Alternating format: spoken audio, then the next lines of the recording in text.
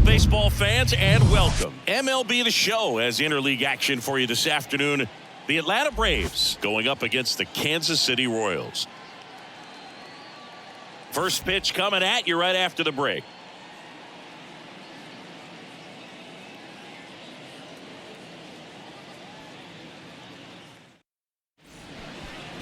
Just about set to go now, and on the hill in this one, Zack Greinke. Chris, what should we keep an eye on here with him?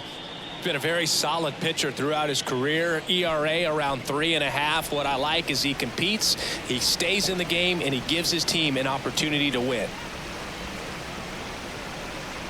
All right, ready to get underway. And here is Ronald Acuna Jr. The right fielder, Ronald Acuna Jr.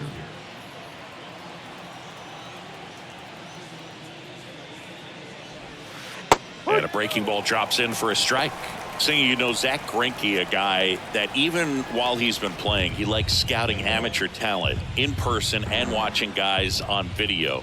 Well, in the 2012 year when he was with Milwaukee, he went into their draft room and there was video on the screen of a certain player, and he pointed at the screen Greinke did and said, that's the guy you should take with your first pick. He's the best player in the draft. And it turned out to be his future teammate, Corey Seager. The guy at the plate could recognize slider out of the hand. Didn't stay in the tunnel very long in terms of depth and perception. He knew right away. Now this ball is well hit. This one's got a chance. And he brings it in on the warning track. The first baseman, Matt Olson. Here is Matt Olson.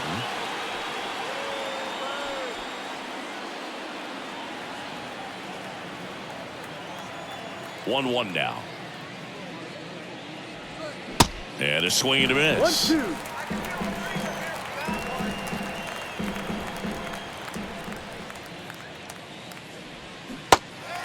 In the dirt. Fires over to first. And Olson is set down. Two outs, base is empty. So now to the plate for Atlanta, Austin Riley. On the ground to third. Duffy throws to first. That ends the frame. Down in order go the Braves. The Royals will get their chance now in a scoreless ball game. It's Major League Baseball, and it's on the show. Back here at Kauffman Stadium, and towing the slab in this one, Kyle Wright. Chris, what are you looking for from him? Try to stay back for that power changeup. Speed differential between the fastball and the changeup is huge. Hitters, they have a hard time staying back. Bottom of the first. So up now for Kansas City, Bobby Witt Jr. You talk about elite defensive players, especially in the middle of the diamond, and this guy is at the top of the list. The wind of the pitch. And now 2 balls and a strike. And you played behind guys, and they loved having your speed out there defensively. One of the things that we talk about is how much pitchers enjoy having those elite defenders behind them. Swing and a miss, and now 2-2. Hoog, and the one thing about that is speed never goes in a slump, and defense shouldn't either. Hitting wise, you can struggle, you can lose your mechanics, but the thing that you can do consistently every single game is play great defense if you're talented in that way, and this is what this guy does. Line drive, and that's a base hit out into center field.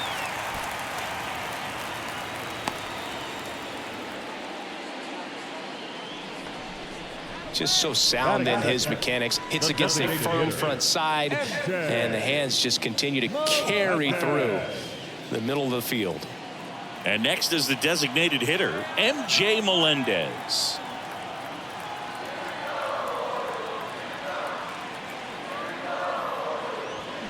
Got him swinging for the strikeout. Couldn't hit the fastball at the knees. He's really good hitting the baseball the other way, so credit the pitcher for having him out in front of that pitch.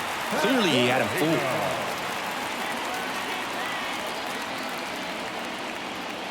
Now here is Vinny Pasquantino. Throw safe. Singy, he definitely showed off the wheels there. Yeah, and it turned out to be a bang-bang play. StatCast gives us the data, and that stolen base wasn't possible without that sprint speed.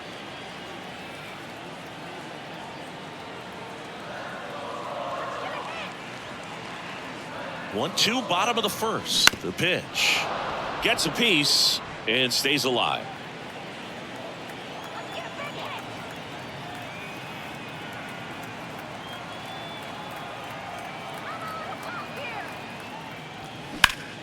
In the air, left field. Rosario hauls it in, and there's 2 away.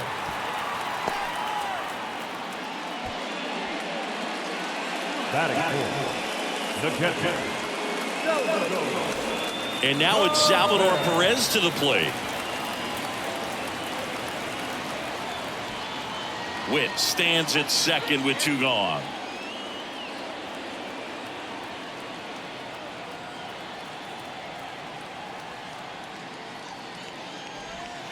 Next pitch is outside. 2 balls, 1 strike.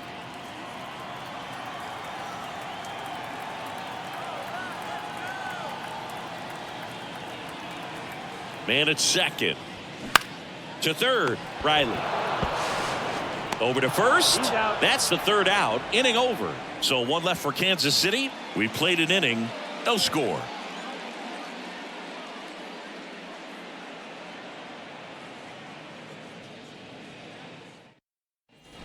Back here in Kansas City, here's Sean Murphy. The designated hitter, Sean Murphy.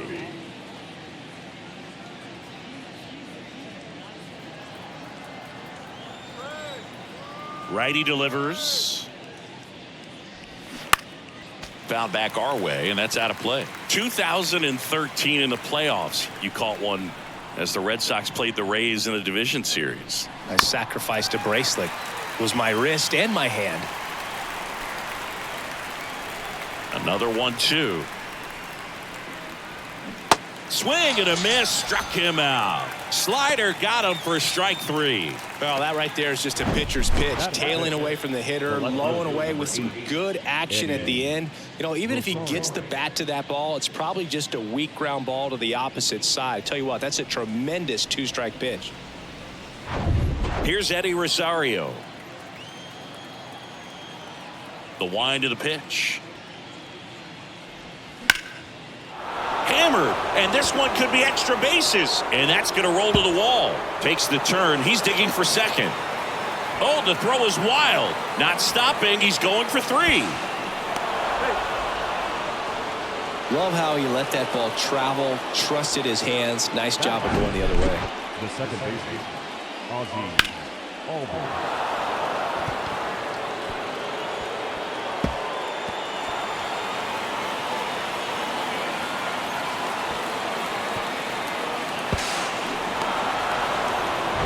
So 1 gone with a runner at third. And now it's the switch hitting second baseman, Ozzie Albies. The 1-1. That's inside.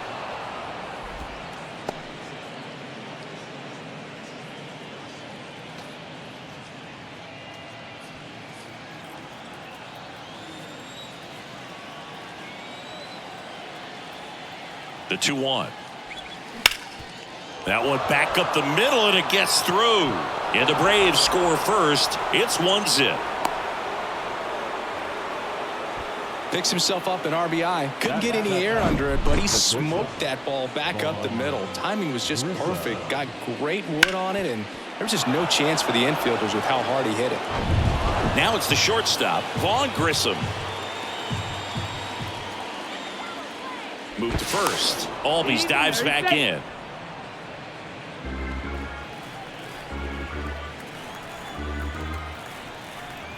Now all even up. Albies on the move. Pitch is low. Throw. Save. Well, he picked over once just before the pitch to check on him, but that didn't seem to slow up his jump on the pitch at all. I think that guy's been studying some video. Awesome job to be prepared, got the timing down, and he gets into scoring position.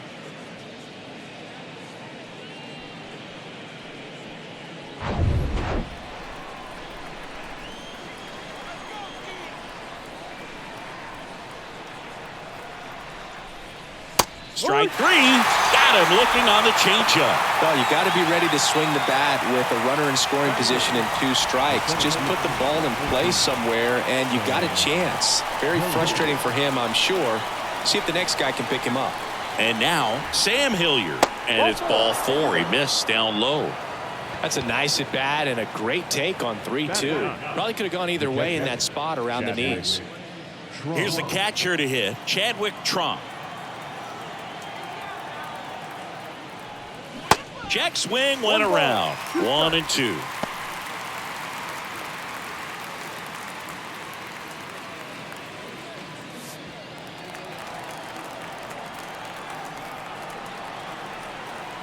Two outs. Ball.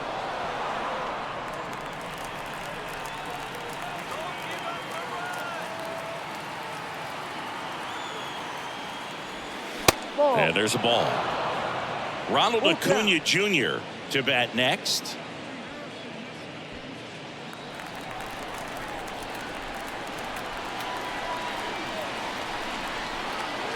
And he deals. The right-hander gives up the 2-out walk. Man, that's a tough one to take on the full count, but I guess he saw it really well. It's a really nice plate appearance. And now it's Ronald Acuna Jr. Almost drove one out of here last time up, flied out to the warning track. Here's a 1-1. Ground ball up the middle. That's a base hit. One runs in. A second scores as well. 3-0. Well, there you go. The RBI machine. Another clutch run scoring at bat. Yeah, he's been so good in these situations. Call it clutch if you want, but his resume speaks for itself. Matt Olson up to the plate. 0 for 1 so far. And a pitch. And foul ball. Trump at second. Acuna at first. 2 out of the inning.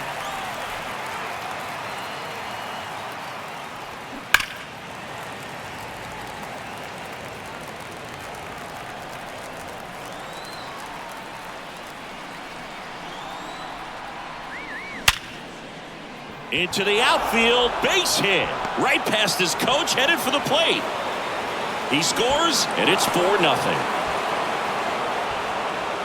Well, that certainly feels good when you can win the at-bat after being down in the count, up against it with 2 strikes right there. There was nothing cheap about the way he got that one through the infield. That was ripped, caught out in front, and didn't get under it like he would have liked, but definitely put a good swing on it.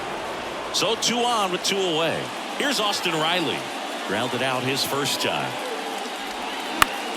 Bounce to the right side. He'll do it himself. That'll end the inning after a lot of scoring. 9 men come to the plate, 4 score. Now to the bottom of the second. It's the Braves 4 and the Royals nothing.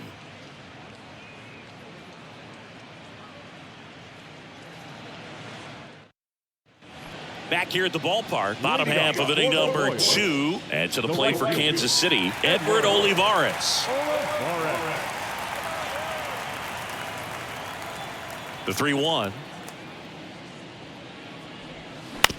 And he hits a ground ball right side. Olson takes it to the bag. That's 1 out, the bottom of the second. Batting 6, the center fielder, Kyle. And now it's Kyle Isbell.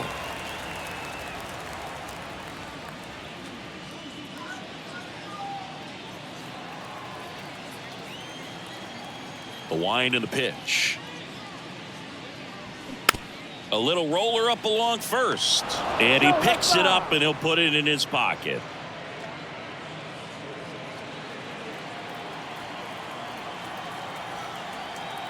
One down, base is empty. Right through there, got him. Now 2 out. 2 outs, base is empty. Now it's Franmil Reyes. Check swing, no appeal, and that's ball 3. Almost got him to commit, but he held back.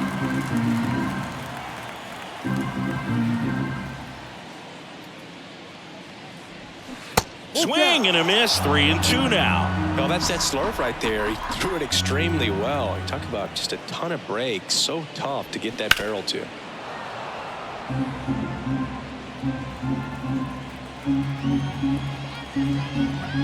And a pitch. And he swings and lifts one to deep center field. Hilliard going back some more, makes the catch up against the wall. Royals bats are quiet there. They're on the short end of a 4-0 score. And welcome back. Top half of the third inning. And now the DH, Sean Murphy. The pitch. Good eye right there. You know, these Braves doing a great job, Boog, of just waiting for the right pitch to come their way, and I'm seeing very patient at-bats out of them. Pitch count is pretty high, and they've plated 4 runs already, so I think it's safe to say their game plan is working out pretty well right now. Not fooled at all right there. He was clearly all over it, but sometimes you hit it too hard and right at someone. You're looking for one of those bloop hits to get a knock sometimes. Here comes a pitch. So they forced the starter to put in a lot of work, and they've been able to get to him for some runs. And hopefully that bullpen phone is working today. The 1-2. Hammered down the line. Could be extra bases. And it bangs up against the wall. Rosario into second, and he's got a double. That was a thing of beauty. He may have been a little behind the pitch, but by getting that barrel into the hitting zone early on in his swing, he was able to meet it and still shoot a line drive down the line and left.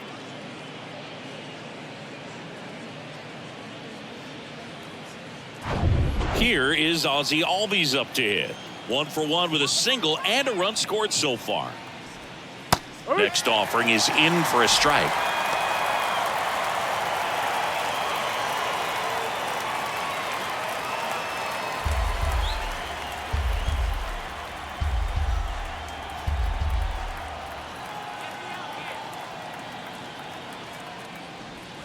Next one misses. It's 2-2. It's a good take.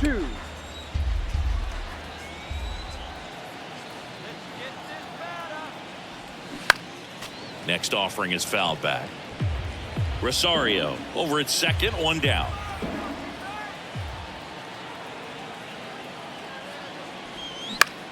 And that one is lifted in the air. Olivares moving under it. Makes the grab, 2 down.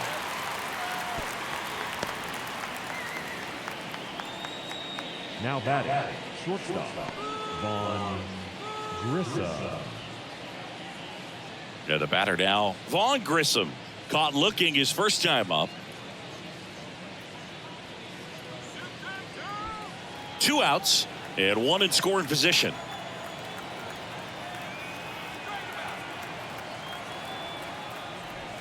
Pitch misses and a count 2-1.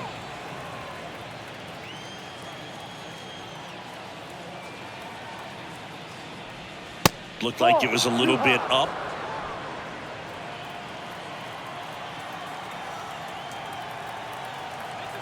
Runner leads away at second.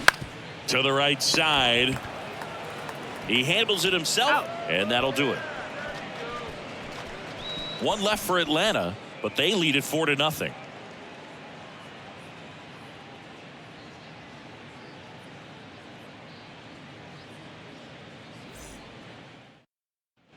Back here at Kauffman Stadium, and now it's Matt Duffy.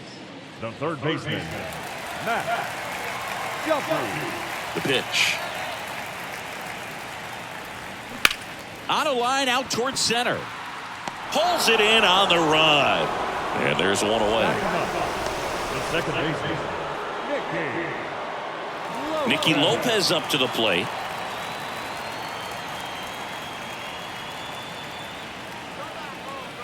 Kicks and fires. That's to third. Riley.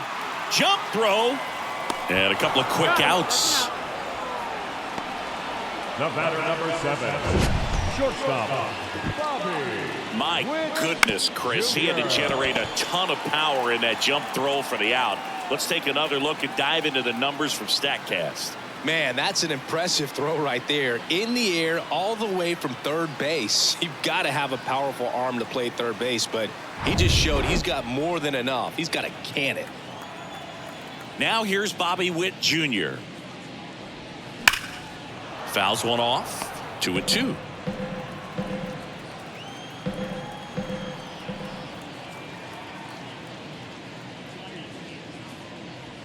And now it's filled up. Full count.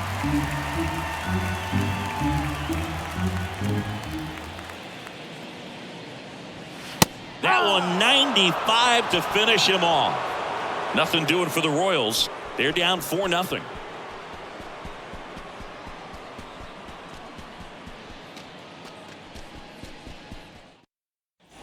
Start of the fourth, and now Sam Hilliard. The center fielder, Sam Hilliard.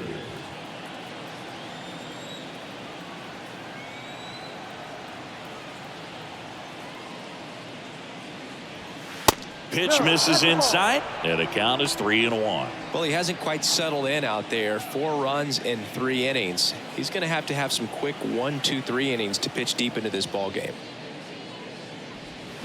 High fly ball near the pole. That one is foul.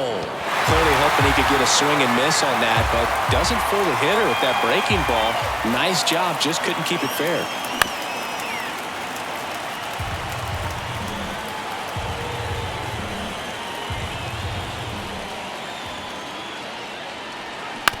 Bounced up the middle. Witt on the run, throw to first. Leadoff hitter retired in the fourth. Now batting, Chadwick Trump. Chadwick Trump next up for the Braves. The walk and a run scored his first time.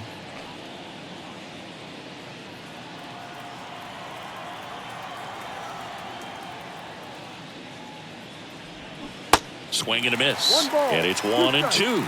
Movement in the bullpen. Josh Stamont is loosening up. This would be his first appearance for the club. The wide to kick the pitch. On the ground to third. Sends it to first. 2 quick outs here in the top of the fourth. The right fielder, number 13, Ronald Acuna Jr. Here's Ronald Acuna Jr. at the plate. Not your prototypical leadoff guy. Gets on base, yes, but also some power. The 2-1. Line drive, and that should be extra bases. Makes the turn and heads for second. In safely. It's a double and his second hit. Well, here we are, third time through the order, and this is where we see the OPS jump up. Manager might have to go to the bullpen a little bit sooner than he anticipated.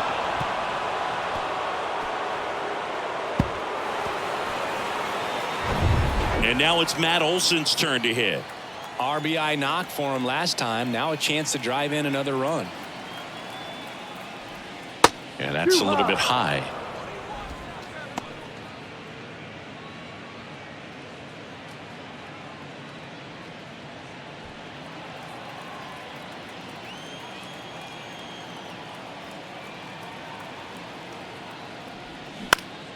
Next offering is fouled back.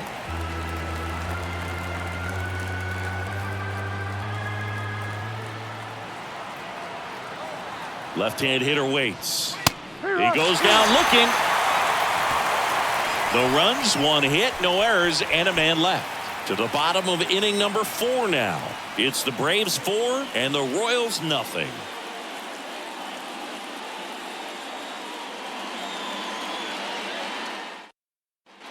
Welcome back. John Sciambi and Chris Singleton with you. And leading off the bottom of the 4th, MJ Melendez. Melendez.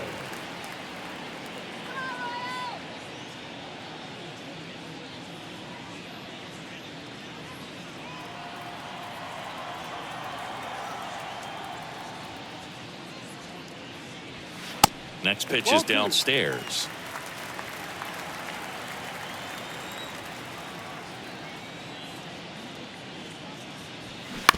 On the ground, right side. Albies. One out in the bottom of the fourth. The first baseman, number 9, Vinny Pasquantino steps in for the Royals. Fly to left his first time up. And a pitch. Slap the other way, foul.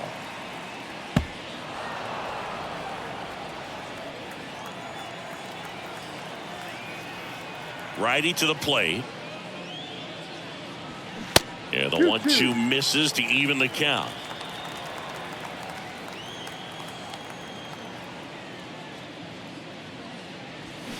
Struck him out swinging.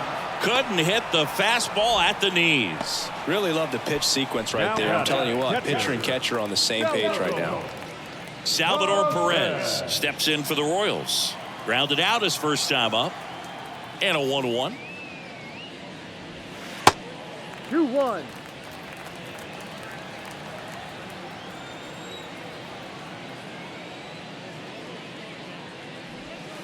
And it's fouled away. Well, he missed a hittable off-speed pitch right there. Not sure exactly with the timing. Sometimes you get a backup breaking ball. You're expecting it to make its move at the end. It never does. And you're tied up.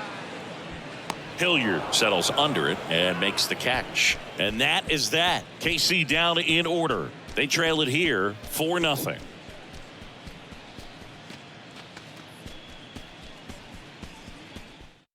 Josh Stamont taking over on the mound. Still pretty early in the ball game, so this bullpen has some work ahead of them. Best case scenario might be if he can come in here and get several quick outs, kind of bridge the gap that starter left for him. Austin Riley getting ready to hit. He's a guy who does it all. With the lack of contact in today's game, this guy hits for contact, so he delivers average, but there's on base and slugging too. Next offering misses. Ball 2. Early in the count, you have to be real careful because of that power, but then if this hitter gets a strike or two on him, he's still very comfortable, and because he has the ability to get the barrel to the baseball, he's a threat deep into the count as well.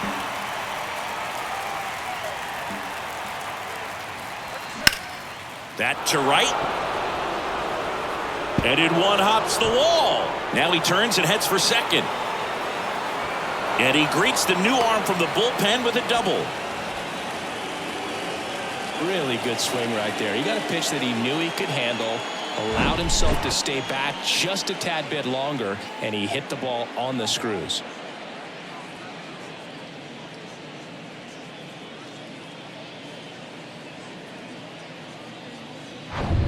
So a man aboard.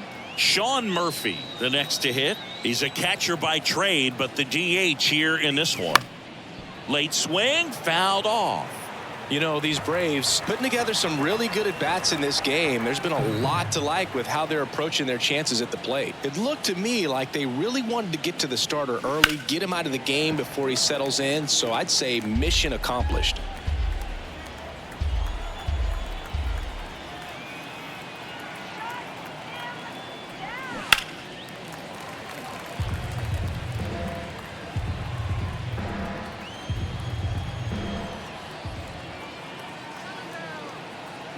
And here it comes. Smash to the left side. Zips it to first. One away here in the fifth. The left fielder, number 8, Eddie Rosario. At the plate, Eddie Rosario. Riley leads off second with one gone in the inning.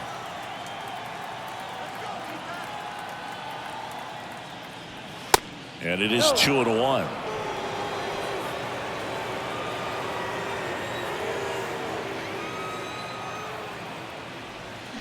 Way out front for strike 2.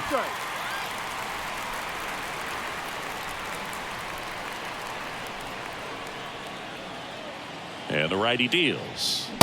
And that's outside.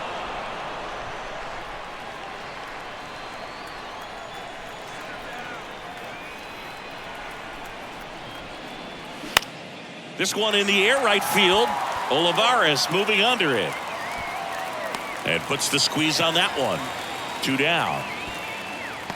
Maybe caught that one off the end just a little bit. Couldn't quite barrel it up enough to really drive it. Second bases, Ozzie Albies. Ozzie Albies up to the plate.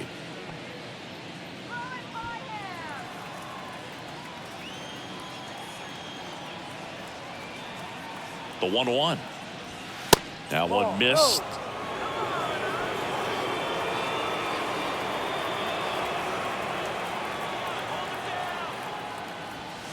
Swing and a miss. He got away with one there, but he knows he can't go into that spot very often against a guy like this. 2-2 now. Out towards right center. That's well struck. And that ball is gone. Ozzie Albies goes yard. His 4th home run of the season. And they boost their lead. It's 6-0.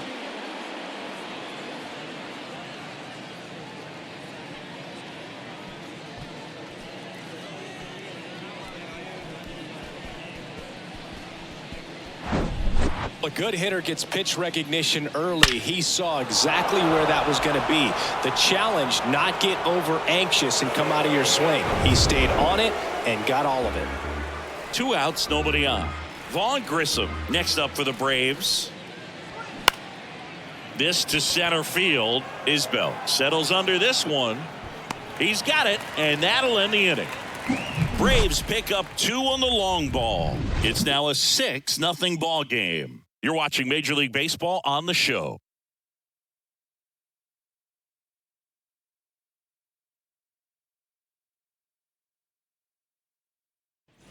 We head to the bottom of the 5th. So up now for Kansas City, Edward Olivares. And the pitch.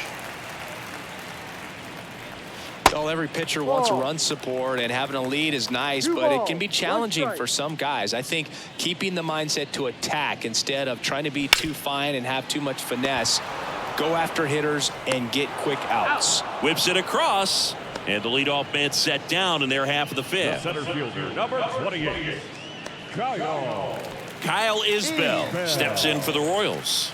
Struck out looking at his first at bat.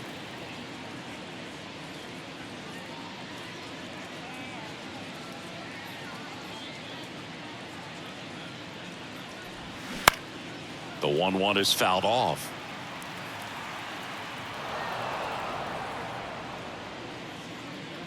The pitch. And that's in the dirt.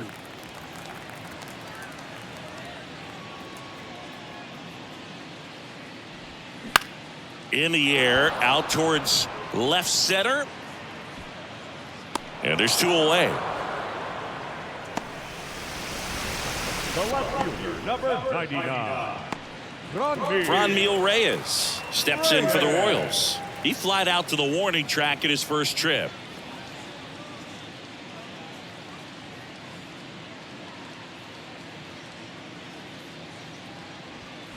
So now 1-2. Looking sharp, just a strike away from 5 shutout innings. That one not close. 2 balls, 2 strikes to count with 2 outs.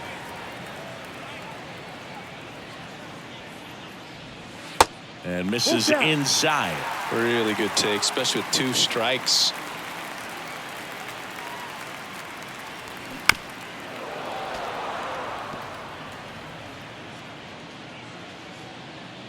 Kicks and deals. Foul ball, and it remains a full count. Good battle here, about to be the 8th pitch of the at-bat. Foul ball left side, he'll see another.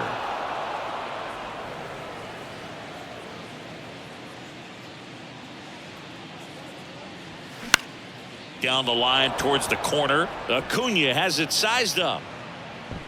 He makes the grab, and that'll do it. Royals go down 1-2-3. They still find themselves down 6-0.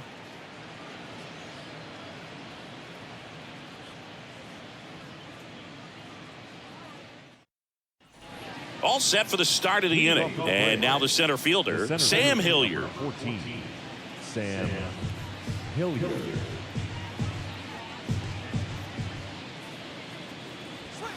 Cuts on it and misses. That's a strikeout. Gassed it right by him. Up next for Atlanta, Chadwick Trump digs in now. Chadwick Trump.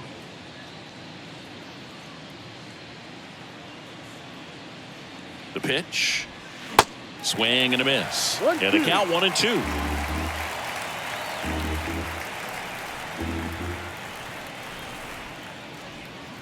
Swings and misses. Back-to-back strikeouts. Well, that's a curveball that I'm sure he wants back at the plate. 2 strikes, the sort of pitch you're hoping for. A bit of a mistake, and I'd say in a very hittable location, but clearly the break was enough to get him to swing through it. Here's a 2-1. Line drive, and that should be extra bases. Now he'll turn for second. The throw in. Safe at second with a double. 3rd hit for him this afternoon. Man, he just absolutely turned on that one, ripped it down the line. Nice job of staying in his mechanics.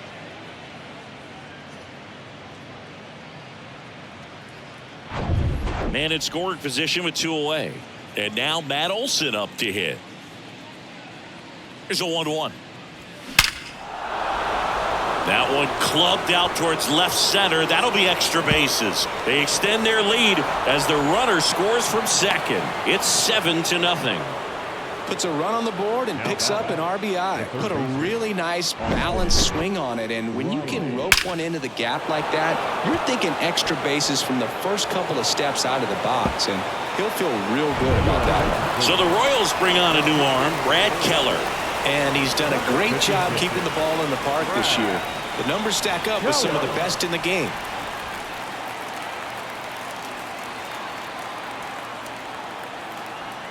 So 2 down. Austin Riley next up for the Braves. Outfield playing very deep, not wanting anything over their heads. That one down the line, and that's just foul.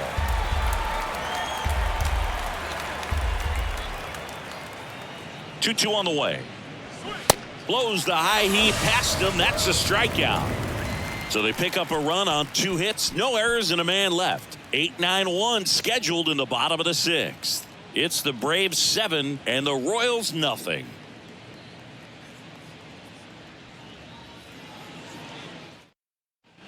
Back here at the ballpark, now at the plate, Matt Duffy. The third base Clearly down in this ball game, and you can't look at the deficit and try to get it all back in one swing. It's got to come one at bat at a time, and even shrink it down smaller, pitch to pitch. Make that guy on the mound work to get you out.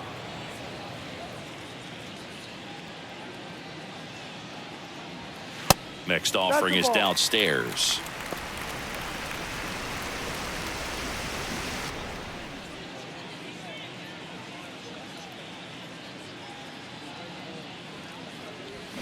Battling here as he fouls it away.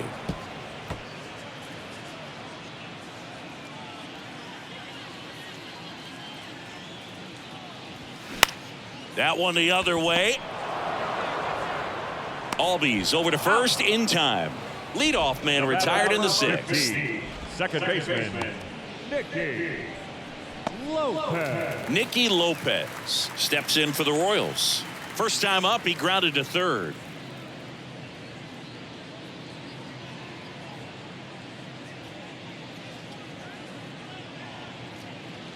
Right-hander kicks, deals. That one to first. Olson handles the chance. He steps on the bag. 2 up, 2 down. The batter, the shortstop, Bobby Witt Jr. So the Royals batting order turns over. Bobby Witt Jr. will hit next. The pitch.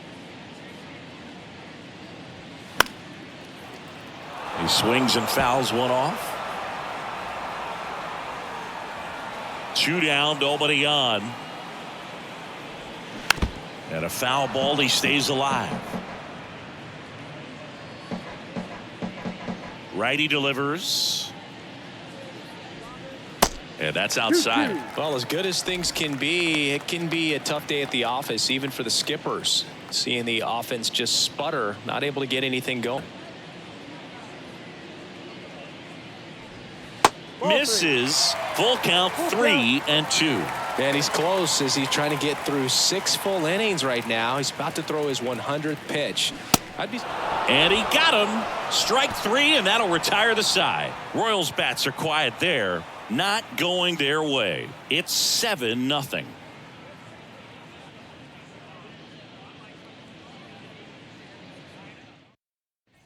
And welcome back. Now here is Sean Murphy.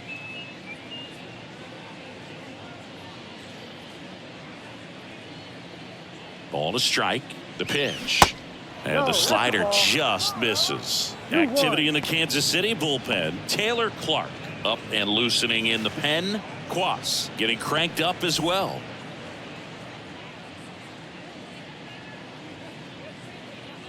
Two one now. Ripped on the ground to second. The throw to first. One up, one down. The left fielder, number 8, Eddie Rosario. Now in for the Braves, Eddie Rosario.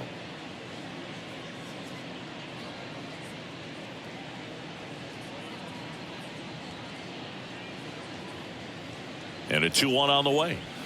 Swings through the fastball up in the zone. Wow. Good luck catching up to that one.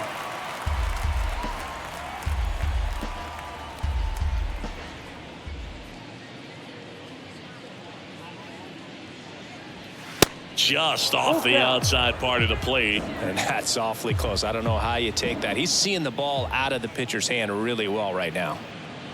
Good plate appearance there. Able to take the walk. What a battle. It's not always easy laying off a 3-2 pitch. And I'll tell you what, he earned that walk. Here's the second baseman, Ozzie Albies. He's already homered in this game.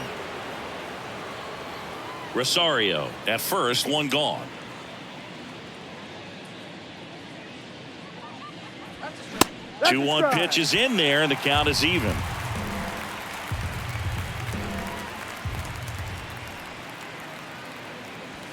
Got him looking. 2 out. No, just a beautiful fastball on the inside corner for that backwards K right there. I think the hitter saw it all the way coming from that opposite arm angle. So I got to think he was looking away and just got locked up by the hard stuff boring in on his hands.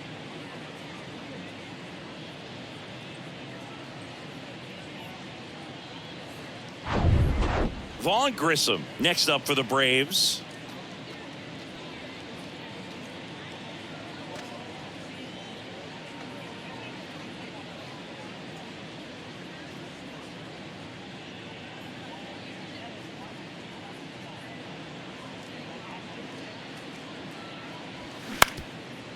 Ground ball up the middle. They get the force, and that is that. Braves strand one, and they hold a 7-0 lead. 7-inning stretch.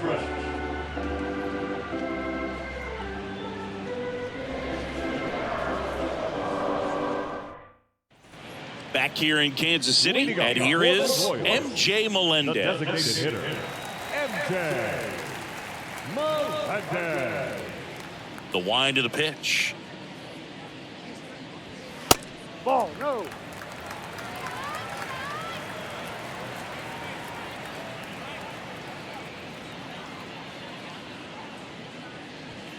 That one in there across the letters. Well, this guy on the mound's done a lot better than we would have expected, and the hitters just don't seem to have the right game plan. They're taking too many mistake pitches for called strikes.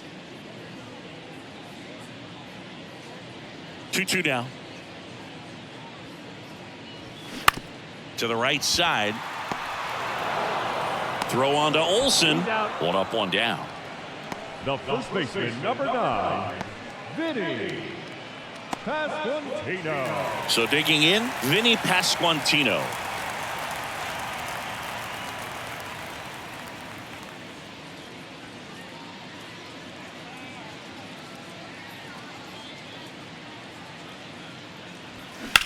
Ripped on a line. Puts the squeeze on it. 2 away now. The catcher, number 13. Next to hit, Salvador Perez. Perez.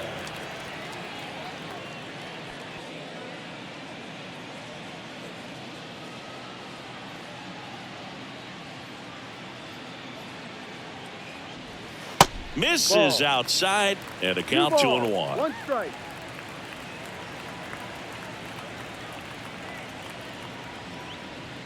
Right through there for a strike.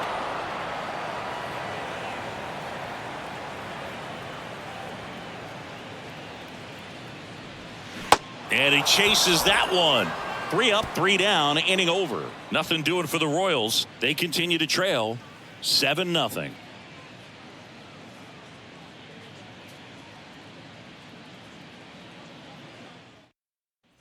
Ready to begin the 8th. So now to the plate for Atlanta, Sam Hilliard. 14, Sam Hilliard.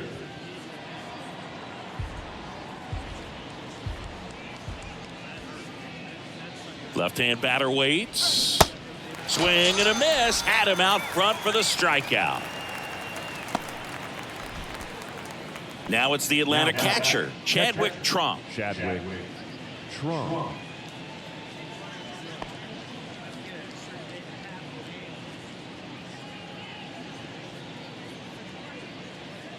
The 2-1. And that gets the top of the zone for a strike.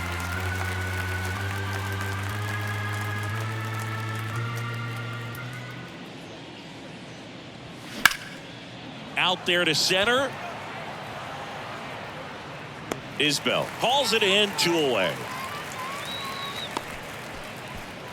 The right fielder, Here's Acuna now. He's kind of an outlier, especially when guys are consciously sacrificing contact to deliver power. 2-1 now. Base knock center field, and that should be extra bases. Around first, heading for 2. And he's got a double, 4th hit of the night for him. Oh, this has been a really nice game at the plate for him. He looks locked in. Everything was on time and fluid in that swing. Got a pitch he could get the barrel on and lined it into center for the knock. Those always feel good.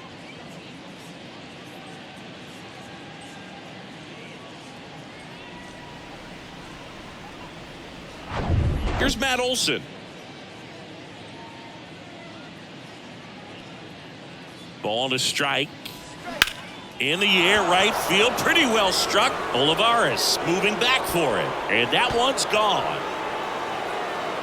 Matt Olson goes deep. It's his 6th home run of the season, and they add a pair. It's 9-0.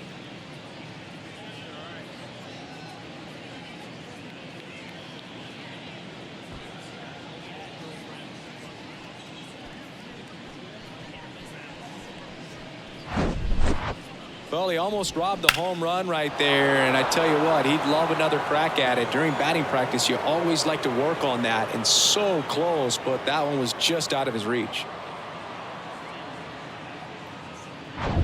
So up next, Austin Riley. Right-handed reliever, and now it's even up.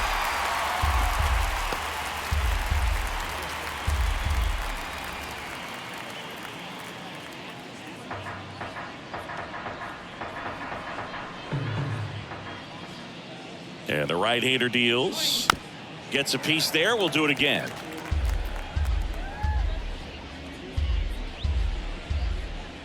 And a pitch. And now it's 3-2.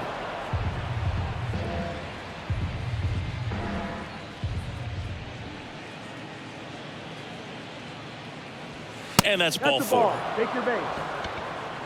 One of the things about that 2-out walk, the base runner over at first base is going to have a very aggressive secondary lead. So a ball down the line or into the gap will produce a 2-out RBI, and those are the best.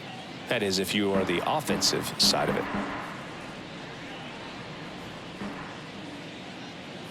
And a 3-2. Bounced, and that got the pitcher. On to first, and that is that. But 2 come across to score in the inning, courtesy of this 2-run homer. It's now 9-0.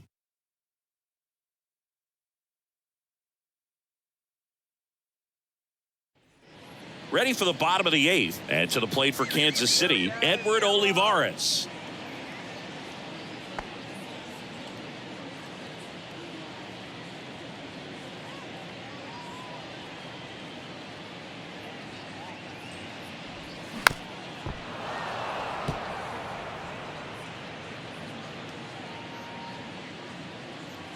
The wide, the kick, and the 1-2. 2-2. The Braves bullpen has some activity. Joe Jimenez appears to be getting loose. Chavez getting loose as well.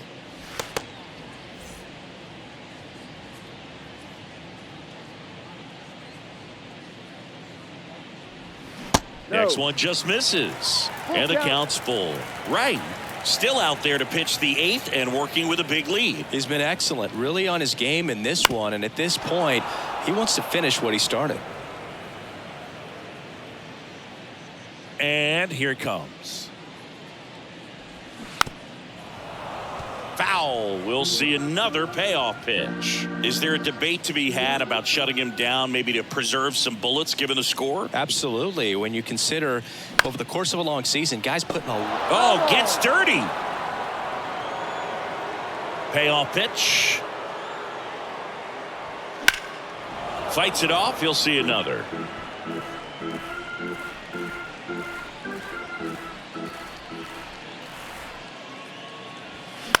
The other way, and it stays fair. And it kicks off the base of the wall. Around first and hustling for second, and he's got a leadoff double. But when you see that many pitches in an at-bat, your chances of succeeding go up. And right there, we see the result.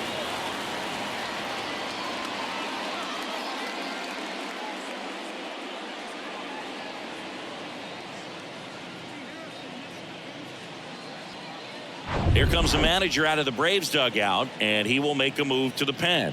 Kyle Wright done for the afternoon. We'll be back in a minute with a new arm on the mound.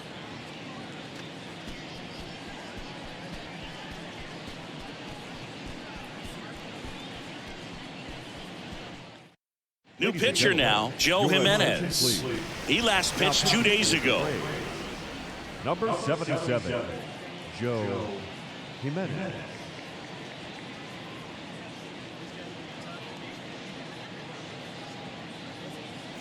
So digging in, Kyle Isbell.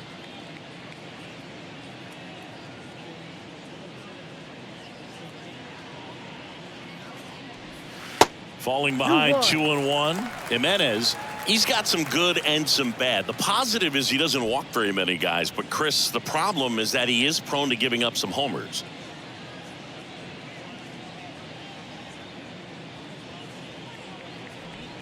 That one in for a strike, 2-2. And it's flip a coin, because the good thing is that you can bring a guy like this in with the bases loaded and not worry about walking in a run. But on the other side, if he gives up one of those homers, it counts for 4. And a swing and a miss. Down on strikes. Not what you're looking for after the leadoff double. A strikeout, and there's one away. And next up for the Royals, Franmil Reyes.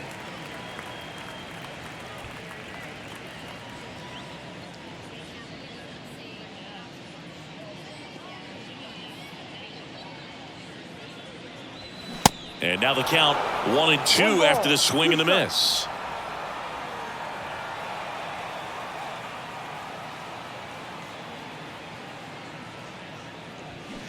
And down on strikes he goes.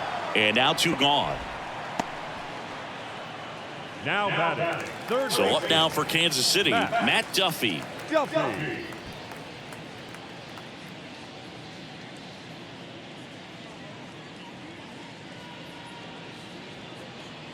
The 1-1. Swing and a miss. Looked off balance that time. Fooled on that pitch, got a little anxious, and now in a 2-strike count, he's going to have to widen out his stance, choke up on the bat, and really make sure he has pitch recognition. Threw it by him. A swing and a miss at the fastball to end the inning. This one pretty well decided at this point. 9th inning coming up. Braves 9 and the Royals nothing.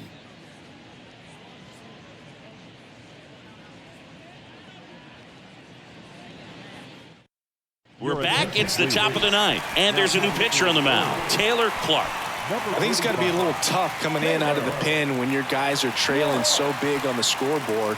Just doesn't have the same intensity to it, but he's got to find a way, because these batters count the same for his stats, obviously, regardless of the score.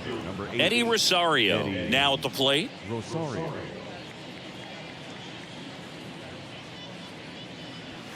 Next offering is in for a strike.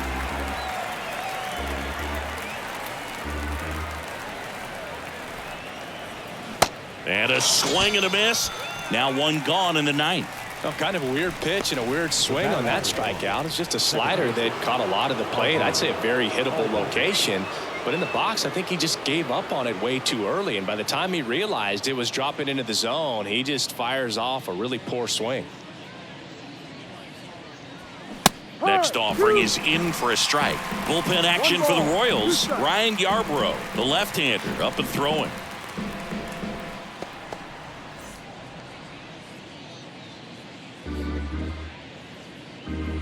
And a 1-2.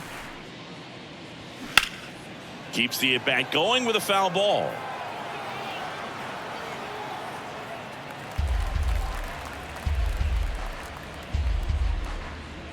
The 1-2. Swings through that, and it's a strikeout. And there's two down. Chance to strike out the side now. You talk about the benefits, the advantages of relievers who can come in and get the swing and miss, whether it's inherited runners or maybe a little jam that they get into themselves. Knowing that they can miss the bat, tell you what, that's huge and can change the ball game. On the ground to the left. Zips it across. Third out. Nothing doing for the offense that time. And 9-1-2 scheduled to lead off the bottom of the ninth. Braves 9 and the Royals nothing.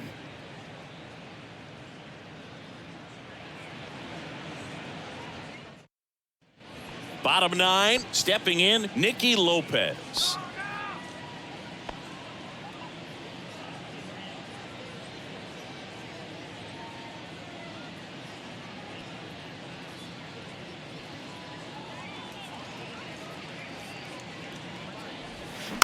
Tapped back up the middle. Gathers and throws to first. And the leadoff man retired here in the ninth. Bobby Witt Jr. So the lineup flips over. And now the shortstop, Bobby Witt Jr. This guy is one of the best athletes in the sport.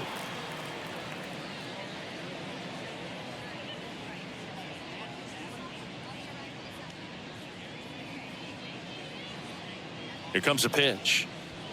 That one off the mark. 2-1. Movement in the Atlanta bullpen. Kirby Yates getting ready to come in for manager Brian Snitker.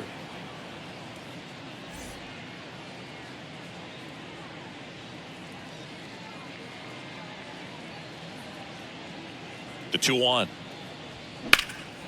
Lifted in the air, right center field. Acuna after it. Makes the grab on the run. And there's 2 away. Every day during batting practice, these outfielders get about 10 minutes of balls in the gaps. They practice this, and when the game comes, they make the play perfectly.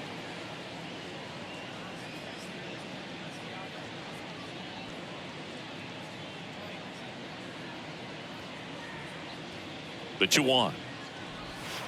And delivers outside.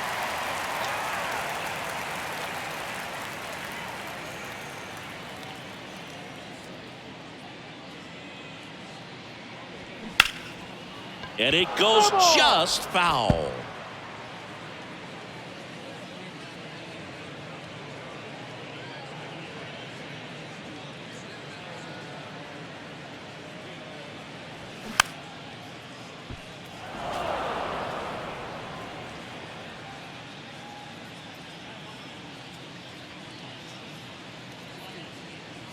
Is just 1 strike away.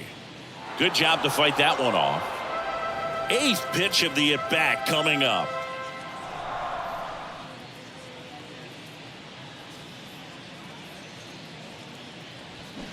And a swing and a miss, and that is the ball game. Well, with this 6th win in a row, all of a sudden, you start to look around up and down the lineup, to your left, to your right as a player, and you say, you know what, we're good. We may have had some tough times earlier on, but this is a good team, and you start to expect this kind of play out of yourselves. We'll see if this translates into a longer winning streak than it is right now. 9-0 your final in this one. For Chris Singleton and our entire outstanding crew here at MLB The Show, I'm John Shambi. Thanks for joining us.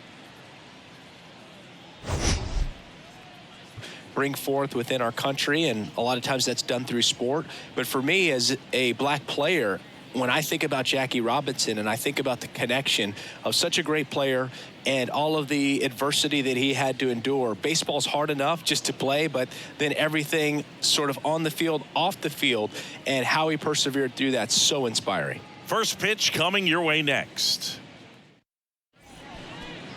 Just about to get started, and pitching here today, Graham Ashcraft. Well, his main pitch is that cutter, and he will use it to jam guys, especially opposite-handed matchups. And then, same-handed matchups, just trying to miss the barrel of the bat. He's just got to make sure that he doesn't start it over the heart of the plate, because then it can go right into the sweet spot of the bat. When it's right, it's got late horizontal movement. So he still has to mix in his other offerings. He can't just rely on that cutter. Otherwise, hitters will start diving at it. The 1-1. And a foul ball.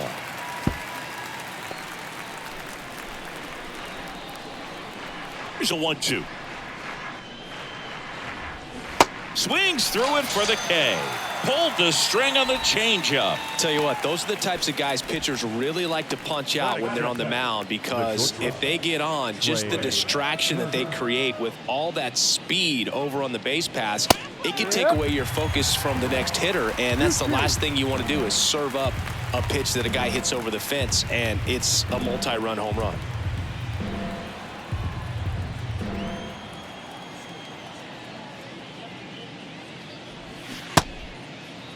Check swing on the 2-2. Appeal to first. Didn't go.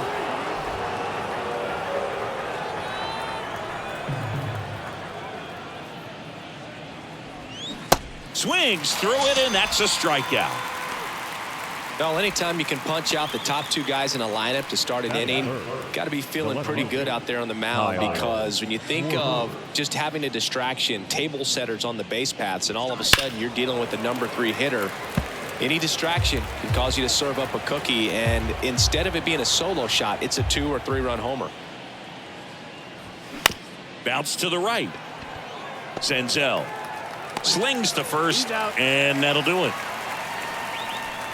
Phillies down in order. Now it'll be the Reds' turn. No score. Major League Baseball is on the show.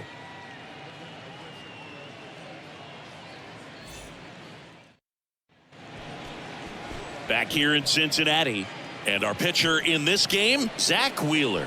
Chris, how about a scouting report? Been a very solid pitcher throughout his career. ERA around 3.5. What I like is he competes, he stays in the game, and he gives his team an opportunity to win. We go to the bottom of the first, and ready to hit now for Cincinnati, Jonathan India. 2021 was Wheeler's year, an all-star as we mentioned, but he also led the National League in innings, in strikeouts, and as well in WAR. And a 3-2. Gets a piece there. We'll do it again.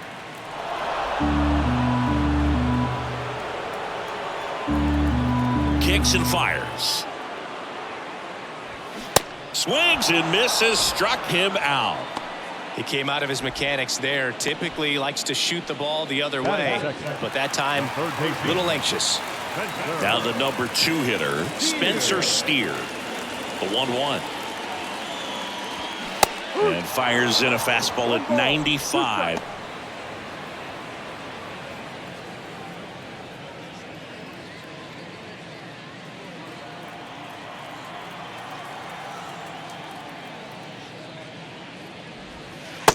Struck him out of the front door breaking ball. Man, he had the stanky leg on that one right there. That curveball just locked him up.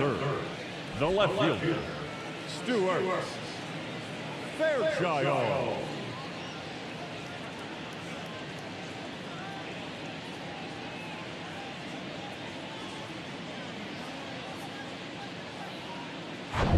Two outs, base is empty. Stuart Fairchild, the next to hit for the Reds.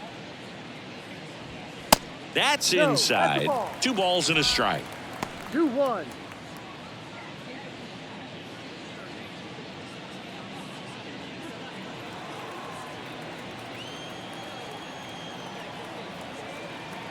The wind of the pitch. Check swing went around. It's 2-2.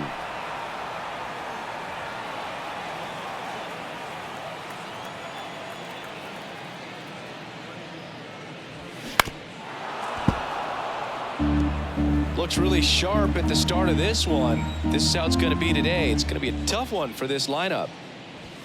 That one off the mark, and it's a full count.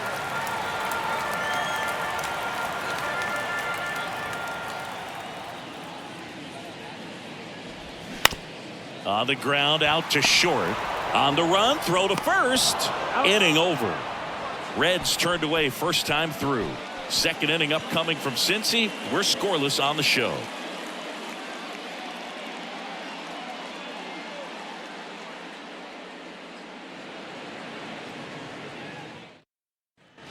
Second inning set to go. And digging in for Philadelphia, Nick Castellanos.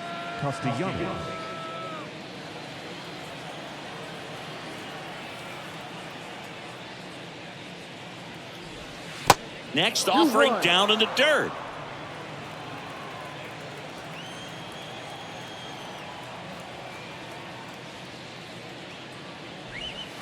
And that's outside. First pitch strike from the pitcher, but then no panic at all by the hitter. Very patient, showing good discipline. Now he's in the driver's seat with the 3-1 count. Swings and misses, and we're filled up. Boom, that's cheddar, baby.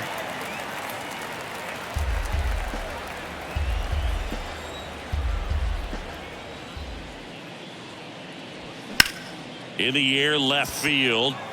Fairchild settles under it. Hauls it in, and there's one away. That is it.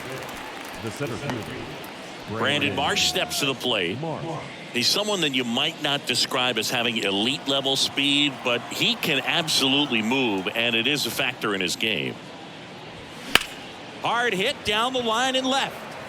And it gets into the corner, but it's foul. Boom, this guy's definitely a plus runner, but what I love about him is that he goes all out every single time, never takes a break. It's guys like that, even though they don't have the elite speed, the fact that they're consistent with it, they make moves on the base paths. On the ground, Barrero whips it to first on the run. And that quickly 2 away. Well, he had to make the perfect play up the middle, be able to square himself up with the shoulders enough to be able to make a strong, accurate throw to first, and I thought that was an infield hit all the way. And now it's Alec Bohm. And he deals. And a count 1-2.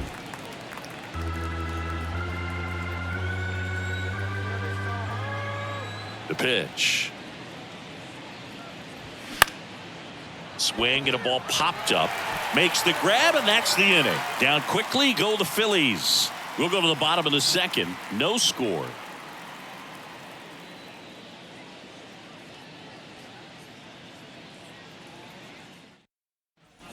Bottom of the second. And now the designated hitter for the Reds, Tyler Stevenson.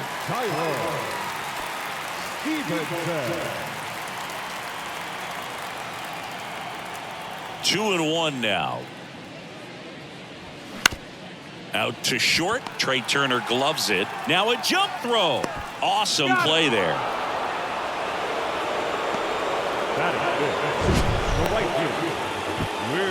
Man, Chris, a jump throw like that is certainly worthy of the StatCast treatment. Let's see what the numbers have to say about it. Yeah, these are some favorable numbers, Boog. This is the type of play that showcases his arm strength. I mean, he made it look easy, but I promise you, that's not a throw every shortstop can make, especially with that much behind it. Will Myers now. Kind of a throwback. No batting gloves.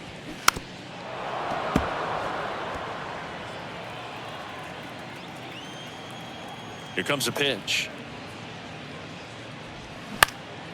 Out towards right center field.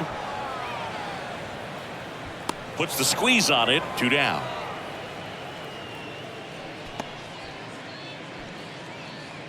Batting sixth. The second. Now it's Nick Senzel.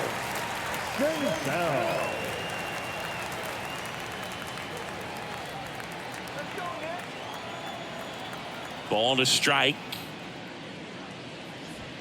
And a swing and a miss there. Really consistent release point. He's been able to pitch up and down and have excellent command in both locations. Got him swinging. Reds go down quietly. We'll move to the third with no score.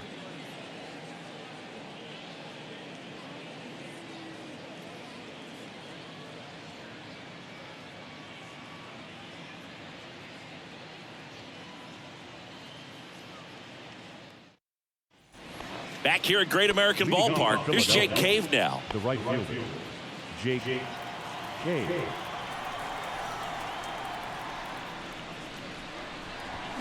And a swing and a miss. And one away in the top of the third. Really love the pitch sequence right there. I'm telling you what, pitcher and catcher are on the same page right now. Edmundo Sosa.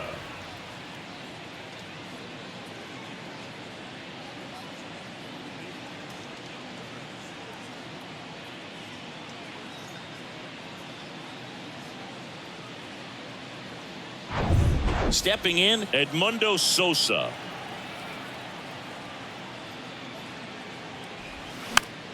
And a pop-up, right side, foul territory. Snags it on the run. 2 up, 2 down. Batting nine. The catcher, Garrett Stubbs. Here's the Phillies catcher, Garrett Stubbs.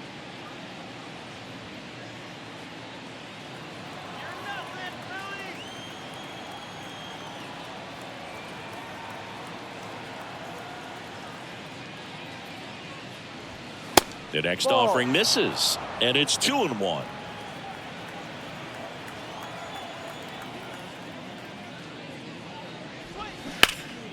Right field down the line, and that one slices foul. The 2-2 on the way. Goes down swinging for the strikeout. Blew the express right by his bat for strike 3. Phillies go down quietly in the inning. And we're still knotted at 0.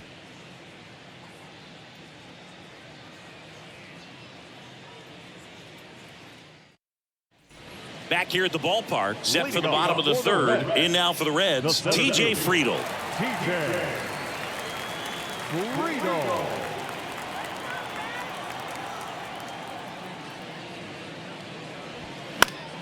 Foul ball left side. He'll see another.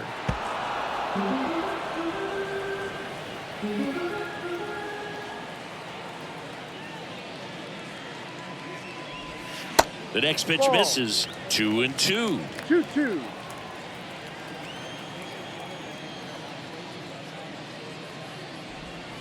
And downstairs.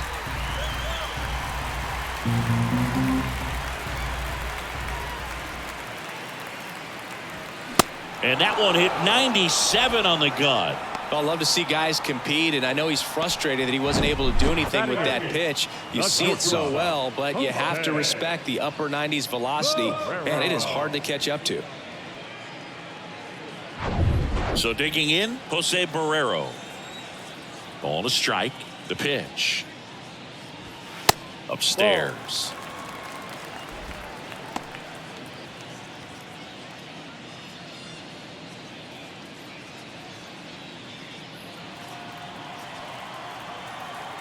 The 2-1.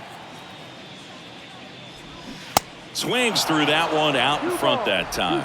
Man, 91 on the slider right there. That's a hard one. That's a low-end fastball for some guys.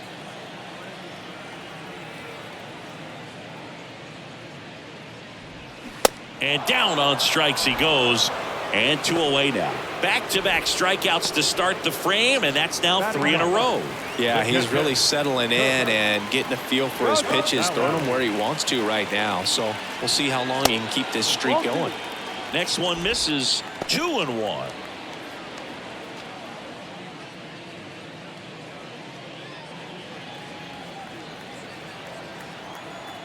The pitch.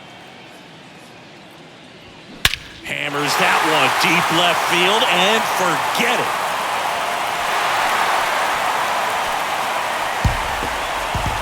His first homer of the year. The Reds score first. It's 1-0.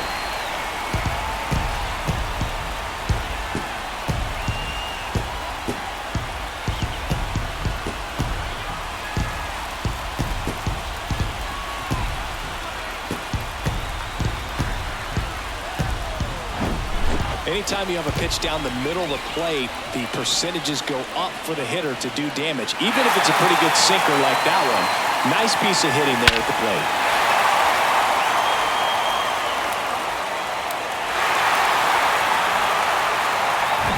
Jonathan India at the plate. Led off the game with a strikeout. That's hard hit in the line. Dives, but it's off his glove. Base hit. Marsh throws to second, and he'll pull into second safely. Showed some really nice patience in that at-bat. Worked himself into a good count. Nice line drive to the pull side right there, but he didn't spin off of it. That's the key. You still have to extend through the baseball in order to hit a line drive like that. Now the third baseman, Spencer Steer. Struck out looking in his first at-bat. Man at second. On the ground, right side, and that's just foul.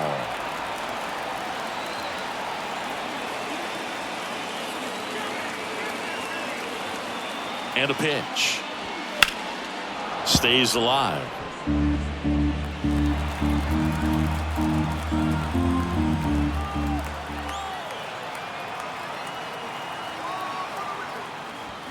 Swing and a miss. Got him to go up the ladder for the K.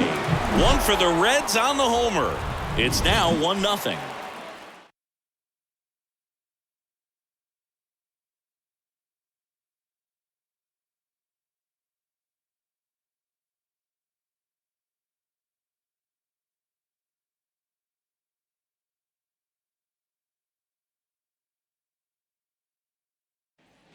And welcome back. On to the fourth. This is Bryson Stott. Bryson Stott.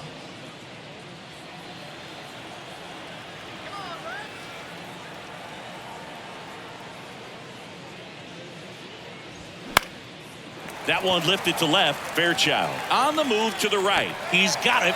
And there's one down. Up next for Philadelphia, the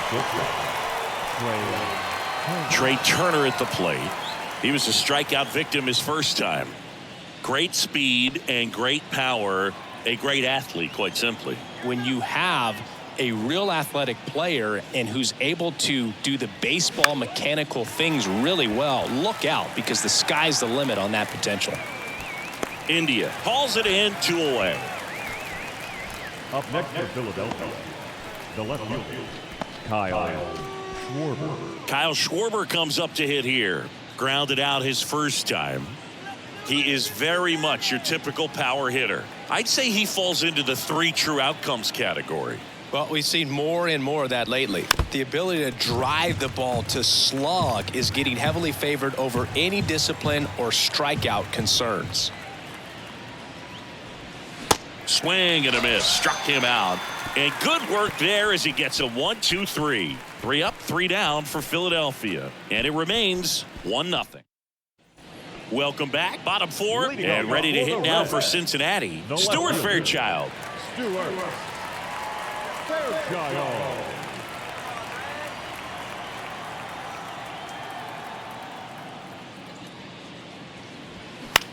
This one popped up. Castellanos sizes this one up. Hauls it in for the out. Now batting, the designated hitter, Tyler. So now the DH spot, Tyler Stevenson. Grounded out to short in his first trip.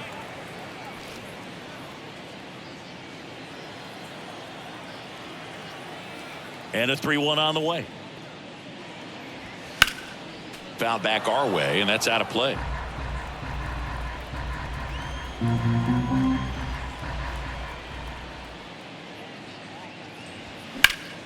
Foul. We'll see another payoff pitch. One down, base is empty. And there's ball 4. Take your base. Boog, do you think you could draw a walk in the bigs if we gave you enough at bats? Oh, that's a good question. I think that if they gave the pitcher a false scouting report on me, yes, I think I could draw a walk.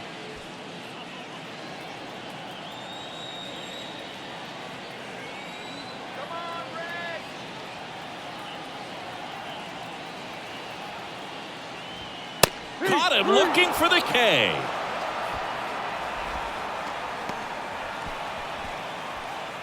Nick Senzel, the next to hit for the Reds. He's 0 for 1. Stevenson off of first with 2 away.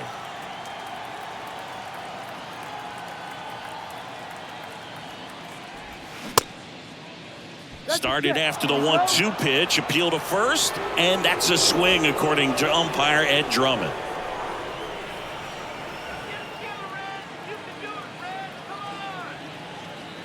The 1-2. Swing and a miss. The velocity blasted it right past him. So 1 left for Cincinnati, but they're on top 1-0.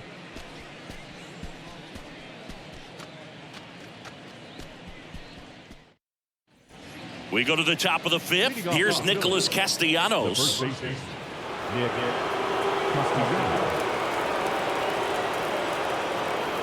wide to kick the pitch.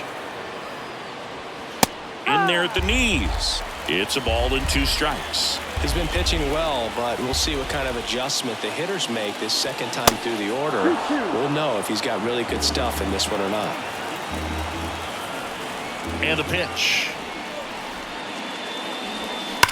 On the ground. And it goes just foul.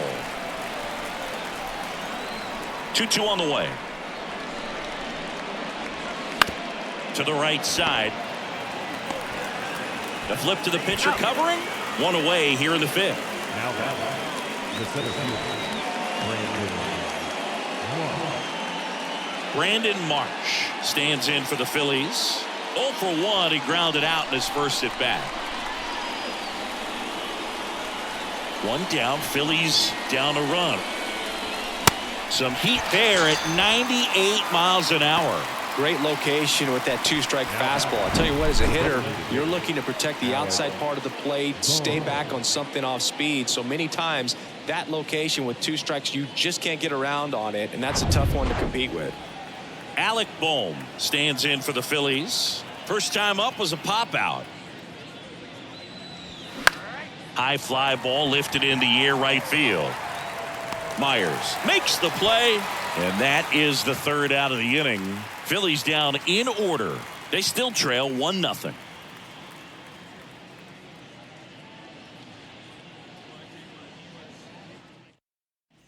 Ready to go for the last half of the inning. In now for the Reds, TJ Friedel. TJ Friedel.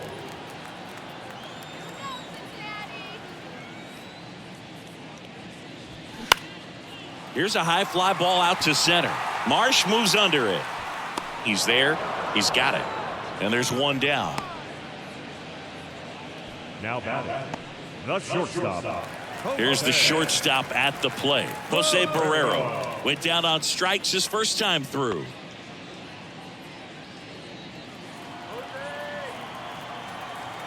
The pitch. Ball 2.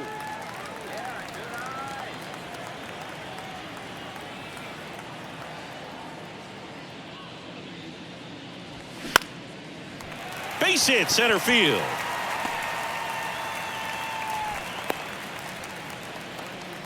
Well, that was one of those high percentage advantage counts where batting averages are just so much higher. Everything was on time and fluid in that swing. Got a pitch you could get the barrel on and lined it into center for the knock. Those always feel good. So a man aboard. Here's Kurt Casale. 1 for 1 so far today with a solo homer in his first at bat.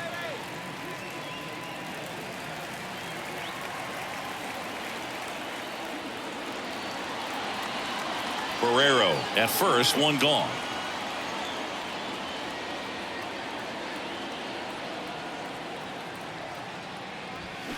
The punch out there. Now 2 away.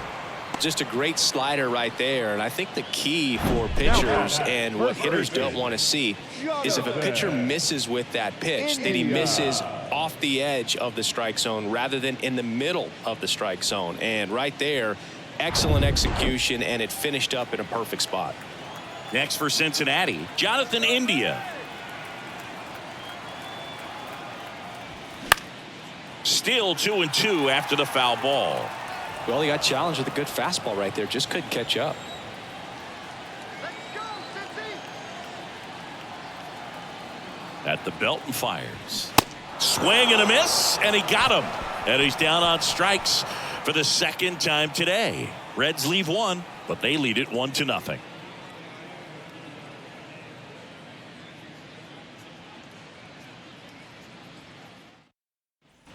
Back here at Great American Ballpark, all set for the top of the sixth. So digging in now for Philadelphia, Jake Cade.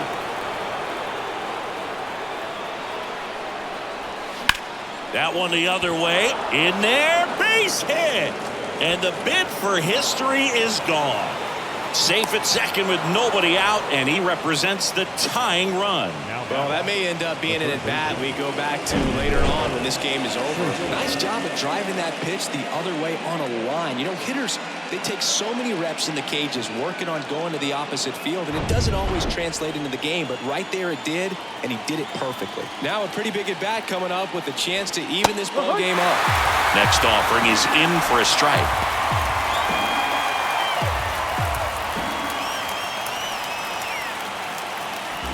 Runner at second, nobody out.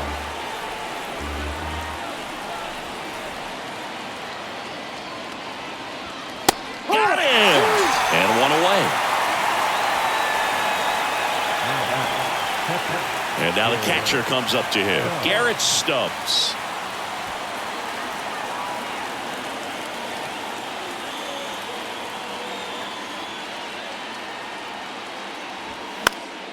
The 1-1 is fouled off. One out and a runner at second.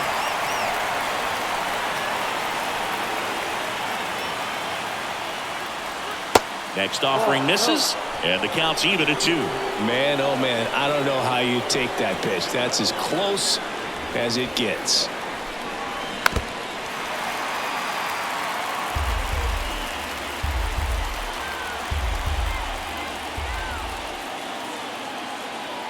Left-hand batter waits. Line drive, base hit around third. He scores to tie it up. It's 1-1. A perfect example right there. That plate discipline, it pays off.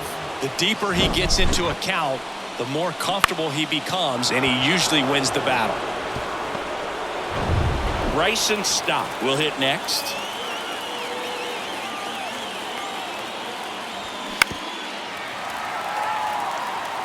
With 2 strikes, may see some movement over there at first base, trying to stay out of a double play here. And a ball and 2 strikes. Ball. Movement in the bullpen. Alex Young, the left-handed reliever, appears to be getting loose. Law getting cranked up as well.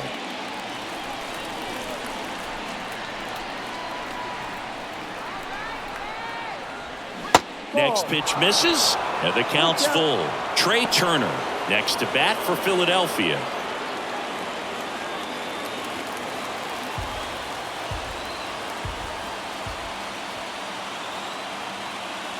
The 3-2 is off the outside edge, and that is ball 4.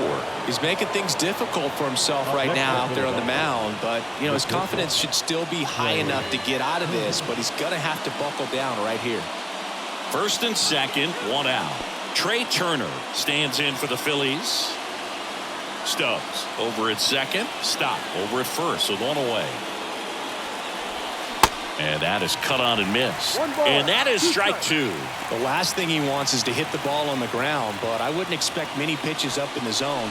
They'll be pitching for a double play in this spot. And a 1-2. Swing and a ball lifted left field.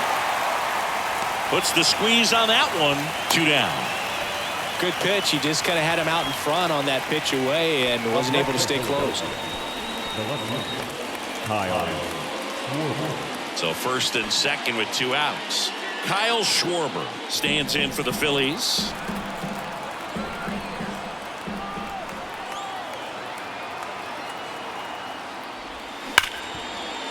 Should be extra bases. Runner around third on his way to the plate. 1 runs in, heading for the plate. India with a relay throw, and he's in there as they take the lead. 2 runs come in.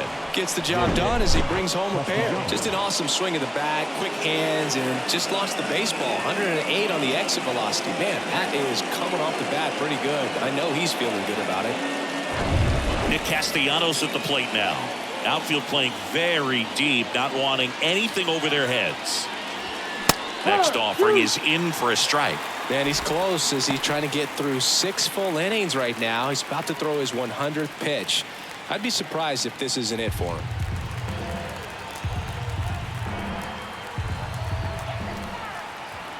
One and two here. Ball. 2-2. 2 outs and 1 in scoring position.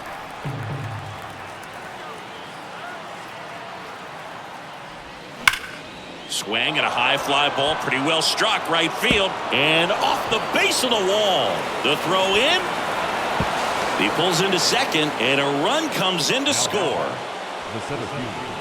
A lot of times in today's game, right fielders are able to get to a ball that stays in like that, but he hit that one pretty well. And if he hits it just a little bit different on the barrel, it's out of here easily. But there's nothing wrong with the extra bases right there. Alex Young taking over on the mound. He last pitched 2 days ago. Number 42, Alex Young.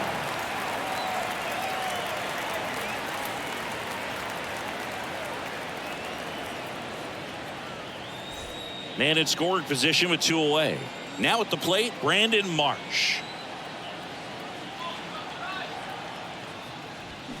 Fouls one off. 2-2. Runner at second, 2 down.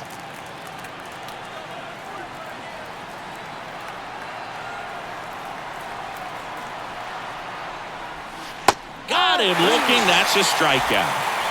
So 4 runs on 4 hits, no errors, and a runner left on. 2-3-4 due up in the home half of the 6th. It's the Phillies 4 and the Reds 1.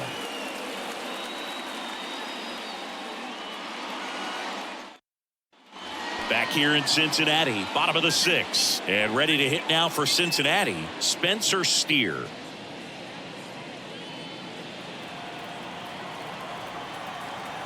The 1-1. 2-1.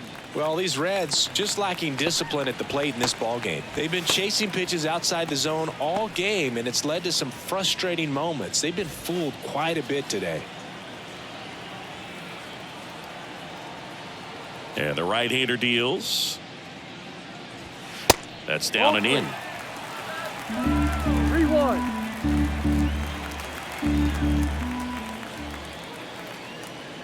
And that's ball 4. Take your base. Pretty easy walk right there. Last pitch wasn't even much to think about. Leading off for the Reds. In now for the Reds, Stuart Fairchild. Stuart Fairchild.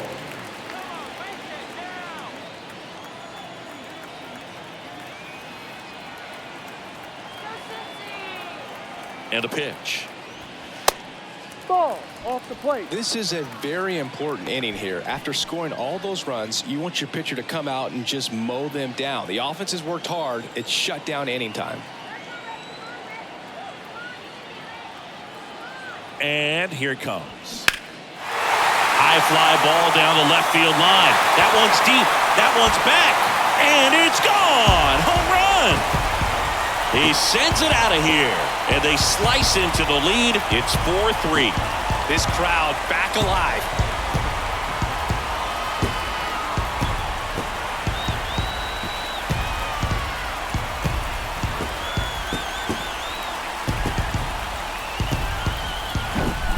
Well, he really crushed that thing down the line, and everyone had to hold their breath until it clanked off the pole. And every time that happens, it just kind of feels like a trick shot or something, but really, it's just a stroke of luck that it stays fair long enough. Next to hit, Tyler Stevenson. Line drive, base hit.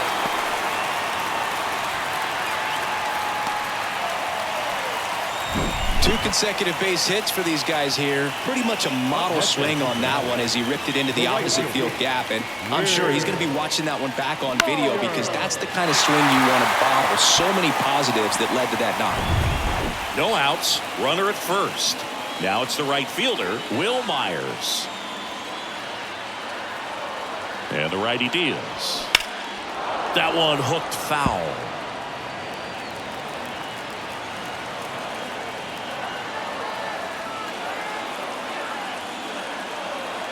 Kicks and deals. Ball.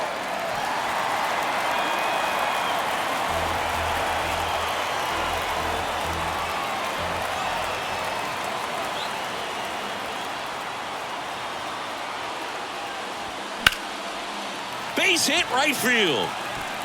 Stevenson around second. Runner around third. He'll score and they've tied it. It's 4-4. And he's in at third with an RBI triple.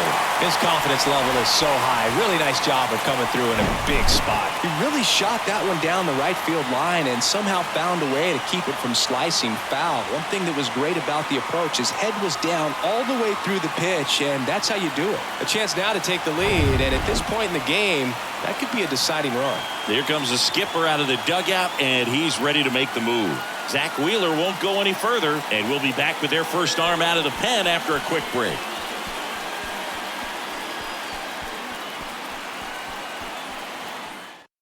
Here's the new pitcher for the Phillies, Connor Brogdon. He pitched yesterday, and we'll see him once again. Connor Brogdon.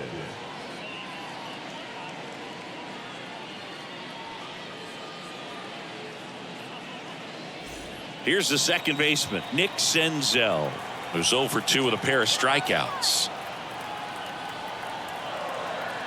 Tied at 4, and that's a strike.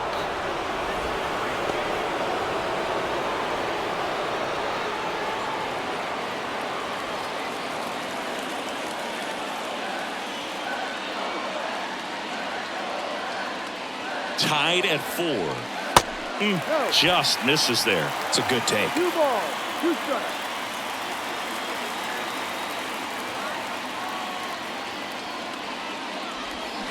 Swing and a miss, and he is down on strikes for the third straight at bat. Well, that at bat seemed to be over as soon as it started. 3-pitch strikeout. You've got to be better at the plate right there, at least to foul something off, extend that at bat.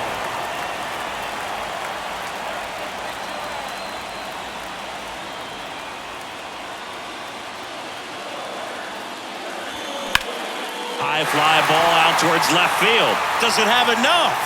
In one hops off the wall. Should be extra bases. In comes the runner from third, and it's now 5-4. Well, there you go. The RBI machine. Another clutch run scoring at bat. Yeah, he's been so good in these situations. Call it clutch if you want, but his resume speaks for itself.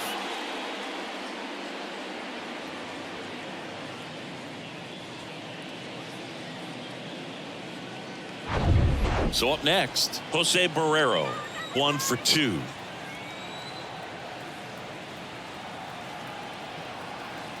Now all even up. Popped up to the left, into foul ground. Sosa makes the grab, and there's 2 gone. Good hard fastball up in the zone right there. They look really good coming in, but so hard to get on top of as a hitter. And here's the catcher, Kurt Casale. He's already homered here in this one. Well, bottom of the order here, Boog. You got to go right after this guy. As they look to pick up an add-on run. And the number 9 guy at the plate. Started after it. Appeal to first. No swing.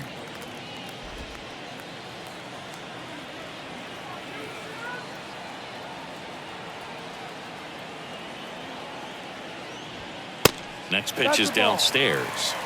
Jonathan India waiting for a turn at the plate.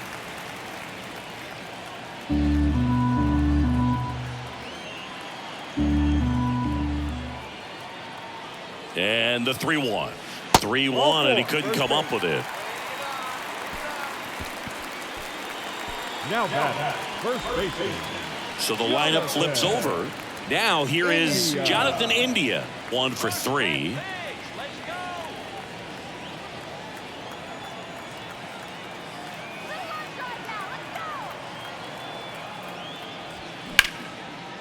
Stop. Tosses to first. Gets him easily. Ends the inning. 9 men come to the plate. 4 score. 7th inning coming up. It's the Reds 5 and the Phillies 4.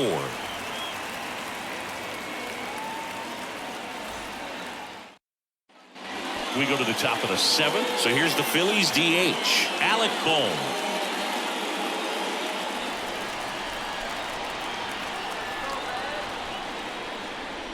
Good plate appearance there. Able to take the walk. Leading off for Philadelphia, Jake Cade stands in for the Phillies.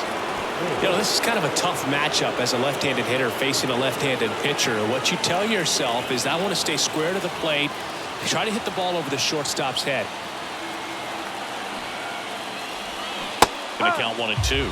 Yeah, you can see he just kind of stabbed at that one instead of just keeping his hands soft and absorbing the baseball with the bat. If you're a base runner, you got to stay dialed in here. Look for anything in the dirt. Try your best to get into scoring position. That misses the zone. 2 balls, 2 strikes. Way to lay off that pitch down. That one is absolutely belted. And it slams off the bottom of the wall. Throw is high and over his head. And he'll make it up to second as he advances on the throwing error. Well, a swing like that can help you come out of the struggle. We saw the numbers coming into the ball game, but all he's trying to do at this point is help his team win.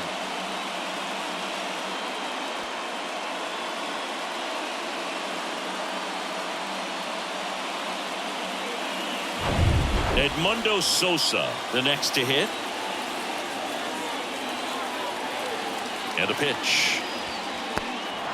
This one kicks away a little as he can't squeeze it.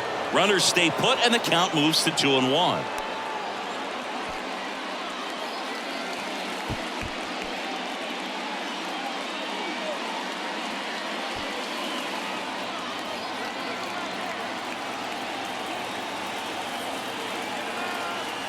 The count 2-1. On the ground to the left. Oh, a great stop. And that's a great play for the out. No, he didn't recognize changeup earlier enough. Got out in front a little bit, rolled over on it, and beat it into the ground. So a lefty out of the pen, Raber Sanmartin. This southpaw's been really good against left-handed hitters.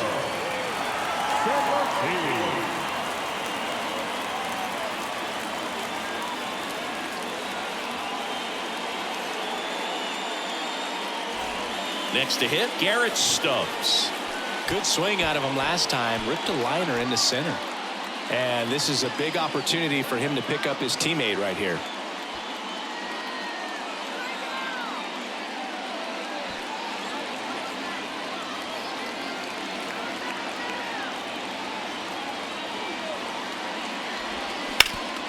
Bounced up the middle. Senzel over to first. Got him for out number 2, but the run scores. And we are tied. second baseman, Bryson. So 2 down now, and here is Bryson Stott. This is what stat nerds like myself might call a high leverage situation. Yeah, Boog, not sure what the numbers say, but clearly an at-bat that could change the course of this game dramatically. Next offering is down low. This is a really good feeling for a hitter. At this point in the ball game, you know that they don't want to walk you, so you're going to get a pitch to hit. You just better not miss it. 3-1 is on the way. Ground ball up the middle. That's a base hit. The run scores from third, and it's 6-5. Just kept it simple. Played pepper with the middle of the infield and took it back where it came from, and there's just no one there to knock it down. And now they've got some speed on first, so we'll see if they try to get him into motion. Here's Turner now.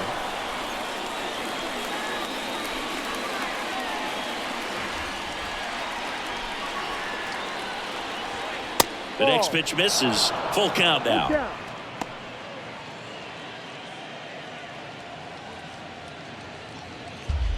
Stop. The runner at first with 2 gone. Kickoff throw. Stop. Back on a dive.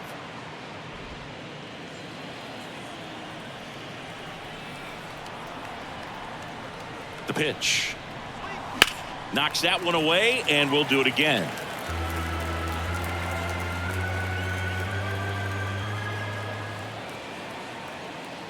Kicks and fires. Got him. Good job at damage control right there. A couple of runs in the inning puts them ahead. Midway in inning number 7, and it's time to stretch. It's the Phillies 6 and the Reds 5. Craig Kimbrell takes over on the mound. He's pitching on 2 days rest. Ladies and gentlemen, your attention please. Now pitching for Philadelphia, number 42, Craig Kimbrell. Well, one-run game. Here's the third baseman, Spencer Steer.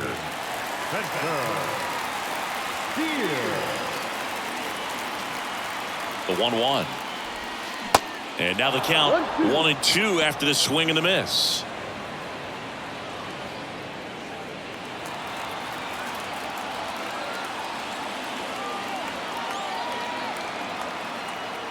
Right-handed reliever. Swing and a drive. Left field. That one back. Gone. This place is absolutely loving it. Third home run of the season. It's 6-6.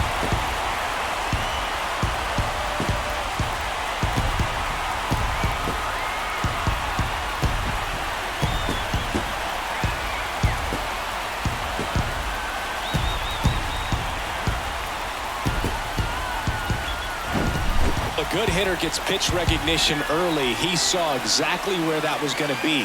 The challenge, not get over anxious and come out of your swing. He stayed on it and got all of it.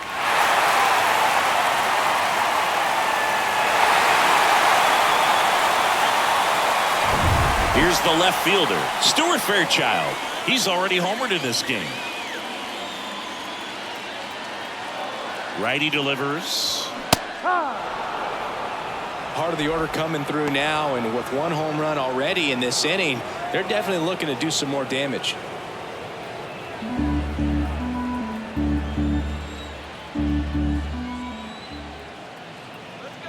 The 1-2. Broken bat, roller to first. One away. That ground ball may have him back on track after the homer. Well, as a hitter, it can be kind of tough. You get a hard-throwing reliever that comes in the ball game. You don't know exactly what his pitches are doing, and that clearly blew him up on the hand, sawed off that bat. Tell you what, the bat companies, they're pretty happy when guys like this come in out of the bullpen. And now here is Tyler Stevenson. Next pitch inside, and it's 2-1.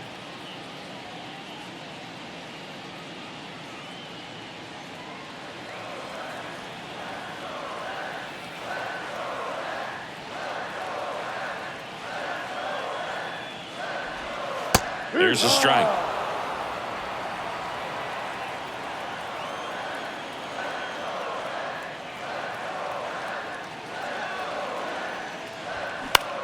In the air, center field. Marsh moves under it. He's got it, and there's 2 away.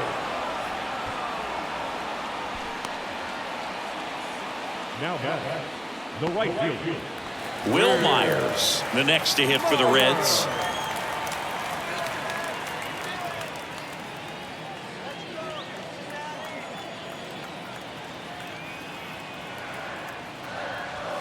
And a swing and a miss, and that's that.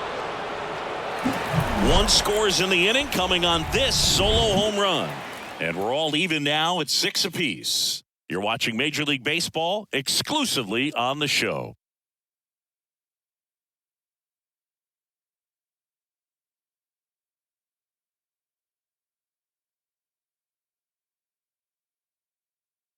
Welcome back, and a new arm on the mound to start the 8th. Derek Law. He's been so good against lefties. Derek Law.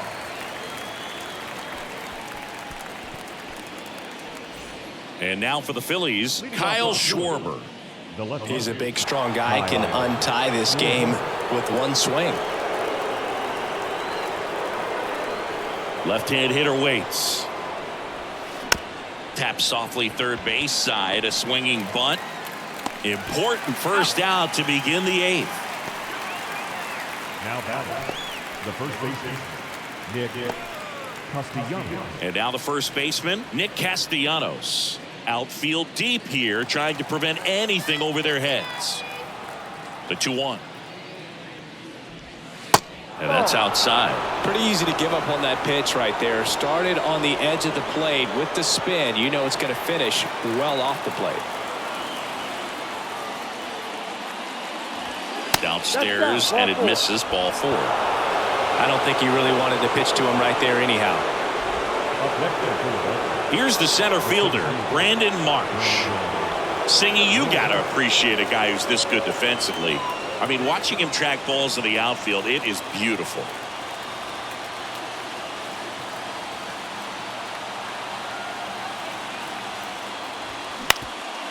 Ground ball left side, could be 2. Over to second for 1, and that's 2. Got the batter to hit it exactly where he wanted. That textbook 6-4-3 double play, gets out of the jam and back in the dugout.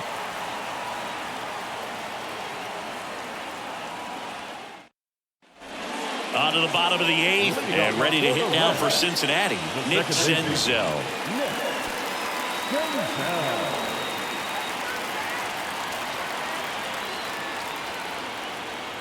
The 1-1. Inside, just missed.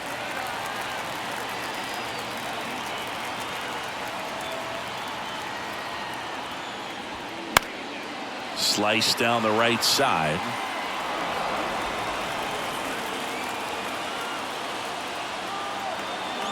The pitch.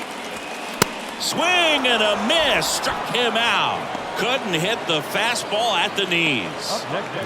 Next for Cincinnati, TJ Friedl.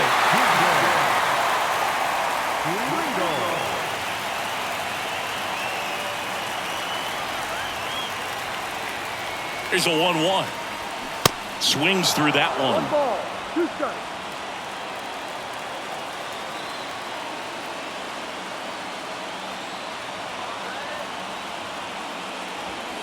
Hacks and misses. It's a strikeout.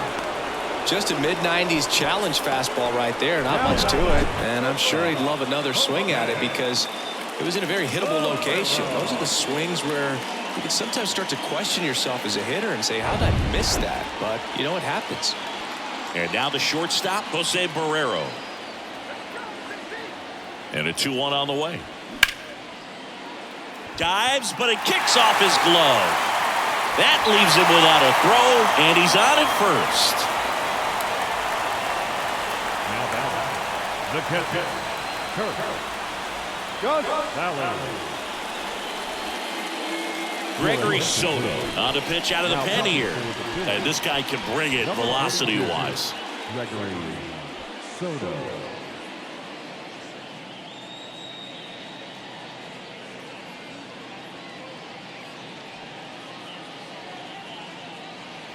Here's the catcher, Kurt Casali. Here's a 1-1. And a swing and a miss. 1-2.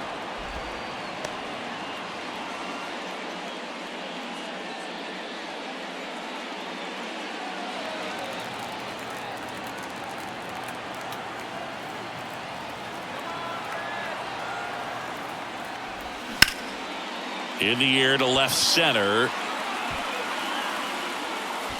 Marsh makes the catch. Inning over. So 1 left for Cincinnati. This game remains tied at 6.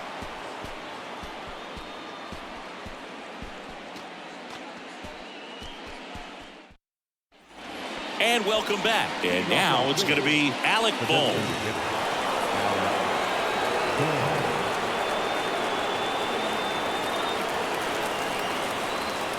1-1 now.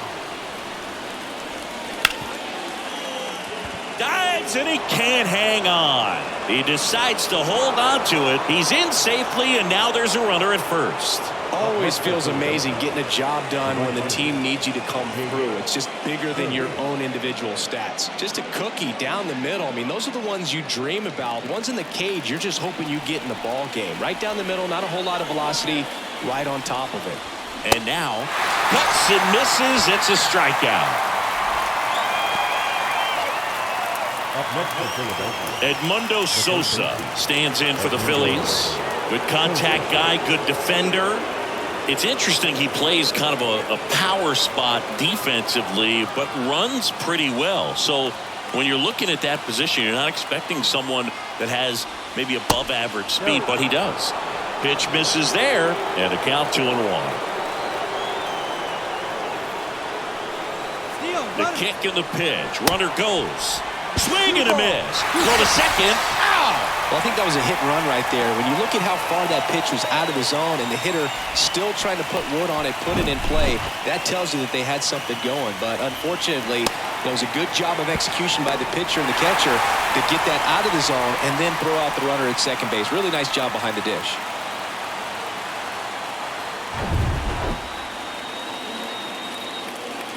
And he deals. Base knock center field. Takes the turn. He's digging for second. The throw in. Not going to get him. He's in there.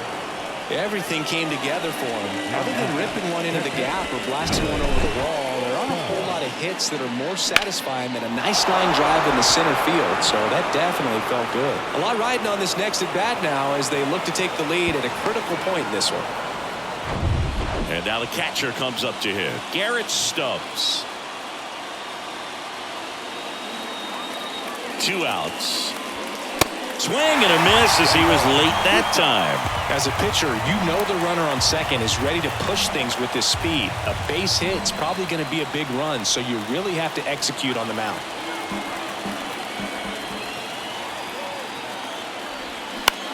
In the air, right side. Myers has a beat on it. Brings it in for the 3rd out.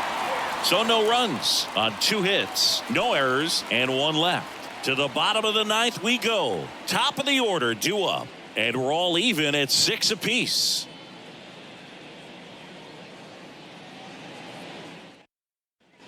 Back here at the ballpark, all set for the bottom of the 9th. Now here's the Reds leadoff man, Jonathan India.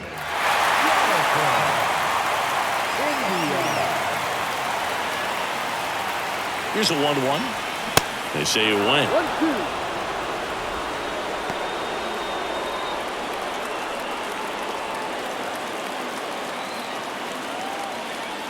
A wind in the pitch.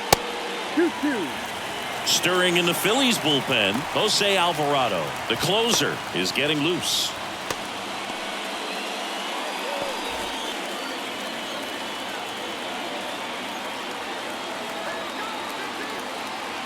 Here comes a pitch. Ball. Spencer Steer to bat next.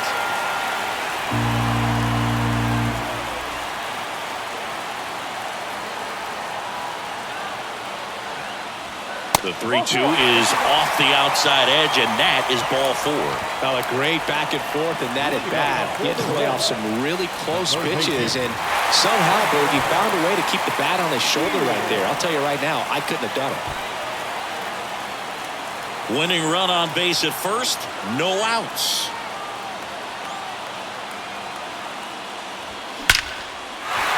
Laser base hit. Throw comes in, and the winning run moves up to second with nobody out.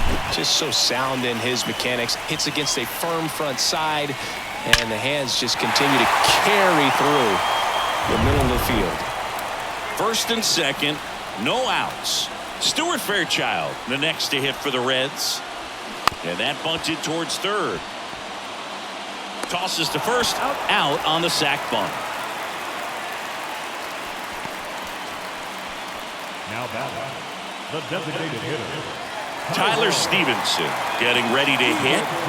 Well, first base open. Really no reason to pitch to this hitter right here. Put him on, have the force at second first, perhaps getting inning-ending double play. Winning run at third, 1 down. On the ground to short, and it gets by him. Across is the winning run, and the Reds win it on a walk-off 7-6.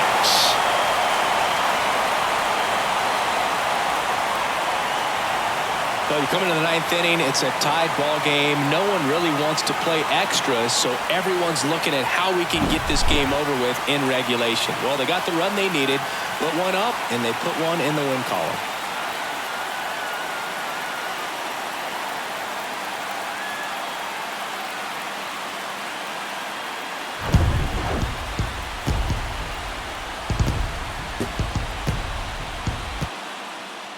One-run game here today. Your final score, 7-6. For Chris Singleton and our entire outstanding crew here at MLB The Show, I'm John Shambi saying so long.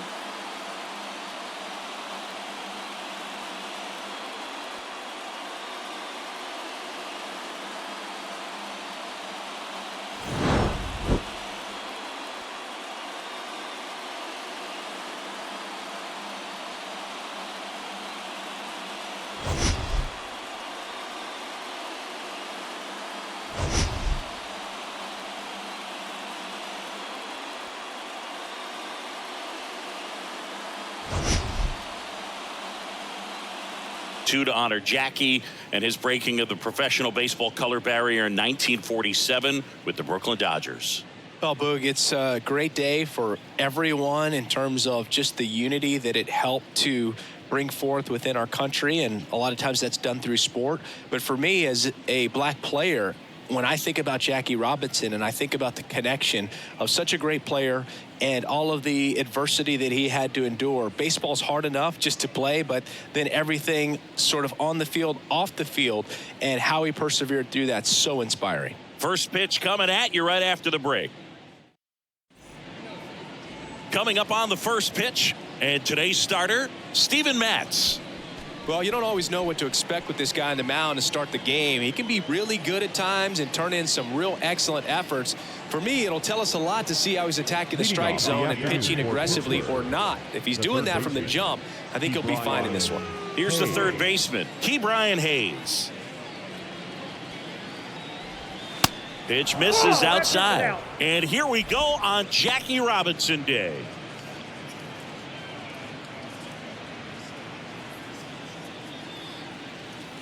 The 1-0. Turned on, but foul wide of third.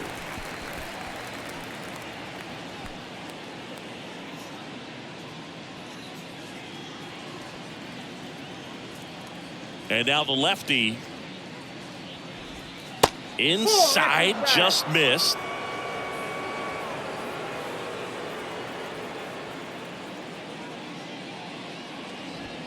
Good eye right there.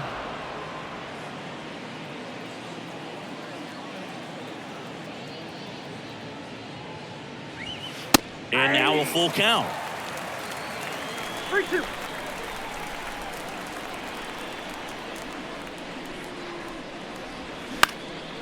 Out to center. Nootbaar calls it in, and there's one away.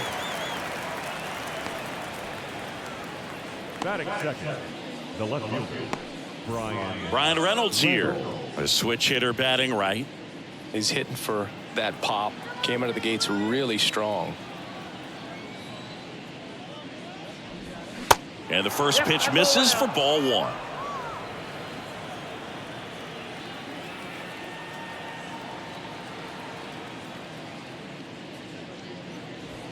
Just missed.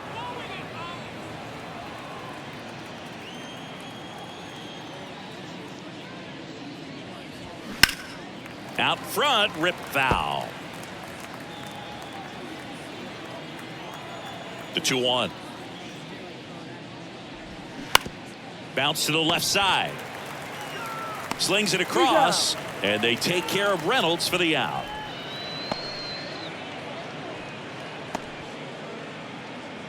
Here's Andrew McCutchen to hit. He's someone that you might not describe as having elite level speed, but he can absolutely move, and it is a factor in his game. That's off the mark, and it's 1-0. But this guy's definitely a plus runner, but what I love about him is that he goes all out every single time, never takes a break. It's guys like that, even though they don't have the elite speed, the fact that they're consistent with it, they make moves on the base paths.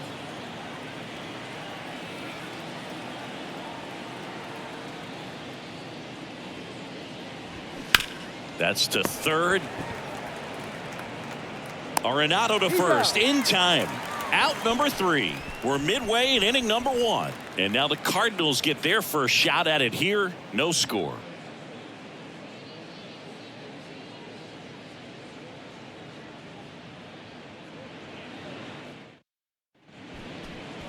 Back here in St. Louis, today's starting pitcher, Roansy Contreras.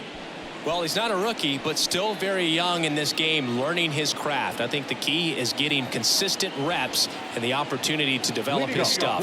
Looking forward to watching him pitch in this one. And now the DH, Brendan Donovan. The line of the pitch.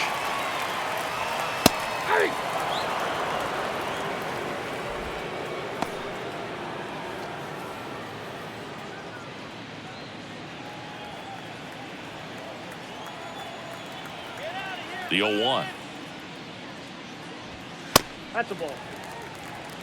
1-1.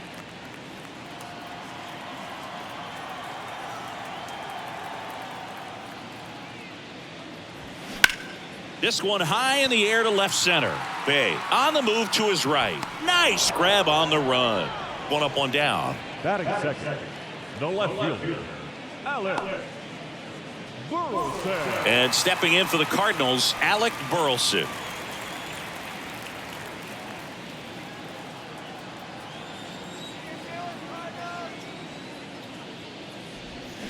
Foul ball there.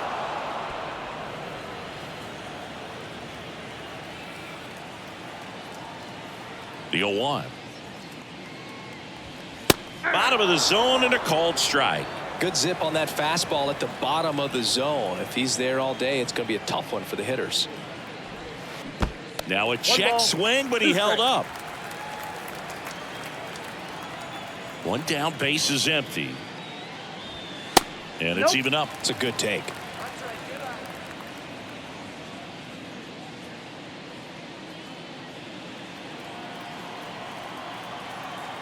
2-2 now. And that one hit to first. Dives, but it kicks off his glove. Not in time. Great effort, but it's an infield hit.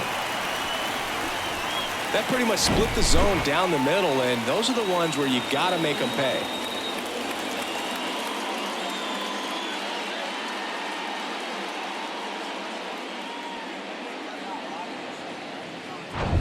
And here's Paul Goldschmidt.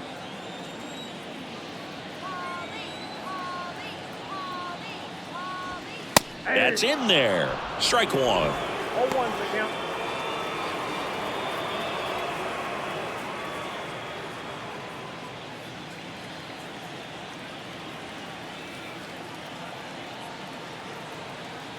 And the right-hander deals.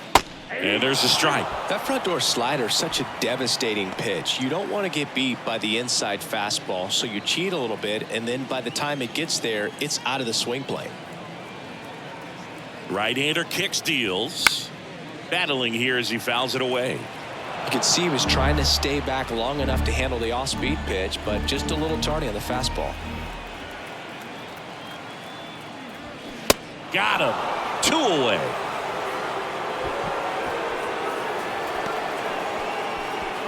Here's Nolan Arenado. First pitch doesn't find the zone.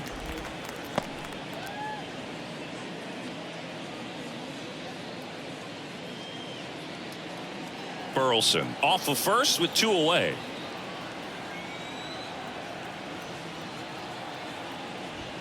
Pitch misses there. 2 balls, no strikes. He hasn't wanted a challenge in both of those pitches off the plate away. Don't expect anything down the heart of the plate. You may just have to be patient and take your walk here. Swing and a ball hit out towards left center field. Reynolds makes the play, and that's the inning. It's on to inning number 2 in St. Louis. No score.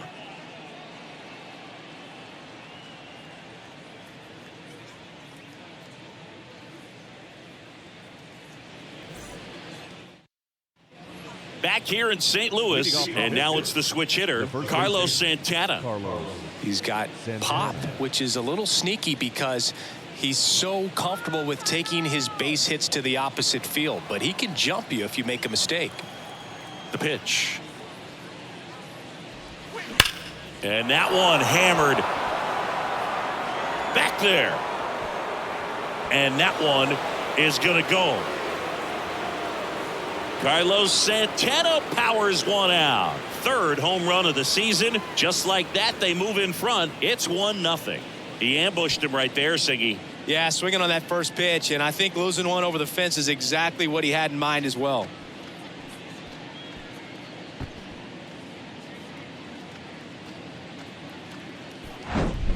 A breaking ball on the inside part of the plate requires a hitter to stay really square with his mechanics. If you fly open with the front shoulder, there's no way you keep that ball fair. An outstanding job mechanically. He deserves that home run. At the plate for Pittsburgh, Connor Joe. And a good eye there. Oh, you just got to delete it. You give up that leadoff home run. Go back to work. Focus on this next batter.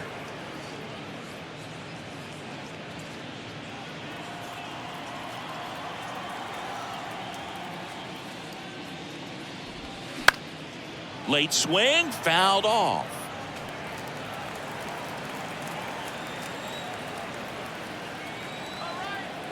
The 1-1. That one missed. 2-1 the count now. He hasn't seen a fastball yet, but you've got to be ready to hit one because you doubt the pitcher wants this to go to a 3-1 count.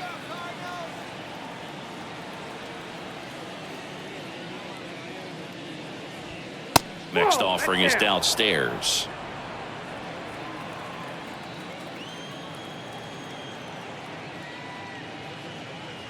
And there's ball 4. Pretty easy walk right there. Last pitch wasn't even much to think about. Batting 6. Rodolfo Castro, the next Pirate to hit.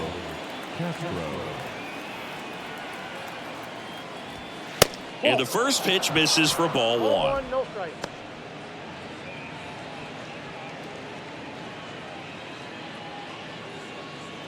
Runner at first with no outs here. That one's in there, and the count 1-1. Patrick Johnson behind the plate.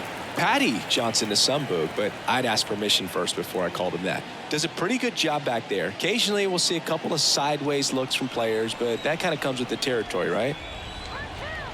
Here's a 1-1. And that skips in the dirt. Chris, do players ever change their approach in meaningful ways based on who's umpiring, or is it good to just be aware of tendencies so you're not that surprised? I'd say the latter, because the pitcher's got to pitch to his strengths regardless. The hitter's got to hit to his strength. So you're aware of it, but you have to just hunt for what you can handle. Spoils that one, and it remains 2-2. As the game has moved along, we see more and more information supplied by teams about the umpires. I've been in clubhouses where they have pictures of all 4 guys, nicknames, hometowns, and as well hobbies listed, just so you can kind of small talk the umpire a little bit.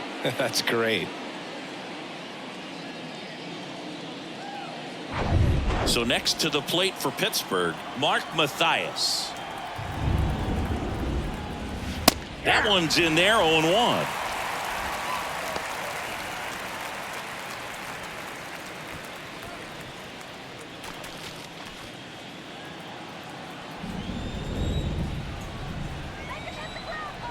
And a pitch. A little bit low.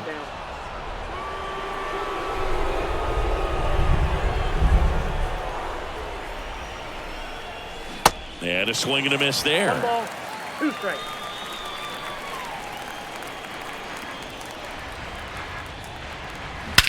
Swung on, belted. That's back. And that is gone. A towering shot to center. His first homer of the year. It's 3-0.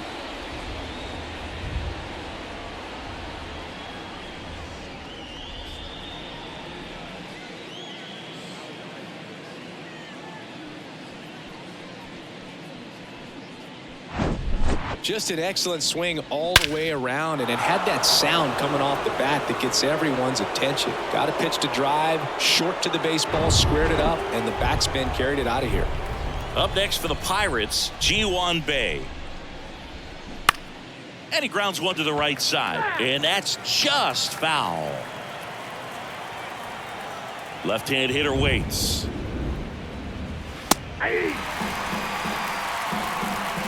2 is the count.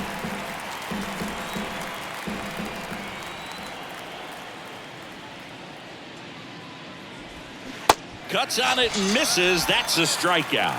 Had him out front for strike 3. And Chris, that's a way to neutralize his speed by keeping him off base. And the defense breathes a sigh of relief because he puts pressure on everyone if he can put the ball in play. But that's how you do it. Keep him off balance, get him out of there, and deal with the next guy.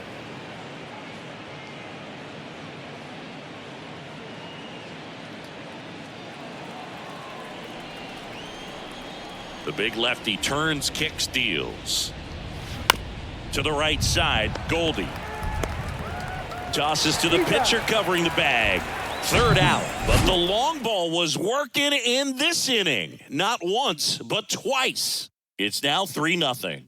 It's Major League Baseball, and it's on the show.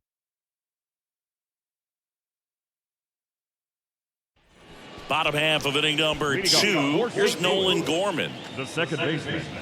Well, after scoring runs, this is where you're looking for that shutdown inning. Get that hot team back in there to swing the bats. Contreras back to work. Fouls one off out of play. Back to our left. Now the 0-1. And a foul ball.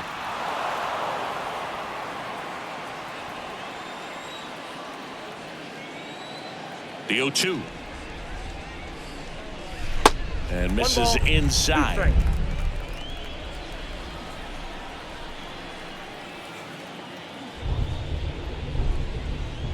Got him swinging. Couldn't hit the fastball at the knees. Here's the rookie right fielder, Jordan Walker.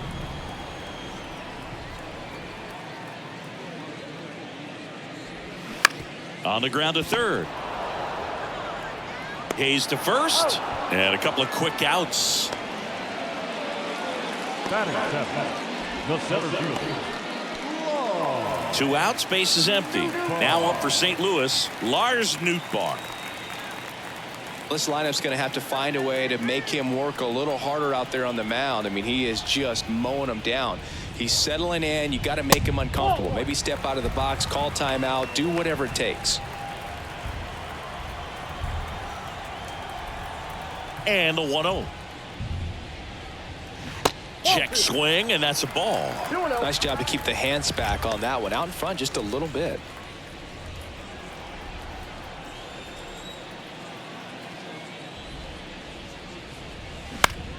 Swing and a pop-up in foul ground. And that'll do it. Redbirds down quietly. They trail it here 3-0.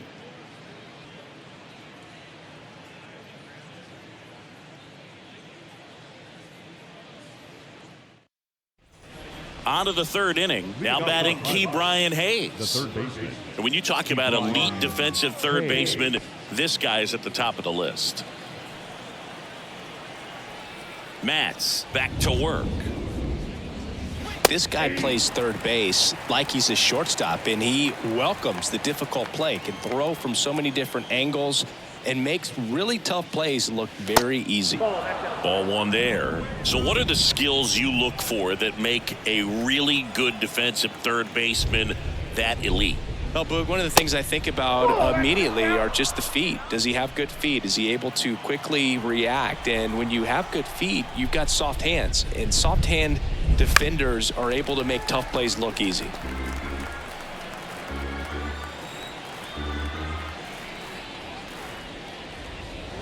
Swing and a miss, struck him out.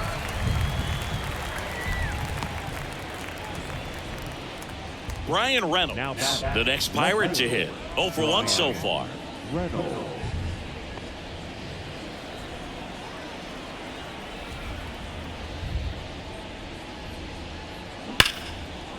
And there's a rocket into the outfield.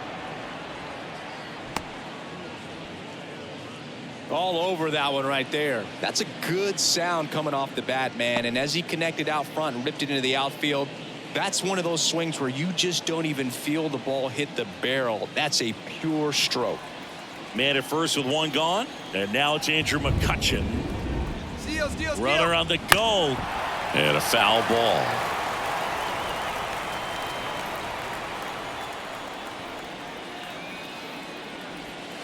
Comes up empty on the swing. 0-2 now.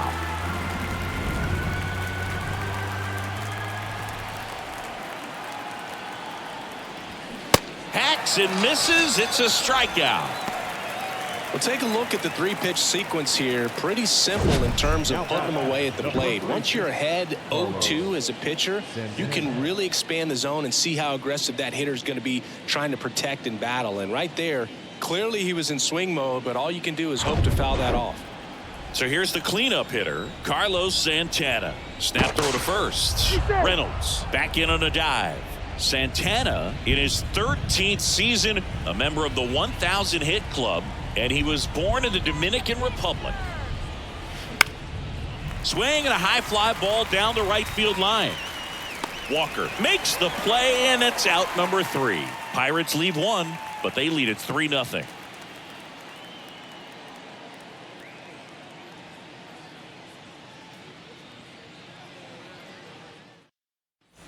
As we go to the last of the third, here's the shortstop at the plate, Tommy Edman.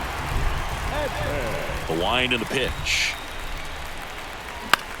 Swing and a ball popped up, and that'll fall for a base hit.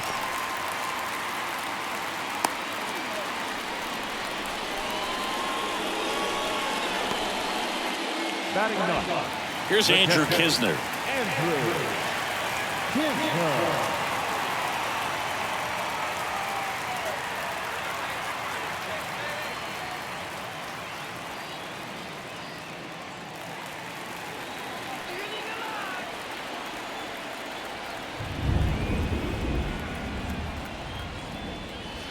First offering misses the mark.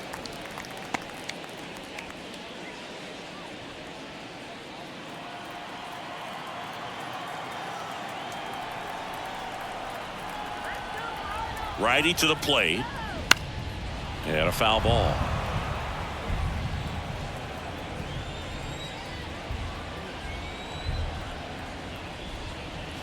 Next pitch is inside, and it's 2-1.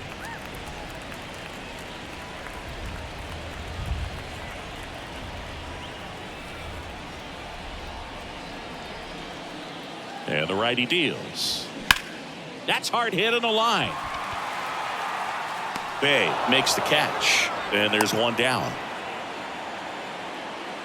The batter, the designated hitter, Brendan Donovan. Now it's the DH, Brendan Donovan. 0 for 1 with a flyout. Donovan goes 6'1", hitting leadoff in today's game, and he's usually a first baseman, but today he's the designated hitter. Pitch misses inside, ball 1. Some people say that first basemen kind of have the day off regularly because they don't run around a whole lot. But when you think about it, they are involved in just about every single play, and there's a lot of stress that gets put on their legs. So a well-deserved day at the DH spot for him. Another throw over, and they're keeping him close.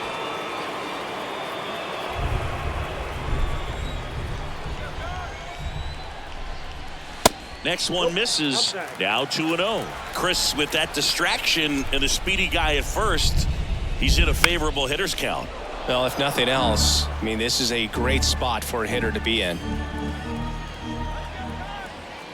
The 2-1.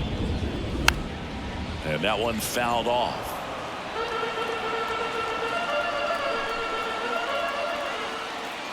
Now all even up. Lifted in the air out to left. Reynolds gets under it and puts the squeeze on that. 2 away now. Up next for the Cardinals, the left fielder, Alec Burleson. And up next for St. Louis, Alec Burleson. Reached on an infield single his first time.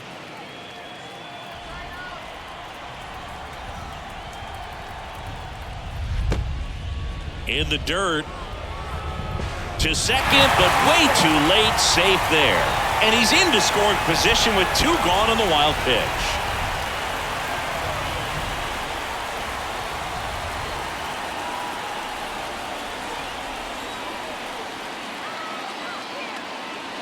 runner leads away at second.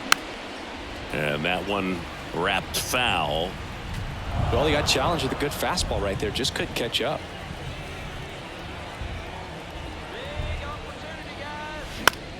In the air, left field. Reynolds gets under it. Pulls it down, and he makes the catch. And that ends the inning. So one left for the Cardinals. Still down 3-0.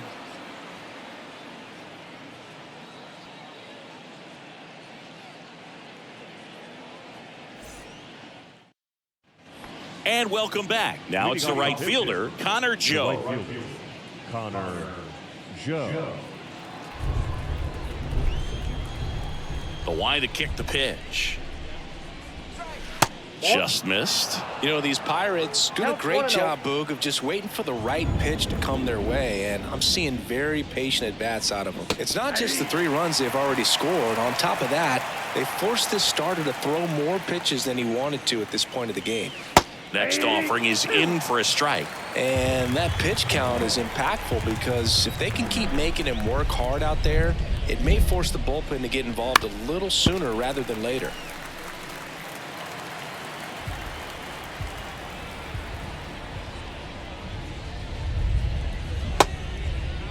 Joe checks his swing. Now an appeal to first. And he held back, according to Larry Bullard.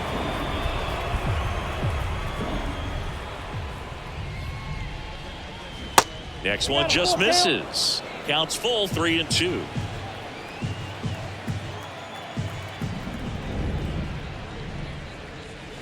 Swing and a miss. Had him out front for the strikeout. Got him out on the front foot. Couldn't keep the hands back long enough and played right into the hands of the pitcher. At the plate for Pittsburgh, Rodolfo Castro struck out swinging his first time. Gets the call. 0-1.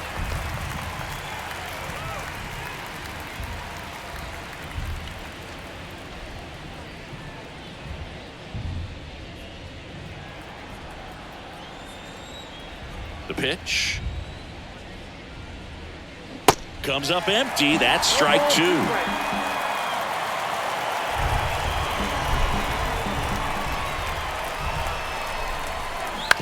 To third. Arenado zips it to first. 2 quick outs here in the top of the 4th. The batter, the second baseman, Mark Mathias. So next to the plate for Pittsburgh, Mark Mathias. He's already homered here in this one. This is important. If he can go 1, 2, 3 here, will be a very positive sign for him and for his team.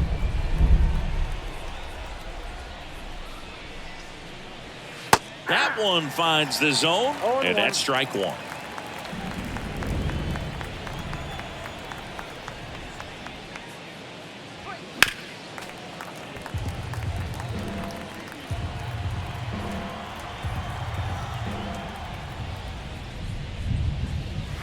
And that's downstairs and outside.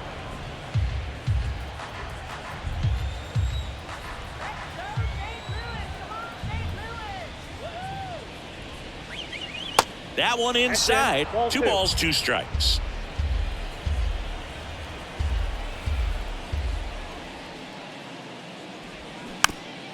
Softly hit to third, and he picks it up in foul territory.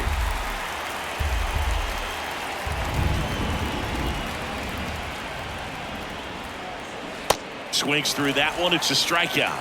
And good work there as he gets a 1, 2, 3. Bucks go down quietly, but they're on top by a count of 3-0.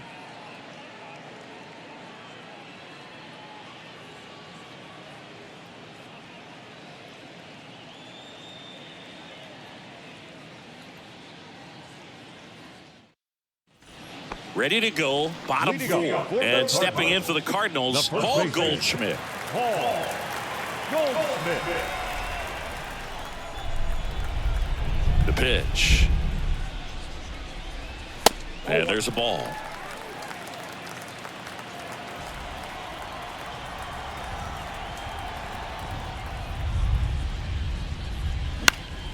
High fly ball lifted in the air right field. Joe settles under it and makes the catch. And there's one away. Now batting, third baseman. Here's Nolan Arenado. Hit it well, but flied out to the deepest part of the outfield his first time. Nolan Arenado, for all of the success he's had at the plate and all the All-Star appearances, Singy, he's won the Gold Glove every year that he has been in the league. He's going to go down as one of, if not the greatest defensive third baseman of all time.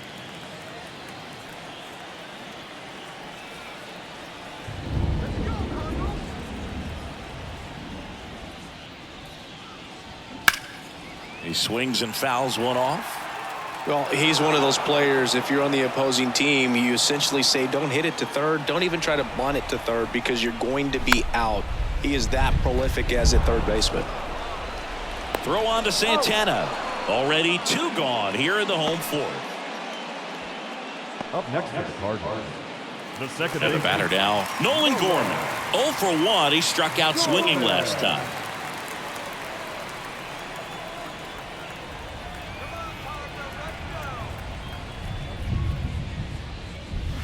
In for a strike, and it's 0-1. He's pitching well, but not throwing a ton of first pitch strikes. Usually doesn't work out for success, but you can never predict baseball. Ball one. Next offering misses. 1-1.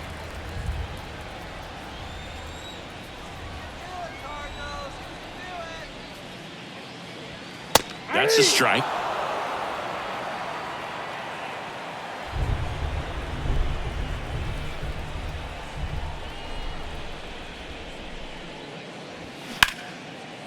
Into center and a base hit.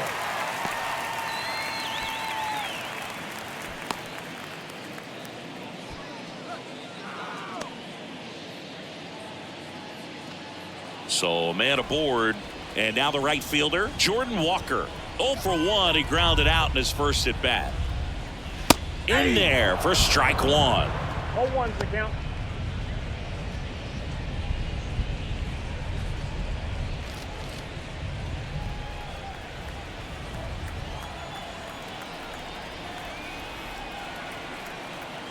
Righty delivers.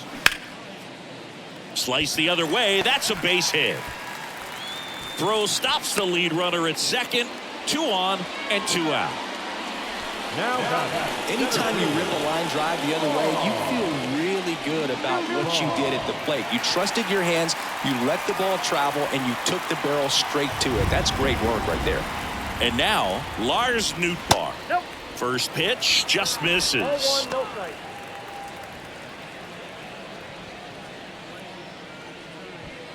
Gorman, the lead runner at second. Walker on at first with 2 down.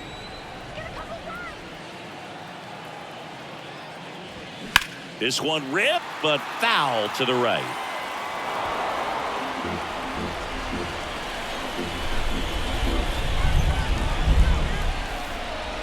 Here's a 1-1. Good eye right there. Good spot for the hitter. Definitely has the advantage in this count with runners on. Look for him to be aggressive on this next pitch.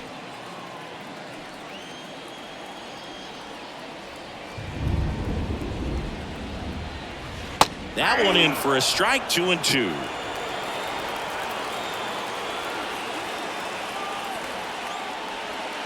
Just off the outside edge. Tommy Edman waiting for a turn at the plate.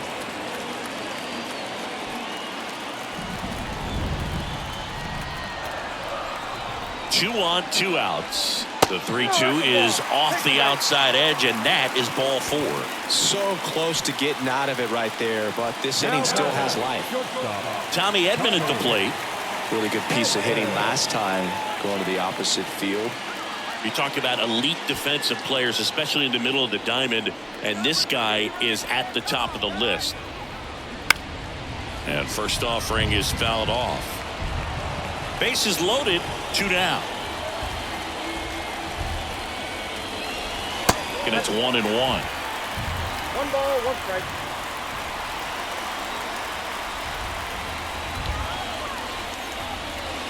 Just off the outside part of the plate. Berg, in situations like these, the air can get really thin up there at the plate. Got to find a way to breathe and slow everything down. The 2-1. Foul back our way, and that's out of play. 2 outs. Bases are full. Next pitch inside, and now 3-2.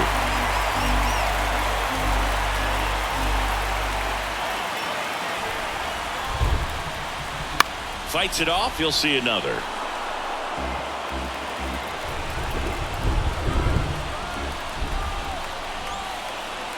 Kicks and deals.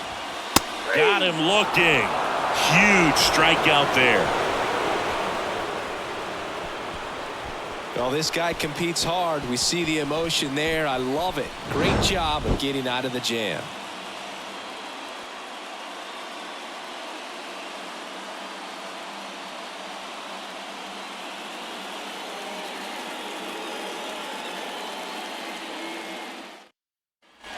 Ready now for the 5th inning. And now here's a speed threat. Outfielder Ji-Hwan Bae. The wind of the pitch. Swing and a miss. Going one. It was bumpy in the early going for the lefty, but he settled into a really nice groove. And now the 0-1. That one catches the corner for a strike. Double-barreled action in the bullpen. Jack Flaherty up and loosening in the pen. Woodford warming up as well. And the 0-2. Fouls it back with 2 strikes.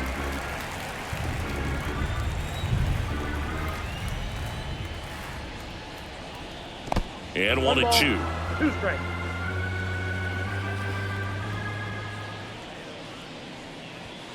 And now 2-2.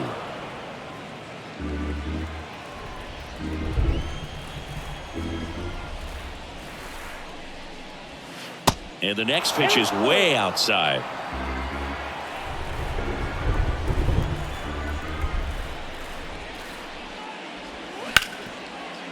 Hit hard on the ground to short.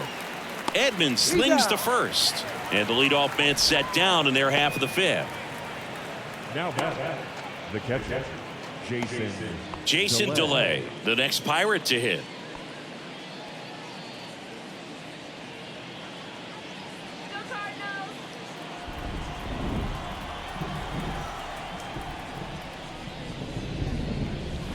On the ground to first. The flip to the pitcher covering. 2 up, 2 down. Now back, the third baseman, Ke'Bryan. So the Pirates' Hayes. batting order turns over. Ke'Bryan Hayes, the next Pirate to hit. He's been going after these guys consistently, and as a result, he's been able to keep his pitch count low, throwing the ball very well right now.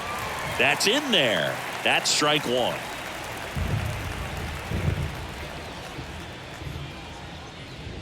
Right through there for a strike. Well, he didn't like those first 2 pitches. Now in an 0-2 hole, he's going to have to battle. Hope he gets a mistake.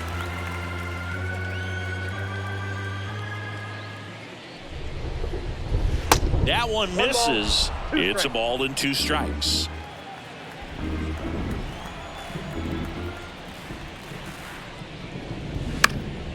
In the air, fairly deep to right field. And makes the grab. That is the inning. And 1, 2, 3 go the Pirates. But they lead at 3-0.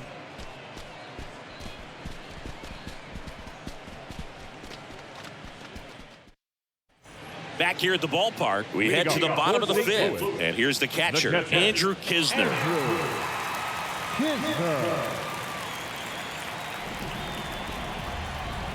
The right-hander back to work. And ball 1. You know, these Cardinals just aren't putting great swings on the baseball in this one. They're trying to find ways to drive the ball with some authority, but it's just not happening for them so far. 0 extra base hits in the game, so it's been tough for them to get anything going.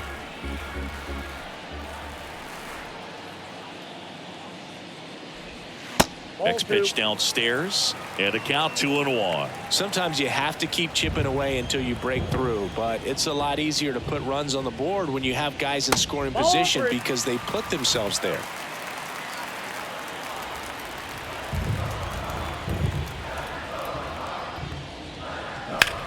Puts it in the air out towards left center. Reynolds makes the grab on the run. Now that the designated hitter, Brendan. So the batting order turns over, and next is the designated hitter, Brendan Donovan.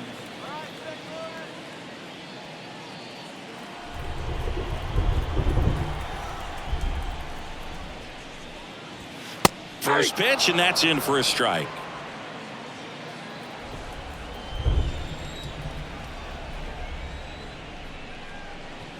And that's through there for a strike.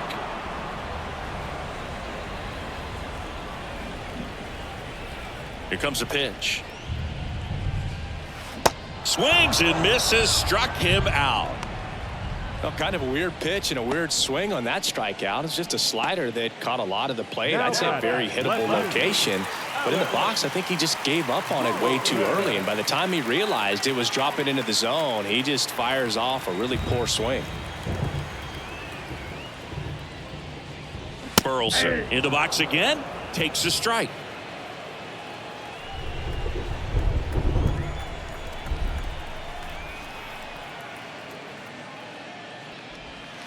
That one inside. 1 ball, 1 strike.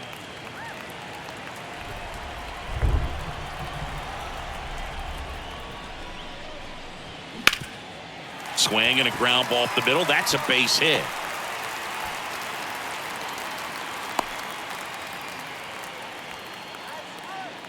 Now batting. Just kept it simple. Played pepper with the middle of the infield and took it back where it came from. And there was just no one there to knock it down. Here's Paul Goldschmidt. Let's go, Bob.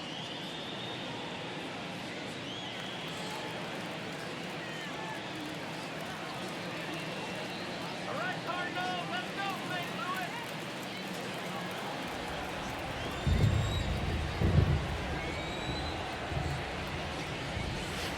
That one missed. 2 quick outs, needed to get that third one, wasn't able to do it. Now you bring up the heart of this order. You got to find a way to get it done right here. The 1-0. Bounce to third. They get the force. Inning over. The Cards leave one. They trail in this one 3-0.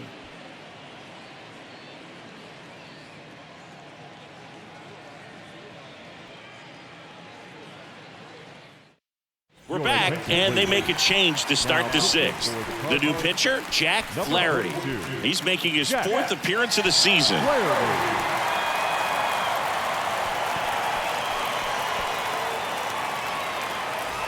At the plate for Pittsburgh, Brian Reynolds. 1 for 2. Brian Reynolds. Looks like the weather could actually play a factor in this one. It's coming down pretty good. Yeah, it is, and it's not too bad yet, but the field's not going to be able to hold up if the rain gets any worse than this. So keep an eye on the pitcher's mound as well, and the rest of the infield start to puddle up a little bit. On the ground, a dive, nice stop to first. Nicely done for the out. Well, this is obviously a tremendous play, but for me, it starts with a well-broken-in glove. To have the confidence to go down, knowing that ball is going to be right in the pocket, so you've got a clean transfer, pop back up to the feet, and fire across the diamond. Outstanding job. Next is the Pirates DH, Andrew McCutchen. In the air, out towards right center. Dives, and it gets by. Throws to second. In there safely. He quickly went from hitter to base runner. Love when guys make that transition, and he's got speed to put on a show.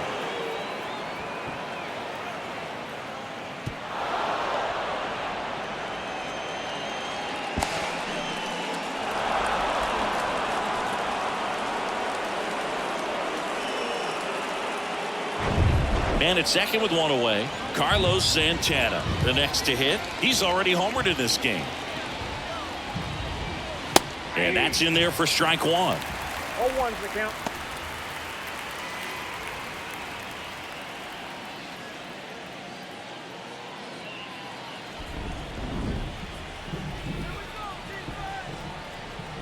Kicks and fires. That one drifts inside. Action in the pen down there. Zach Thompson appears to be getting ready, and I'm sure he's feeling some nerves. This would be his major league debut.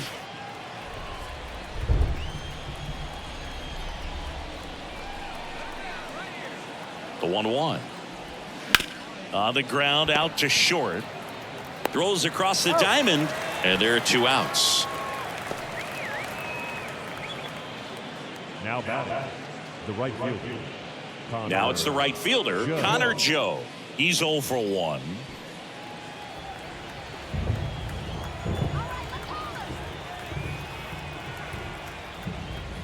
There's a strike.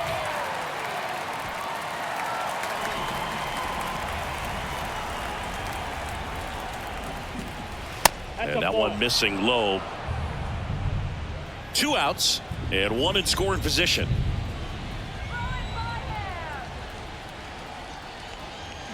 Swing and a miss. And a count 1-2.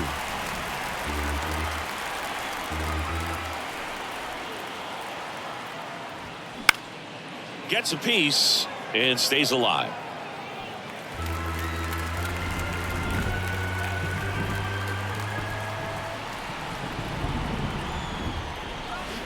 Swing and a miss. Struck him out. And the inning is over. So no runs here on a base hit, no errors, and 1 left. To the bottom of the 6th we go. 4, 5, 6 coming up. It's the Pirates 3 and the Cardinals nothing.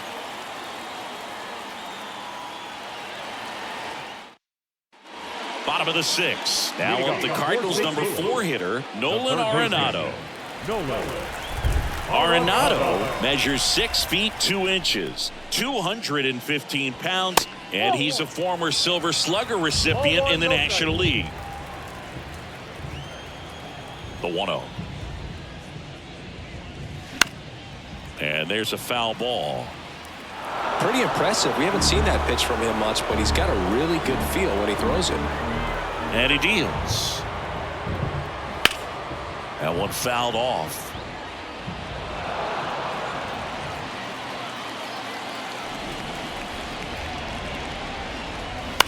Out to short. Slides. He's got it. The throw. It's there, and that's a great play. Well, he's doing a nice job of keeping the ball out of the air. Lets the defense work behind him with another ground ball. Good execution.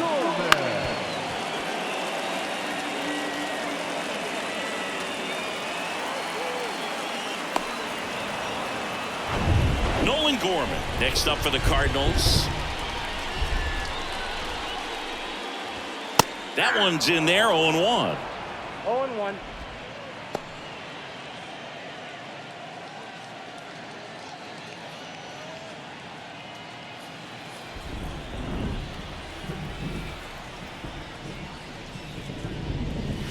Good eye in that spot. Boog, he never moved because he never had time to. But that kind of velocity, you'd prefer that pitcher work away.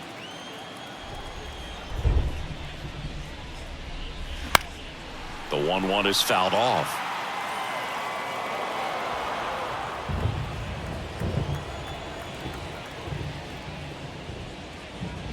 Got him. And there's 2 down. No, big power guy right there and generating so much bat speed. It's hard to bring that to a halt once you've committed. They tried to check the swing, just couldn't do it.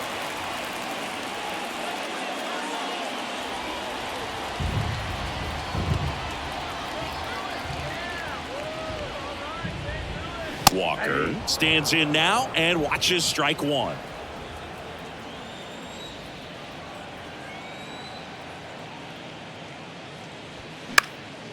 High in the air, out to right. Joe makes the catch, and that's the 3rd out.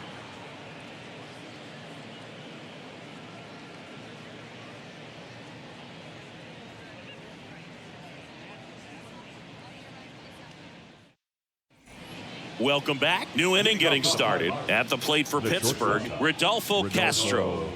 With this kind of lead, he can swing freely, try to hit the ball out of the park, do what he loves to do. First pitch doesn't find the zone. It really feels like we might be running out of time before a rain delay is called. This rain is not letting up.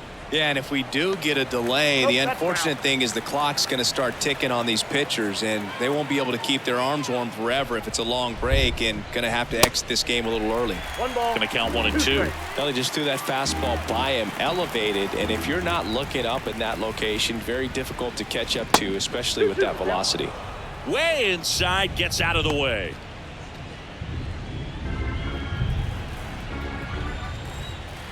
2-2.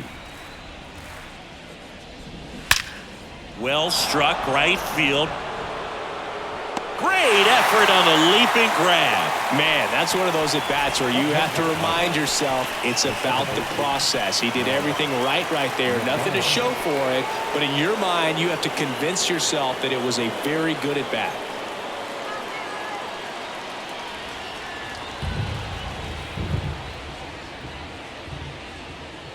Mathias, batting with one down, takes a strike.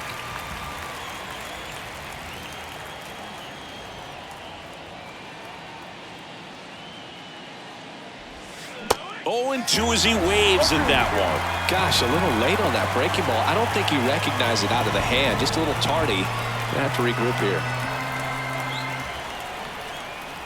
The pitch. And 1-2. 2 strikes.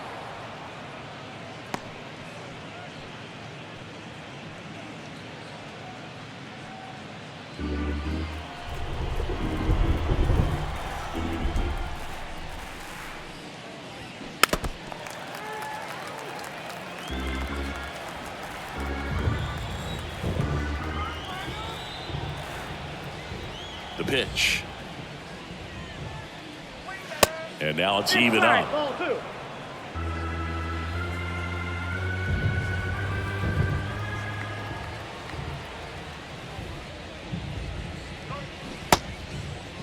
Check swing on the 2-2. Appeal to first. He did not go around.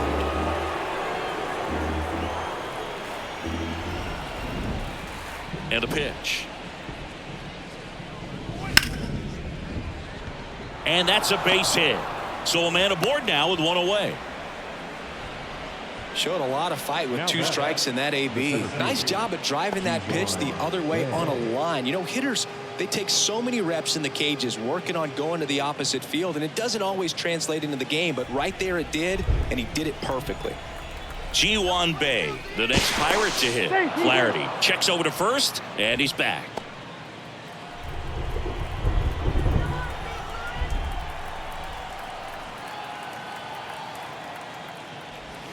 Ball 1, no strikes.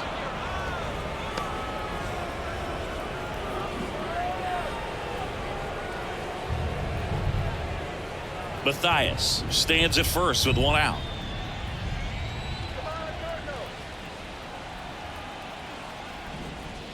That catches the outside corner, and it's 1-1.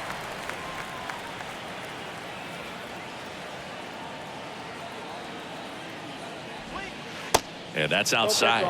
Ball 2.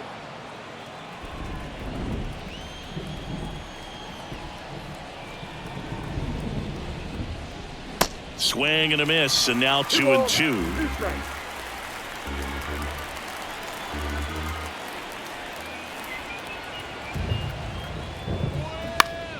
Stays alive.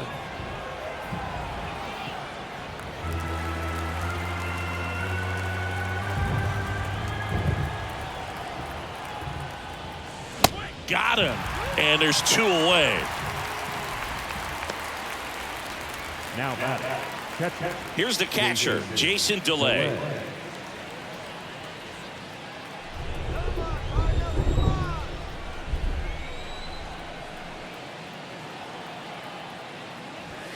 That's in for a strike.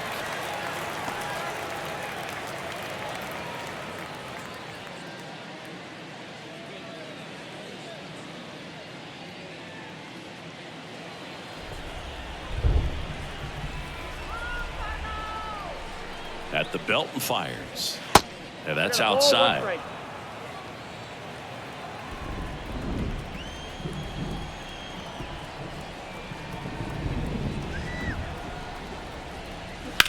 Out to short, and that one finds its way through.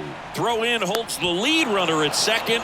2 on now with 2 away. The third baseman.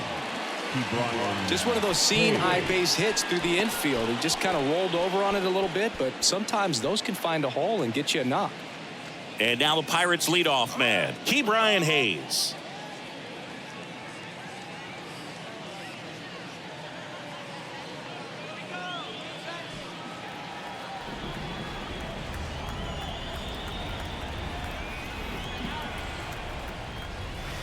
in there for strike one. Some guys are just more confident if they can track that first pitch out of the hand of the pitcher. They don't care if they fall behind 0-1.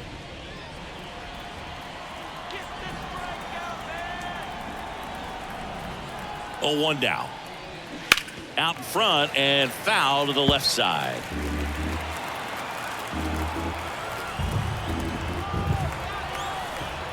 Oh, 2 now. On the ground to the left. Tosses across to first. That ends the frame. Ladies and gentlemen, it's time for the traditional 7th inning stretch.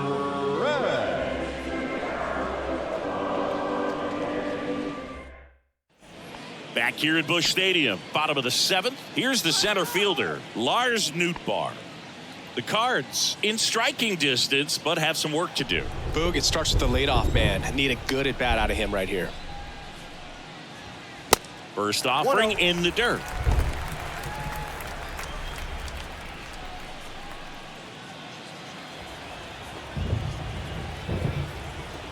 And a pitch. Check swing didn't go. And it's 2-0. Activity in Pittsburgh's bullpen. Dowry Moretta loosening up in case he's called upon by Derek Shelton. Holderman getting cranked up as well.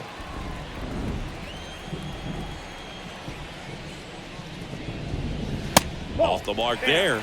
And now 3-0. Now in this 3-ball count, down in the ball game, you've got to be very selective. Take your walk if they'll give it to you.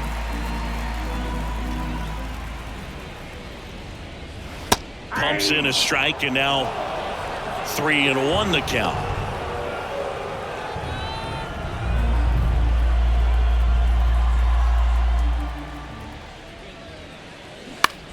High fly ball right field. Joe has a beat on it. And out number 1 on the grab. Now back, the shortstop, Tommy. And here comes Tommy Edman.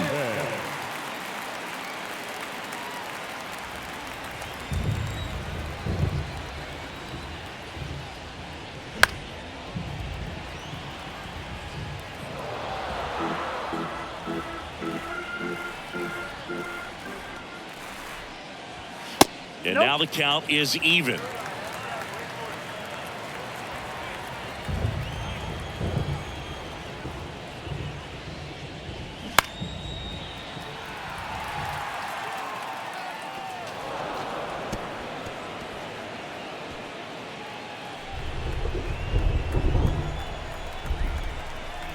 The wind of the pitch. Fights that one away. Still 1-2. And the right-hander deals. And the 1-2 misses to even the count.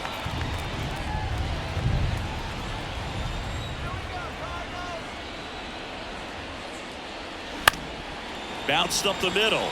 Dives, and he can't hang on. He decides to eat it, and they don't get the out. Now back, the catcher, Andrew Kisner. 1 down. Now up for St. Louis, Andrew Kisner. Contreras picks to first. Edman dives back in safely. Now these guys definitely looking for a big swing of the bat right here. Try to close that gap. But, you know, at the very least, if you can find a way to manufacture that run from first, it feels like it's really important to getting back into this ball game.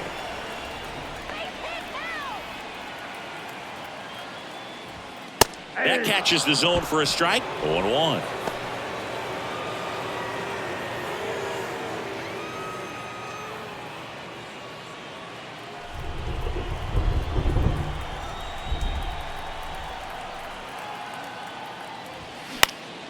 That one pushed foul.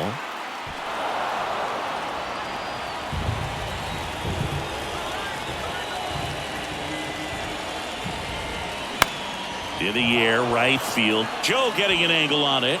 No trouble here. Puts it away for the out. And there's 2 away. Now back, the designated hitter, Brendan Donovan. Next is the designated hitter, Brendan Donovan. 3-pitch strikeout last time up. Got to put up more of a fight in this one.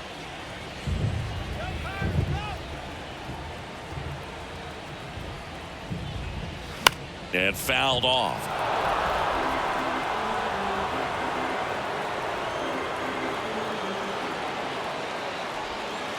Close, but called a ball.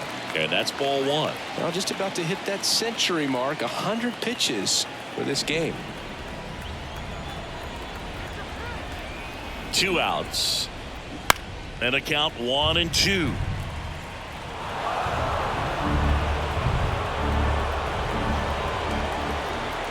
The pitch. 2 balls, 2 strikes.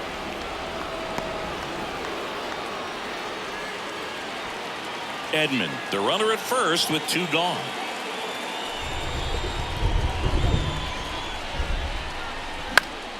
Foul ball, another 2-2 upcoming.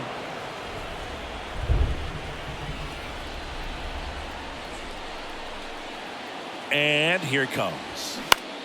That one hit to right. And that is that. 1 hit, 1 left. We look ahead to inning number 8.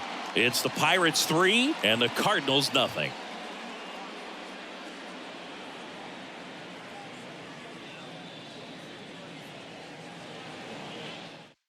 Welcome back, and a new arm on the mound to start the 8th. Jake Woodford.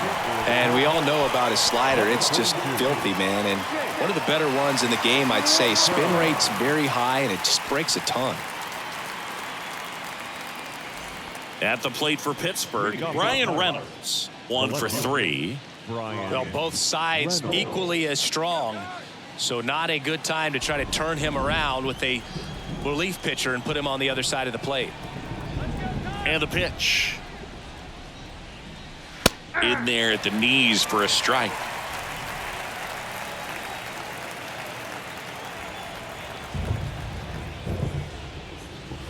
And it's 1-1.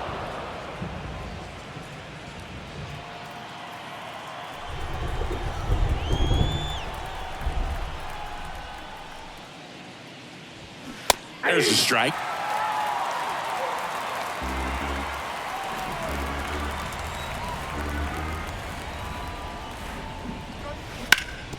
Ground ball up the middle. That's a base hit.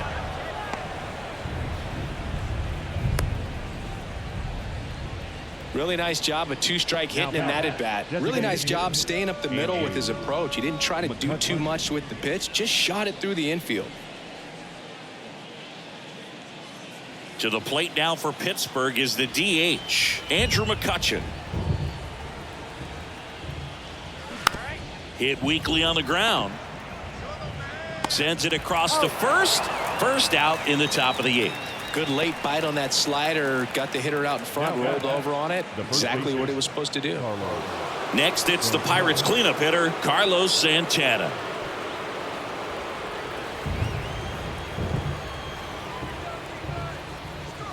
And there's a strike. There it was. 0-0. Here it is. Hit it. He gets a take. Gets ahead in the count.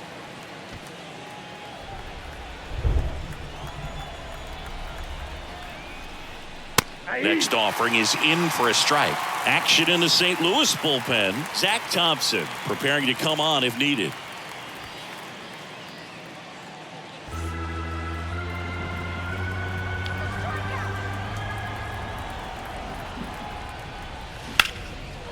Hammered, base hit.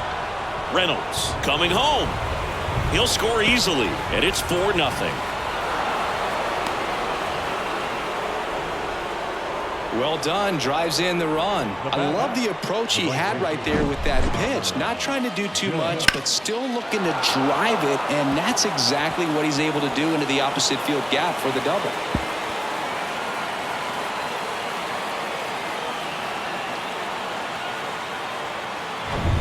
Up next for the Pirates, Connor Joe.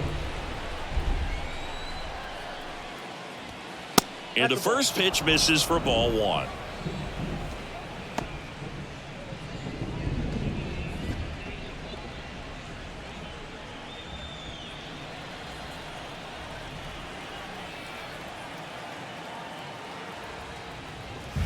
And another ball. Runner at second here, 1 gone.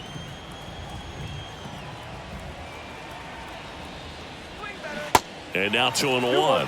This is one of those situations where the pitcher may not really want to deal with the guy in the box, and you got to be aware of that. Take your walk. I couldn't do it, but I think he can. Fought off foul.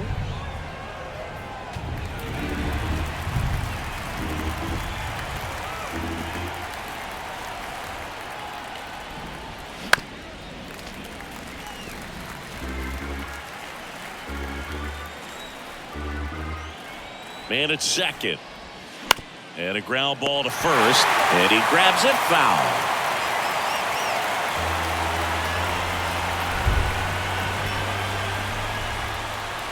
Right-handed reliever. And a foul ball. He stays alive.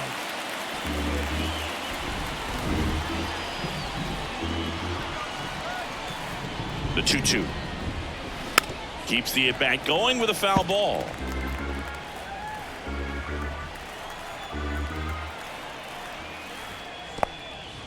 Squirts away a little bit. And an excellent job keeping it right there. One out and a runner at second. And that's ball four. Ball four. When you go that deep into an at-bat, the hitter usually comes out on top. The shortstop, Rodolfo Castro, the next Pirate to hit. Let's turn the 5-4-3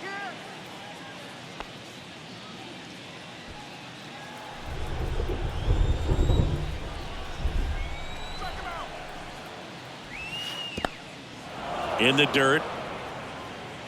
Throws, save, and both runners move up on the wild pitch.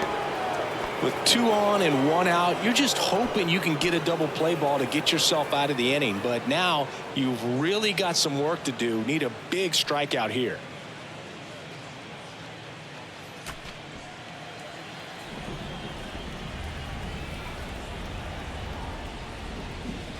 Next pitch misses outside. 2-0. Last couple of pitches breaking balls away. I think he's going to have to come firm inside to be able to open up that location if he wants to go back there later in this count. Swing and a miss. 2-1 now.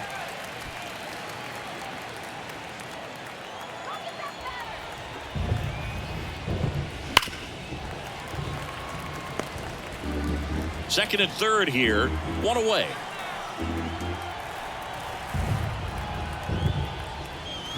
Next offering way off the plate.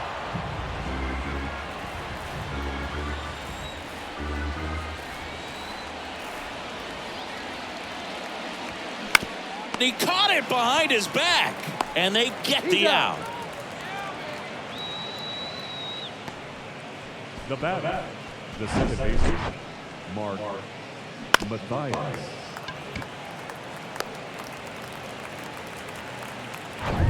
Here's the second baseman, Mark Mathias.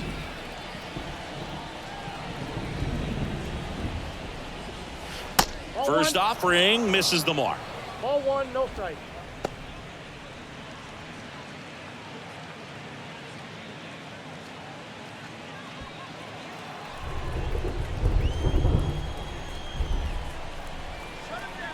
The pitch. So 2 balls and no strikes.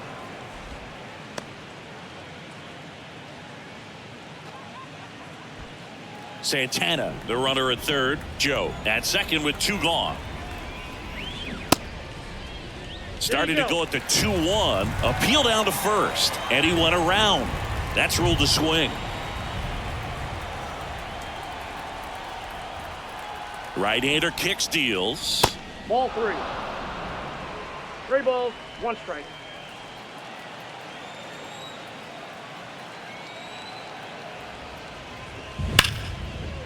That's a base hit as a run scores. Not in time. He's safe. And his hot hitting continues.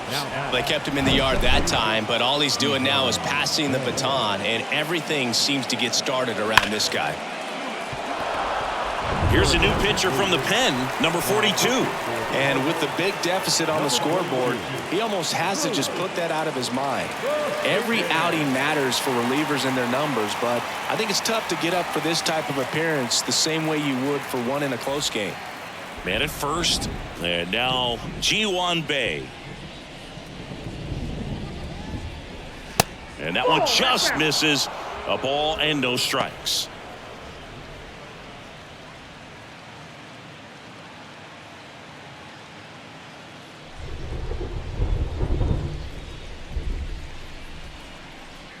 Check on the runner. Matthias back easily.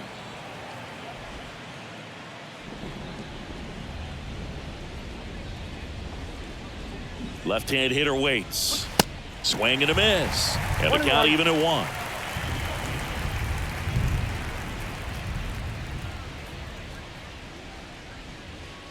And the pitch. And that's down and away.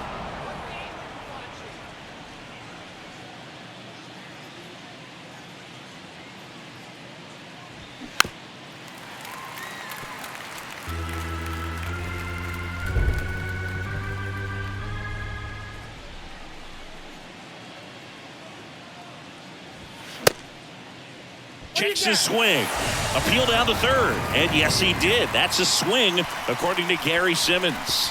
3 runs on 3 hits, no errors, and a runner left. Last half of the 8th coming up. It's the Pirates 6 and the Cardinals nothing. Pirates with a new arm on the mound, Will Crowe. He last pitched 4 days ago, so he should feel pretty fresh. Your attention, please. Now pitching for Pittsburgh, number 42, Will Crowe. And here is Alec Burleson. The left fielder, Alec Burleson.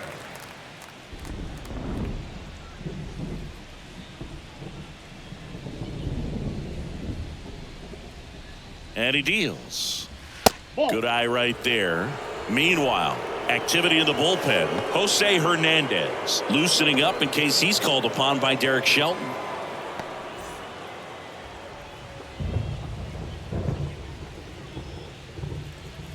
Righty to the plate. And there's the strike. One way to make a guy real uncomfortable at the plate is pound him inside with good velocity. They're doing that right here.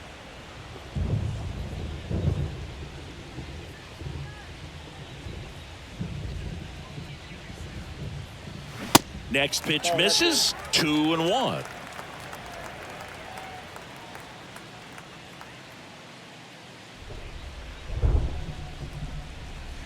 That's through there for a strike.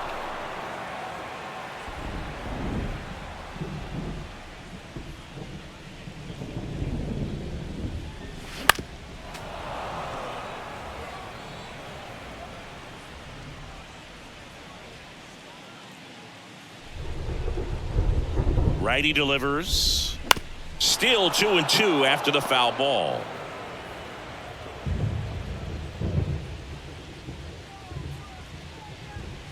Swing and a miss, struck him out. Couldn't catch up to the heater. Now batting. Now it's Goldschmidt up to the plate. Goldschmidt.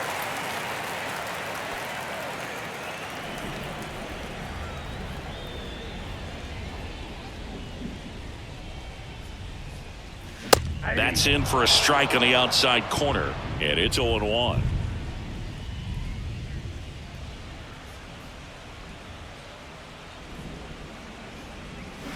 Swing and a miss. Well, you got the hitter already chasing that nasty slider. If you're on the mound, you just want to expand the zone right now. Get a swing and miss and get through this at bat. Check swing, no appeal.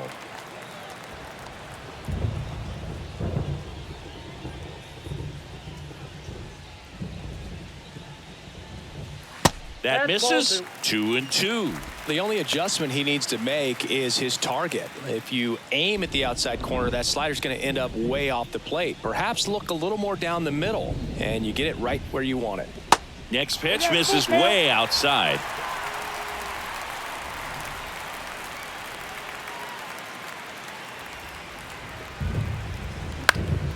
And a pop-up right side, foul territory. Santana makes the grab. And there's two away. Third baseman, Nolan Arenado. 2 outs, base is empty. Now here is Nolan Arenado.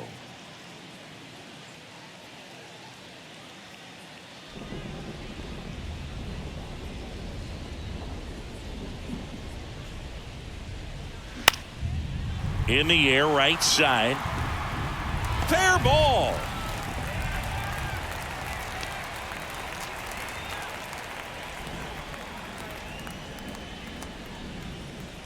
Waste no time there. Just a cookie down the middle. I mean, those are the ones you dream about. The ones in the cage, you're just hoping you get in the ball game. Right down the middle, not a whole lot of velocity, right on top of it. So 2 down, and up next for St. Louis, Nolan Gorman. Line drive, and it goes just foul.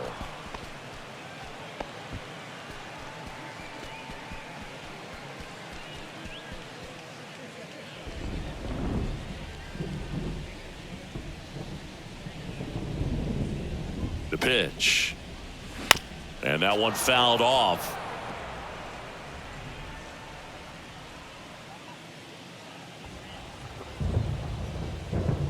Left-hand batter waits.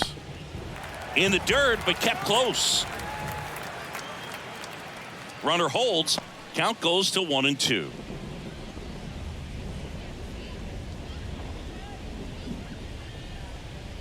Here comes a pitch. Foul ball, still a 1-2 count.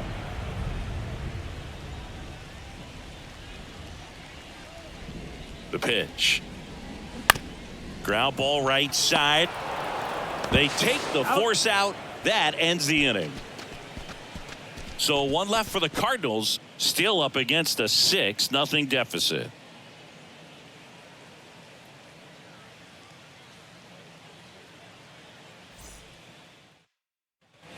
Back here in St. Louis, we go to the 9th. Here's the Pirates catcher now, Jason DeLay. The wind and the pitch. And first offering is fouled off.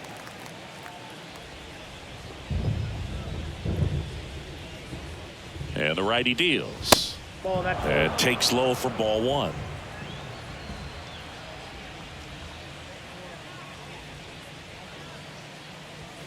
On the corner for a strike.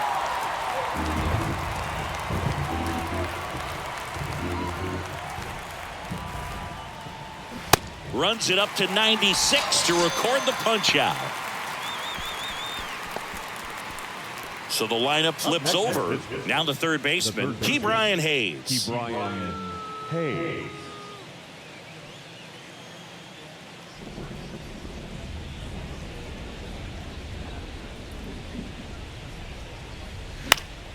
Foul ball.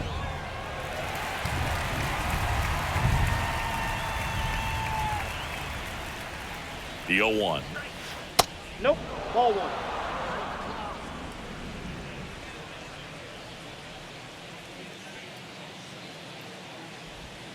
And that's outside.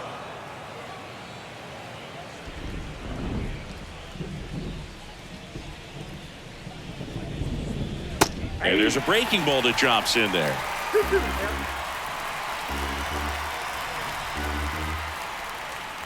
And the 2-2. Spoils the 2-strike pitch, and he'll see another. The 2-2. And downstairs. 2 strikes.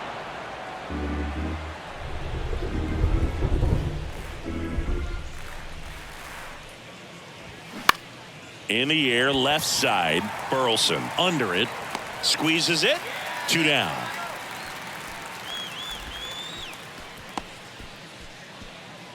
Two outs, base is empty.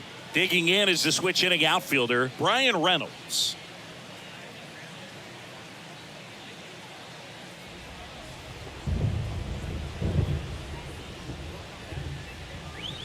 Strike on the outside corner. It's 0-1.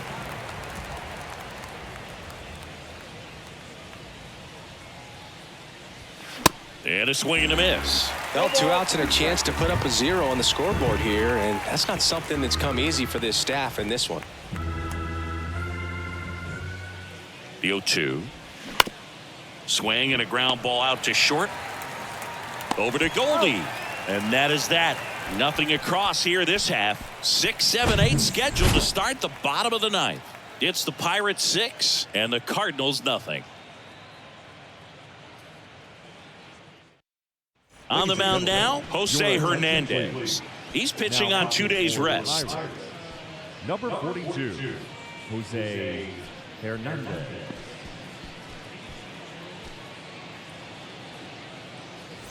Jordan Walker now at the plate. For the Cardinals, the right fielder, Jordan Walker.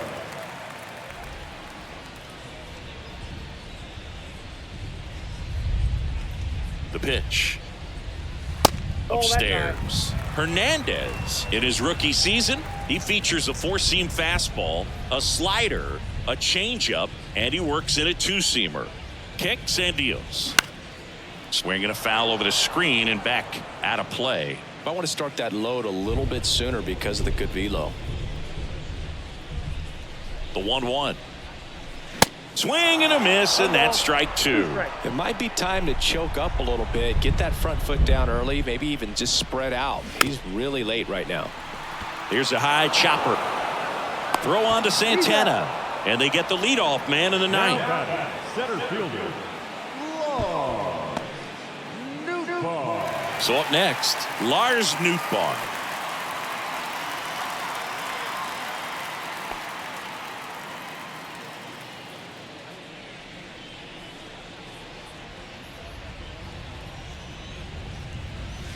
And they're at the knees. Strike 1. Bullpen activity starting up now. Dwayne Underwood Jr. is loosening up.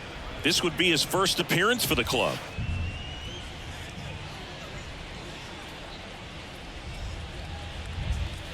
Just off the outside edge. And the count even 1-1.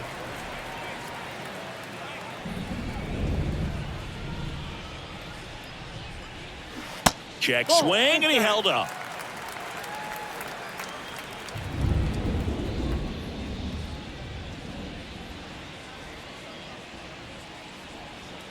That misses. 3 balls and a strike.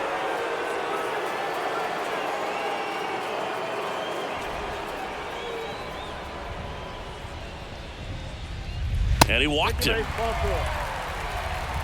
His ability to draw walks has been something that's been part of his career since day one. Tommy Edman next up for the Cardinals.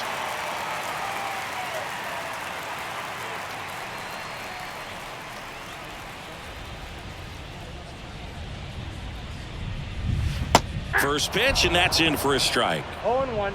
Nootbaar leads off first with 1 away. In for a strike, and it's 0-2. 0-2 count, both pitches on the inside part of the plate. Hitter is thinking, I don't want to get beat here. This is a good time for something off speed away. 1 ball, 2 strikes.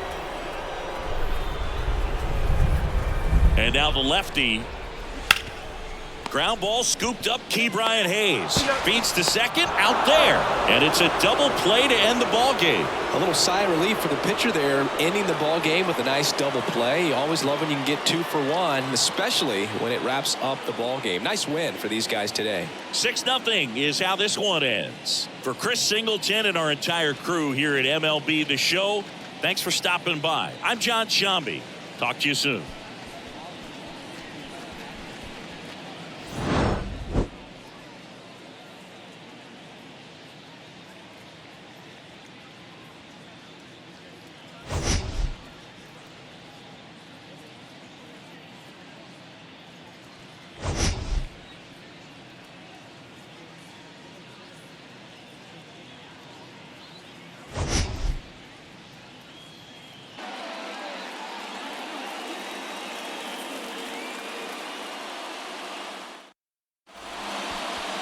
All right, just about set to go.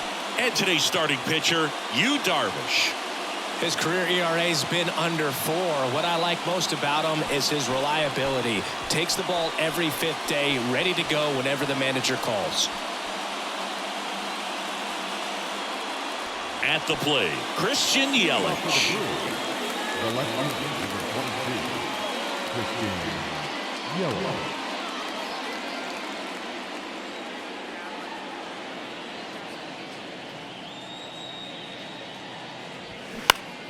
And a pop-up, right side, foul territory. Cronenworth drifts towards it. He's there. He's got it. And there's one down. Batting second, the shortstop, Willie Adames. Willie Adames stands in. Darvish, who's played for the Rangers, Dodgers, Cubs, and Padres, but he's been an all-star in both leagues, Singy. An all-star and a fan favorite, is really become an endeared player to the Padres fans there. They got a mural painted of him somewhere in the city.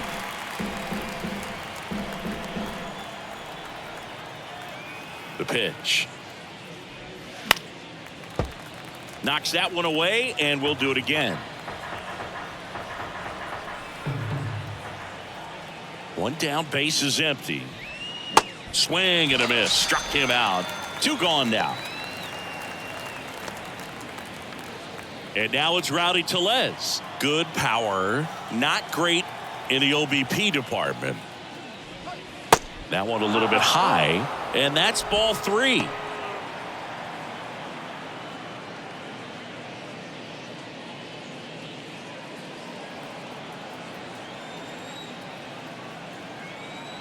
The wide to kick the pitch. There's a strike. Full count.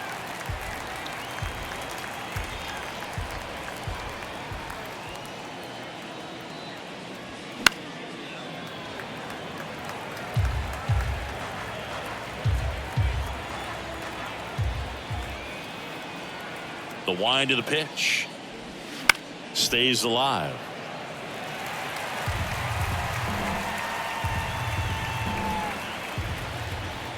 Three-two now. And a foul ball. He stays alive.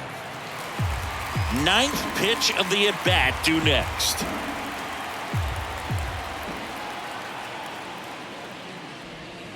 Goes down swinging for the strikeout. Snuck the fastball by him. Nobody left for Milwaukee, and now the Padres get their first opportunity in a scoreless ball game. It's Major League Baseball on the show.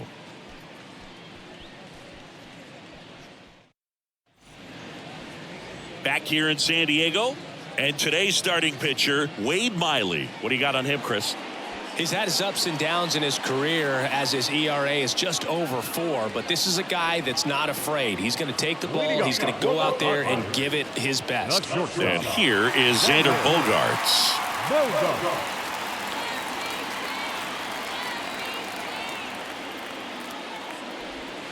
The 1-1 is fouled off. Chris, Xander Bogaerts has turned into one of the best hitting shortstops in all of baseball. He's made the All-Star team 4 times, 5 times a Silver Slugger, and Bogey's won a couple of World Series too. And now it's Manny Machado. The 2-1. Swings through that one. Yeah, from the time that he got to the big leagues, just looked very polished, was able to settle in there with the Boston Red Sox with a very good lineup, not a whole lot of pressure, but he had some quality at bats even in the World Series in his rookie season. So no surprise at all that he's developed into the superstar that he is today. Count's full. And here's a 3-2. Swing and a miss. Struck him out. Back-to-back strikeouts. Well, anytime you can punch out the top 2 guys in a lineup to start an inning, got to be feeling pretty good out there on the mound, because when you think of just having a distraction, table setters on the base paths, and all of a sudden you're dealing with the number 3 hitter, any distraction can cause you to serve up a cookie, and instead of it being a solo shot, it's a 2 or 3 run homer. Next pitch, not close, up high.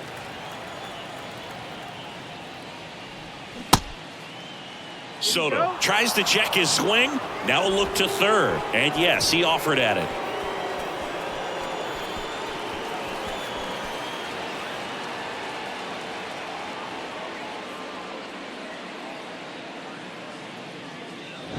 Impeccable command in that one. 3 batters, 3 strikeouts. That's electric stuff out there on the mound.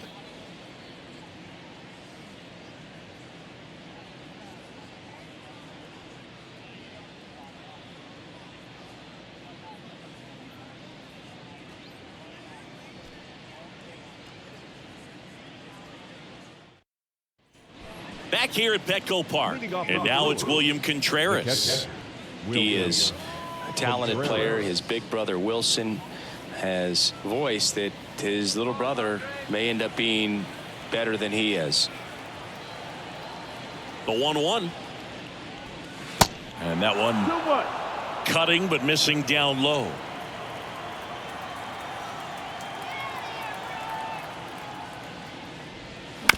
Right side. Kim. 1 out in the second.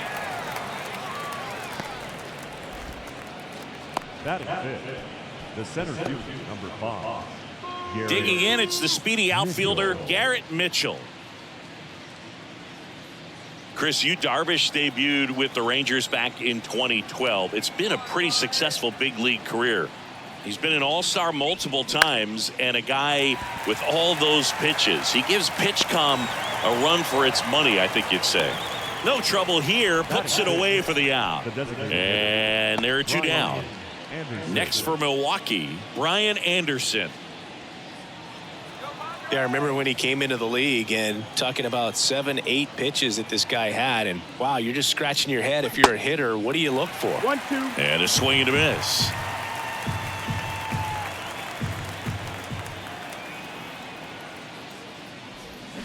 Got him. And good work there as he gets a 1-2-3. Brewers go down quietly. We'll go to the bottom of the second. No score.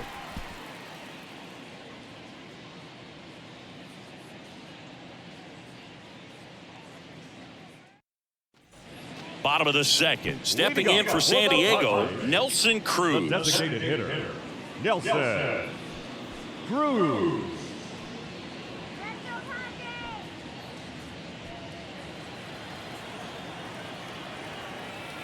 The 2-1.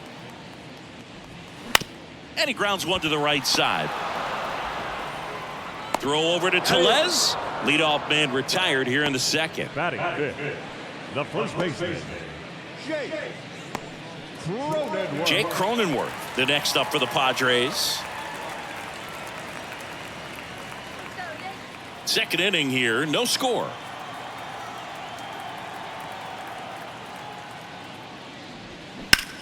Lined into right.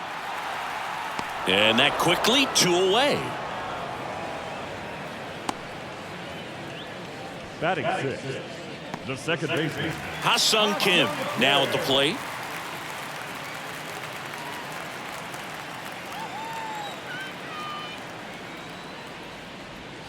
Swing and a miss. And that is strike 2.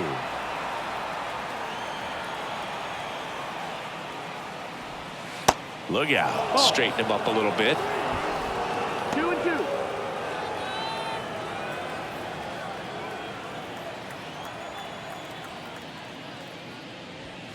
And there's a ball. Got a full count.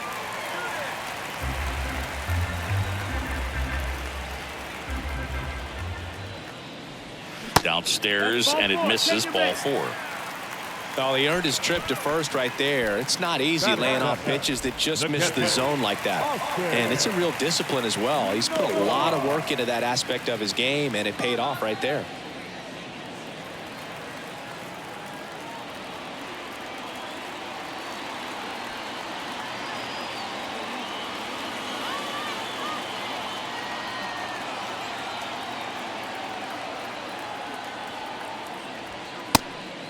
Pitch out, but no action.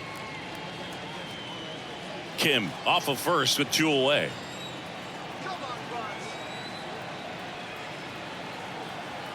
Runner. There goes the runner. On a line, base hit. They stopped the lead runner at second. Now 2 on with 2 outs. Well, they call that an advantage count for a reason. You're so much more likely to get something you can handle. That's a good sound coming off the bat, man. And as he connected out front and ripped it into the outfield, That's one of those swings where you just don't even feel the ball hit the barrel. That's a pure stroke. Runner in scoring position now, and a good opportunity to push across the first run of the ball game.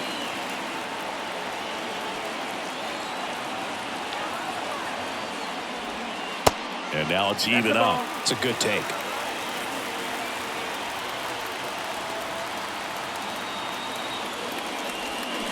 Swings and misses, struck him out. Padres leave a pair. We'll move to the third with no score.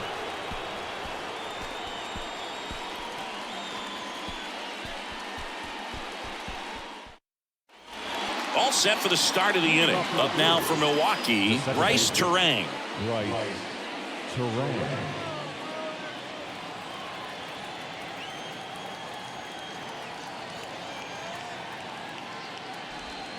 Swings through that. That's a real nice cutter right there. I mean, this guy can struggle with the inside pitch at times, so I'd say that's pretty effective if you can continue to command it on that side of the plate.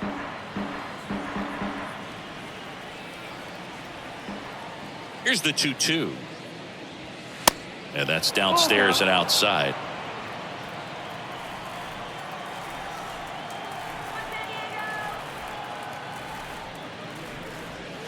Caught him looking for the K. Really love the pitch sequence right there. I'm telling you what, pitcher and catcher are on the same page right now. The third baseman, Mike Orlando.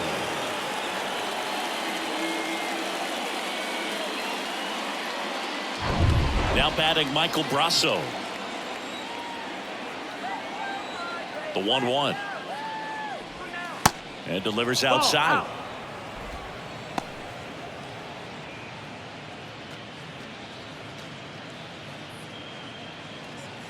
Top of the third, no score.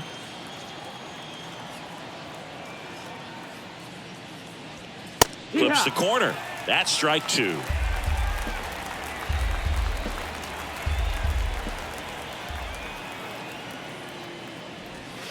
Goes down looking. Back-to-back strikeouts to start the frame, and that's now 3 in a row. Yeah, he's really settling in and getting a feel for his pitches, throwing them where he wants to right now. So we'll see how long he can keep this streak going.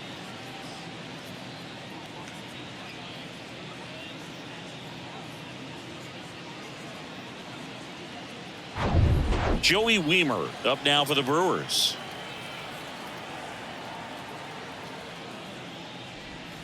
Next pitch misses. 2-1.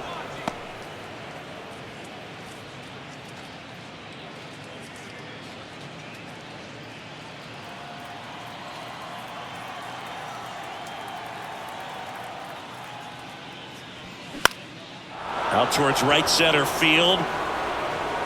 And it's into the gap. Makes the turn and heads for second. And he'll pull in there with a stand-up double. Anytime you can drive a ball into the gap the other way, it feels so good. And that's when you know you're right where you need to be at the plate. And it's even better when it gets you extra bases. Love looking in at your dugout and seeing the guys fired up. Now it's Christian Yelich. 0 for 1 with a flyout. The 1-1. And a base hit into right. Wiemer headed for the plate. He'll score easily. And it's 1-0. Always feels good when you come through and get your team on the board first. Solid swing from start to end, on time with everything, really good balance, nice extension, and he met it out front for the line drive knock. Now it's the shortstop, Willie Adames. His first at bat was a strikeout. And the righty deals. Yelich goes. Throw there. Safe. When your catcher's not a great thrower, you have to do a better job at controlling the running game. And that's throwing over, that's stepping off, doing whatever you can to try to keep that base stealer's rhythm off. Well, they weren't able to do it right there. They're going to have to make some type of adjustment, or guys are going to be running all game.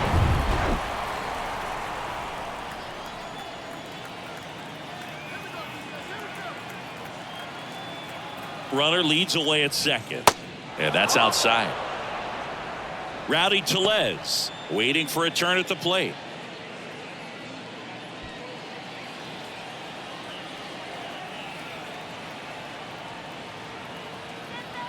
And a 3-1 on the way. So now 2 on and 2 outs. Maybe a little loss of focus on the mound right there. Pretty much gifted him first base with a quick free pass. Here's Rowdy Tellez. 0 for 1. He struck out swinging last time. Yelich, the lead runner at second. Adames on at first with 2 down. Next pitch downstairs. And that's ball 2. Really good take, especially with 2 strikes.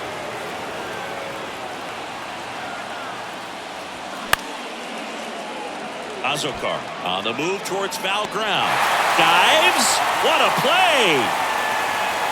Great diving catch to end the inning after the pitcher battles through a tough one. That'll fire up the dugout. Time to go hit.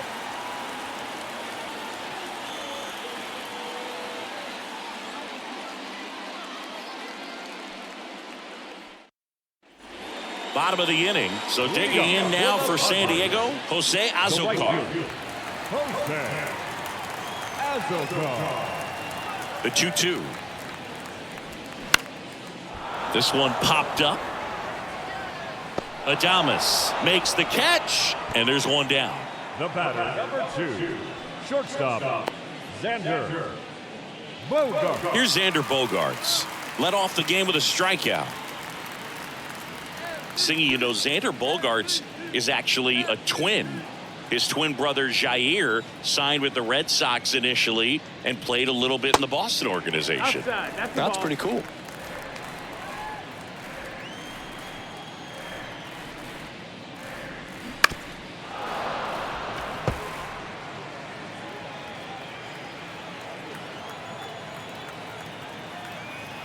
Two now. And that's too high. When former Red Sox scout Mike Lord visited Aruba for a tryout in the summer of 2009, 16-year-old Xander Bogaerts was in bed with chickenpox and a fever, and mom said, "You got to stay in bed." But she agreed to lift the order for 1 day thanks to some persuading from Xander's uncle, and after an impressive tryout, he and his twin brother Jair signed with the Red Sox. The third baseman, number 13, Manny Machado. Here's Manny Machado. He was a strikeout victim his first time. And what's interesting is Xander wanted to be a teacher when he was growing up, and obviously that did not happen. But what's cool is that his elementary school was renamed after him. The 1-1 is fouled off.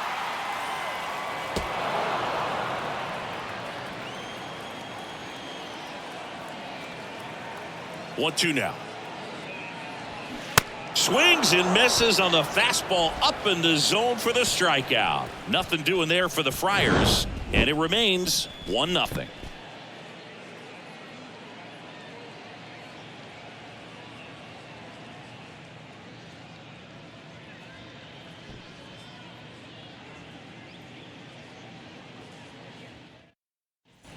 On to the fourth. Here's the catcher, William Contreras.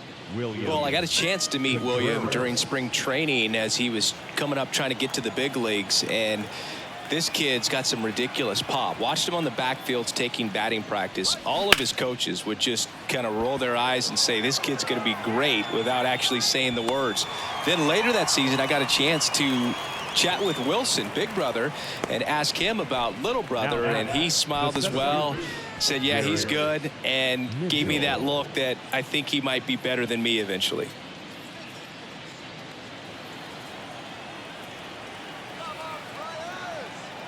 Left-hand hitter waits. Swing and a miss, and it's 1-2. He's pitching well, but not throwing a ton of first pitch strikes. Usually doesn't work out for success, but you can never predict baseball. The punch out there, that's the second out. Up next in Milwaukee. Next is the designated hitter, Brian Anderson. He's 0 for 1.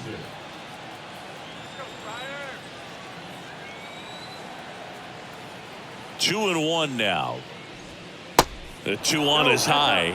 Well, these guys have had a hard time scoring in this one. The guy out there on the mound wants to keep attacking, make sure that they don't get any confidence. The 3-1. And that one is in for a strike. Full count.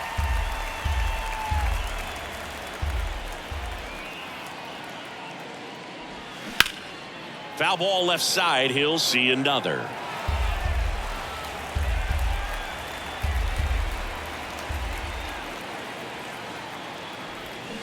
Foul ball, and it remains a full count. Good battle here. About to be the 8th pitch of the at-bat. Fouled off again, and it remains 3-2. The wind and the pitch. Gets a piece and stays alive.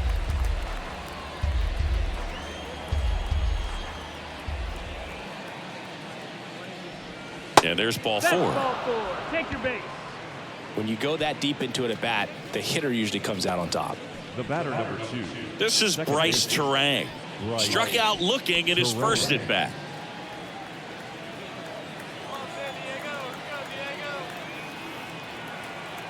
And he deals.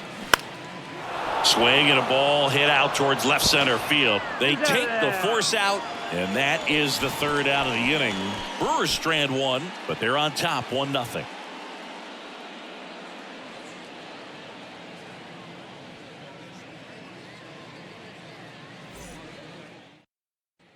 Back here at the ballpark now. Here is Juan Soto. No left fielder. Do you love the Soto shuffle? Yes, I do. I think it's a little flair, little flash at first, maybe seen as arrogant, but I think the talent backed it up and everybody was okay with it.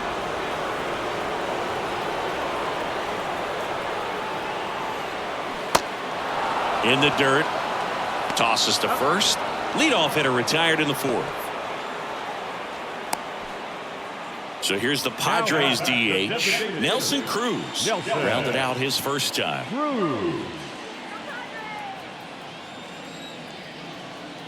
Kicks and fires. So a foul ball makes it 1-2. And here it comes. Gets a piece there. We'll do it again. Here's a 1-2. 2-2.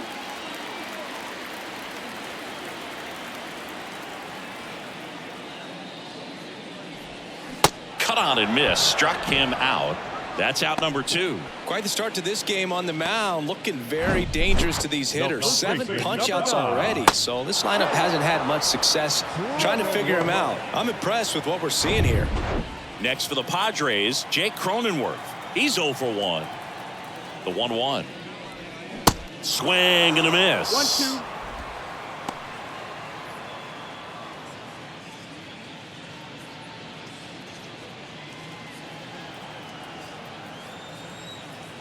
Two down, nobody on. Ground ball right side. Terang over to first in time. That takes care of Cronenworth. Inning over. Nothing doing here this half. We played 4.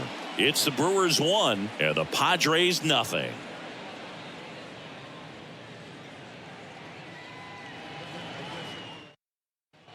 And welcome back. Top 5, John Sciambi with Chris Singleton.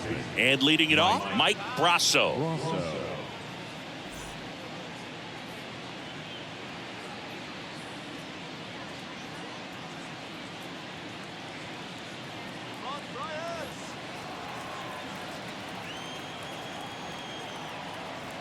And a pitch. That one at the knees for a strike. 2-2.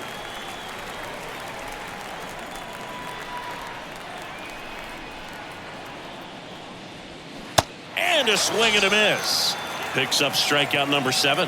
He had him out in front, which isn't easy to do against a hitter like this, known for using the entire field. Just couldn't sit back long enough on that one. Next for the Brewers, Joey Wiemer. 1 for 1 with a double and a run scored. The pitch. Ball. Looks like he's being a little cautious with him in this at bat after doubling the first time up. Doesn't want to make another mistake.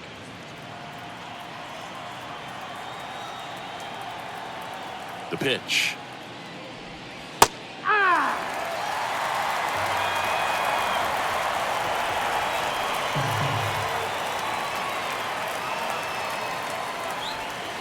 Got it by him for the K. Well, that's a blue zone right there, or the cold zone on the hitting chart. Just doesn't have much success in that part of the strike zone. And a really good job of the pitcher executing. Try to go there as often as you can. The numbers are in your favor. 3 balls, 2 strikes the count. And that one ripped to left. And that's a fair ball. And that rolls into the corner. Around first and hustling for second. In safely. It's a double. And his second hit. Well, here we are, 3rd time through the order, and this is where we see the OPS jump up. Manager might have to go to the bullpen a little bit sooner than he anticipated.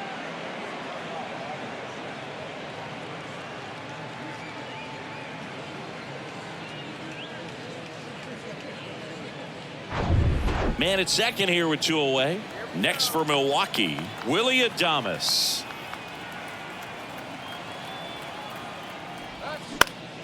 Late swing fouled off. Yelich on at second with 2 down.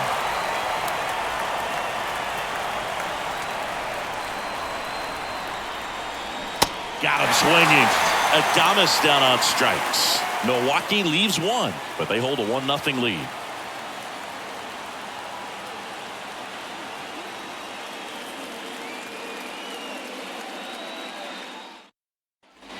Welcome back. Now it's the second baseman, Ha-Sung Kim. The second baseman, Ha-Sung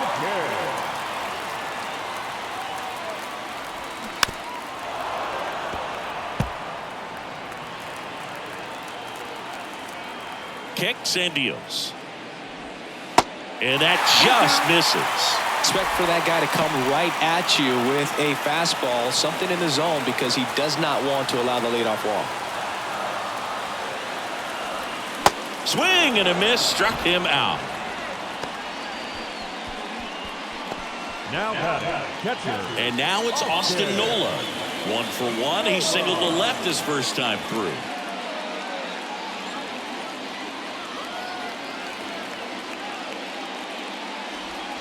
Strike 2. 1 and 2 to count.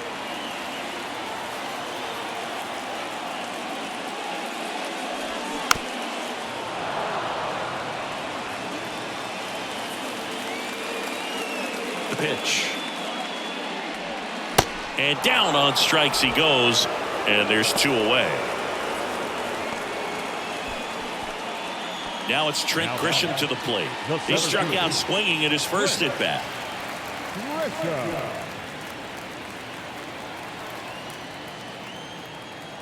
And a pitch.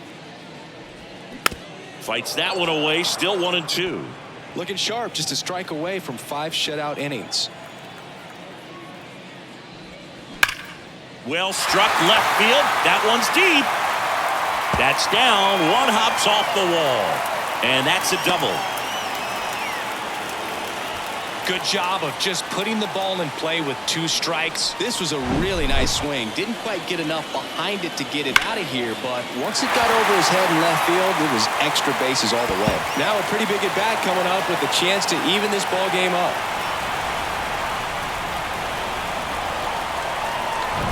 Jose Azocar, the next up for the Padres. Flied out to center in his first at bat. The next pitch misses. 2-1. As a pitcher, you know the runner on second is ready to push things with his speed. A base hit's probably going to be a big run, so you really have to execute on the mound.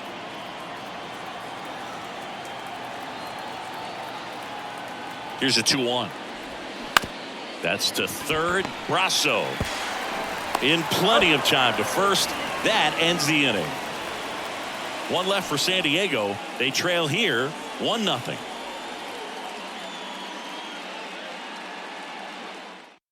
So the Padres with a new arm on the mound, Ryan Weathers. He last pitched 4 days ago, so he should feel pretty fresh. Your attention, please. Now pitching for the Padres, number 60, Ryan. And now Rowdy Tellez. And remember, he was absolutely robbed of a base hit last time up. You know, this is kind of a tough matchup as a left-handed hitter facing a left-handed pitcher. What you tell yourself is, I want to stay square to the plate, try to hit the ball over the shortstop's head. Well, these Brewers really impressing me with the quality of their at-bats in this one. It's been fun getting a chance to see them go to work. They really made that opposing starter work in this one. Ran his pitch count up, and now they've got an opportunity to continue making things difficult on the bullpen. And no, they haven't broken through in a big way in the runs column, but with the way they're grinding out at-bats, it definitely feels like there's potential for more coming. And a pitch. Swings through that one. It's a strikeout. And he's down on strikes for the second time today. Well, you see him trying to pull that inside pitch right there, and that's not the kind of approach that you want to have. Even if you do get to it, it's going to be very difficult to keep it fair. You're just going to make it a long strike at best. You have to be able to stay within the baseball on the inside of that path to it, and that way, if you're a little quick, the ball gets hit hard somewhere, and it's not foul. And it's ball 4. He missed down low. Pretty easy walk right there. Last pitch wasn't even much to think about. One gone, runner at first. Garrett Mitchell will hit next. Contreras, the runner at first, with one gone in the inning. And that one lifted in the air center field. Grisham settles under it. Makes the catch. That's out number 2.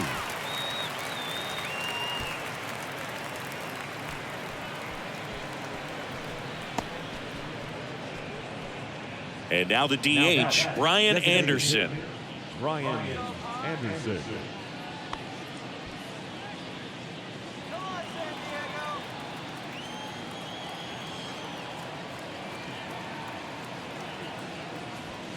Swing and a miss. And the count is 1-2. They can live up in the zone all game if guys will chase it. That's just too much velocity. Hitters got to look down in the zone.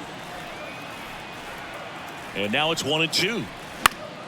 That's foul off to the right side. Keeps the AB going.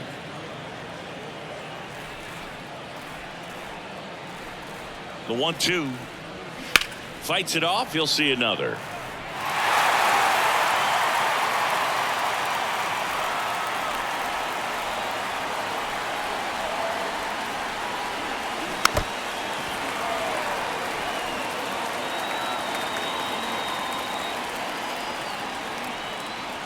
One and two now.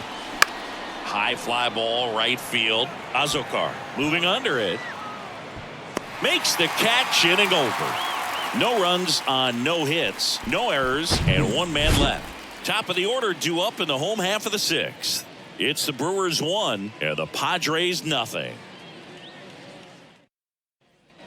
Back here in San Diego, bottom of the 6th. And here comes Sander Bogaerts.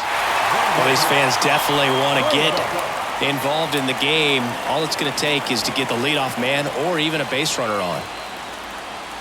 Pitch misses inside. 2-1.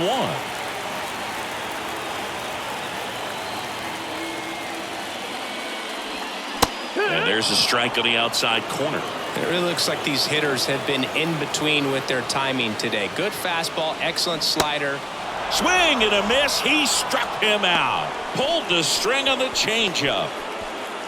Here's Machado. If you don't get ahead in the count, you can forget about having any success against him.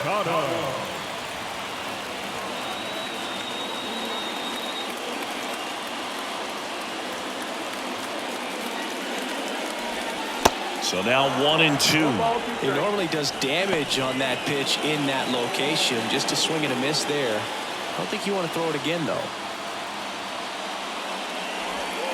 Swing and a miss, and he is down on strikes for the 3rd straight at bat. Tasked with 1, 2, and 3 to start this inning, but no trouble so far. I'm sure he'd love to strike out the side here.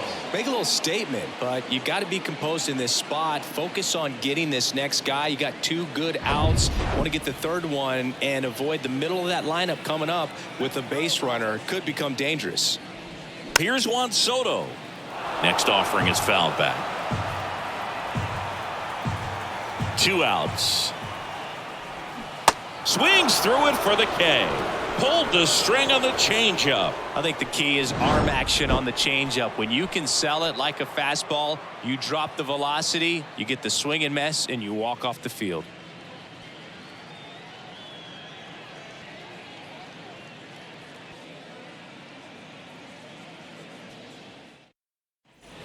Top of inning number 7. Here's the second baseman, Bryce Terang. Bryce Terang. 1-1 now. Swing and a foul straight back. And now the lefty goes down looking for the strikeout. Called strike 3 on a fastball up in the zone. Up now for Milwaukee, Mike Brasso, who's 0 for 2 with a pair of strikeouts. And the pitch. Top of the zone, and it's called a strike.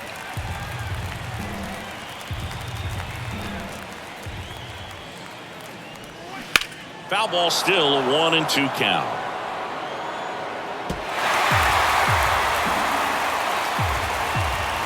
The line to kick the pitch.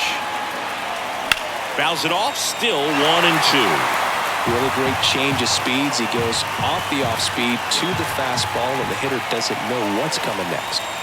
That misses, and it's 2-2.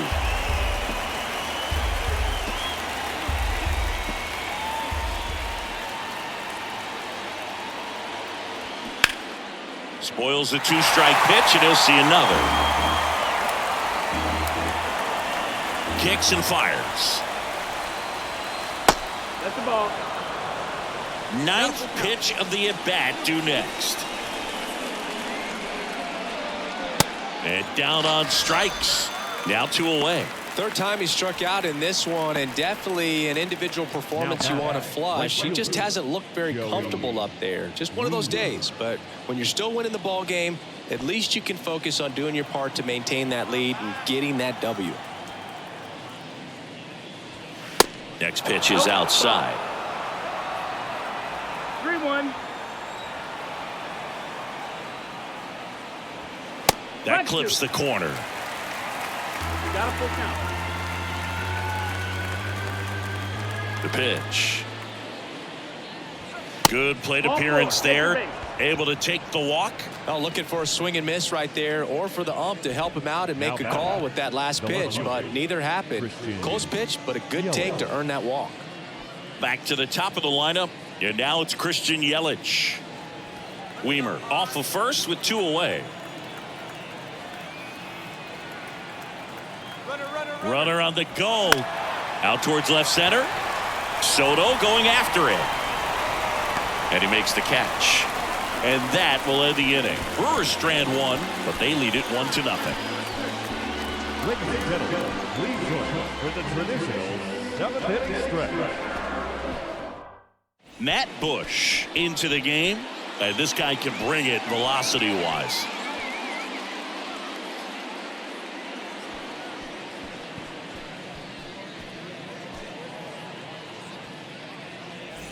Now the DH for the Padres, Nelson Cruz. The designated hitter, Nelson Cruz.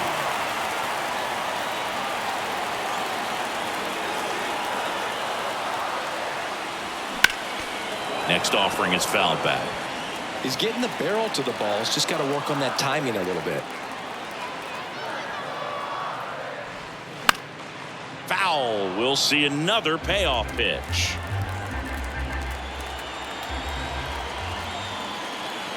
The tying run at the plate. Keeps the at-bat going with a foul ball.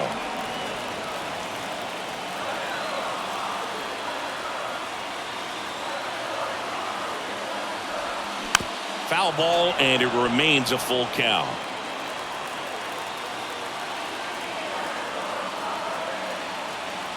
Looking to get the tying run on base. And he walked him. Well, that's a nice job of grinding out that at-bat. Saw a lot of pitches and ends up drawing the walk. Very gritty. Jake Cronenworth getting ready to hit.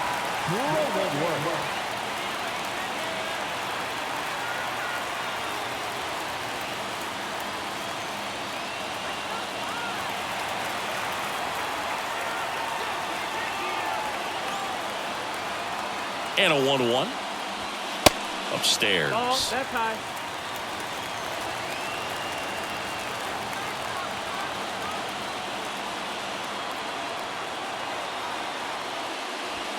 Edge of the zone for a strike. 2-2. Well, it looks like he's wanting to work the upper part of the strike zone. What does that mean? Top hand better be working for the hitters. Adjust that side a little bit. Give yourself a chance to hit. And now 2-2. Battling here as he fouls it away.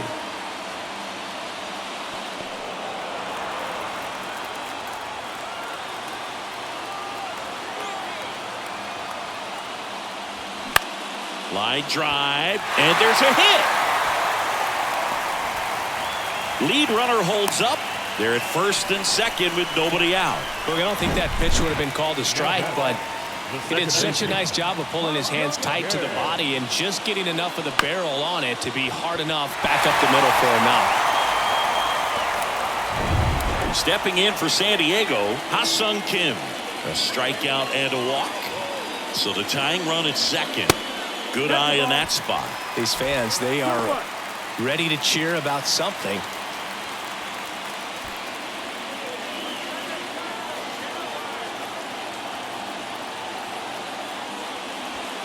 That one pushed foul. The possible tying and go-ahead runs on base. Nobody out.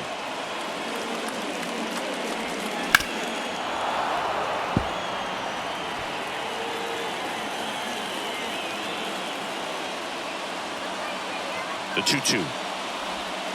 And that one almost got him.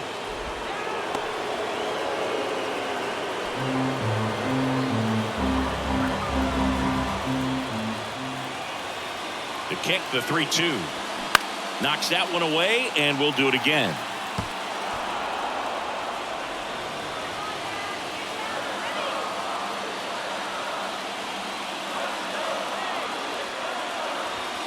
Struck him out looking. Fastball at the letters, froze him for strike 3. So far, just one of those days for this lineup. You get a couple of runners on, and you're looking at having a big inning, and that strikeout right there just pours water on the fire. Look for the next hitter to step up and try to do something, pick up his teammate and his club. Elvis Peguero will take over here. This is his first appearance of the season. Next, it's the catcher for the Padres, Austin Nola. 1 for 2. Here's a 1-1. Rolled softly, but that goes foul.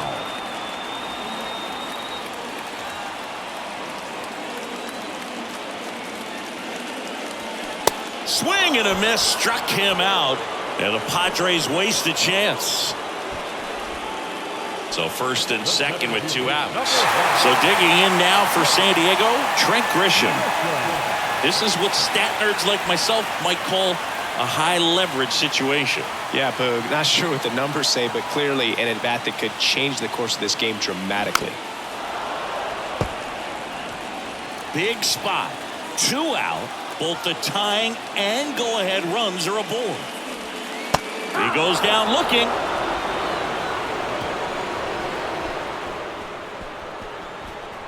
Oh, this guy competes hard. We see the emotion there. I love it. Great job of getting out of the jam.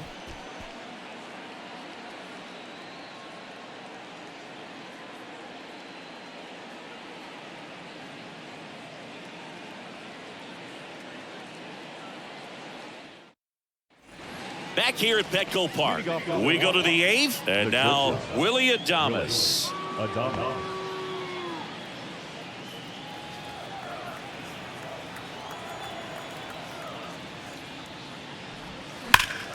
Gets a piece there. We'll do it again.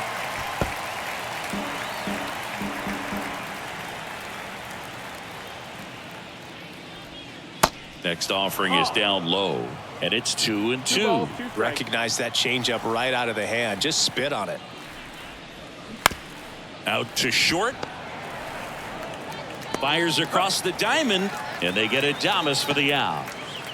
Now back, the first baseman, Rowdy Tellez. So digging in, Rowdy Tellez.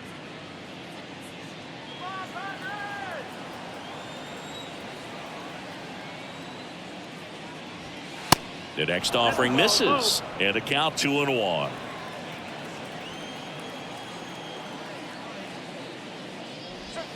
Swing and a miss as he was late.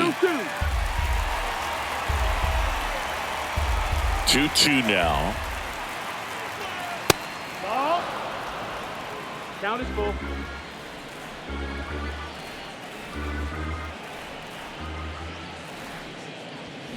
Got him swinging for the strikeout. Chased the fastball up the ladder for strike 3. Third time he struck out in this one, and definitely an individual performance you want to flush. He just hasn't looked very comfortable up there. Just one of those days. But when you're still winning the ball game, at least you can focus on doing your part to maintain that lead and getting that W.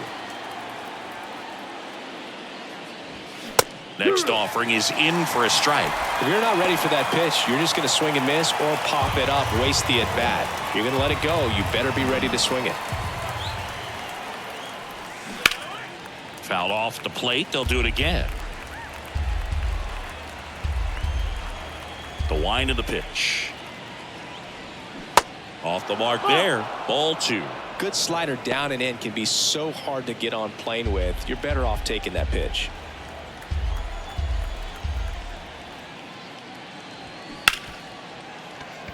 Lays out, but he can't squeeze it. He doesn't have a play, and they don't get the out. Well, just a total nightmare for lefties. I'd be very surprised to see that matchup again. Pitch was in and off the plate. So hard to do anything with a pitch in that location, but somehow he got the barrel to it and hit it well. Pretty amazing. And now the center fielder, Garrett Mitchell. And a swing and a miss. And that will end the inning. Milwaukee leaves 1, but they still lead it 1-0.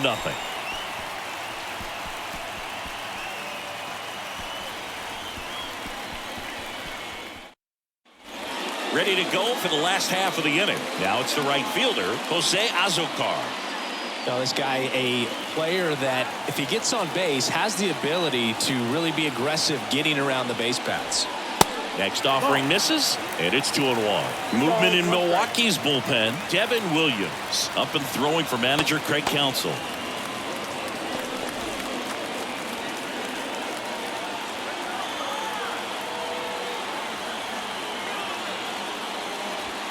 That's inside. 3-1. Well, he's so great about hitting the ball the other way. He gets those arms extended. So right there, just trying to straighten him up a little bit so he doesn't have as much outside plate coverage. The 3-1.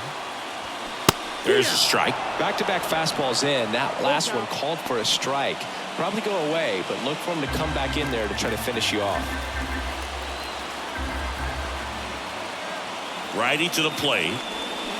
Swing and a miss. Had him out front for the strikeout. Pretty big strikeout right there to start this 8th inning. Down 1. Any leadoff base runner really makes this inning a bit more interesting. But now this offense has to switch from possibly trying to manufacture a run to needing to run into something or just try to string multiple hits together to get a run across the plate. New pitcher on now, number 33. He's into the game with the bases empty.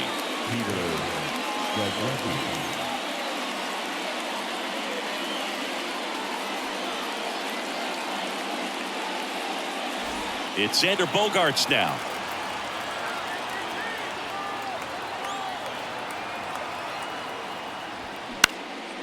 Popped in the air, left field. Yelich should have it.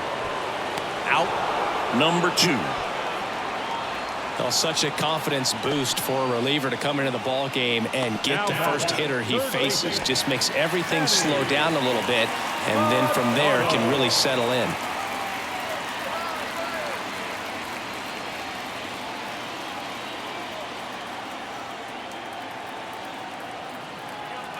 At the belt and fires. That pitch gets the corner. That is strike 2. Man, I mean, nice job just presenting it to be better than it actually was. In the air to left down the line. Yelich right there to make the grab. And that's the 3rd out. Padres go down quietly. Still behind by a count of 1-0.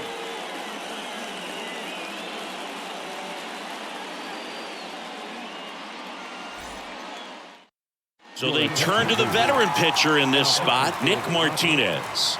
Just trying to keep this one close here, and this is where a bullpen can give their guys a chance to fight back into the game. So here's the Brewers DH, Brian Anderson. Designated hitter, Brian Anderson. The 1-1. And downstairs. 2-1.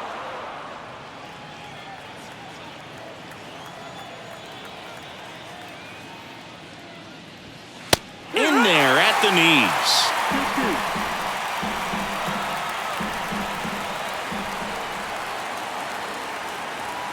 That one missing inside. Well, that two-seam fastball is a great pitch from a right-hander to a right-handed batter. Just really teases the inside part of the plate, runs in on the hands. That one misses. So a leadoff walk. Well, he tried to nibble right there and just missed his spot. Hitter didn't offer at it. Now he has somebody to worry about over at first. Bryce Terang, the next to hit. One-run game here in the top of the ninth. Next offering is in for a strike. A 1-2 count. All he's seen is fastballs. You've got to expect something off speed. Stay back.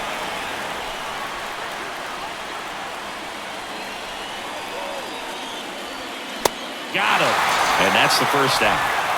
Third time he struck out in this one, and definitely an individual performance you want to flush. He just hasn't looked very comfortable up there. Just one of those days. But when you're still winning the ball game, at least you can focus on doing your part to maintain that lead and getting that W. Right-hander kicks, deals. This one popped up. Foul ground, first base side. Great catch, foul ground up against the wall. That hanging breaking ball looks so juicy to the hitter, and nothing more frustrating when you miss that pitch and you pop out. He's going to have to think about that till his next at bat. Joey Wiemer digs in now.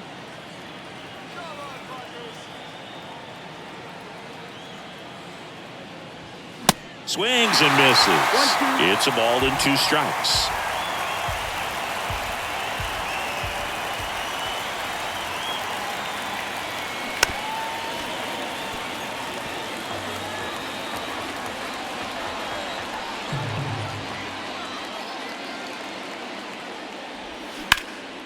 That one lifted to left. Soto gets under it.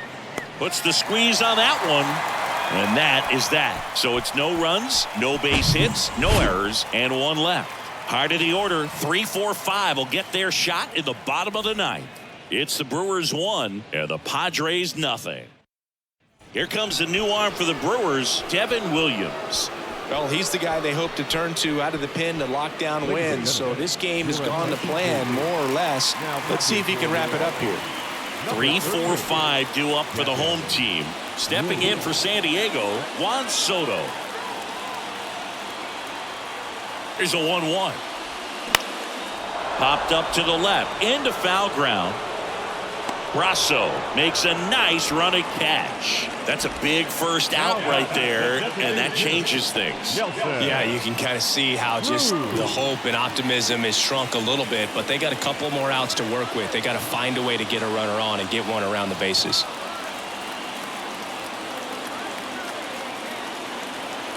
Here's a 1-1. There's a strike.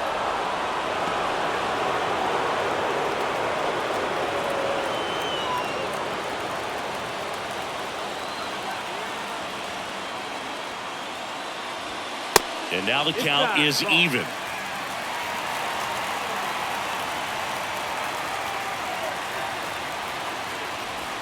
Got him looking. Now only 1 out remaining. Man, that was nasty. A backdoor screwball. That looked like a wiffle ball coming out of his hand, and I'd be locked up too. Pretty much acts like a curveball from the opposite arm slot, so you just don't expect it to come back to the corner like that. Enjoy that, folks. You don't see something like that very often. Stepping in, Jake Cronenworth. In the air, fairly deep to right field. Makes the catch. Ball game. And the Brewers claim the win here behind some great pitching and defense. Well, this one was all about the pitching and defense. Outstanding job of the pitchers, really attacking hitters, trusting what the catcher was putting down, and trusting the guy standing behind him to make the plays defensively. Sometimes you want to see a high-scoring game, but sometimes you can appreciate the artistic beauty of what these guys did on the mound today. The final 1-0 for Chris Singleton and our entire crew here at MLB The Show. Thanks for stopping by. I'm John Shambi. Talk to you soon.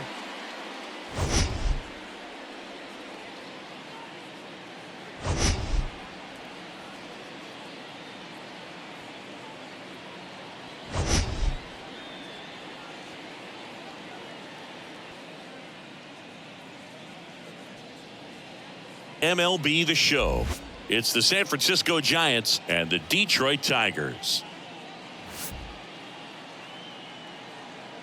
First pitch coming your way next.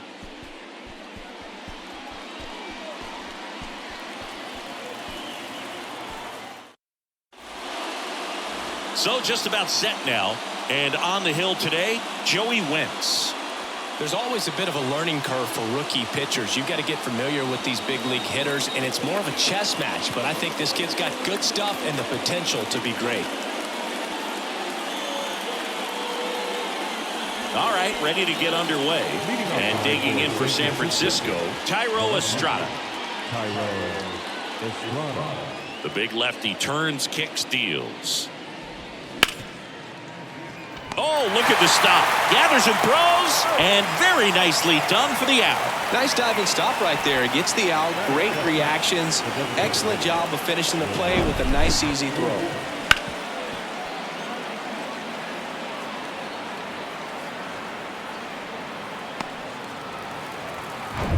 And now it's Wilmer Flores. One down, base is empty.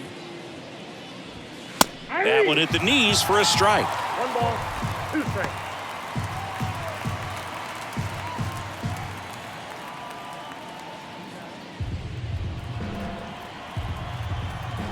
The 1-2. And that misses off the outside edge.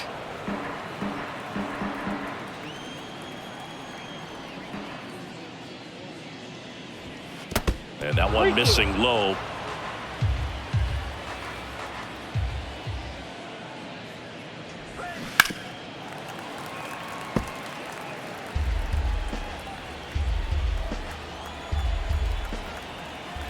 And a pitch. Got him looking. That's a strikeout.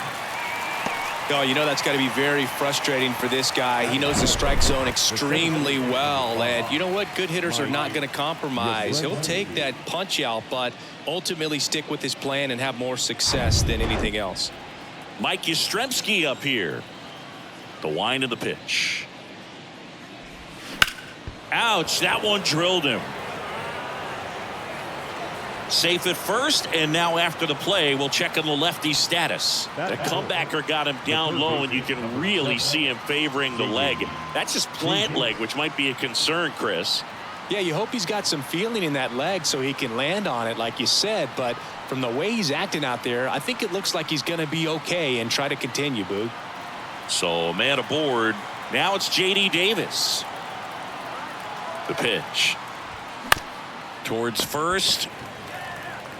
He takes it on his own, and the inning is over. So the Giants leave one. And now the Tigers get their first opportunity. No score. Back after this on the show.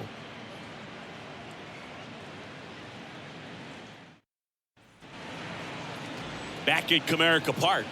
And on the hill for the Giants, Sean Jelly. It's a tough veteran lineup on the other side, but I'm excited to see what this rookie can do in this one.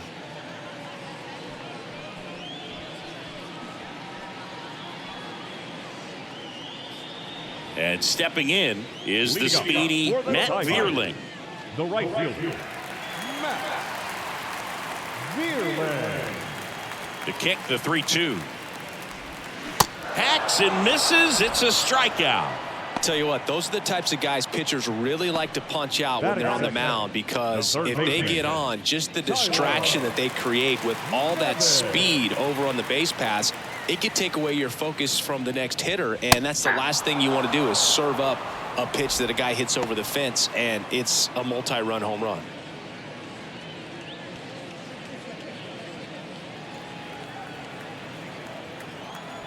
The 1-2. Swing and a miss, struck him out. Couldn't catch up to the heater. Well, anytime you can punch out the top two guys in a lineup to start an inning, got to be feeling pretty good out there on the mound, because when you think of just having a distraction, table setters on the base paths, and all of a sudden you're dealing with the number 3 hitter, any distraction can cause you to serve up a cookie, and instead of it being a solo shot, it's a 2 or 3 run homer. That's off the mark. 2 balls, 2 strikes.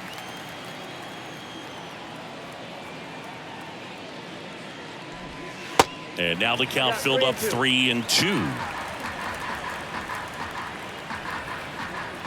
And a 3-2. Battling here as he fouls it away. You see how the catcher wanted that pitch up and in. Wanted to try to tie him up. That's the one thing we're seeing, that high fastball. You have to get it up. Got him. Strikes out the side to begin the game. What a start. Impeccable command in that one. 3 batters, 3 strikeouts. That's electric stuff out there on the mound.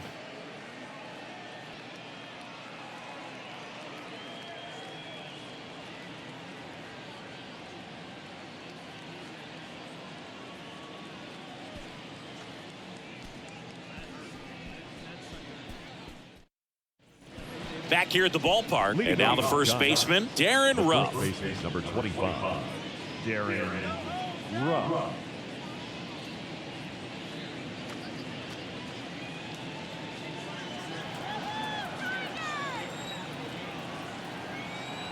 The 1-1. Outside corner, there's a strike.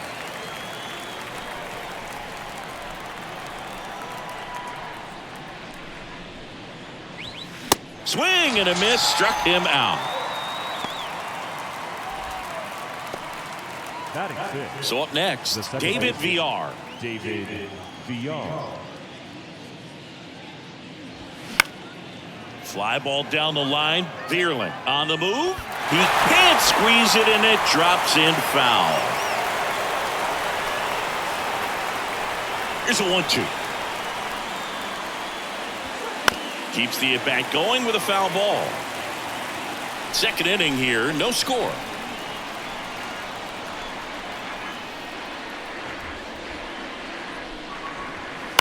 Swing and a ground ball out to short. Tosses to first, and that quickly 2 away. Batting 7, the shortstop, Brandon Crawford. Here's Crawford now, open stance on that left side. Brandon Crawford, a kid who grew up a Giants fan. His dad had season tickets at Candlestick Park, and then at, what was it initially, Pac Bell Park. That one misses, and it's 2-1.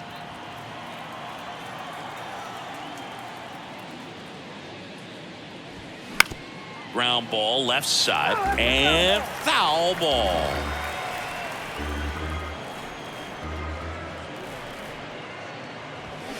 Spoils that one, and it remains 2-2. And a pitch. Baez. That's the third out. Nothing doing for the offense that time. We go to the bottom of inning number 2. We're tied 0-0.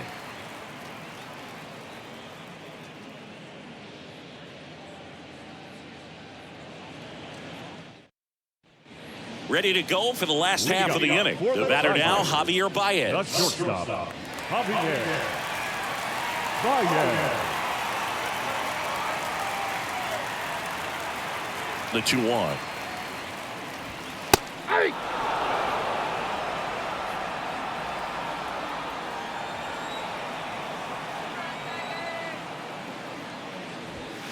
Goes down looking. Well, just couldn't pull the trigger on the fastball right there, and I don't think he was taking it, thinking it might be a called ball or anything. I just think he was flat out frozen. Did not expect that location, in my opinion. Next to hit, Eric Haas. This to third. Now the throw to first on the run. Already 2 out here in the home half of inning number 2. The designated hitter, And the batter now, Spencer Torkelson.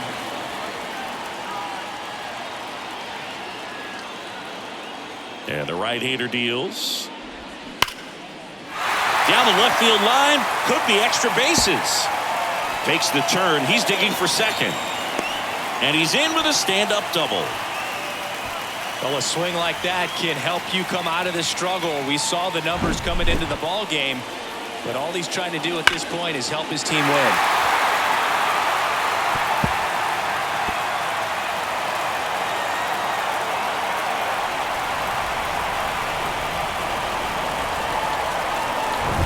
And now up to hit, Miguel Cabrera. Runner leads away at second. That misses the zone. 2 balls and a strike. Well, they're looking to get on the board first here after that clutch 2-out double made this inning interesting. Torkelson stands at second with 2 gone.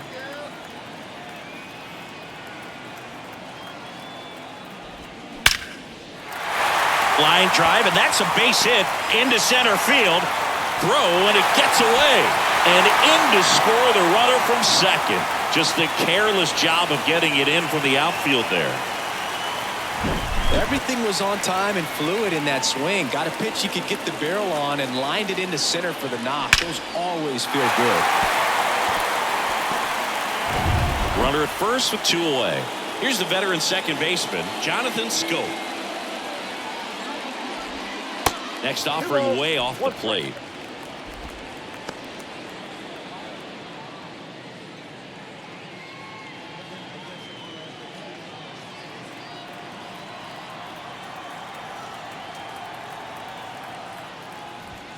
And that's in for a strike.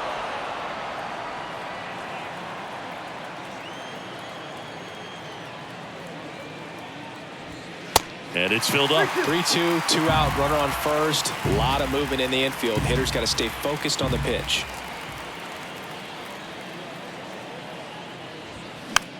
Swung on, popped up on the infield. And that is that. So 1 run in the inning on this base hit. It's now 1-0.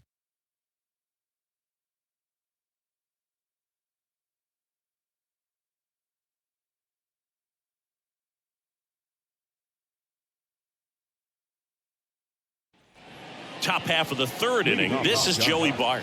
The catcher, Joey Bart. The wind and the pitch. Off the mark there. Now 2 balls and a strike.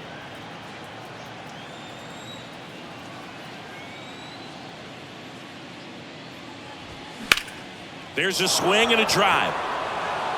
That's back. And out of here. He flexes his power with that swing. His first homer of the year. It's 1-1.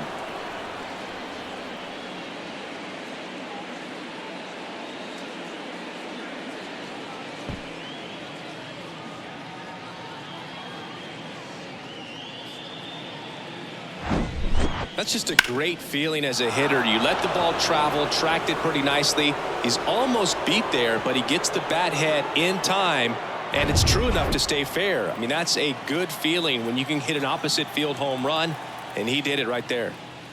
Here's Elliot Ramos. Swing and a ball lifted left field. Haas gets under it, and he makes the catch. 1 away. Now batting, left fielder, Thairo Estrada to the plate. Rolled out to second in his first at bat.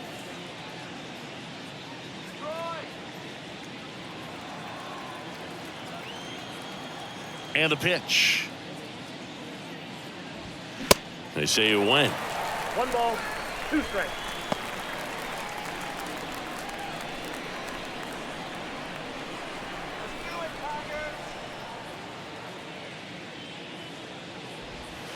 Swings through it for the K. Couldn't catch up to the heater. Good pitch right there. I mean, he's attacking a location that this guy at the plate tends to have trouble with. And there's just so much information in this day and age, sometimes too much information, but the guys that can take that information, process it, and then go out there, Boog, and execute the pitch, go right after that hitter, and get the result that they were anticipating. That's really good pitching right there, and it's a good job. That ends the inning, so we take a break. It's a run for the Giants on the solo blast. All even now at 1-1.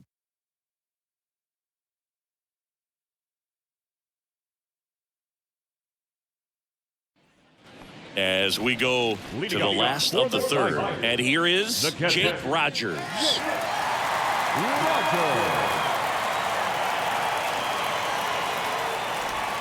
Going to count 1-2. Clearly he was sitting on a fastball right there and just ended up out in front of the slider. Hey, you can't fault him for his commitment. Now he's just going to have to battle with 2 strikes. Cuts and misses. It's a strikeout. Back to the top of the Detroit order. Digging in, it's the speedy outfielder, Matt Vierling. 0 for 1. He struck out swinging last time. Ball to strike. The pitch. Just missed. 2-1.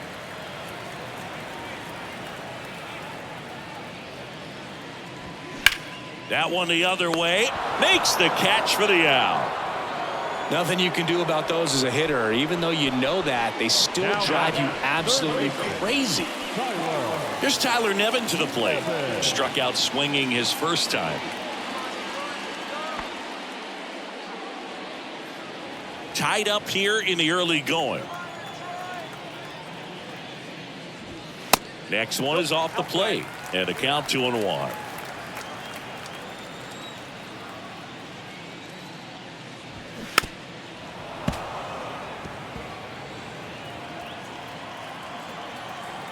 The pitch stays alive.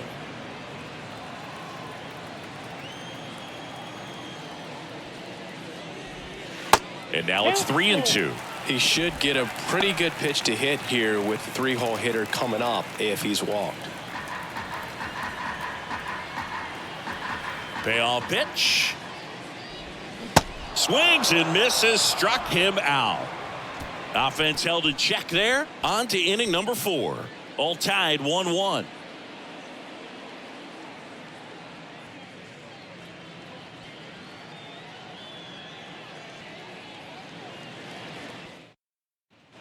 And welcome back. John Sciambi with Chris Singleton. And set to lead off the 4th, Mike Yastrzemski. Yastrzemski.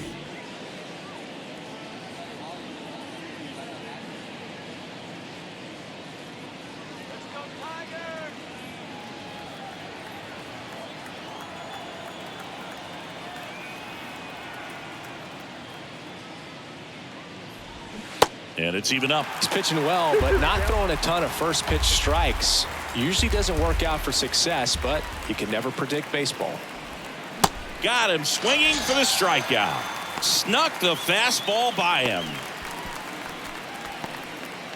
Now it's J.D. Davis. Grounded out his first time up.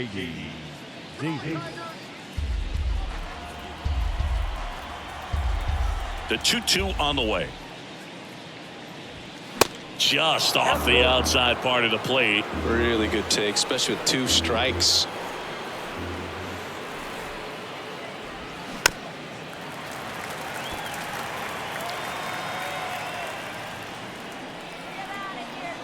Three and 2 now.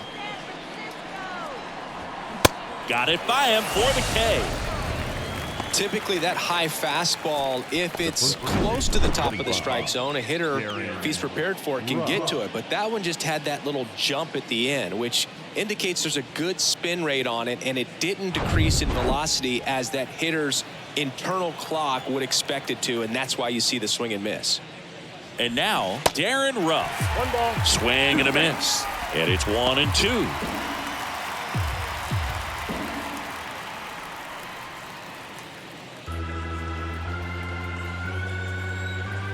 And here it comes. Fastball almost got him 2 there. balls, 2 strikes.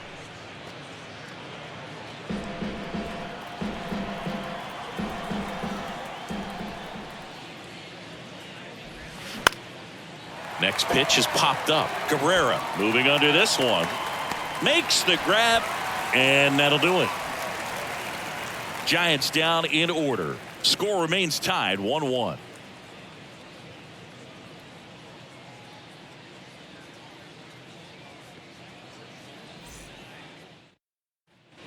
Ready to go. Bottom Leading four. up, Here's Riley Green. The center fielder, Riley Green.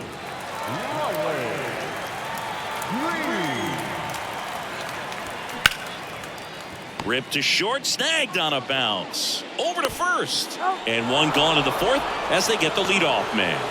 Now batting, Baez. Now it's Javier Baez. Caught looking his first time up.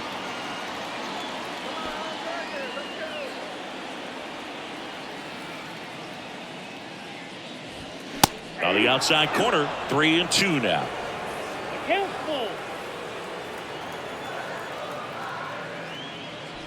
Inside, and it hit him.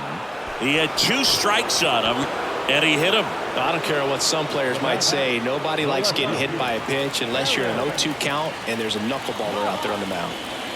Baez at first, one gone. Next offering is in for a strike. With 2 strikes, may see some movement over there at first base, trying to stay out of a double play here. The kick and the pitch. Runner goes. Cut on and miss. Throw to second. Out there. And that ends the inning. Trying to make something happen there on offense, but that's the risk you run. Awesome. Strike him out, throw him out. Double play to end the inning.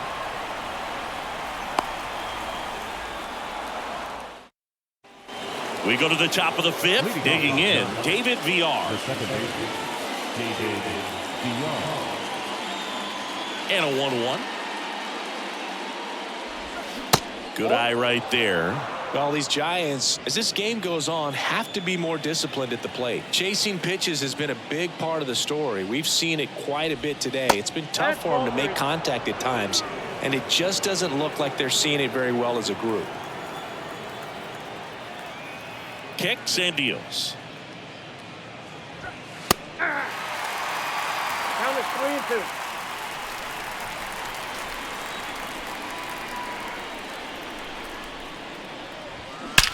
That one ripped left field. And gone! A big blow to the home fans. His 4th home run of the season. It's 2-1.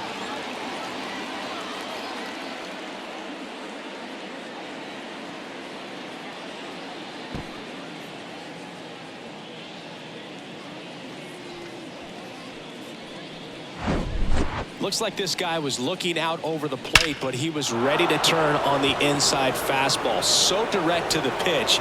Absolutely blasted out of this ballpark. Here's Brandon Crawford. 1-1 now. And that's a strike. And on the mound, you know confidence has to be pretty high with all of the swings and misses. He's had them eaten out of the palm of his hand pretty much all game.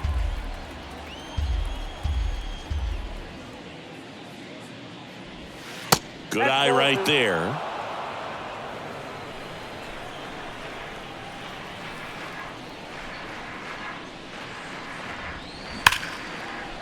Line drive, and that should be extra bases. Around first and hustling for second. And that's a double. Seems like he got exactly what he was looking for right there. Showed a willingness to drive that pitch the opposite way. Didn't get jumpy, didn't try to pull the ball. He let it get deep, took the barrel right to it, and then extended through the swing for the line drive base hit.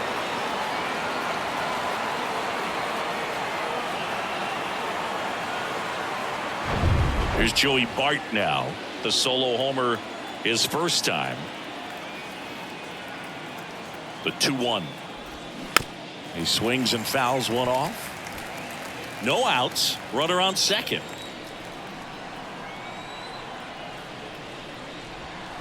Strike 3. Got him looking on the changeup. Elliot Ramos, the next Giant to hit. 0 for 1 with a flyout.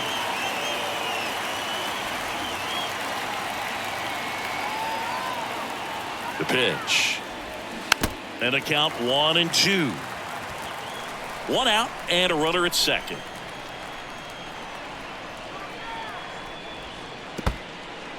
Now he can't squeeze it behind the plate. And the runner holds. Activity in the bullpen for Detroit. Number 62 preparing to come on if needed. Foley getting cranked up as well.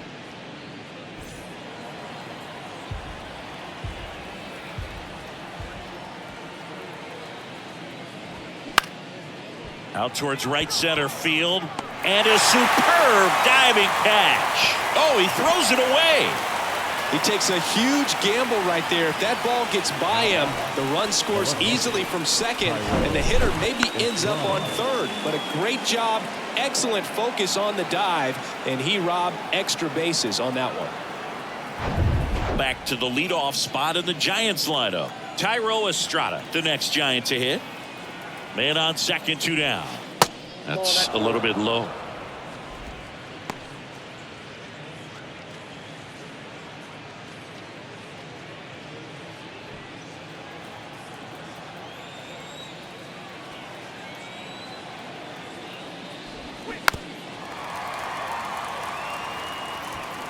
Runner at second, 2 down.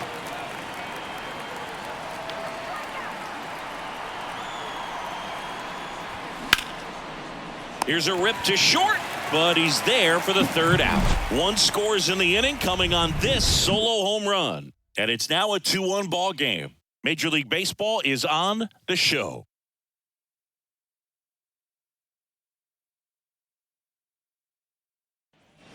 We head to the bottom of the 5th. Now it's the DH, Spencer Torkelson.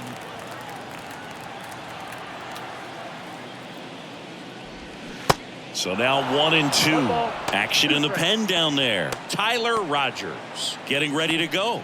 Rogers getting loose as well.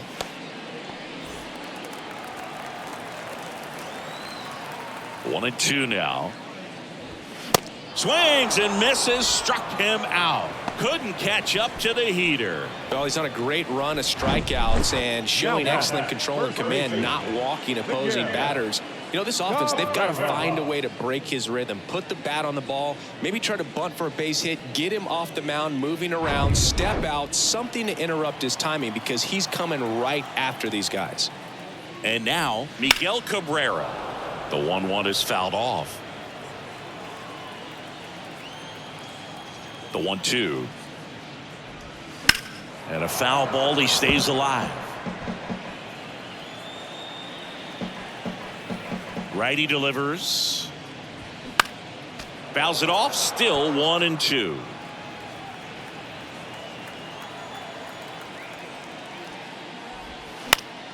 Spoils the 2-strike pitch, and he'll see another. The 1-2. Ball 2. 2-2 to count.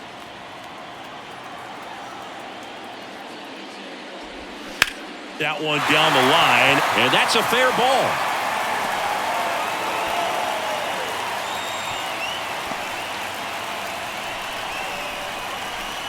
Number 7, second baseman, Jonathan. Runner on at first with one gone. Jonathan Schoop getting ready to hit. He's 0 for 1.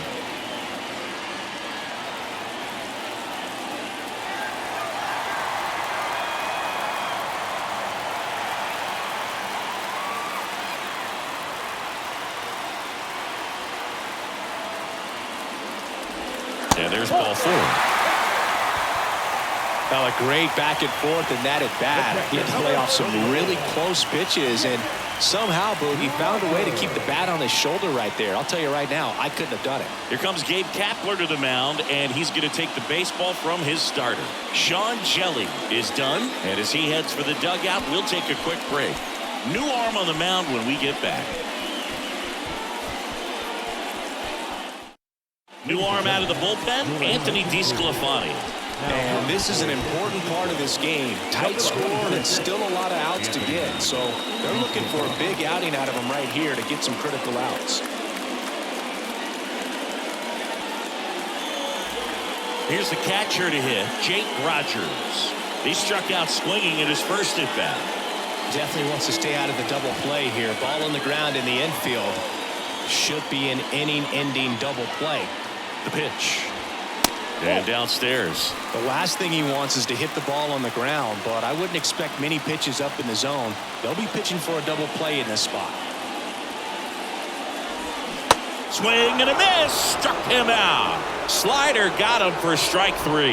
Well, that's the money maker right there. 2 strikes, slider down and away from a same side thrower as the hitter. I mean, that's just tough. You're looking to protect with 2 strikes and very difficult to lay off.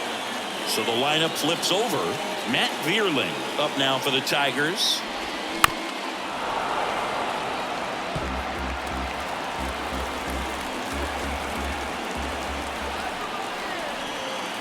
And the righty deals. Up the middle. Crawford. They get the force. 3rd out, and that ends the frame. So the Giants pen gets the job done. We're through 5. It's the Giants 2 and the Tigers 1.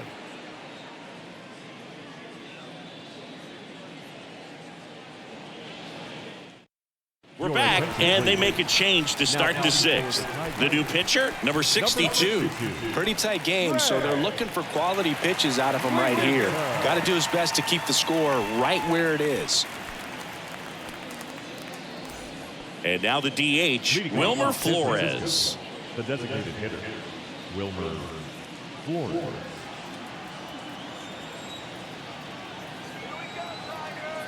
The 3-1.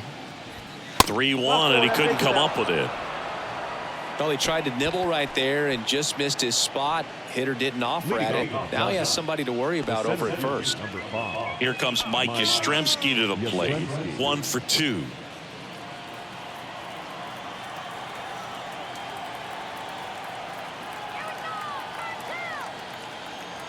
The 1-1.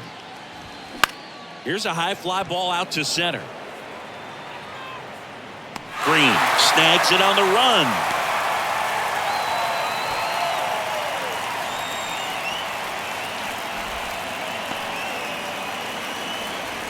Here's the 3rd baseman, J.D. Davis. The 3rd baseman, J.D. Davis.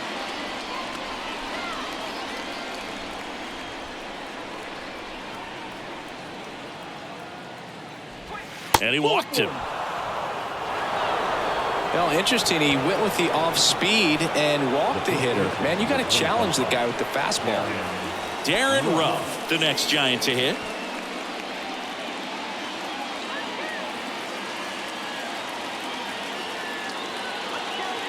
Two on, 1 out. And there's a ball.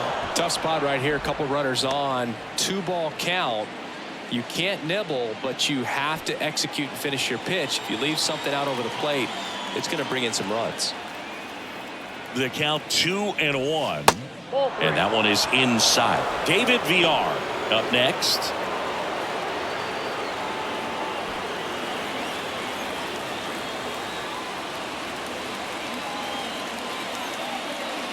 Righty to the plate. And there's a strike to the outside corner. And the count's full.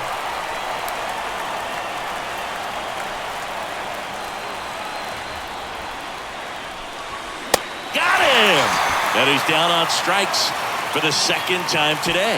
Well, I love to see guys compete, and I know he's frustrated that he wasn't able to do anything with that pitch. You see it so well, but you have to respect the upper 90s velocity. Man, it is hard to catch up to. Now it's the 2nd baseman, David VR. He's already homered here in this one. Kicks and fires. And that's in there at the knees.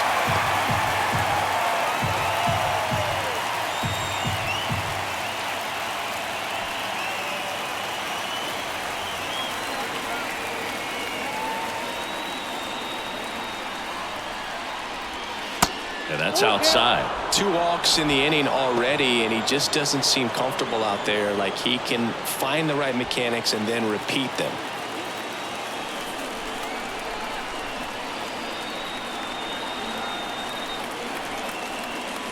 And they're all loaded up.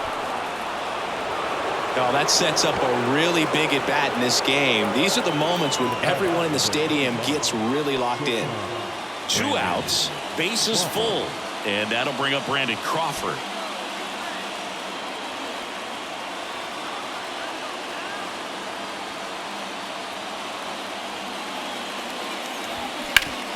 To the right side.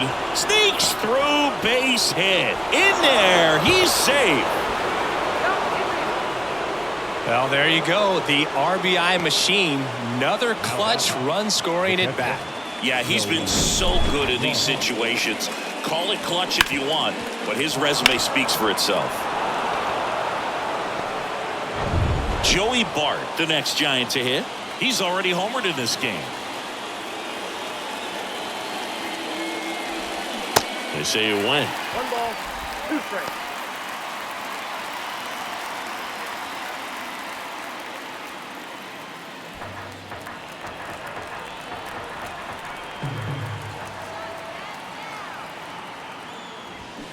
Fouls that off to the left, and we'll do it again.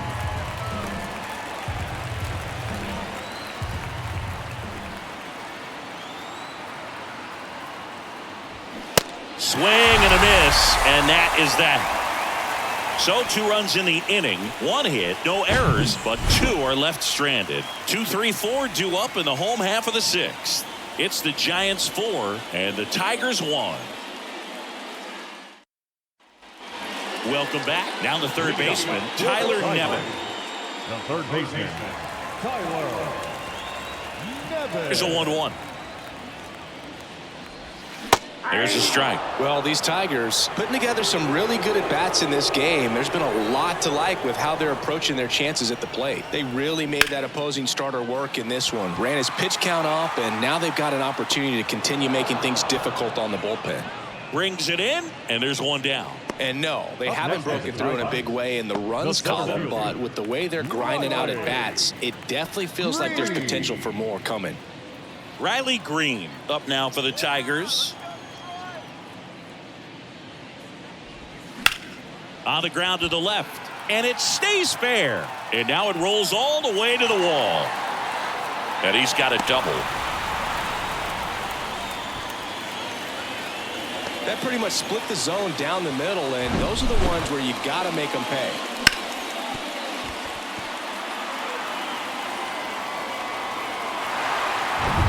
And now the shortstop, Javier Baez. He's 0 for 1. 2-2 now. In the air, right field. Ramos should have this one. Hauls it in, 2 away. Now batting, left fielder, Eric Haas. Here's the left fielder, Eric Haas.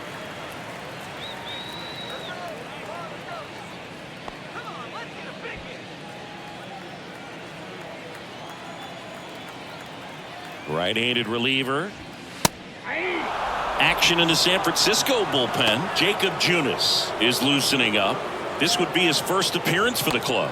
Minaya, the lefty, warming up as well.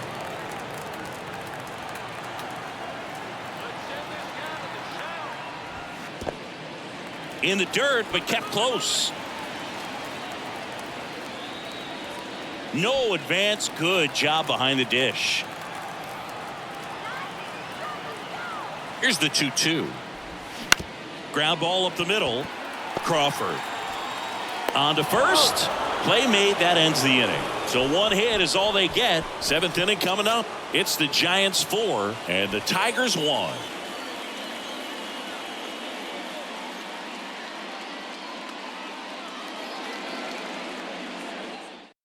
New pitcher for the Tigers, Jason Foley. He pitched yesterday, and we'll see him once again. Jason Foley.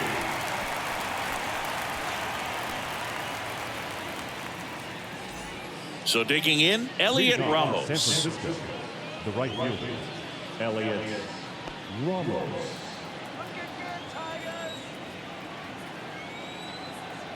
The pitch. Swing and a miss. 1 and 2. 2 strikes.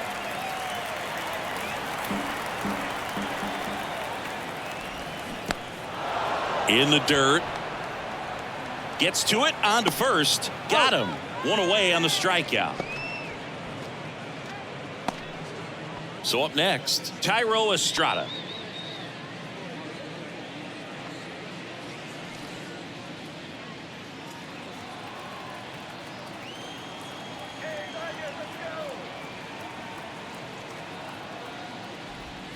And there's the strike.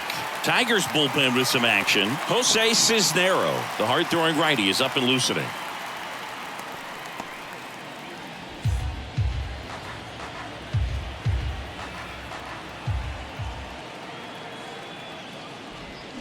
Swings through it, and that's a strikeout. Chance to strike out the side now. You talk about the benefits, the advantages of relievers who can come in and get the swing and miss, whether it's inherited runners or maybe a little jam that they get into themselves. Knowing that they can miss the bat, tell you what, that's huge and can change the ball game. Here's a 1-1. Swing and a miss. He was late. Strike two. Definitely not a pitch location you're expecting up there as a hitter when you know the guy's got a good sinker ball. If he can get in that location, boy. Well, that's a strikeout, and that'll do it for the inning. No runs, no hits, no errors. Midway in inning number 7, and it's time to stretch. It's the Giants 4 and the Tigers 1.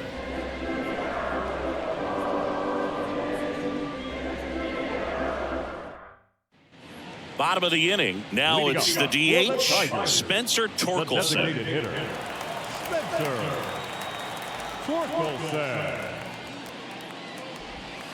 Next pitch in the dirt, and it's 2-1.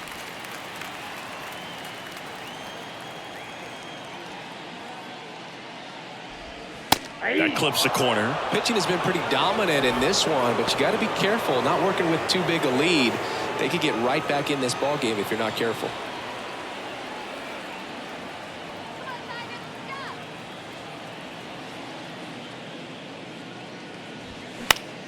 Swing and a pop-up. BR sizing this one up. No trouble here. Puts it away for the out. And there's one down. Now batting, first baseman, Miguel Cabrera. And up next for Detroit, Miguel Cabrera.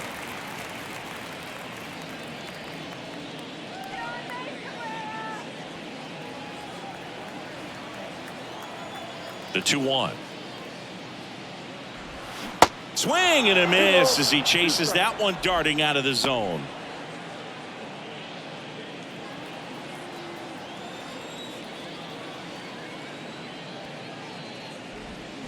And he hits a ground ball right side, and he grabs it foul.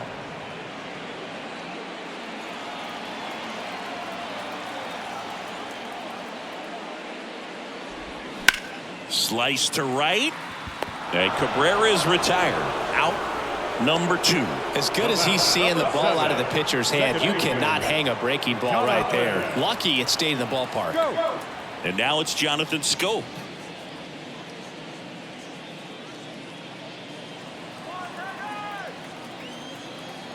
Here's a 1-1.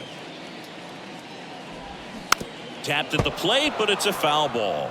All sliders so far in this at bat to get ahead in the count, and clearly shows there was a game plan in mind for how to attack him in the box. Foul ball left side. He'll see another.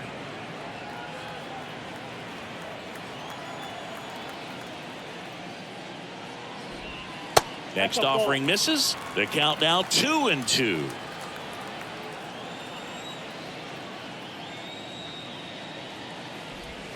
Just missed. Excellent location right there. Flirted with the zone, tried to get in the chase.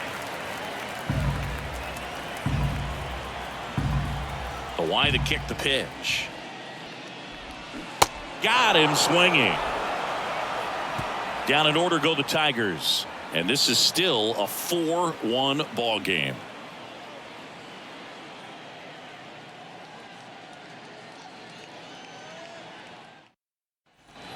We're at the top of the 8th. Here's the center fielder, Mike Yastrzemski. Number 5, Mike Yastrzemski.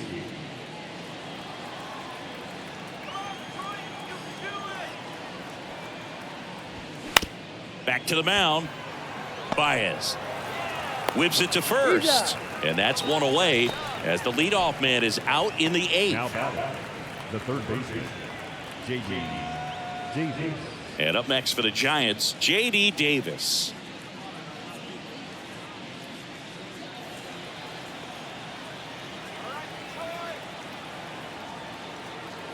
The 3-1. And that's ball 4. Oh, you know this guy wants to swing it, but he's showing some good patience in this one. It's the second time he's taken ball 4. Darren Ruff, the next Giant to hit. Davis over at first with 1 away.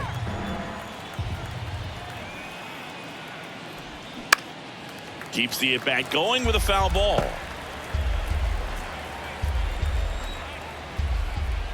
One, 2 now. And a ball evens the count.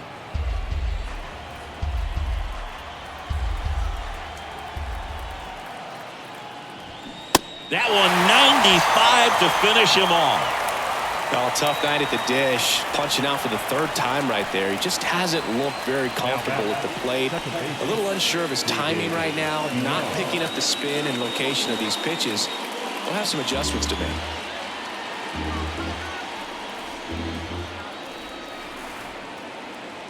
And now 2-2.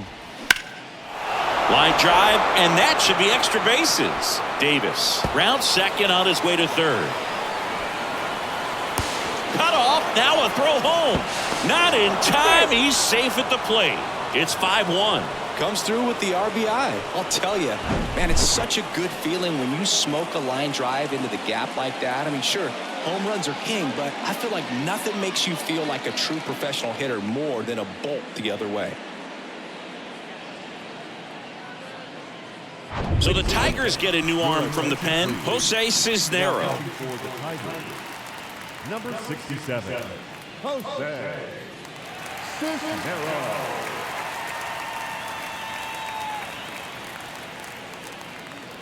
Man at second here with 2 away. Now it's the shortstop, Brandon Crawford. A chance for more damage right here. A couple of RBIs for him in his last AB. Missing inside. It's 2-2.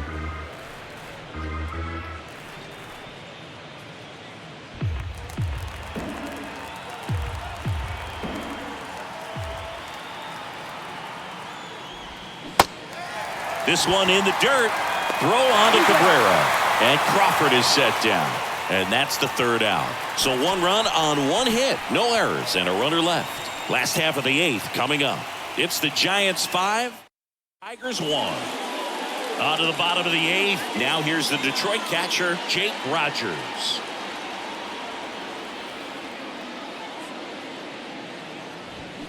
Swings and misses. 1-2. Double-barreled action in the bullpen. Tyler Rogers appears to be getting loose. Rogers, a left-hander, also throwing. The wind of the pitch. That's a laser base hit.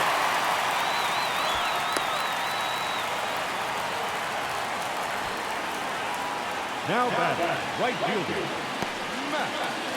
Matt Vierling up now for the Tigers.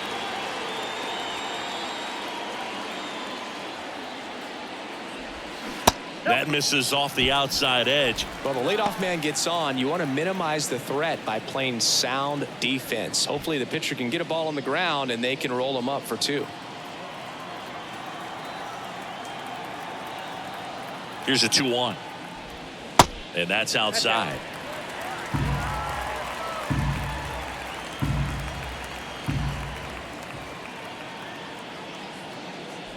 Good plate appearance there. Able to take the walk.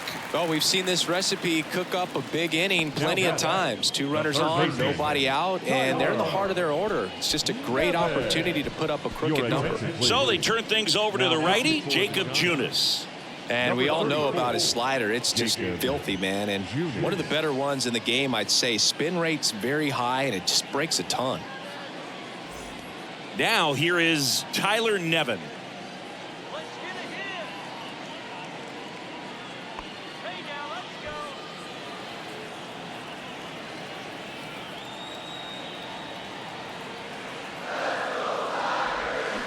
Swing and a miss. Struck him out. 1 away. Well, they've had a great plan of attack for him tonight. I mean, finding all the holes in his swing and his approach, just frustrating for him up there. You strike out a guy 3 times in a game, I think that guy's got to go back and really study some video with his hitting coach, figure out how they're beating him, make this adjustment really quick because word will get around the league in a hurry. Line drive. Oh, he dropped it. Fires to second for one. Out there, but that's all they'll get.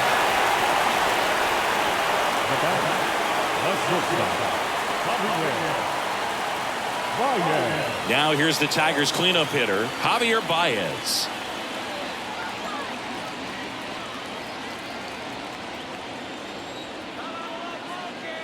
Ball to strike. Right side, hard hit. Fires over to rough. Baez gone in the play. And that is that. Tigers strand a pair. They're down 5-1.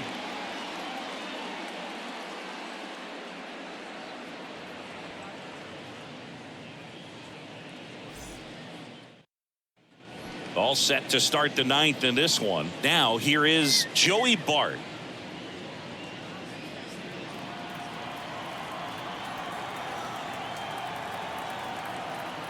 At the belt and fires. There's a swing and a miss. Activity in the bullpen for Detroit. Tyler Alexander getting loose for A.J. Hinch.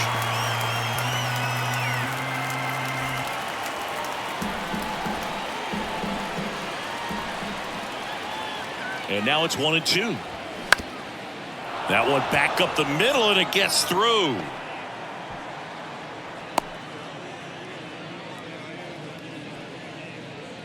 The right fielder, number 12, Elliott. And up next for San Francisco, Elliott Ramos. The 1-1. And there's a foul ball. Flew open a little bit with that front shoulder, but was able to slow his bat down just enough to make contact with that pitch, keep the at-bat alive.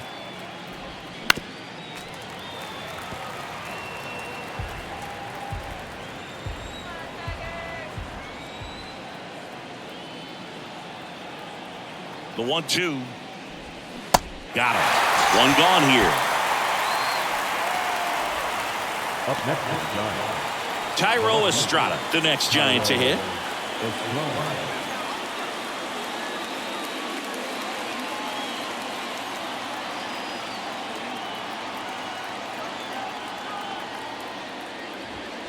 Swing and a miss as he was late that time.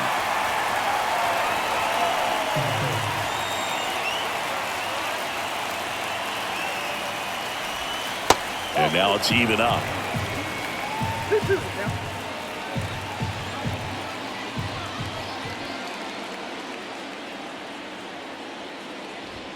Swing and a miss, struck him out. Third time he struck out in this one, and definitely an individual performance you want to flush. He just hasn't looked very comfortable up there. Just one of those days. But when you're still winning the ball game, at least you can focus on doing your part to maintain that lead and getting that W. Bart, the runner at first with two gone.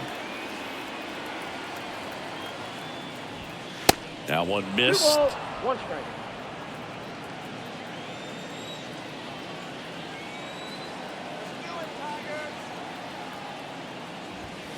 Next offering upstairs. He really committed to that fastball up at the top of the zone. He knows that if he makes a mistake in the zone, it gets hit hard by a power guy like this. That's a nice miss right there. Swing and a miss, and it's a full count now. Great RBI spot here. Just got to stay focused on the pitch. The runner will be in motion, so something in the gap should definitely score it. Foul ball, and it remains a full count.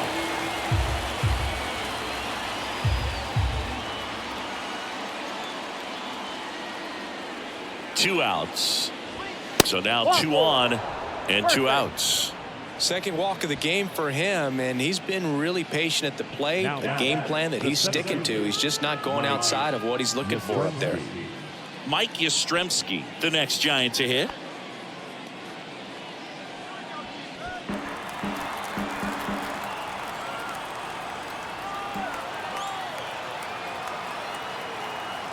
Left-hand batter waits. Outside. 2 outs. Couple of base runners at first and second.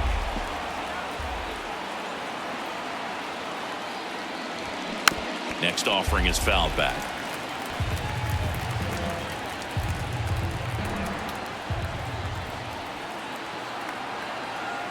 Two on, 2 outs.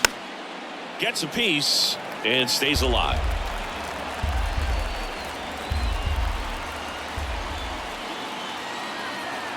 3-2. Got him looking. Called strike 3 and a fastball up in the zone. No runs, a hit, 2 left. 5, 6, and 7 will lead things off in the bottom of the ninth. It's the Giants 5 and the Tigers 1. Back at Comerica Park. Last chance for the home team. Now at the plate, Eric Haas. The 1-1. There's a strike. Activity in the bullpen. Tyler Rogers up and throwing for Gabe Kapler.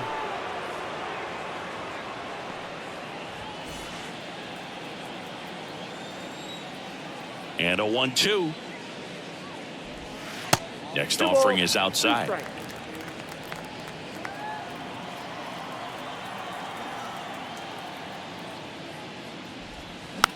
Swing and a bouncer. VR. Tosses to first, and the leadoff man retired here in the ninth. The designated hitter, Spencer Torkelson up now for the Tigers. 1 for 3. Right-hander kicks, deals. So a foul ball makes it 1-2.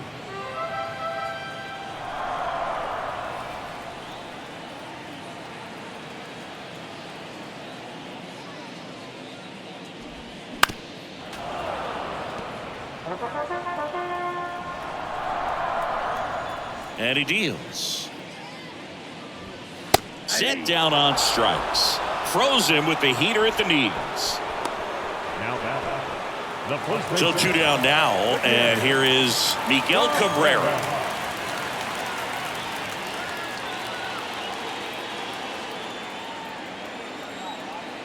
The 1-2. That's a ball.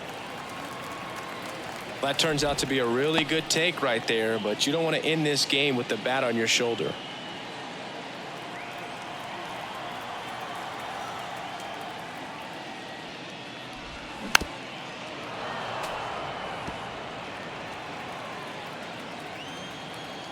The 2-2.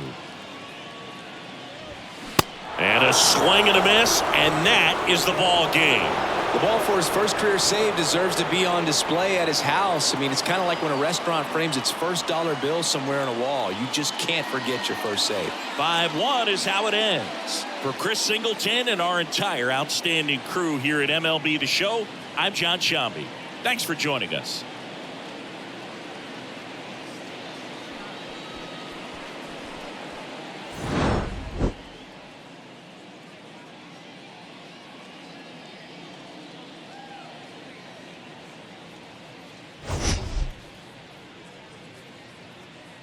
For Jackie Robinson Day, it's the Tampa Bay Rays and the Toronto Blue Jays. Alongside Chris Singleton, I'm John Shambi.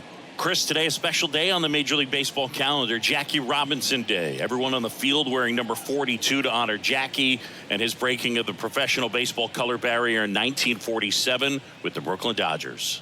Well, Boog, it's a great day for everyone in terms of just the unity that it helped to bring forth within our country, and a lot of times that's done through sport. But for me, as a black player, when I think about Jackie Robinson and I think about the connection of such a great player and all of the adversity that he had to endure, baseball's hard enough just to play, but then everything sort of on the field, off the field, and how he persevered through that, so inspiring. First pitch coming your way next. All right, just about ready for baseball. Starting on the mound in this one, Yusei Kikuchi. 4-pitch guy. He's got some options to work with in terms of keeping hitters off balance. So we'll see how he decides to utilize those weapons through this start here, and whether or not he's able to mix them all in early, or if he wants to hold something back a little bit later, maybe second, third time through the order, and give them something they haven't seen. It's tough when you know a guy's got that in his back pocket. As a hitter, you really have to stay on your toes. Cuts and misses. It's a strikeout. Well, he didn't get the call on the mound the pitch before. Felt like he should have had him looking, I think. But, you know, that's good composure right there. He found a way to come back with another good pitch to get him to swing and miss. Here's Wander Franco. The 1-1 is fouled off.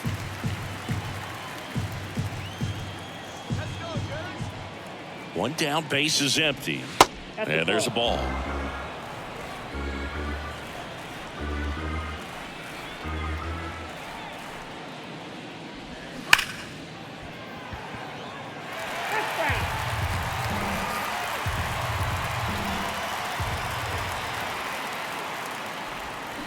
The other way, makes the grab, and there's 2 gone.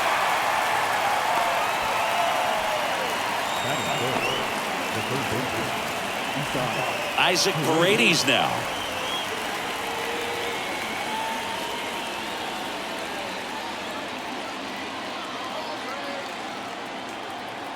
And a pitch. And a pop-up, right side, foul territory. Lays out and makes the play. Great diving catch to end the inning after the pitcher battles through a tough one. That'll fire up the dugout. Time to go hit.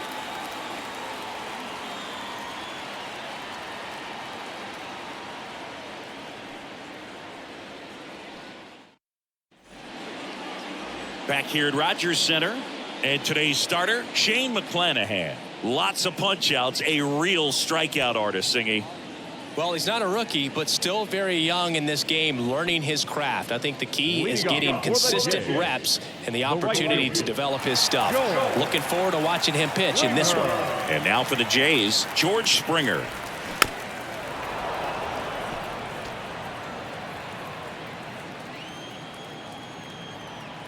The 1-2. Swings through it, and that's a strikeout. With that kind of velocity, an elevated fastball, even if it's still in the strike zone, can be tough for hitters to get on top of. Bo Bichette up to the dish. He's got the power, but great contact skills. One of the best contact hitters in the game.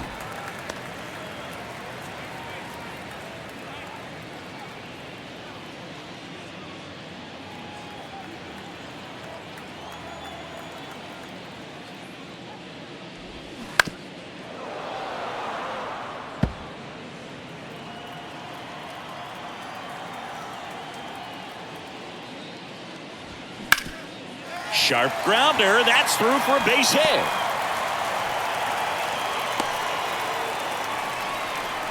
Just so sound in his mechanics. Hits against a firm front side, and the hands just continue to carry through the middle of the field. Man at first with 1 gone. Vladimir Guerrero Jr. now. Got it by him for the K.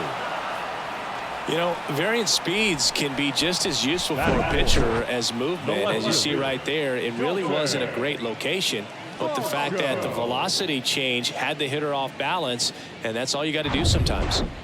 And now it's Dalton Varsho. The pitch. That's a little bit low.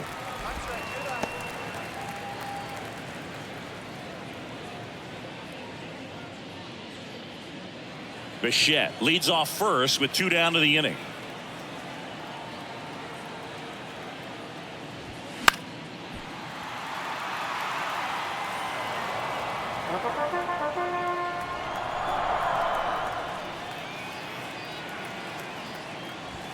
Struck him out swinging. Gassed it right by him. Blue Jays held in check. We played an inning, no score.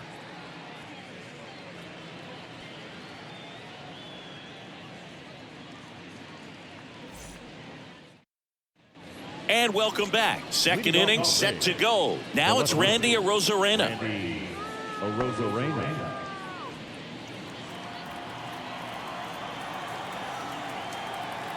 Kicks and fires. A little out front there as he swings through it.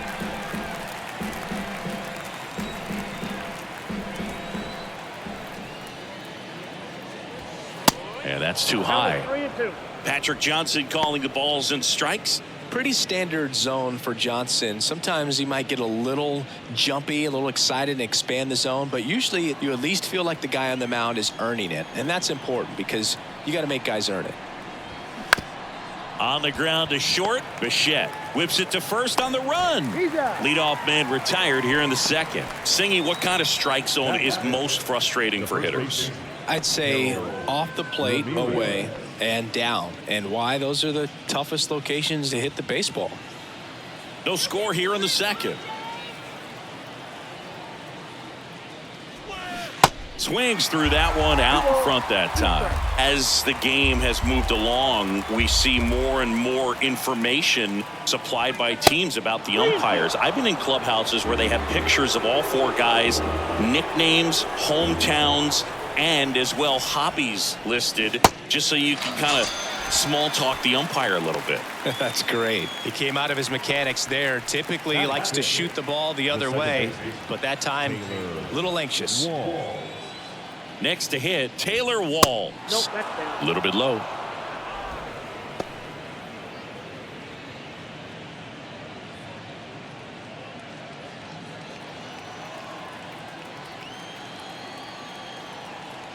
And a pitch.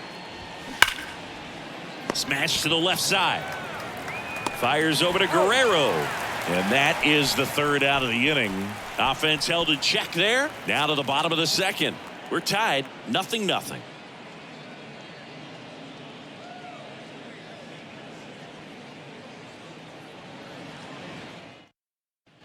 Back now in Toronto, bottom of the second. And now for the Jays, Matt Chapman.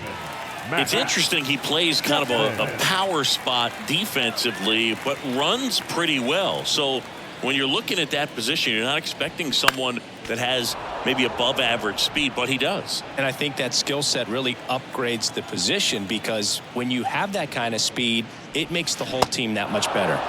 Can't connect on the curveball, struck him out. Yeah, there's no doubt, Boog. Electric stuff from the jump. I mean, there's just no messing around right now. It's still very early, but we could see a pretty impressive outing here if the strikeouts keep coming in the way they are. One thing you have to be aware of, though, is a high strikeout rate might impact the pitch count as the innings roll on. And puts the squeeze on that one. 2 down. Batting 7, the second baseman, Whit Merrifield up to the plate. Obviously a guy who makes good contact, hits for average, but one of the things in today's game, the value in the fact that he hits both righties and lefties. Swing and a high fly ball left field. Makes the grab, and that'll end the inning. Nothing doing for the Blue Jays. We'll move to the third with no score.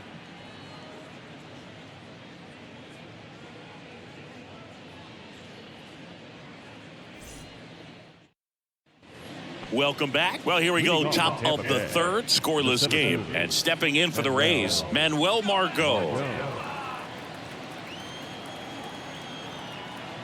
And here it comes. On the ground to third. And it stays fair.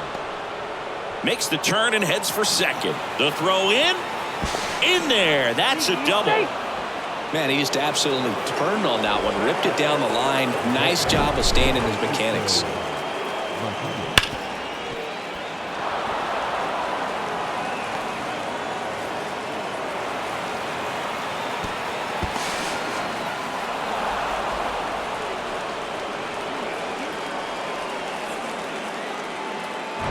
Francisco Mejia coming up to hit, known for his rocket arm behind the plate. Runner leads away at second. Just a slow ground ball this time. Merrifield gets it to first, and one away in the top of the third. batting ninth, the right fielder, Vidal Brujan. And now it's Vidal Brujan. And this is a big opportunity for him to pick up his teammate right here.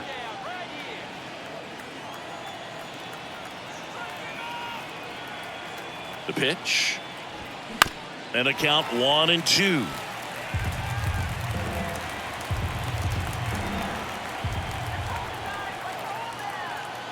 And a pitch. That's off the mark, and that's ball 2.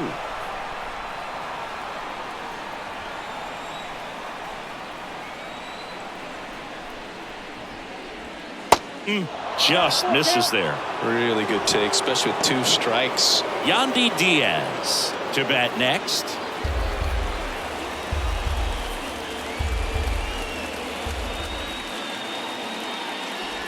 The 3-2 is off the outside edge, and that is ball 4. Well, looking for a swing and miss right there, or for the ump to help him out and make a call with that last pitch, but neither happened. Close pitch, but a good take to earn that walk. Back to the top of the lineup, Yandy Diaz now. Went down on strikes his first time through.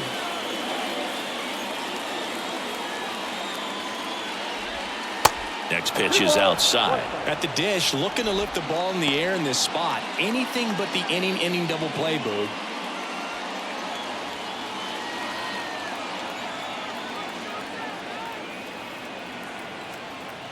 Lefty out of the stretch, runners at first and third. That one misses. That's 5 straight. Wander Franco up next for the Rays.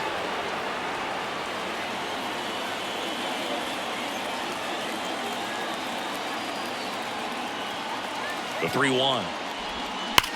Ground ball, Vlad Jr. quickly to second for 1. What a double play that was. Inning over. So a leadoff double, but they can't cash it in. We move on to the bottom of inning number 3. We're tied 0-0.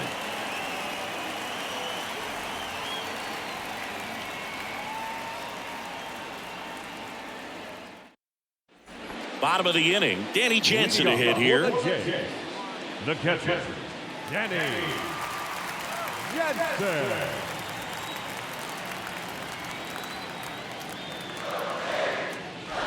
That one misses, so a leadoff walk.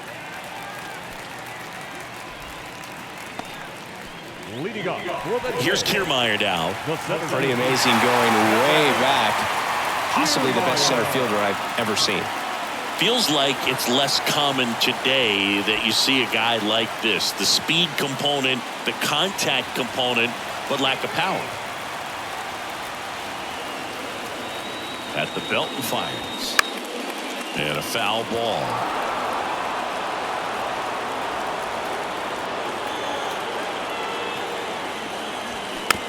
Bounce to the right.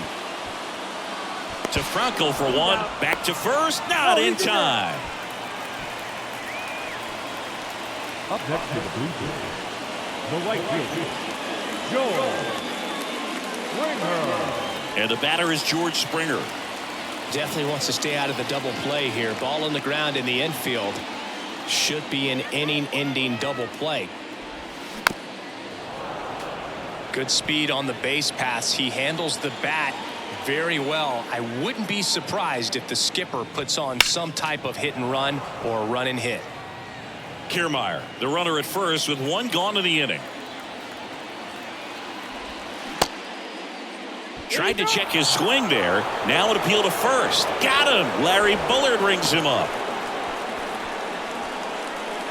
Bo Bichette gets a chance to hit. Picked up a base hit to center his first time up. This guy makes great contact. One of the best in the game at putting bat on ball. He's got such quick hands, and he's gaining pitch recognition. That keeps him square to the plate. There's a good chance that his bat stays in the zone a long time, and that produces solid contact consistently. That to right. Brujan has it sized up. Jumps at the wall, and he brings it back. Nothing across on no hits, no errors, and 1 man left.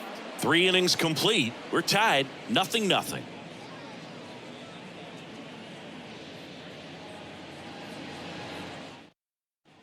Back here at the ballpark, John Sciambi with Chris Singleton, and set to lead off the 4th, Wander Franco.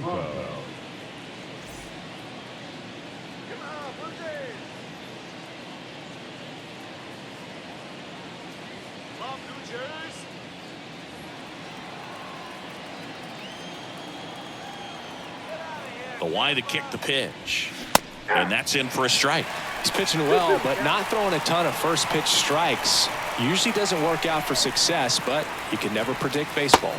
And now it's filled up. He should get a pretty good pitch to hit here with the 3-hole hitter coming up if he's walked.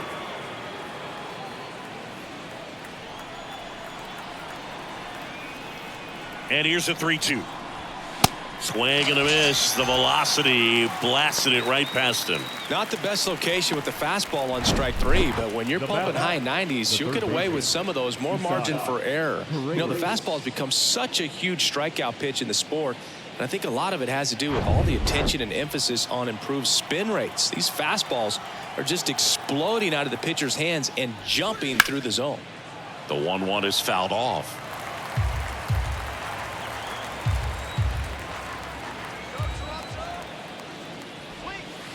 Just missed. It's a good take. 2 strikes.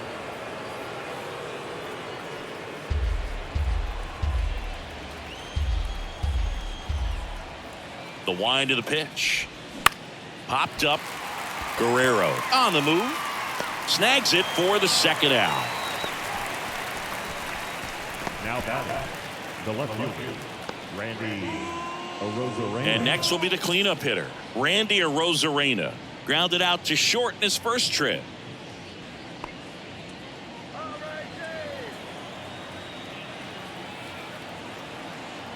The lefty ready, and a 1-1.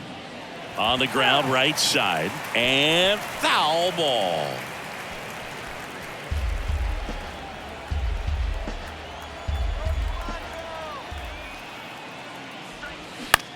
In the air, right field. Springer brings it in for the third out. So no runs, no hits, no errors, and no one left. On now to the bottom of the fourth. We're tied 0-0.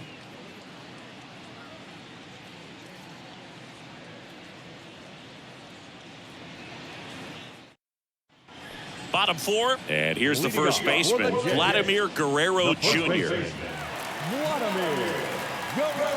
The 1-1. And that one missing low. He's been pitching well, but we'll see what kind of adjustment the hitters make this second time through the order. We'll know if he's got really good stuff in this one or not. That misses, and now 3-1.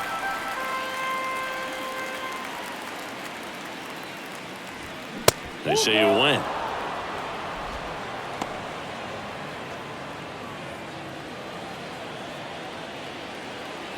Here comes a pitch. That one back up the middle, and it gets through.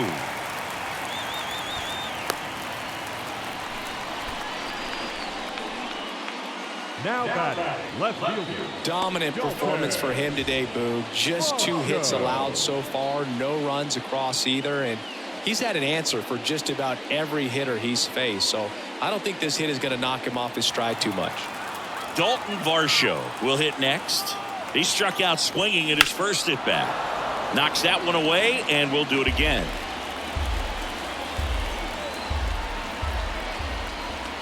And a payoff pitch. Fouled off the plate. They'll do it again. Guerrero on at first. Nobody out.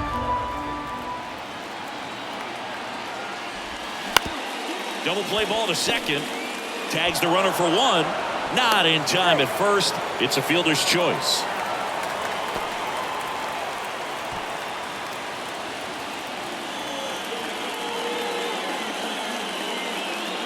And here is Matt Chapman. He was a strikeout victim his first time.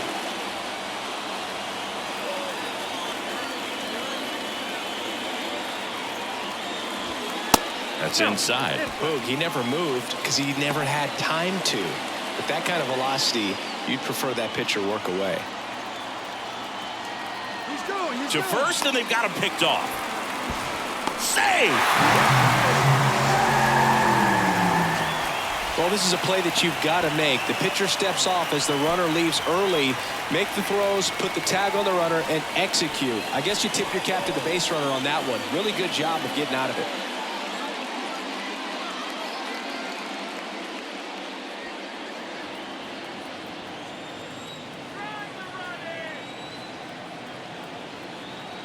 Two and one now. Late that time, and it's strike 2. Threw that fastball right by him, slightly elevated. That's a confidence boost for this guy out there on the mound. See if he continues to climb the ladder. Diving, and he can't make the play. Ruhan fires it to the plate, and he's in there. As they jump ahead, a run scores. Love how he let that ball travel, trusted his hands. Nice job of going the other way.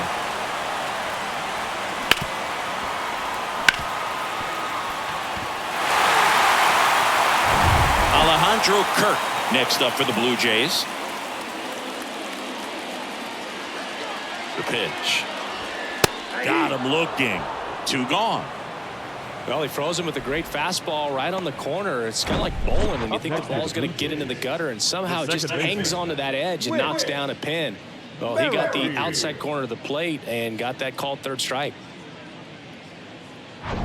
Digging in, Whit Merrifield. Fly to left his first time up. That's in there. 1-2.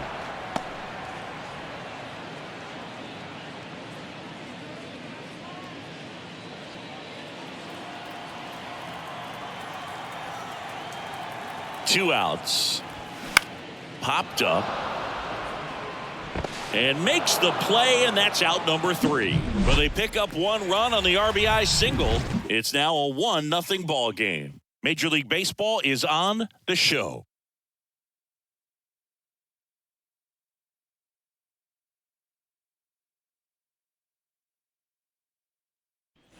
All set for the start of the inning. And now, Harold Ramirez.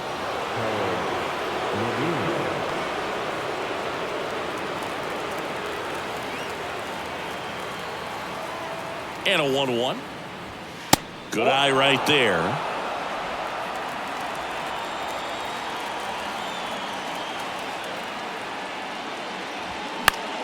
And it's fouled away. A little tardy on that fastball. Is going to have to get it going a little quicker. Get that front foot down. The wind and the pitch. Out there to center. Kiermaier moving under it. Makes the catch. And there's 1 down. Up next for Tampa Bay. And now it's the switch hitting second baseman, Taylor Walls. He's 0 for 1.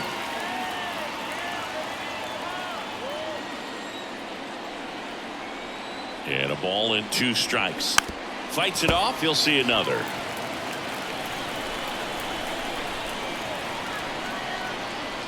The pitch. That's to third. Chapman. Fires over to first. And the first 2 set down in the top of the 5th. Now batting, the center fielder, Manuel Margot up to the plate. Doubled his first time up.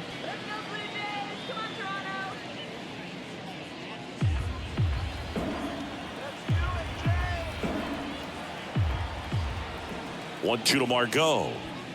Now 1 missed. 2 strikes.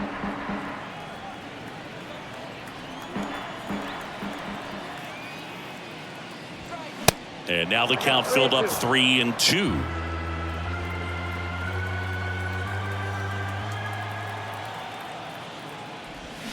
Hacks and misses. It's a strikeout. I think the key is arm action on the changeup. When you can sell it like a fastball, you drop the velocity, you get the swing and miss, and you walk off the field.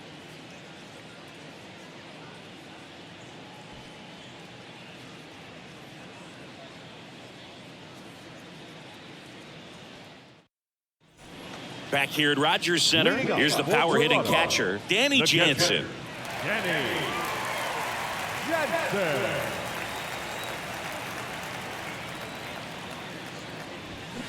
So now 1-2. He's pitching well, but not throwing a ton of first pitch strikes. Usually doesn't work out for success, but you can never predict baseball.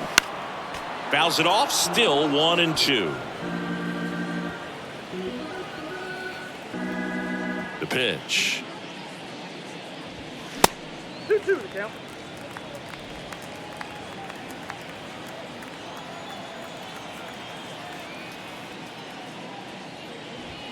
Blows the high heat past him. That's a strikeout.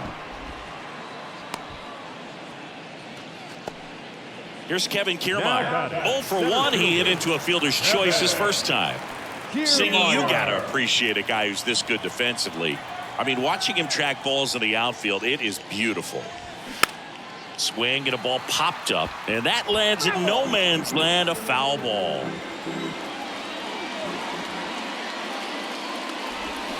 Started to swing, held up. So how much does his speed factor into his ability to go get it? It's heartbreaking for the hitter because off the bat, he thinks this ball is going to get down. Because of that speed and the ability to make up so much ground, he enters the picture and breaks a guy's heart. Right side. Brujan has it sized up. He makes the catch, and there's 2 down. Now batting, right fielder.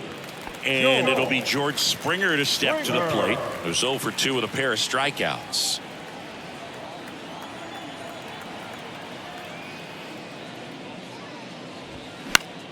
The 1-1 is fouled off.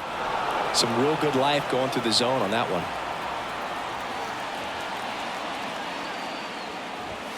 Two balls, two strikes to count with 2 outs.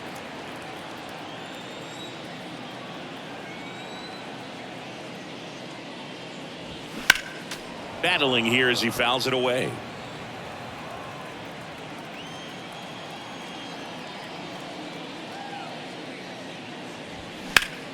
And that one lifted in the air center field. He's got it, and that'll do it. Down in order go the Blue Jays, but they're on top 1-0.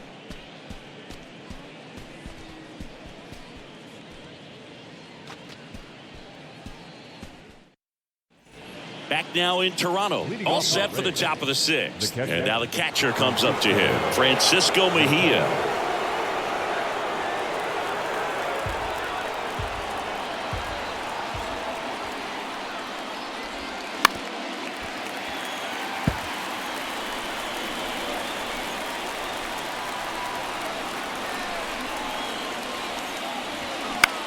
In the air, left field. Varsho moving under it. Makes the grab. 1 away. Up next for Tampa Bay. Vidal Brujan next to hit for the Rays. He reached out a walk his first time.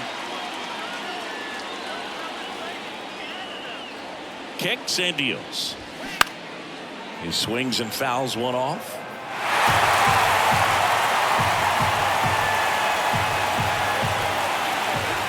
The 2-2 now. Good eye right there.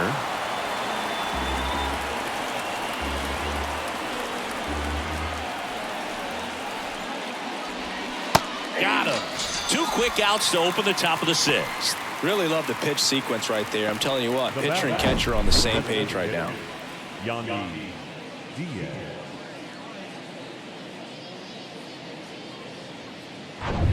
So the Rays batting order turns over. So next to the plate for Tampa Bay, Yandy Diaz. Going to count 1 and 2. 2 strikes.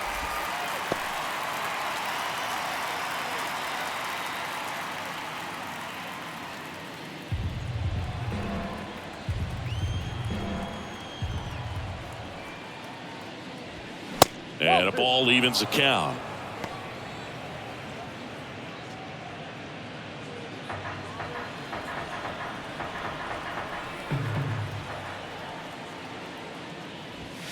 The next pitch misses. 3-2 now. Wander Franco next to bat for Tampa.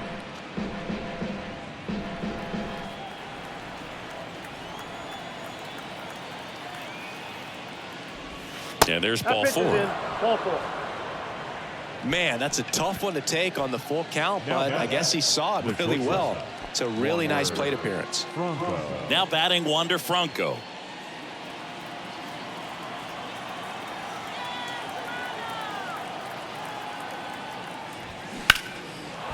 Swings and lines a base hit into left field. They stop the lead runner at second. Now 2 on with 2 outs. Tried to get inside on him, but he was ready for it. Just kept his hands in and turned on the pitch. Quick bat through the zone. Now a pretty big at bat coming up with a chance to even this ball game up. Here's the third baseman, Isaac Paredes. Outfield playing very deep, not wanting anything over their heads. Good plate appearance there. Able to take the walk. Well, interesting. He went with the off speed and walked the hitter. Man, you got to challenge the guy with the fastball. Here comes the manager out of the dugout, and he'll make a move for the bullpen. Yusei Kikuchi gives way, and as he heads off, we'll step aside for a minute. Back with the new pitcher after this break. Out of the bullpen for the Jays, Anthony Bass. He last pitched 2 days ago. Number 42, Anthony Bass.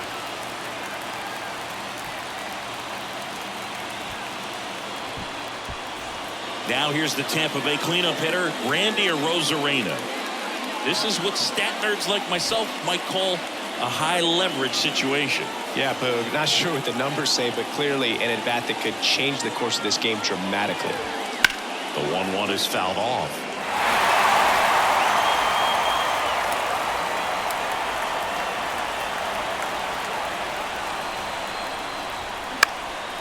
And a foul ball, he stays alive.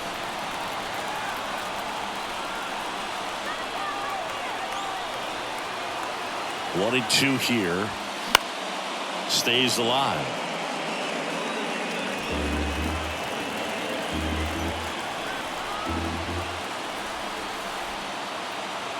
Right-hander kicks, deals. Swing and a miss, struck him out.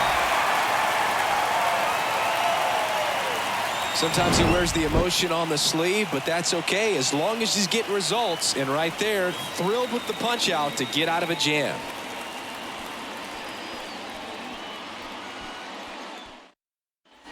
And welcome back. And the batter will be the shortstop, Bo Bichette.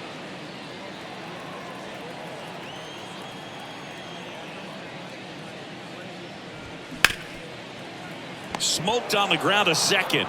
Sends it to first, and Bichette is retired. Now back, the first baseman, Vladimir. Here's Vladimir Guerrero Jr.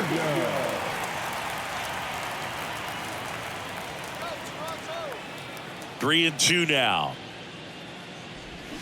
Swings and misses. It's a strikeout. Pulled the string on the changeup. It's almost like he's telling the guys in the bullpen, stand down, I got this. And next for Toronto, Dalton Varsho.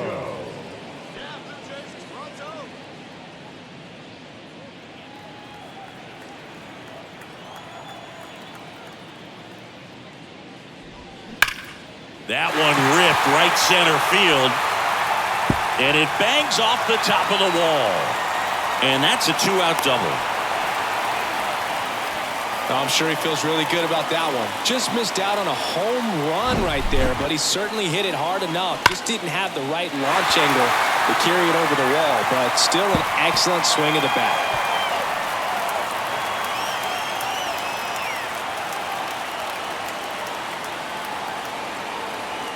And now Kevin Cash out of the dugout and ready to make a move to the bullpen.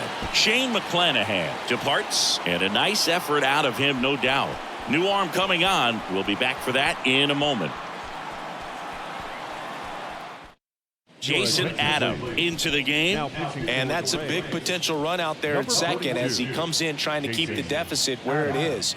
For the infielders, they got to be thinking about keeping the ball from getting by them into the outfield any way they can. Man at second here with two away. Here's Matt Chapman. Picked up an RBI in his last at bat. Still their only run of the game so far.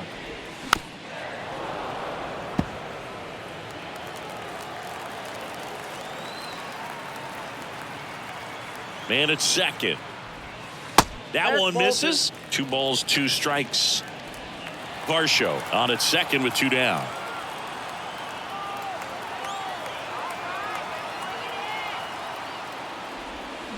And a swing and a miss. And that's that. 1 left for Toronto, but they still lead it 1-0.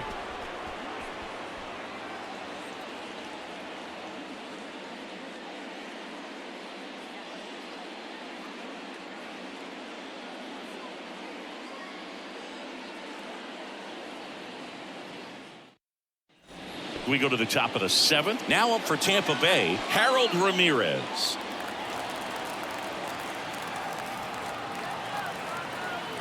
The tying run at the plate.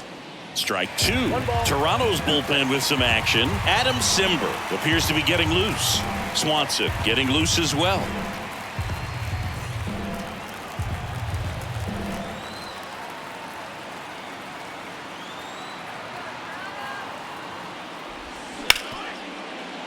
Ripped on the ground to second. Oh, the throw is over his head. And oh no, it's out of play. Just a terrible throw there. For the offense, that's basically as good as a leadoff double. You got a man in scoring position. Great chance to put something on the board right now. So we'll see how they approach it. On the mound, he's feeling some early pressure that he's got to try to work through. And now it's going to be Taylor Walls.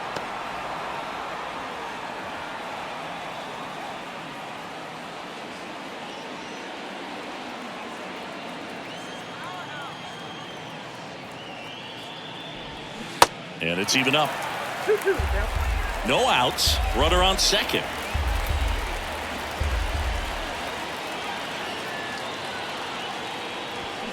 And a swing and a miss. And one away. Well, that at bat seemed to be over as soon as it started. 3-pitch strikeout. You've got to be better at the plate right there. At least to foul something off, extend that at bat.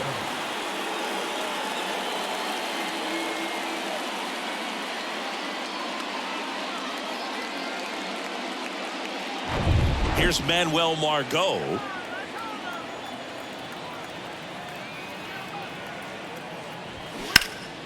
The 1-1 is fouled off.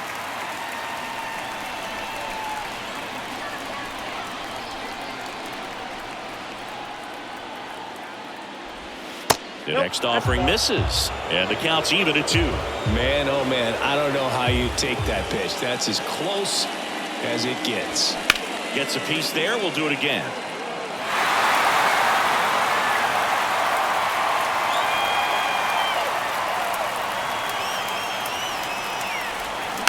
Hit slowly on the ground. Chapman tosses to first. Got the out. Deceptive slider right there. Stayed in the tunnel a long time. Got that hitter out front. Rolled over it. Put it on the ground. Francisco Mejia next to hit for the Rays.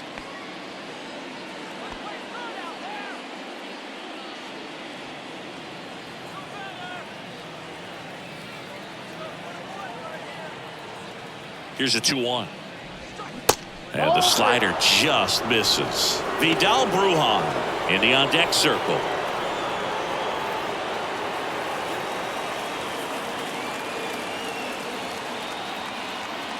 .3-1 is on the way. There's a strike. And boy, that was the pitch. 3-1. You want to be really aggressive on the fastball. Got him looking for the strikeout. Fastball to letters, frozen for strike 3. A lot of adrenaline. We can see it right there. And sometimes you just got to let it out. That's an outstanding job of taking that, executing, and getting out of a tough inning.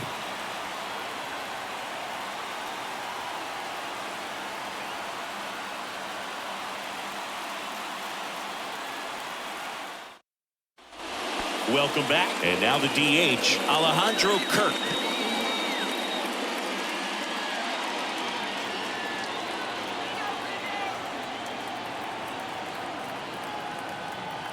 Ball to strike. And that's downstairs and outside. Movement in the bullpen. Kevin Kelly warming up for manager Kevin Cash.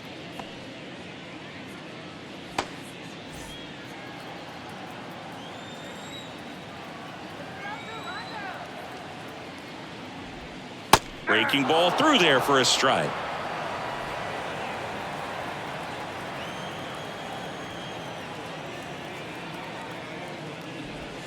And that one almost got him.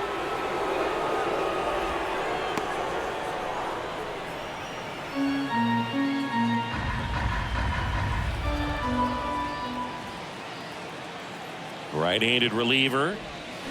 And down on strikes he goes. And now one away. Whit Merrifield next up for the Blue Jays. It's amazing we get a chance to talk to a lot of opposing managers. This guy scares managers on the other team as much as anyone. And he gets to fly beneath the radar with the other more recognizable names in this lineup. Ramirez steps on the bag. 2 up, 2 down. The catcher, Danny. 2 outs, base is empty. So up next for Toronto, Danny Jansen. A strikeout and a walk.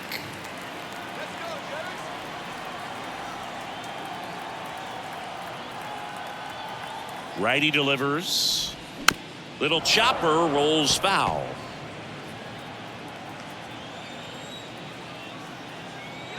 Two down, nobody on. And now it's even up.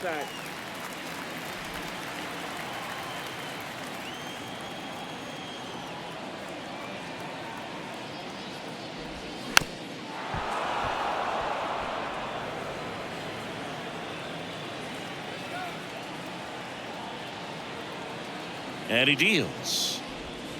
And now it's 3-2.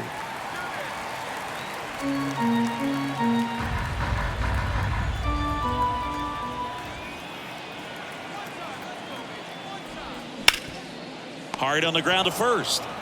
He takes it himself to the bag, and that'll do it. 1-2-3 go the Blue Jays, but they hold a 1-0 lead.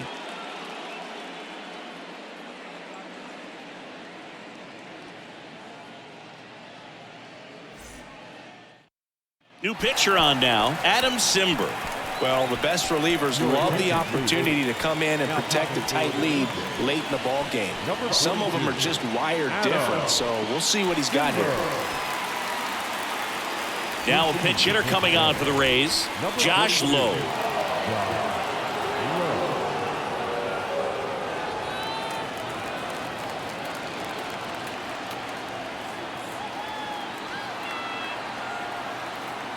Simber is ready. Swing and a miss as he was late.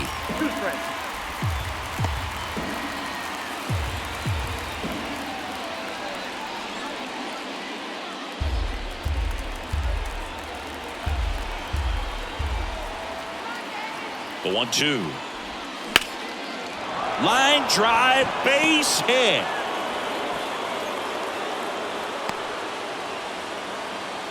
One of the hardest things to do in the game, to stay mentally and physically ready for the big opportunity, and he came through for his club right there.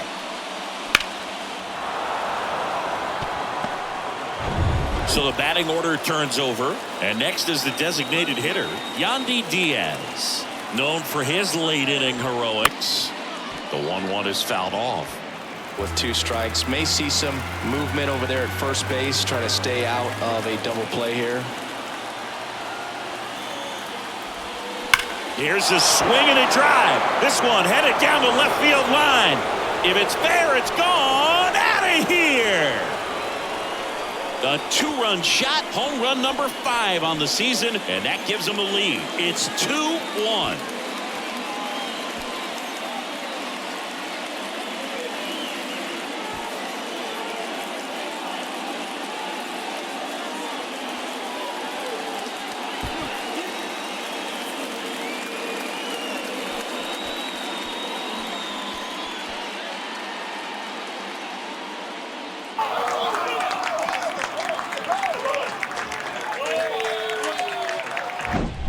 No doubt in my mind, just about everybody in this ballpark holding their breath on that one. I tell you, just barely snuck it inside the foul pole, and talk about a huge swing. That's it in this ball game. Could be the biggest swing of this ball game. We'll see.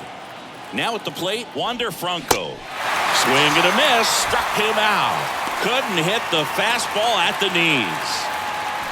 New pitcher now for the Jays, Yimi Garcia.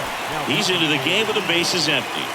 Number 42, Yimi Garcia.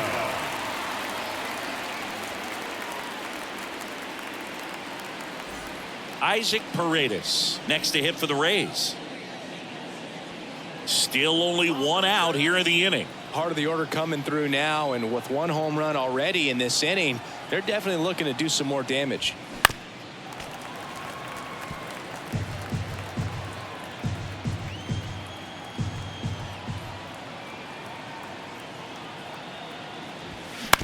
On the ground, right side. Merrifield to first in time, and they got him. Good arm side run to that same side hitter right there. Very difficult to put that ball in the air or get through it. Just bores in on the hands. 2 outs, base is empty. Next to bat will be the Rays 4-hitter, Randy Arozarena.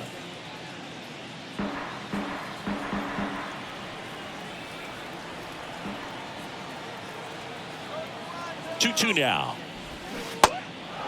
Activity in the bullpen. Trevor Richards getting ready to go. Meza, the power lefty, up as well.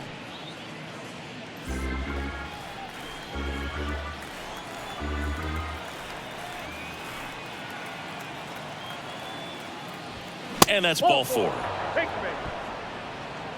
How big a deal is that walk? I don't think it's a big deal, because if you pitch to the previous hitter with the power he has, he can hit a home run. I think it was a calculated walk. We'll see how it pays off here.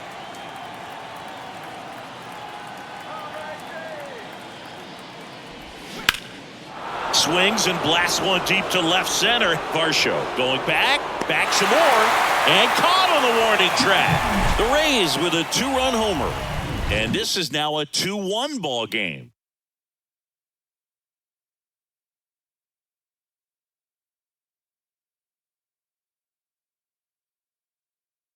So remaining in the game defensively, Josh Lowe. He'll be the new right fielder after entering as a pinch hitter. And the Rays, they go to the bullpen. Trevor Kelly. These are the spots relievers really make a name for themselves. Late and close. There's not much margin for error, but at the same time, there's a reason they're put in these situations. Well, 1-run game. Kevin Kiermaier digs in now. Trying to keep good speed off the bases. And the right-hander deals. And he drops it down the third baseline. Knocks it down.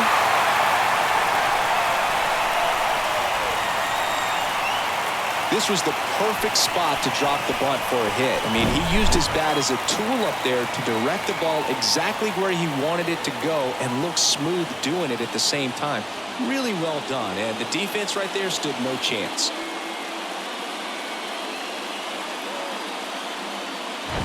Back to the leadoff spot in the Blue Jays lineup. And now the right fielder, George Springer. Next pitch is outside. If you're a base runner, you got to stay dialed in here. Look for anything in the dirt. Try your best to get into scoring position.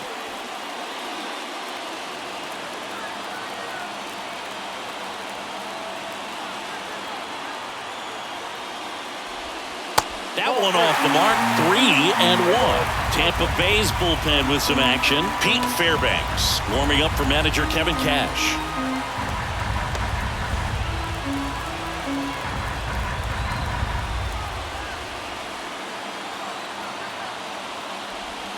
And it's filled up.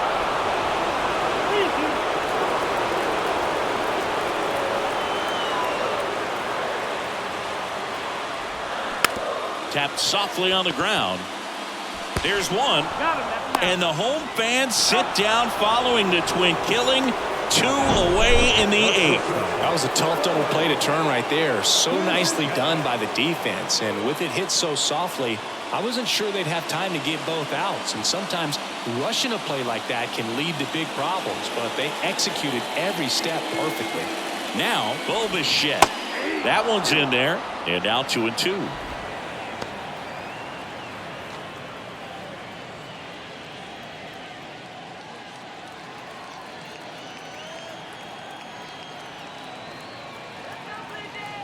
Righty to the plate. Gets a piece and stays alive.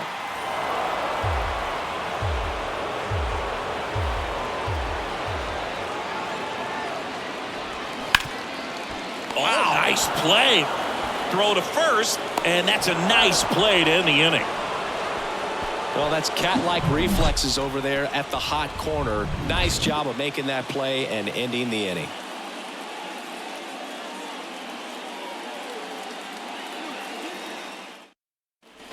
Back here at the ballpark, now it's the second baseman, Taylor Walls. Taylor Walls.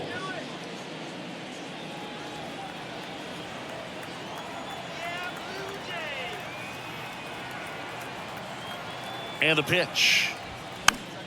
Foul ball there.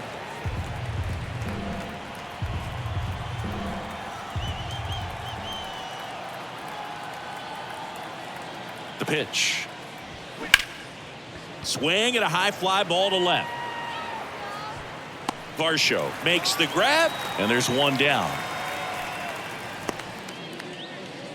Up next for Tampa Bay. And now the center fielder, Manuel Margot. 1-run game here in the top of the 9th.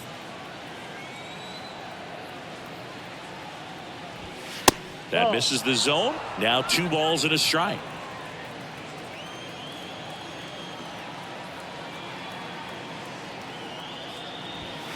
And that one fouled off.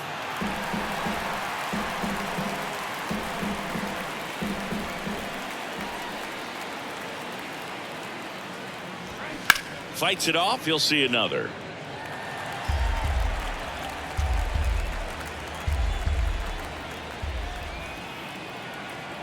Here's a 2-2. And now it's filled up. Crowd locked in right now. 1-run game here in the 9th.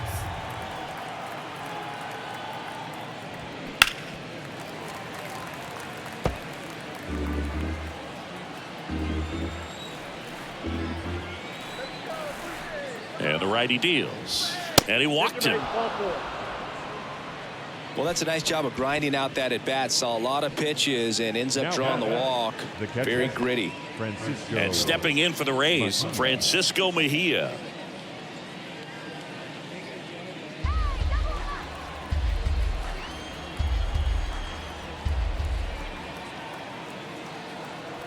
The pitch. Fouls that off to the left, and will do it again.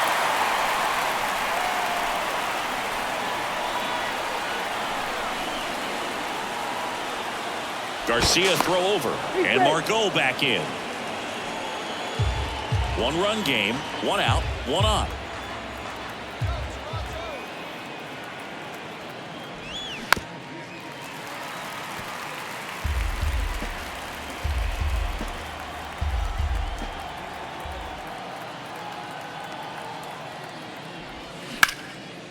Line drive to short and caught. Well, baseball can be cruel, can it? I mean, sometimes it gives and sometimes it takes away. He did everything right on that swing, but he's got nothing to show for it. Left-hander out of the bullpen, Tim Mesa. And this guy can bring it velocity-wise. Tim Mesa.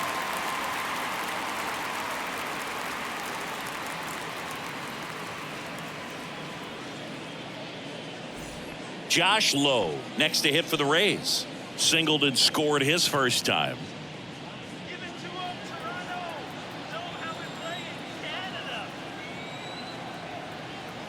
And now the lefty. Swing and a tapper that rolls foul.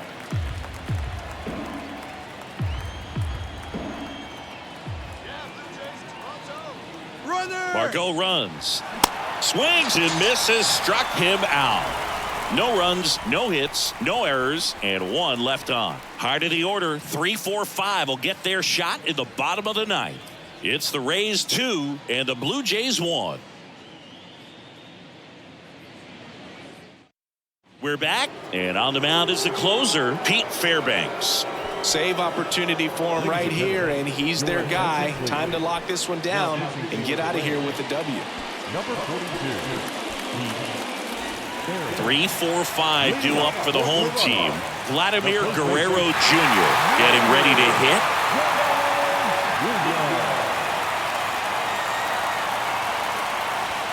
Swings through that one.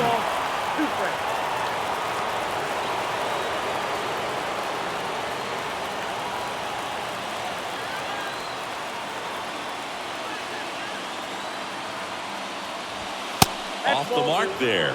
The count now 2-2. The idea was right. Looking to locate that fastball up and in. He just missed his spot a little bit. Looked like it was a little bit up.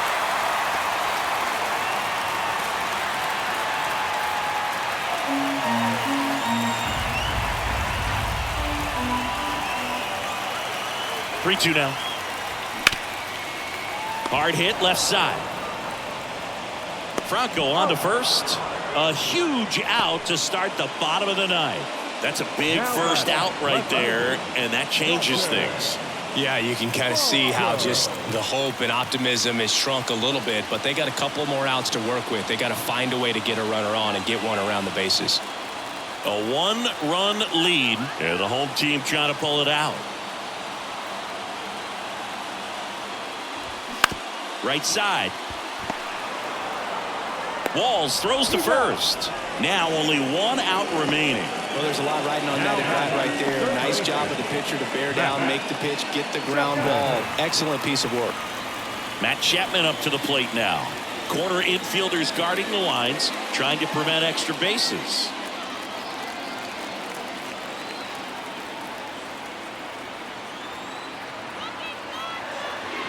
And a pitch. Just amazing to me how many closers and back-end relievers just throw absolute gas these days. I never would have had a chance. Swing and a miss, and that's the ball game. This was by no means an offensive outburst. Only 4 hits the entire game, but good teams find a way to win, and they did. And your final score here today, 2-1. For Chris Singleton and our entire outstanding crew here at MLB The Show, I'm John Shambi saying so long.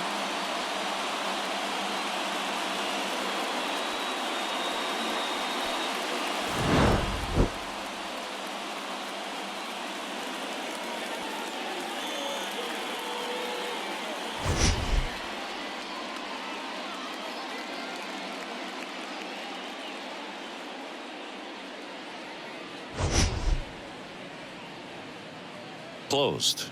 Yeah, and formerly Tal's Hill out there in center. You still have the Crawford boxes in left, a unique setback in left center field, which causes the left fielders to have to play differently, but there is a lot of character to this place.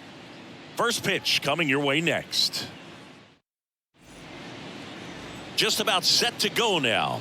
And on the hill, the lefty, Framber Valdez. Well, he's got such great discipline in between starts, taking care of himself, making sure he's lifting, his stamina stays high. He's a guy that wants to finish every start that he makes. Now, we know that's not quite possible, but he's well conditioned to throw over 100 pitches effectively. I think if you're on the other side, you've got to try to have lengthy at-bats, run that pitch count up, and perhaps get him out of the ball game early. He's kind of a rare pitcher in today's game. We'll see what he's got in this one. Off the mark there. 2 balls, 2 strikes.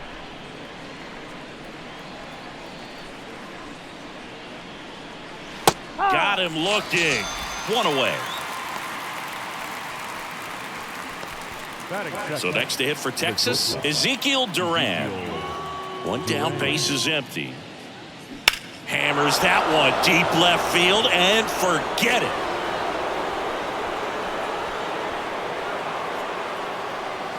That'll fire up the dugout. His first homer of the year. It's 1-0.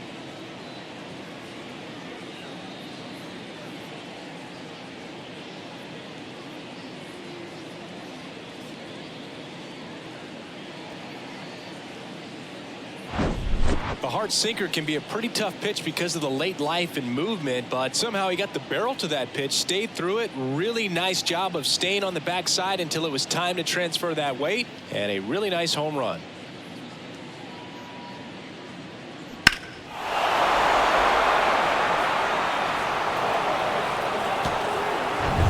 Nathaniel Lowe up to hit.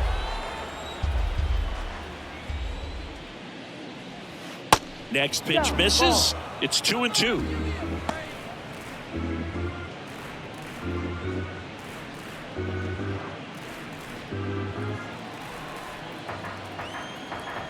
And he deals. And that one is lifted in the air. That gets down for a hit. So they get a man aboard with a 1-out single. 2 consecutive base hits for these guys here. You know what they say, he couldn't have thrown it out there any better than that, and certainly the case that time. Just flared it back behind the second baseman and dropped it in there. And next is the designated hitter, Adolis Garcia. Big time power. The 1-1. And that's outside.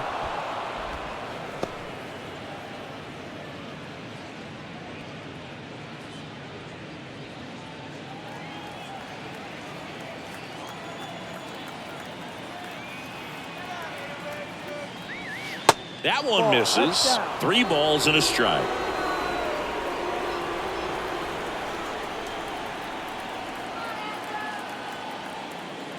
And that's ball 4.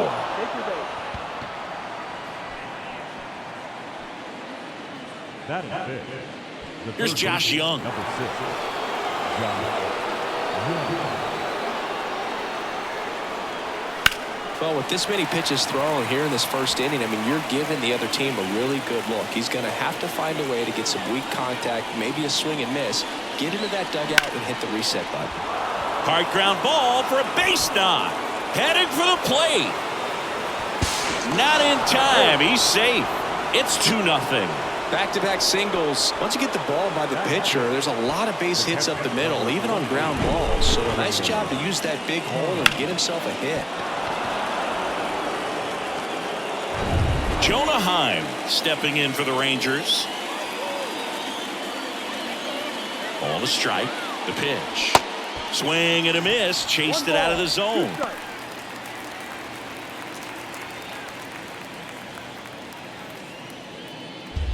Still only one out here in the inning.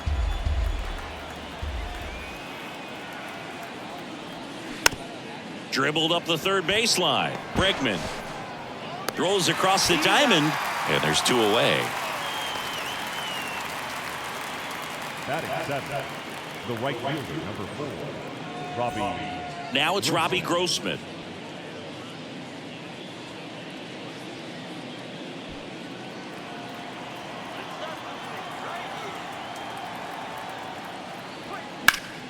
The 1-1 is fouled off.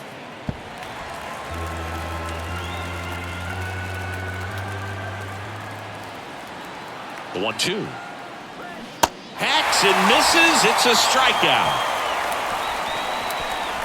But 2 runs for him, and they jump ahead. Bottom half of inning number 1 coming up. It's the Rangers 2 and the Astros nothing.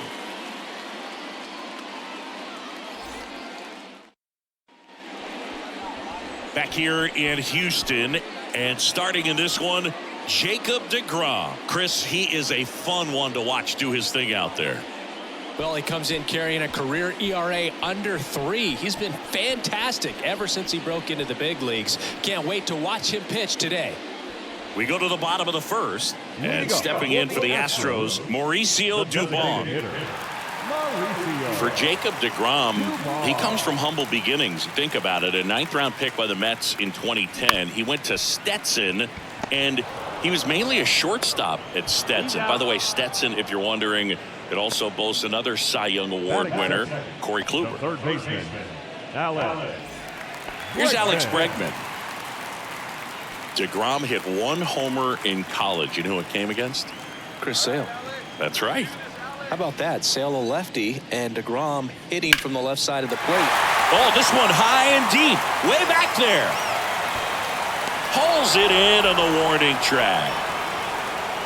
Man, I love that route. The ball was smoked. He knew he had to get back to the track right away. Turned his back on the infield. Got to the spot, turned around, and made a nice catch.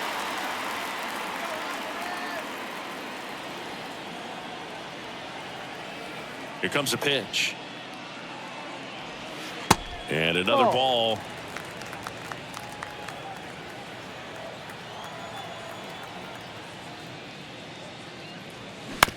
Now with the shift on, hits right into it. Over to Lowe.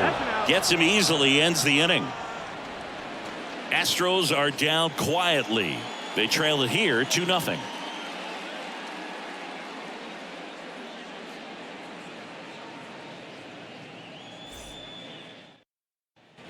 Top of the second. Here's the center fielder, Leody Taveras. Leody Taveras. Next pitch is outside. Saying he wasn't very sharp in the first, got hit around a little bit, just wasn't able to locate particularly well. A lot of stuff for the fat part of the plate. Yeah, Boog, he wasn't fooling anyone. It's a tough place to be because it's not always obvious what adjustments need to be made. Sometimes it's location, sometimes it's being too predictable. Sometimes you're tipping your pitches. He's going to need to figure it out quickly, though. Bubba Thompson. Here's Bubba Thompson.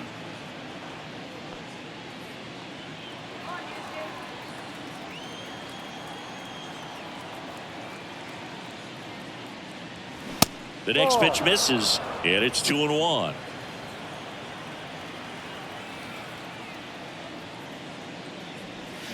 And now 2-2.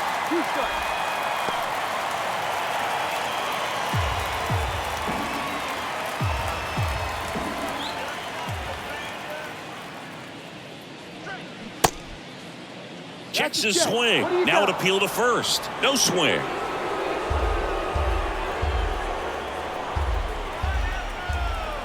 Three-2 on the way. That's foul off to the right side. Keeps the AB going.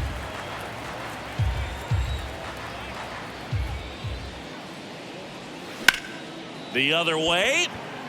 No trouble here. Puts it away for the out. 2 up, 2 down. So the Rangers batting order turns over. Now it's Marcus Semien. 0 for 1 after striking out looking to start the game. The pitch. And now 2-1. 2-1.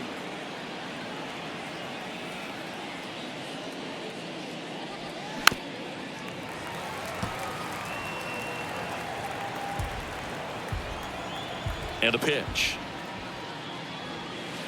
And that one is in the dirt. 3-2 now.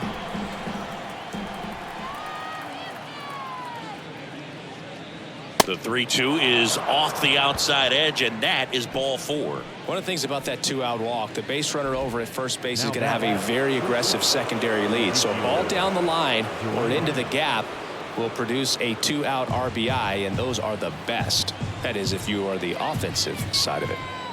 The pitch. And a foul ball. He stays alive.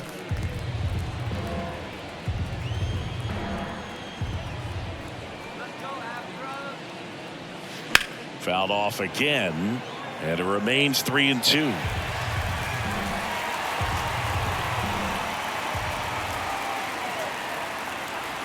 And there's ball 4. Take your base. Pretty good pitch on 3-2, right around the knees, but just no help from the umpire. Here's Nathaniel Lowe. Singled and scored his first time.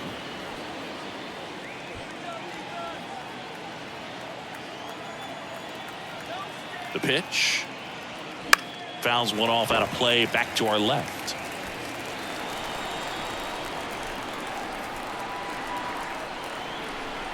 And here it comes. Now one missed. 2 outs. A couple of base runners at first and second.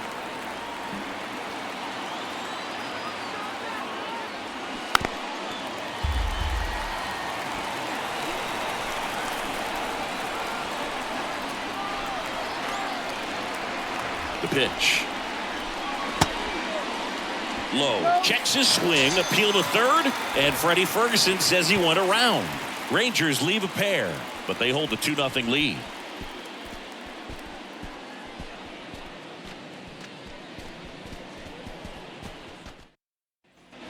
Back here at Minute Maid Park, bottom half of inning number 2. Jose Abreu up to hit. Abreu, a really hard worker, a guy who takes his craft seriously in the batting cages and on the field during batting practice. He's always trying to stay in the big part of the field, not trying to have a home run derby during BP, but understands that those are typically mistakes. Swing, and this one's blasted. It's got a chance. And he goes airborne to make the catch. Look how far he had to go that time. What an amazing catch. He believes that he can get to everything, and that attitude allows the speed to play in well enough for him to run down balls that guys would just play off the hop. Here's Kyle Tucker. The 2-1. No, inside.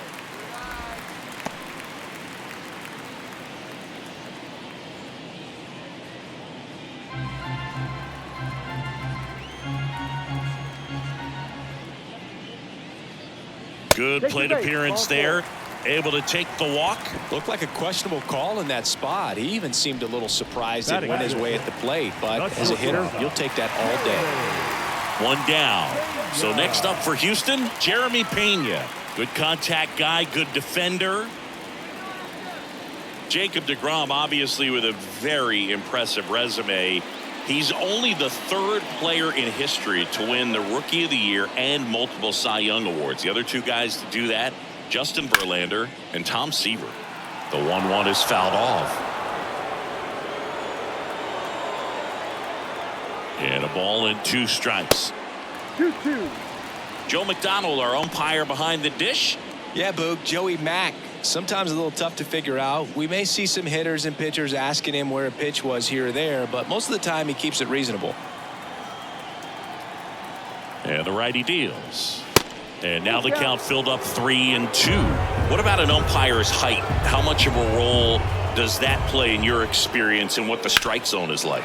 Yeah, I think it pushes the strike zone up a little bit, which, you know, as a former hitter, you like that. You wanted the ball up. You didn't want to have to deal with stuff down in the zone consistently. Everything came together for him. Just a simple ground ball the other way that had eyes on it, man. Sometimes that's all you need to do. Just let the ball travel, put the ball in play, and just hope it finds a hole. So first and second with one man gone. David Hensley up next for the Astros. 2 on, 1 out. That's down and in. Good spot for the hitter. Definitely has the advantage in this count with runners on. Look for him to be aggressive on this next pitch. 1 out. Runners at first and second. Just missed. Jake Myers up next for the Astros.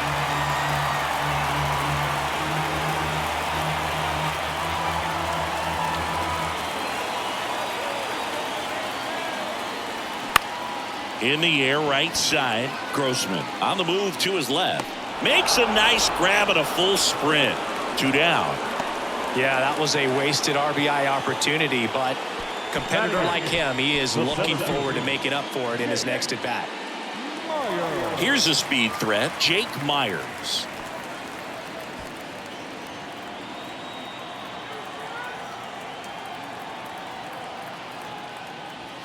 That one outside. Now 2 balls and a strike.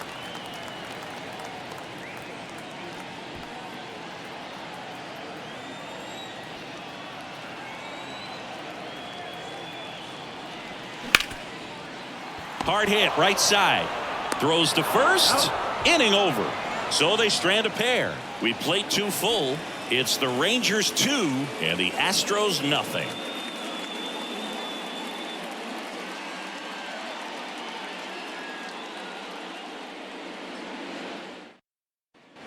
Top half of the 3rd inning. Now here's the Rangers DH, Adolis Garcia. Adolis Garcia.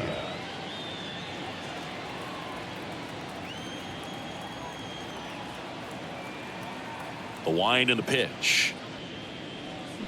And he chases that one below the zone. Nowadays, with advanced metrics and increased use of moving the infielders around, defense isn't necessarily about making errors. Are you able to get to the ball? Are you able to position fielders where guys hit the ball, but within the new shift rules? The next offering misses, and the count is even 2-2. And an area that goes unnoticed is the coach that's responsible for positioning, and then the research person that's providing the information. So what we're seeing in baseball, so many more people behind the scenes that are contributing to the success between the lines. It was a healthy cut, but the same can't be said for the contact. He got just enough of the ball to put it in play, and that's all he needed. Tough play for the defense on what was kind of a swinging bunt. Next up for Texas, Josh Young. Singled and drove in a run his first time through. And now the lefty breaking ball inside. Ball 3. Back when you played, it wasn't the empirical data we have now. It was a guy with a ruler and a diamond taking a colored pencil and drawing a line where he thought someone had hit the ball, right? That or just going off of gut or feel. What does it look like? Bregman to second, on to first, double play. I think there's always something pretty about watching a 5-4-3 double play get turned. I mean, just seeing the ball whipped around the diamond with quickness and accuracy, that was nice. Jonah Heim now at the plate. 2-2. That one 95 to finish him off.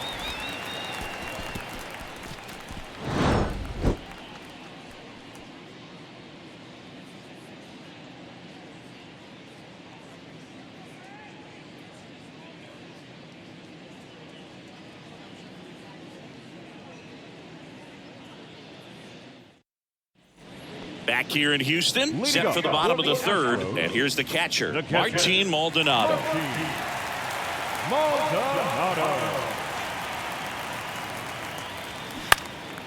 Line drive, caught. That's what you got to have at the hot corner. Cat-like reflexes. Line drive caught by the third baseman as he dives. Terrific play. Here's Mauricio Dubon. Grounded out his first time. Clips the corner, and the count 1-2.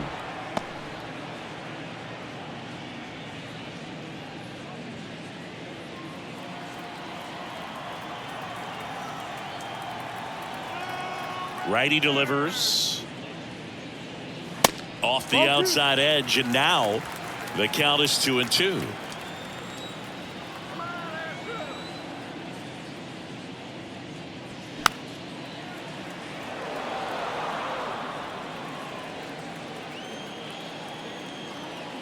And a pitch. Stays alive. Some real good life going through the zone on that one. 2-2 now. Swings here and blasts one left field. That's back there. And it's out of here. His first homer of the year, and they cut into the deficit. It's 2-1.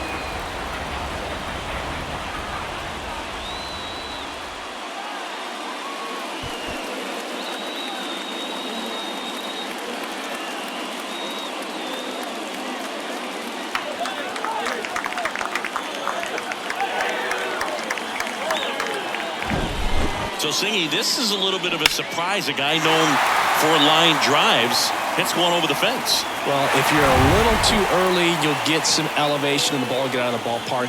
For him, it's kind of a mistake. But you know what? When you have such a good approach, every now and then you're going to run into one.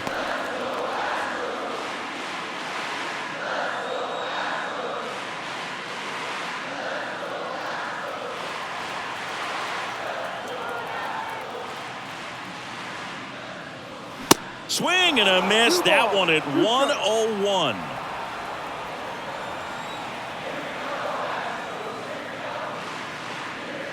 That's inside. He should get a pretty good pitch to hit here with a 3-hole hitter coming up if he's walked.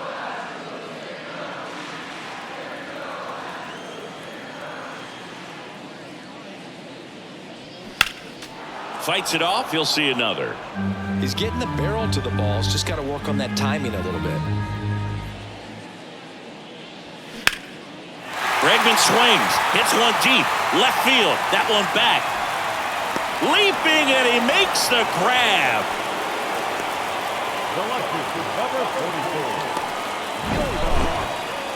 Yeah, it's a really nice catch right there near the wall, and you have to use everything available to you. Know when your feet leave the grass and hit the warning track. Also, when you're able to, use the bare hand to feel for exactly how close you are. And right there, perfect use of his instruments.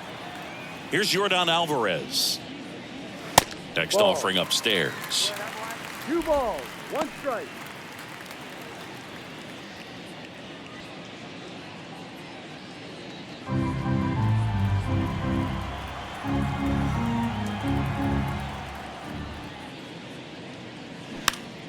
Tries to check his swing, but he makes contact. And he'll be safe at first. Up next for the Astros, the first baseman. And now the first baseman, Jose Abreu. 0 for 1 so far. Now Abreu crushes one left field. And it bangs off the top of the wall. Couple of singles back to back. Just missed out on a home run right there, but he certainly hit it hard enough. Just didn't have the right launch angle to carry it over the wall, but still an excellent swing of the bat.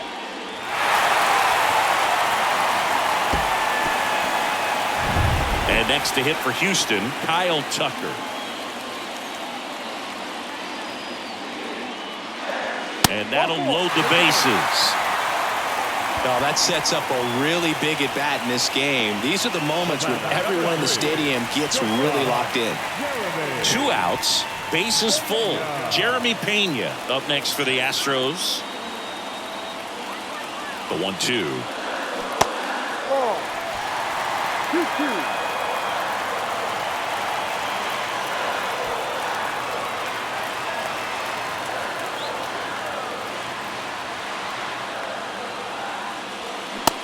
A swing and a miss.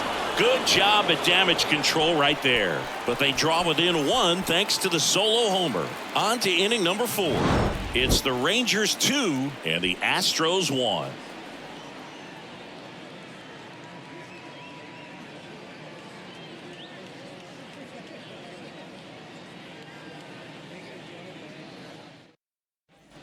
And welcome back as we go to the top of the 4th. And now the right fielder, Robbie Grossman.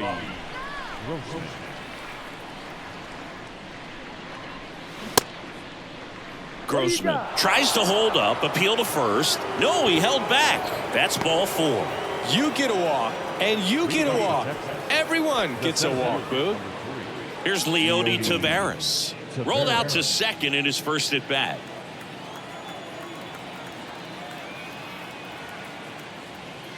And another ball. 1 strike.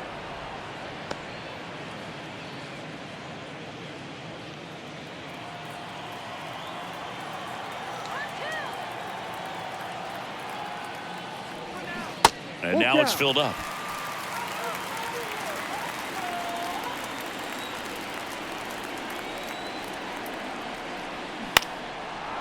Liner, base hit. Throw back in quickly. First and second now with nobody out. Nice line drive to the pull side, met it out front, but just stayed through it nice enough and ripped it into the outfield. Up next for the Rangers, Bubba Thompson. Here's a 1-2. Strike 3, got him swinging. And that is a big first out. And Chris, that's a way to neutralize his speed by keeping him off base. And the defense breathes a sigh of relief because he puts pressure on everyone if he can put the ball in play. But that's how you do it. Keep him off balance, get him out of there, and deal with the next guy. Here is Marcus Semien. Outfield playing very deep, not wanting anything over their heads. Swing and a miss. Going to count 1 and 2. The lefty closing in on 100 pitches.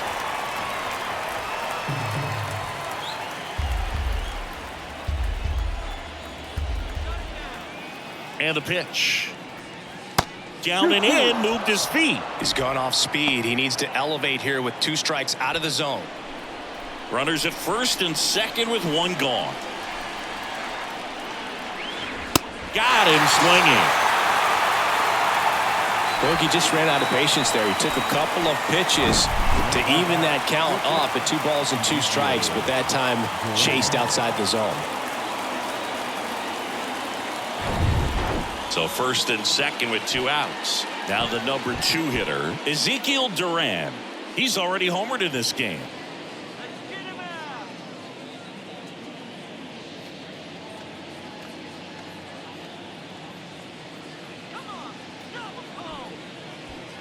First and second, 2 down.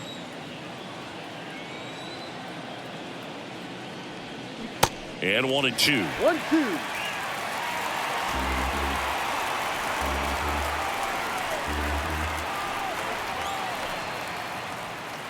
And that one moves his feet. Well, he might have to look for a different put-away pitch right here, 2-2. He's already seen the curveball a couple of times in this at-bat, so might have it timed up and ready for it. Still 2 and 2 after the foul ball.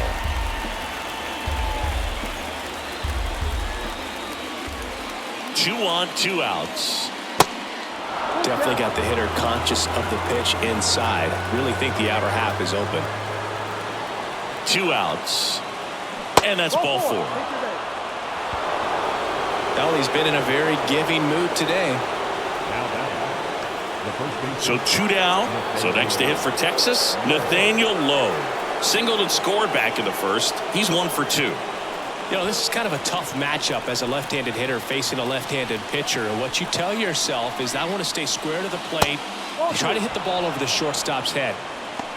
2 walks in the inning already, and he just doesn't seem comfortable out there. Like he can find the right mechanics and then repeat them. Up the middle, Hensley. They get the force. Out number 3. So they're able to work around a pair of walks in the inning. We're midway in the 4th. It's the Rangers 2 and the Astros 1. Back here at the ballpark. Now it's the second baseman, David Hensley. Second baseman, David Hensley. The 1-1.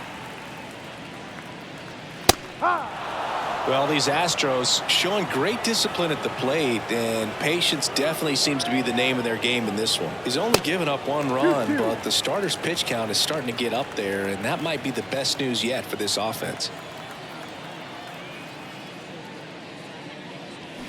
Swing and a miss, and he got him. And now 1 away. Typically, that high fastball, if it's close to the top of the strike zone, a hitter, if he's prepared for it, can get to it. But that one just had that little jump at the end, which indicates there's a good spin rate on it, and it didn't decrease in velocity as that hitter's internal clock would expect it to, and that's why you see the swing and miss. And here is Jake Myers. The 1-1 is fouled off. You know, sometimes all it takes is getting to the next arm before an offense does any damage, and that might be the case today. Fights that one away, still 1-2.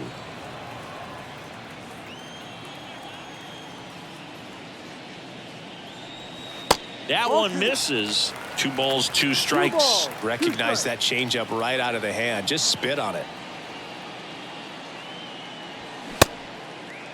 Myers started after it, tried to hold up.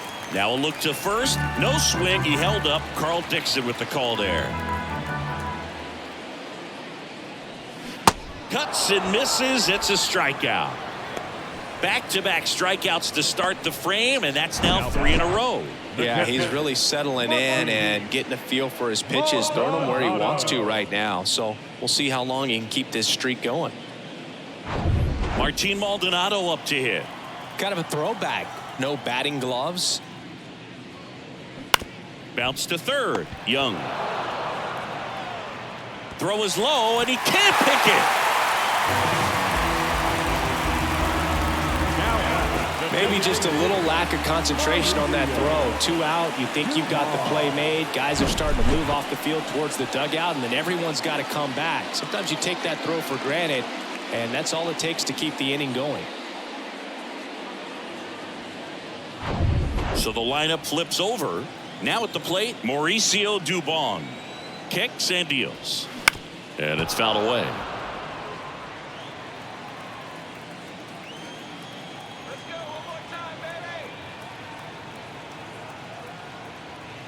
Two balls, 2 strikes to count with 2 outs. It's a good take.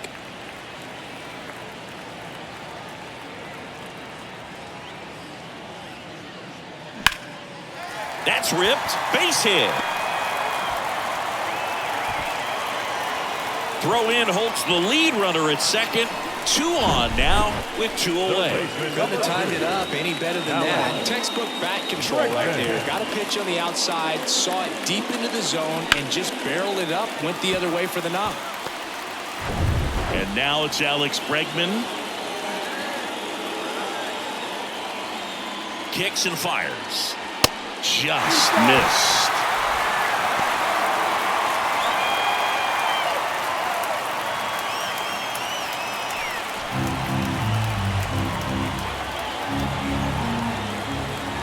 The 3-1.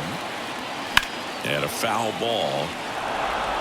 I want to start that load a little bit sooner because of the good velo.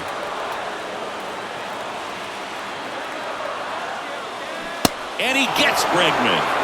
And the inning is over. 2 left for the Astros, and our score remains 2-1. We're back, and there's a new arm on the mound to start the 5th. Seth Martinez. Well, they didn't get much length out of their starter in this one, so they've got a lot of outs to eat up in that bullpen. I think they'll look for some length out of him right here if they can get it. Here's a big power threat. Adolis Garcia. This guy with light tower power. Adolis Garcia. The 1-1. Slider misses outside. Activity in the bullpen. Phil Maton is loosening up. This would be his first appearance for the club. Brown getting cranked up as well.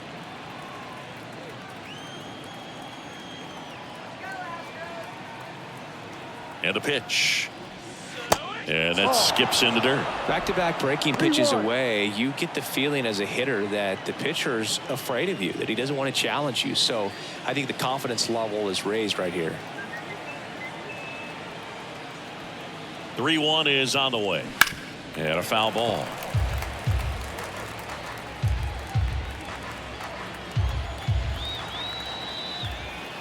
At the belt and fires. And he walked him. Oh, you know this guy wants to swing it, but he's showing some good patience in this one. It's the second time he's taken ball 4. Josh Young stepping in for the Rangers. 1 for 2. He had an RBI base hit back in the first. Check on the runner, and he's back safely.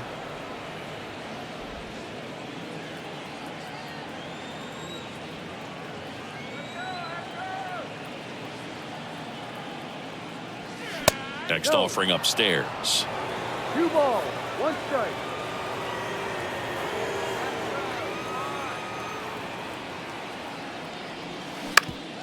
Bounced up the middle. Dives, but it kicks off his glove. The throw is still in time, and that's out number 1 on a tough play.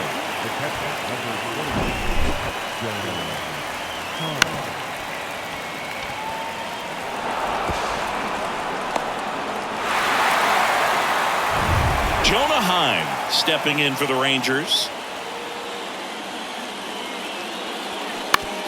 On the ground to first, and he takes it himself for the out. Good sinker low in the zone right there and produced exactly what he was looking for. Ball on the ground. Nice ground out. Next up for Texas, Robbie Grossman. 2 outs with a runner at third.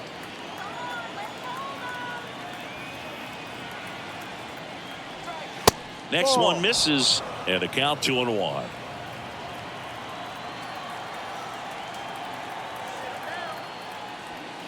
Late on that fastball. 2 balls, 2 strikes.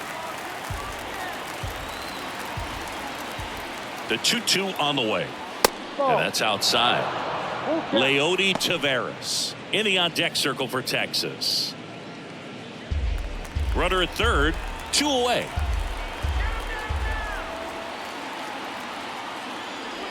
The 3-2 is off the outside edge, and that is ball 4. Second walk of the game for him, and he's been really patient at the plate. The game plan that he's sticking to, he's just not going outside of what he's looking for up there. First and third, 2 away. Up next for the Rangers, Leody Taveras.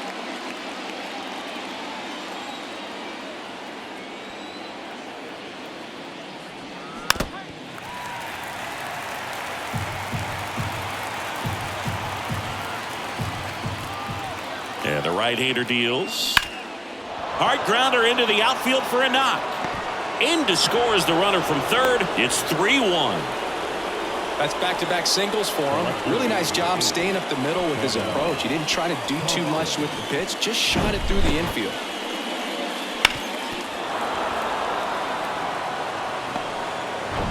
So next to hit for Texas, Bubba Thompson. Right-handed reliever. Ball.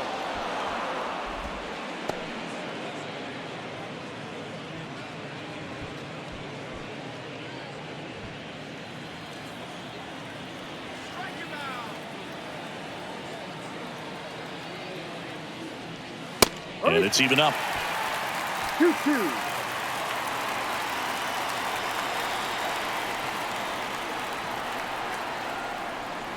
Knocks that one away, and we'll do it again.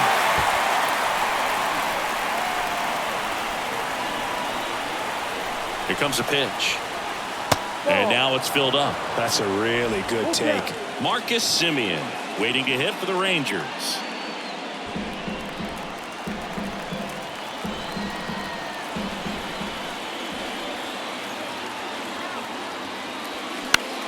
Out towards right center field. He dives, but he can't make the catch. Showed a lot of fight with 2 strikes in that AB. High fastball, even a little above the zone, but such a good job of staying tall on the backside, getting that barrel there to meet it just in time. I'll tell you what, it's not easy to do. pitching change here. Hunter Brown. Power slider guy, Boo. He throws it hard and gets a lot of late movement, so it's tough to pick up.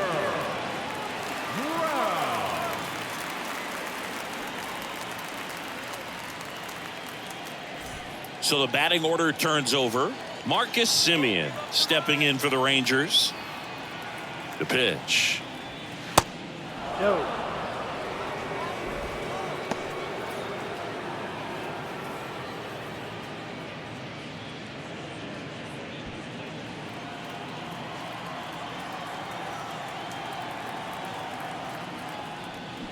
Bounding ball here, rolls foul.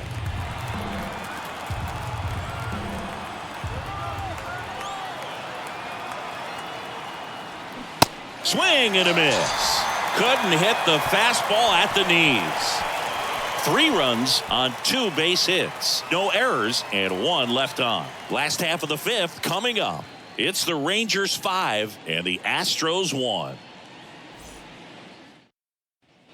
Welcome back. John Shabby with my buddy Chris Singleton. It's set to get us started. Bottom 5. Yordan Alvarez.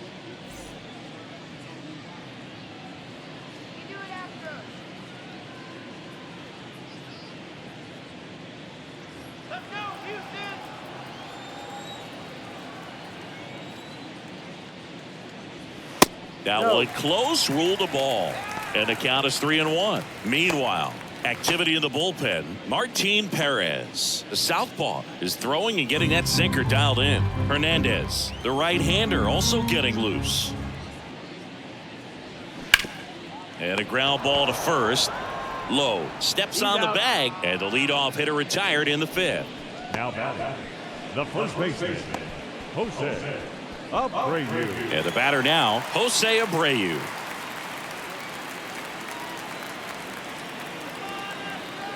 The wind of the pitch. Just missed. Down.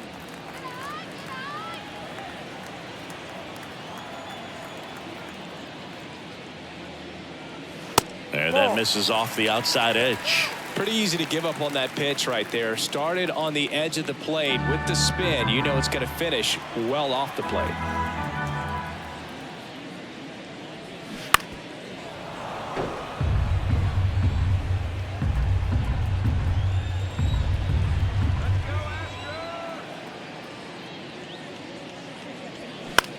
Puts it in the air out towards left center. And puts the squeeze on that. And there's 2 away. Now batting, right fielder, Kyle. So up next, Kyle Tucker.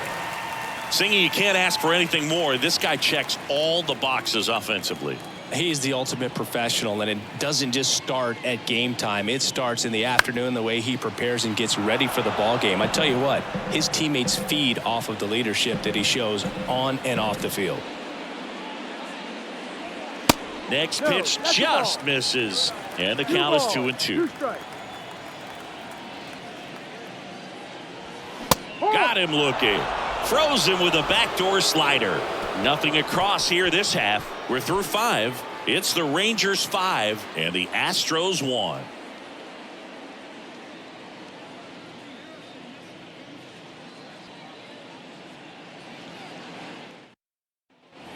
Back here at Minute Maid Park. And here is Ezekiel Duran. Ezekiel Duran.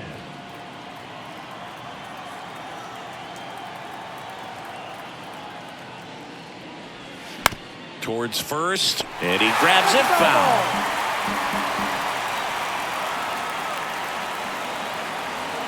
Struck him out swinging. Gassed it right by him.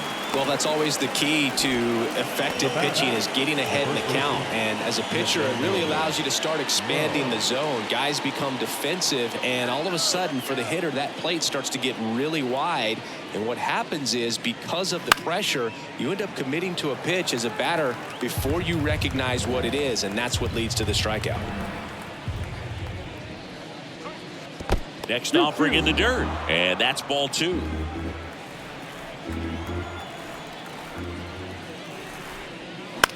In the air, left side. Alvarez makes the grab for the second out. Now batting, designated hitter. 2 outs, base is empty. Next to bat, the Texas cleanup hitter, Adolis Garcia.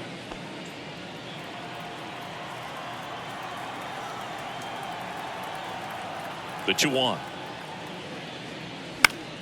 Foul ball.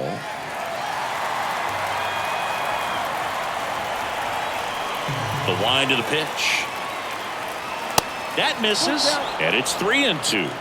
Josh Young in the on-deck circle for Texas.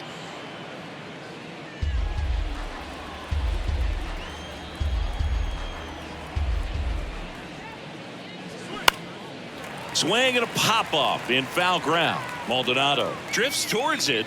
That is the inning.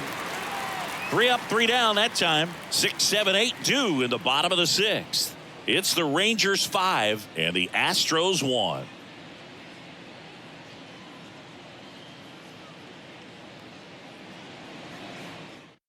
So out of the bullpen for the Rangers, Martin Perez. And he's been hit pretty hard at times this year, so he's looking for better. Right now, giving up more than a hit per inning. Martin Perez. And stepping in is the speedy Jeremy Pena. The shortstop, Jeremy Pena. The pitch.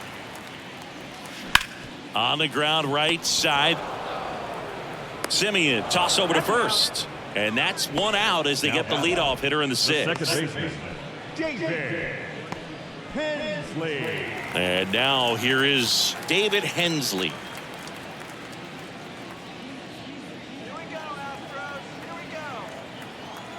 And a 1-1.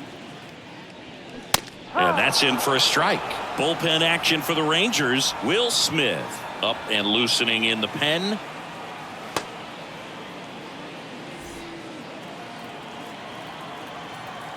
The wind, the kick, and the 1-2. Swings through it, and that's a strikeout.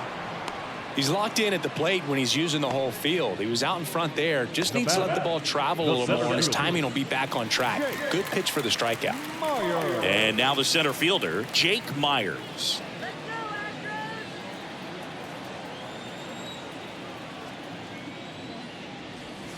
Next pitch misses, and that's ball 2.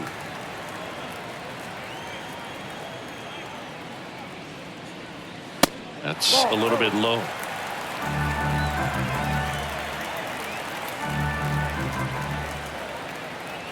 And a 3-1 on the way. That one back up the middle, and it gets through.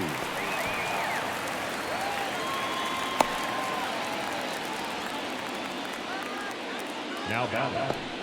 Just kept it simple. Played pepper with the middle of the infield and took it back where it came from, and there was just no one there to knock it down. 2 outs, runner at first. And now the catcher comes up to him, Martin Maldonado.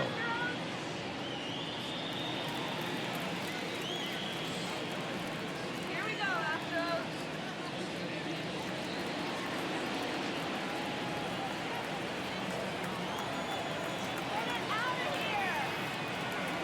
Step off throw to first, and he's back in there.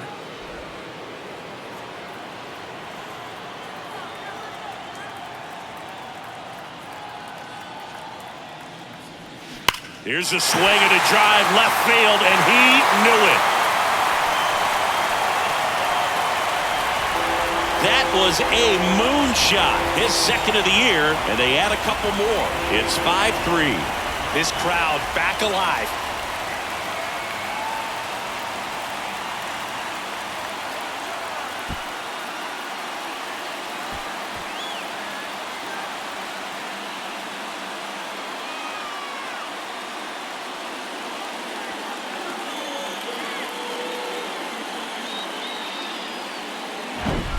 Knew what pitch he wanted to hit. Spent on some other pitches in this at bat. Was very patient, and it paid off.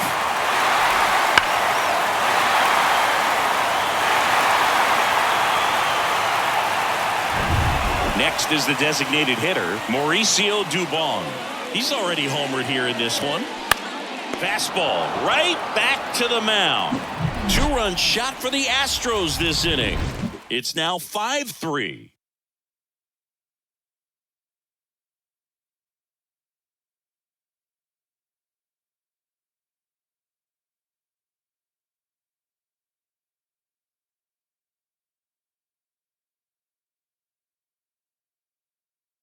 Welcome back. We're in the 7th. We have a new pitcher on the mound, Phil Maton. He last pitched 2 days ago. Now pitching for the Astros, number 88, Phil Maton.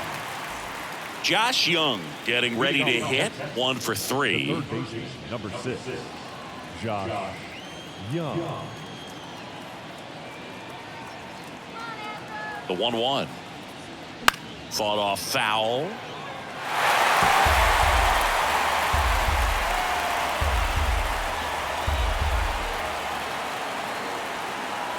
The pitch. Swings and misses. Struck him out.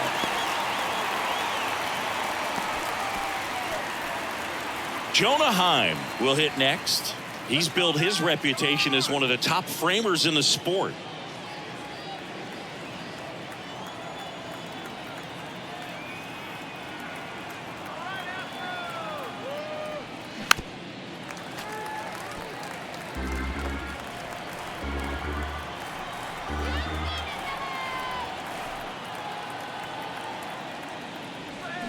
Swing and a miss, struck him out.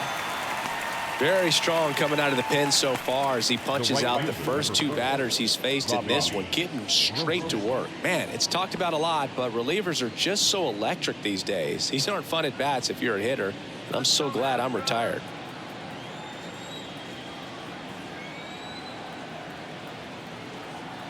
Right-hander kicks, deals. And that one just missed off the outside edge. Action in the pen down there. Rafael Montero getting loose out there. Stanek getting loose as well. 2 down, nobody on. Lifted in the air, right center field. Myers on the move to the gap. No trouble here. Puts it away for the out. And that is that. Nothing doing for the Rangers. And it remains 5-3.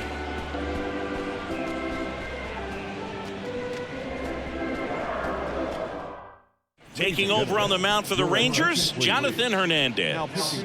He's pitching on 2 days rest. Number 72, Jonathan Hernandez.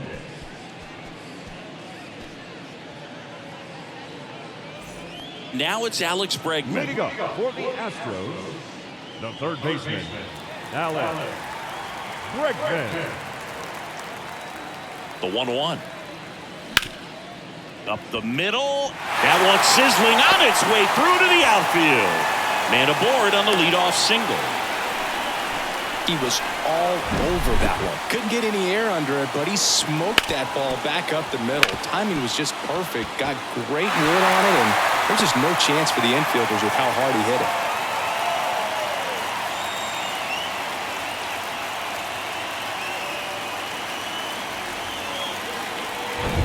Now it's Yordan Alvarez.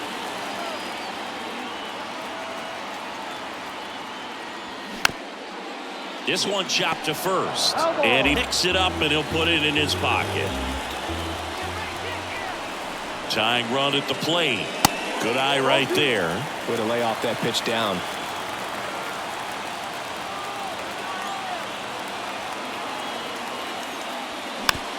Tapped in front of the plate. Now the throw to first on the run. And they get the out on Alvarez. Now batting, first baseman, Jose Abreu. And here's the first baseman, Jose Abreu. Listen, there's absolutely no reason to pitch to this guy right here. You nibble, you see if he'll expand his zone, but don't give him anything to hit. If you walk him, not a big deal. You have a double play opportunity set up. The 1-1 is fouled off.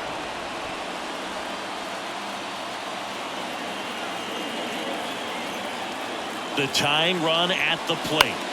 Ground ball left side. Zips it to first. That takes care of Abreu.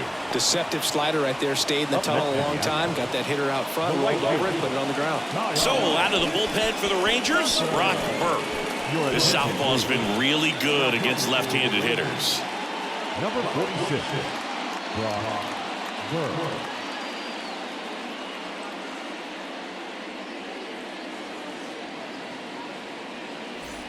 Kyle Tucker up next for the Astros. Well, he's always a threat. Even if this guy is 0 for 3 for the night with 3 strikeouts, he can come up that 4th time and do damage because he's that good. Out to center. Taveras settles under it. He's got it. And that is out number 3. One left for Houston. They're still down 5-3.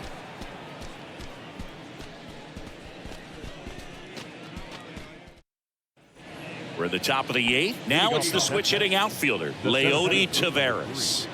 Leody Taveras. And a pitch. Now one missed. 3 balls, 1 strike.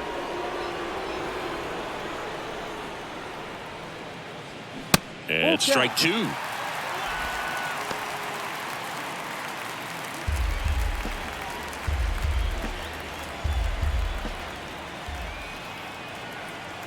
And here it comes. That's a laser base hit. So a runner aboard to start the inning. Right there, does a great job of staying in the big part of the field. Man, there are a lot of hits there.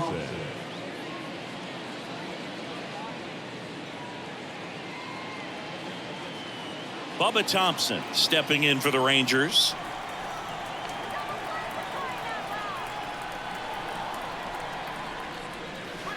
Next offering way off the plate.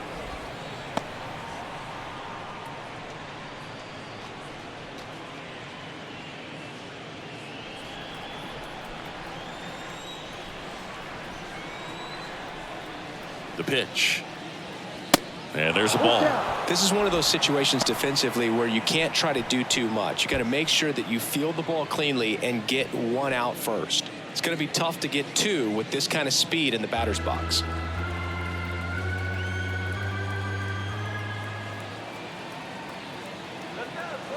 Payoff pitch. Keeps the at-bat going with a foul ball.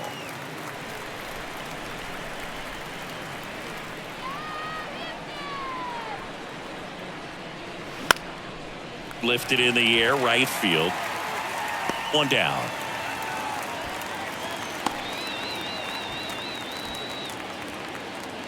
Now back, second baseman, Marcus Semien. Back to the top of the lineup, and now it's the Rangers leadoff hitter, Marcus Semien.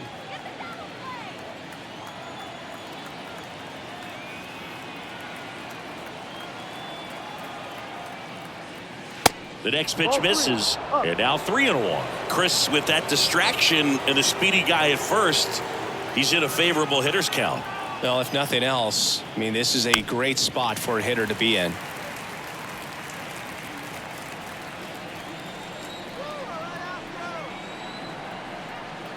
So now 3-2. Double play ball to second. There's one. On to Jose Abreu. That's 2. 1 hit in the inning, but no one left. Last half of the 8th coming up. It's the Rangers 5 and the Astros 3.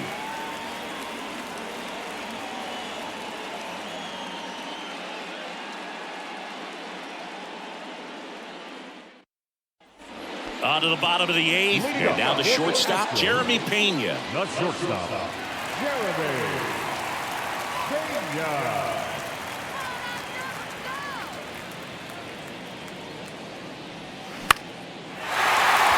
Shoots a line drive single into right center. Off to a good start with a leadoff knock.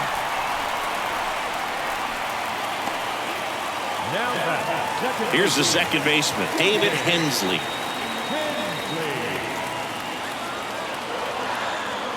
And now the lefty. Hard hit to right center. And no one can get there.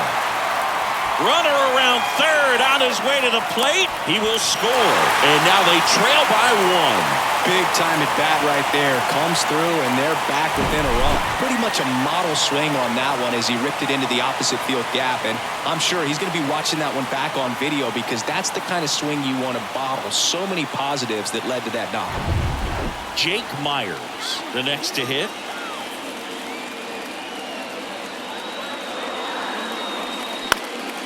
Popped up. Hauls it in, and there's one away. Now the catcher, Taking over on the mound for the Rangers, Josh Sborz. Pretty big spot he's coming into, trying to strand that runner at second base. So he's going to need to make some quality pitches. He does have first open if he needs to use it. Here's the catcher, Martin Maldonado. Hit an absolute tape measure shot last time up. And there's no doubt that they'll feed off the energy from this crowd, right? I mean, yeah, I'd say the intensity level has gone up a few notches for sure.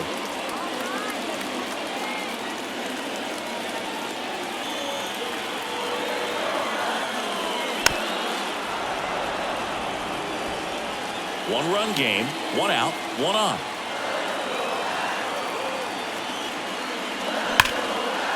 Lays out. Oh, it's off his glove. Gets it there in time, though, and they get it out of the play. Well, there's a lot riding on that at bat right there. Nice job of the pitcher to bear down, make the pitch, get the ground ball. Excellent piece of work.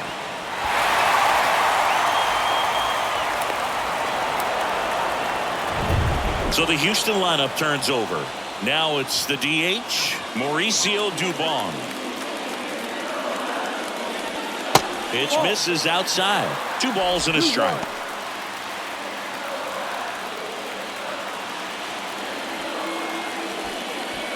Runner at second, 2 down.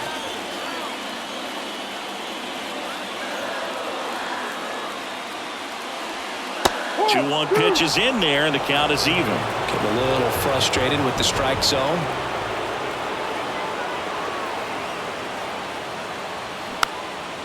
Swing and a ball lifted in the air, shallow left field. Durant pulls it down, and that is that. Astros pick up a run on the RBI double. It's down to 1 at 5-4.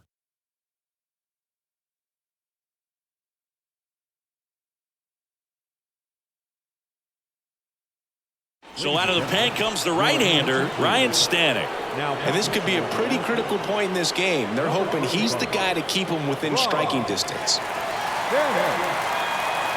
Here's a 1-1.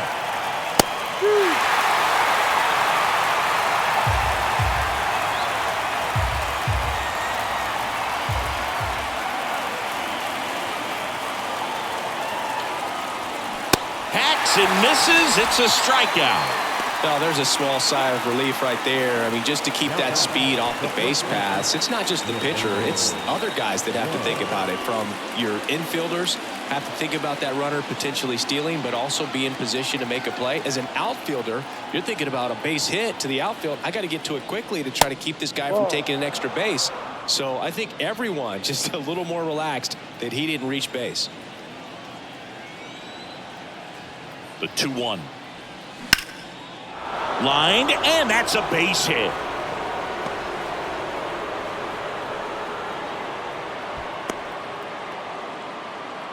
Well, that was one of those high percentage advantage counts where batting averages are just so much higher. Showed a willingness to drive that pitch the opposite way. Didn't get jumpy, didn't try to pull the ball. He let it get deep, took the barrel right to it, and then extended through the swing for the line drive base hit. And now, Adolis Garcia. Fastball for a strike. Now 3-2.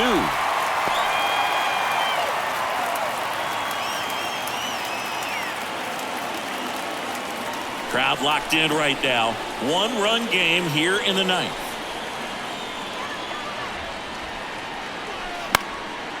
Swing and a pop-up. Foul territory for the catcher. He's got it, and there's 2 away. That was a good pitch to hit right down the heart of the plate. Had pretty good timing on it. Just got underneath it a little bit and popped it up.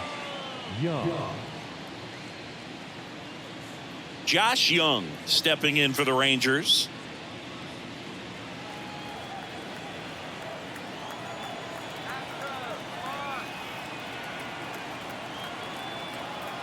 The 1-1. And downstairs. 2 balls, 1 strike.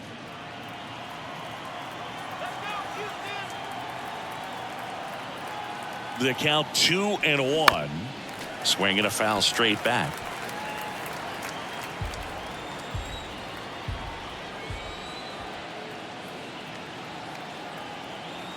And he deals. Ball. Full count. Great RBI spot here. Just got to stay focused on the pitch. The runner will be in motion, so something in the gap should definitely score it.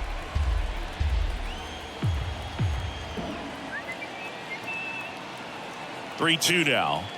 The 3-2 is off the outside edge, and that is ball 4. Not what he wanted to do right there, Boog. That keeps this inning alive, puts a runner into scoring position, and a chance for this offense to add on to their lead. Next up for Texas, Jonah Heim.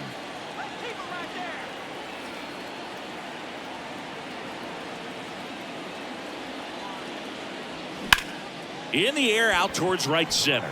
Myers moving back for this one. Makes the grab, tracks it down after the long run. And the inning is over. 2 left on. 2-3-4 set to hit in the bottom of the 9th. It's the Rangers 5 and the Astros 4. We're back, and on the mound is the closer, Jose Leclerc. He comes in with a chance for his 2nd save of the season. Number 25, Jose Leclerc. And stepping in for the Astros, Alex Bregman. The third baseman, Alex Bregman.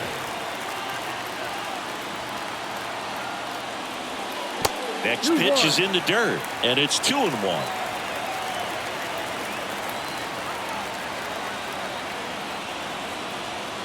Swing and a miss. He was late. Strike 2.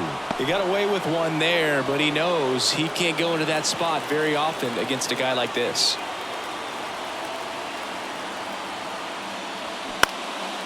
Lifted in the air down the left side.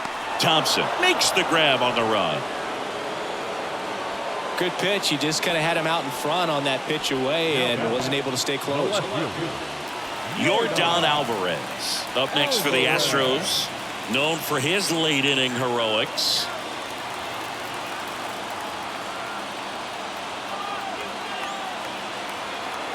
The pitch. Hot shot to third. Young tosses to first, and just 1 out remaining for Houston. Hey, man, 4 pitches, 2 outs. That is an excellent pace. And here now is the Astros cleanup hitter, Jose Abreu. Corner infielders guarding the lines, trying to prevent extra bases. A 1-run lead here in the last half of inning number 9.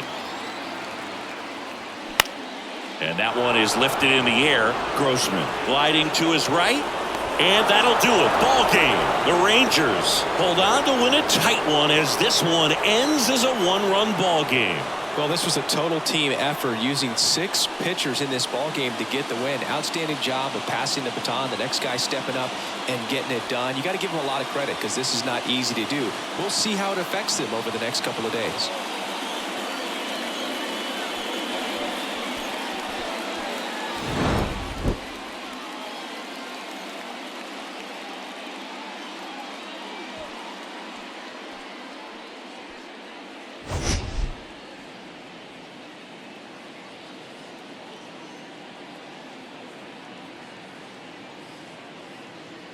All right, we'll be back to get this one started after this.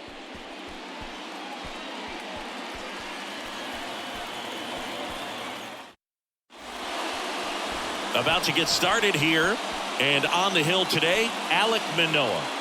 Well, he's not a rookie, but still very young in this game, learning his craft. I think the key is getting consistent reps and the opportunity to develop his stuff. Looking forward to watching him pitch in this one. Okay, all set to go. Now up for Tampa Bay, Yandy Diaz. The first baseman, Yandy Diaz. And the right-hander deals. Nope, that's a ball.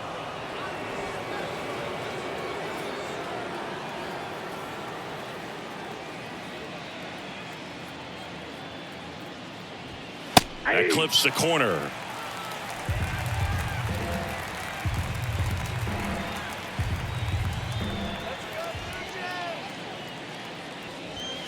Struck him out swinging. The high heat, too much on that one. Went right after him there, Singy. No messing around. 3 pitches right there. 3 really good fastballs in that at bat. But what stood out is all of them in a different part of the zone. He started them away. You look out over the plate as a hitter, and then he busts you in. You're not quick enough to be able to pull the trigger and turn on it. And then he finished up in the zone. Good velocity. Caught the top part of that strike zone. That's a great example of how you mix your locations. Just as important as mixing speeds. 2 outs, base is empty. Harold Ramirez next to hit for the Rays. Obviously a guy who makes good contact, hits for average, but one of the things in today's game, the value in the fact that he hits both righties and lefties. That one ripped. And it hits the fence. Throws to second. And he starts his afternoon off right with a double. Just about got it out of here down the line to left. So I'm sure he wishes he could have put a little more behind it, but he's got to feel good about that missile off the wall. So a man aboard. Here's Wander Franco. Ball to strike. The pitch. Merrifield racing after it. And he can't quite get there. It's a foul ball.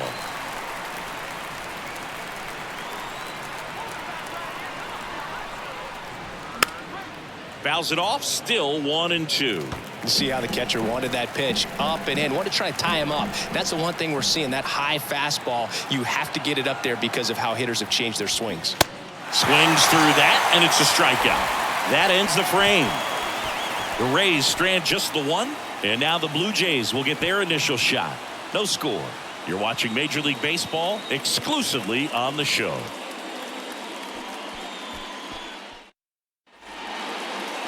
Back here at Rogers Center, and towing the slab, Shane McClanahan. What do we need to know here? Well, the key for him usually centers around his ability to command all 4 of his pitches. I mean, he can get by with 3 if one isn't working, but it becomes a little tougher to keep hitters guessing, especially when you start to get through the second and third time through the order. So we'll see how he incorporates all of his stuff into this one. Here's George Springer. George Springer.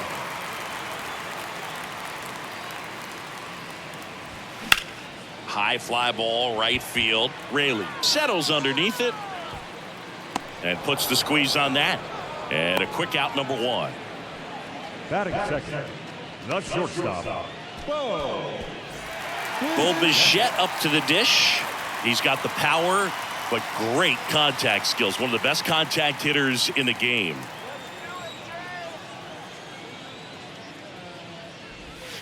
Next one misses. 2-2. 2 balls, 2 strikes.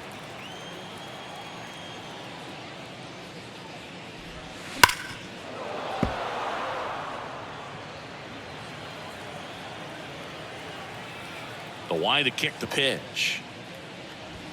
Here's a swing and a drive left field, and he knew it.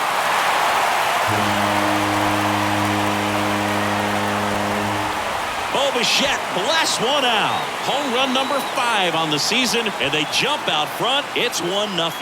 That was blasted. Absolutely. No doubt off the bat.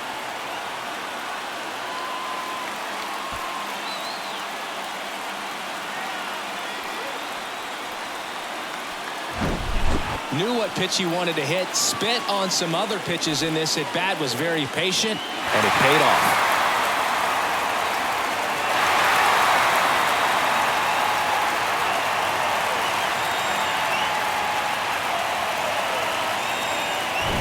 One out, base is empty. And now for the Jays, Vladimir Guerrero Jr. That one's in there. 1-2. Part of the order coming through now, and with 1 home run already in this inning, they're definitely looking to do some more damage. 1 down, base is empty. Fights that one away, still 1-2. And the pitch. Good eye right there.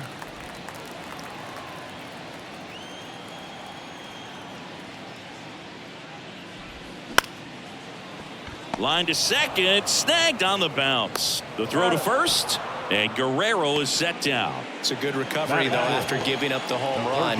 Not allowing it to stay in the head, but going to work at the next hitter, and a tough one at that.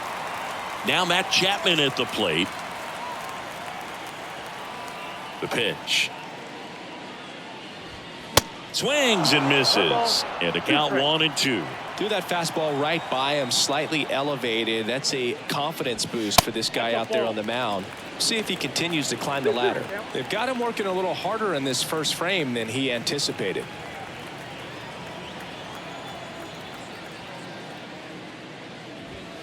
Three-two now. Really good take, especially with 2 strikes. Good plate appearance there. Able to take the walk. One of the things about that 2-out walk, the base runner over at first base is going to have a very aggressive secondary lead. So a ball down the line or into the gap will produce a 2-out RBI, and those are the best. That is, if you are the offensive side of it.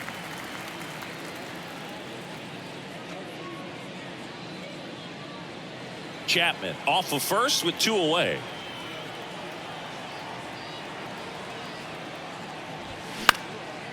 Into center. Low makes the catch, and that'll do it. Toronto picks up 1 on this homer. It's now 1-0.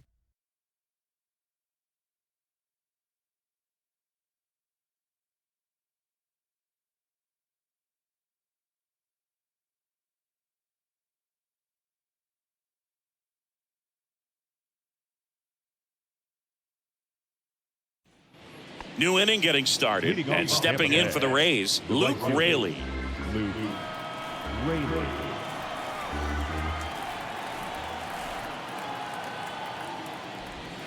Back foot slider ties him up, struck him out. Well, he didn't get the call on the mound the pitch before. Felt like he should have had him looking, I think. But, that's good composure right there. He found a way to come back with another good pitch to get him to swing and miss. Stepping in is the switch hitting shortstop, Taylor Walls. Swing and a miss. Slider right there. Singy Alec Manoah's turned into one of the better starters in the American League. Blue Jays drafted him out of West Virginia. He was the 11th overall pick in the 2019 draft. Yeah, and just a year later, a big league all-star. So developed pretty quickly, and a front-end rotation guy for the Toronto Blue Jays.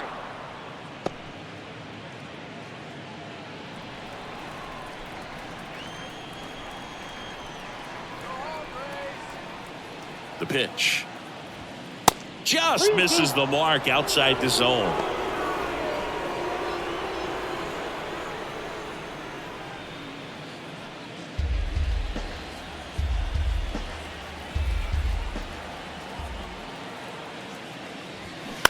Towards first. 2 up, 2 down to the top of the second. Batting 7. The center fielder, Josh Lowe, next to hit for the Rays. He's someone that really beats up on right-handed pitching. The lefties, however, give him a little bit more trouble. There's a 1-1. Good eye right there.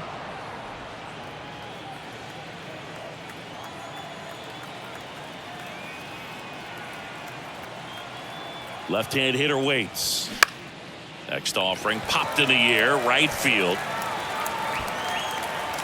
Luplow pulls it down, and that is the 3rd out of the inning. Rays held in check here, still behind by a count of 1-0.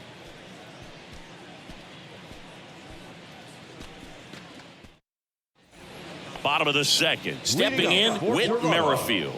It's amazing we get a chance to talk to a lot of opposing managers. This guy scares managers on the other team as much as anyone. And he gets to fly beneath the radar with the other more recognizable names in this lineup.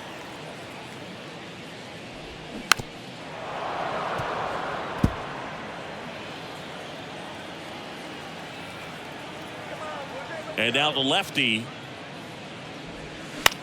on the ground, right side, knocks it down.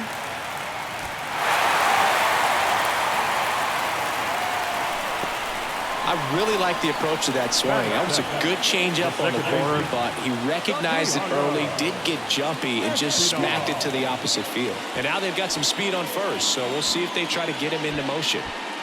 Santiago Espinal next up for the Blue Jays.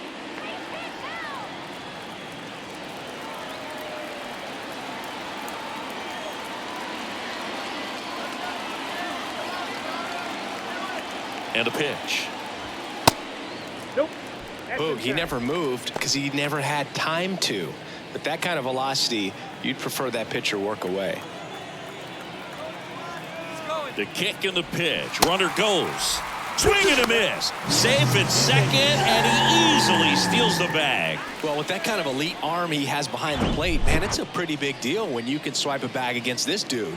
Maybe more than anything, it prevents teams from just testing him, thinking that they can even steal a base. But right here, they successfully moved that runner up to scoring position. Good job.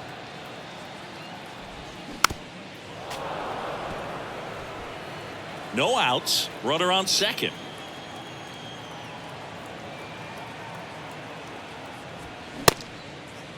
Check swing on the 2-2. Appeal to first. He did not go around.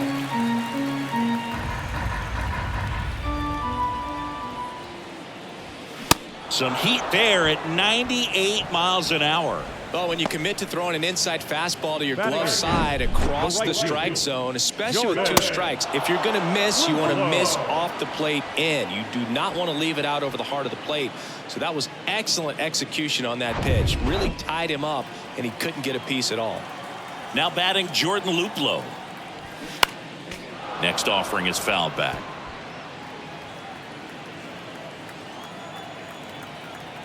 One-two now. That's a little bit low. Gary Simmons has the plate duty in this one. Well, with Simmons, it's not always your standard strike zone, Boog. It kind of gives a little extra in some parts of the zone and then can be tighter in others. But I think the important thing is he doesn't get labeled as inconsistent, so you got to stay ready up there. Now a check on him at second, back safely.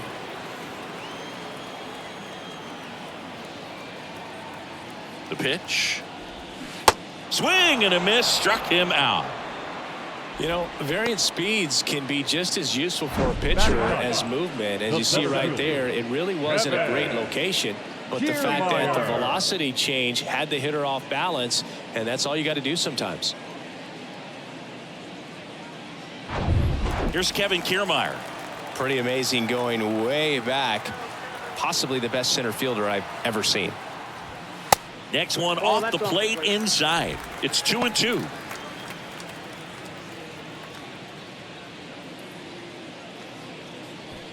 Two outs and one in scoring position. Next pitch misses. 3-2 now. George Springer waiting for a turn at the plate.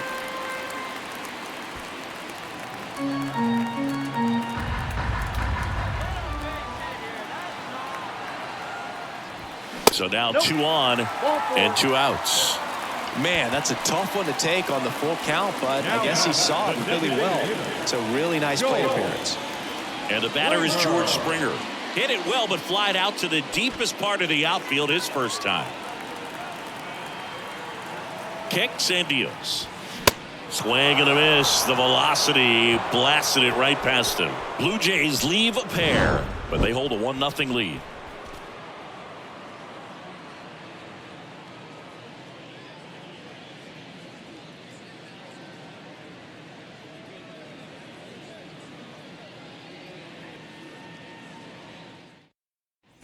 Top half of the third inning, and now it's Vidal Brujan. The third baseman, number 7, Vidal Brujan.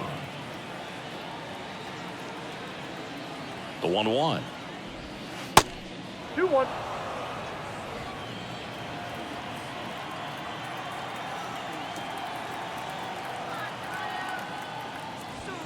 That one is upstairs.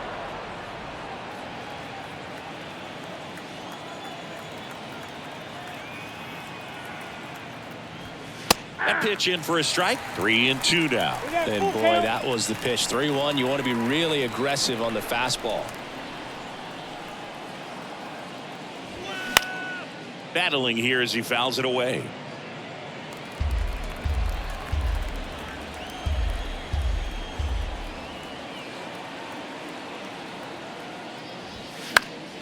Fouled off again, and it remains 3-2.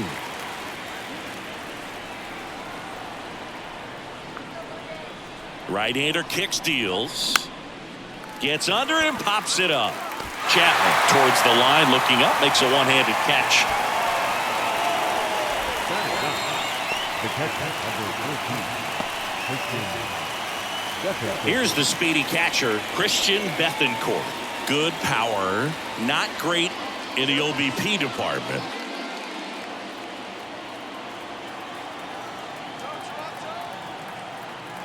And a 1-1. And that's down and away.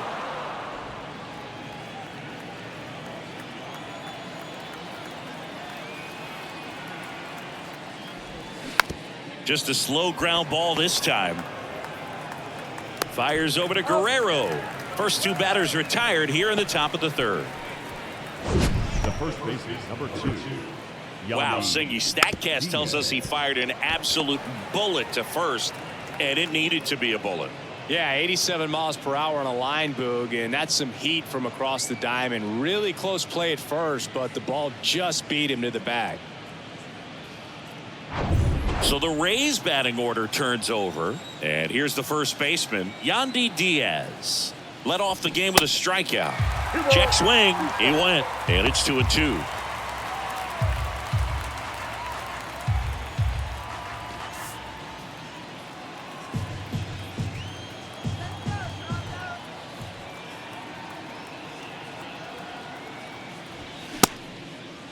Diaz checks his swing. Now an appeal to first. And ring him up, says Patrick Johnson. That's a strikeout. Nothing doing for Tampa, and it remains 1-0.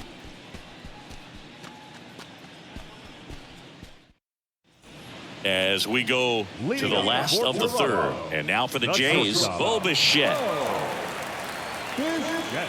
And he deals. On the ground right side. Slings to first, and Bichette is retired. Now batting, first baseman, Vladimir Guerrero Jr. Here's Vladimir Guerrero Jr. Grounded out his first time.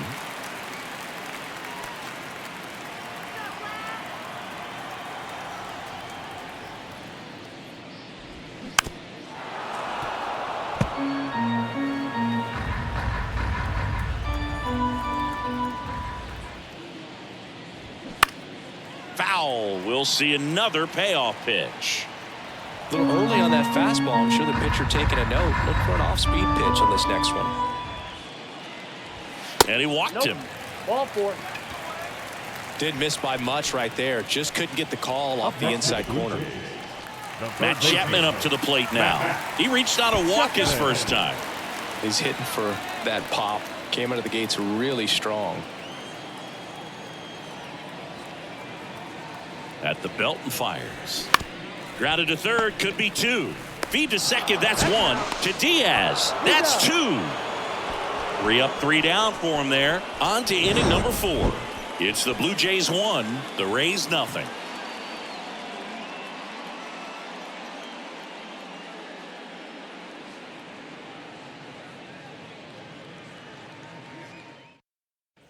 Back now in Toronto, John Sciambi with Chris Singleton, and set to lead off the fourth, Brandon Lau.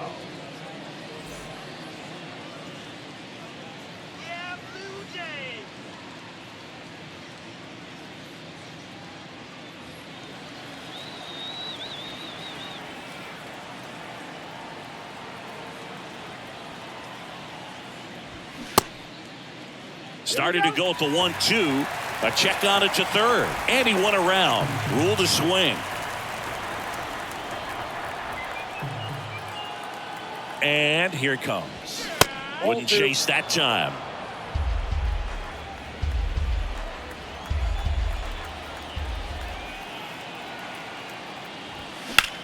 Sharp grounder, that's through for a base hit.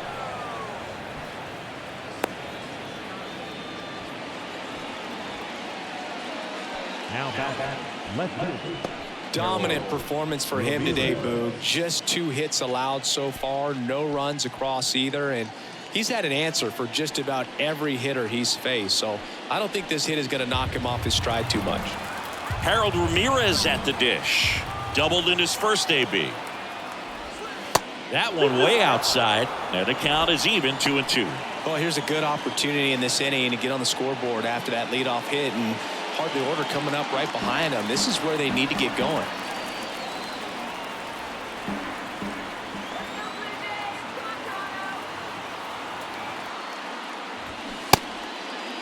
Check swing. Now we'll look down to first. No, he held up.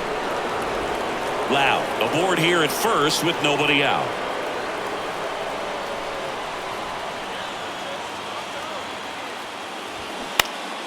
Foul ball, and it remains a full count.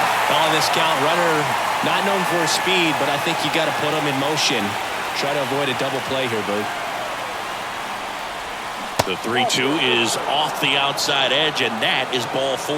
Well, now he's got 2 runners on after that walk, and things can get out of hand in a hurry in these situations, so he's going to have to find a way to get back into the strike zone. First and second, no outs. Now batting Wander Franco.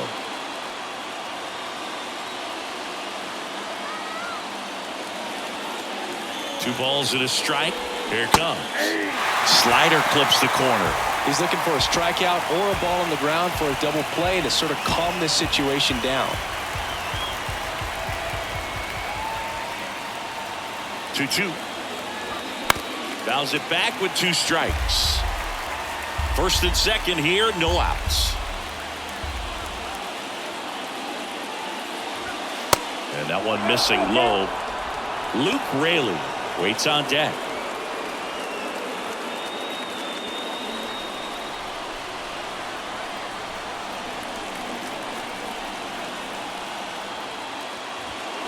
Got him swinging for the K. Couldn't catch up to the heater. 2 on, 1 out. Luke Raley next to hit for the Rays. He was a strikeout victim his first time. 1 out. Runners at first and second. Next offering is fouled back.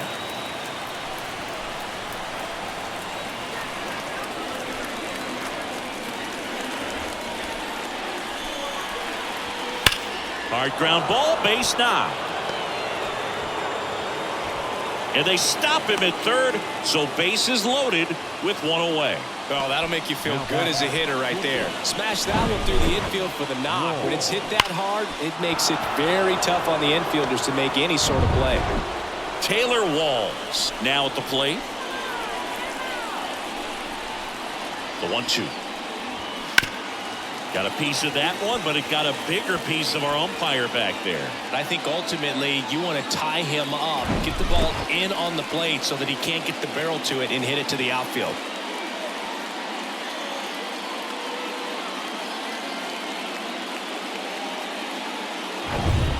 Bases loaded, 1 away.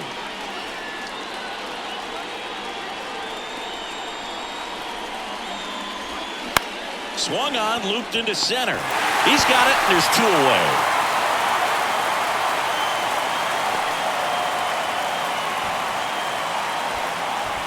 Josh Lowe next to hit for the Rays. Flied out his first time. And this is a big opportunity for him to pick up his teammate right here.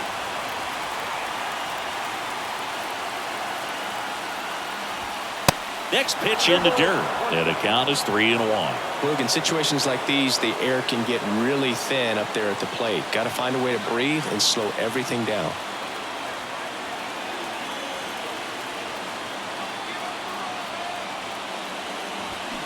And a foul ball.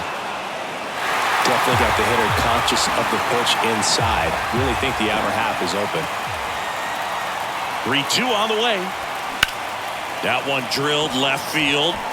That is the inning. And the Rays leave them loaded. They trail here 1-0.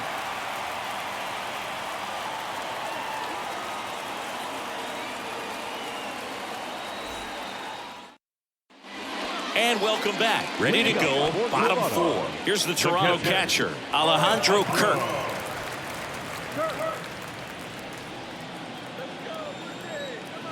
The 1-1. That one fouled off. Well, these Blue Jays doing a great job, Boog, of just waiting for the right pitch to come their way, and I'm seeing very patient at-bats out of them. They've worked 3 walks already, so that proves they're not anxious up there. They're sticking to their game plan, and it's working. Here's a 2-2. Gets a piece there. We'll do it again.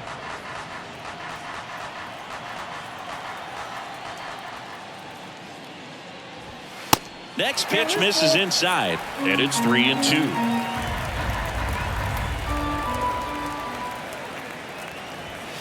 Got him looking, and that's the first out. Well, just couldn't pull the trigger on the fastball right there, and I don't think he was taking it, thinking it might be a called ball or anything. I just think he was flat out frozen. Did not expect that location, in my opinion. Kicks and fires. Oh, that's it.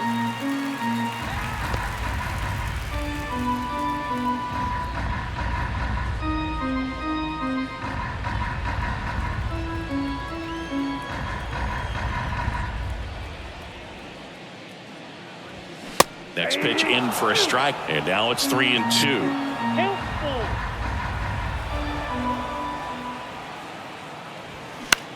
Now a pop up on the infield. Grabs it on the run. 2 down. Now that second baseman. So up next for Toronto, Santiago Espinal. He struck out swinging at his first at bat.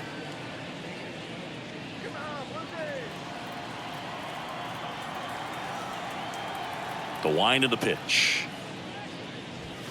And there's a 2 ball. balls, 1 strike.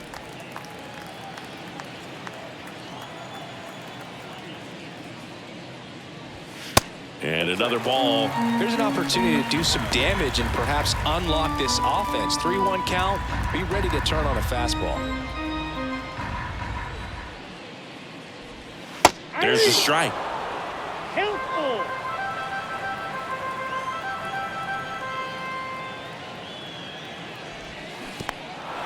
In the dirt. Bethancourt collects, fires to first. That completes the strikeout, and that'll do it.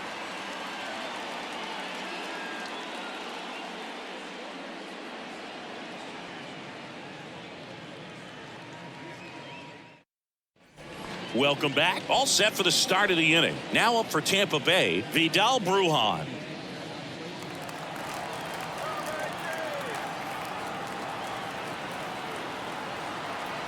The 2-1. Ground ball to the right side, and he grabs it foul. Comes the 2-2. And now it's filled up. Now in this 3-ball count, down in the ball game, you've got to be very selective. Take your walk if they'll give it to you.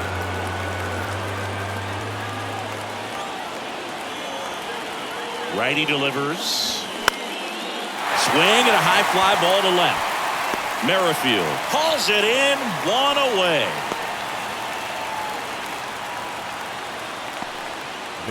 And here's the catcher, Christian Bethancourt. 0 for 1, he grounded out in his first at bat.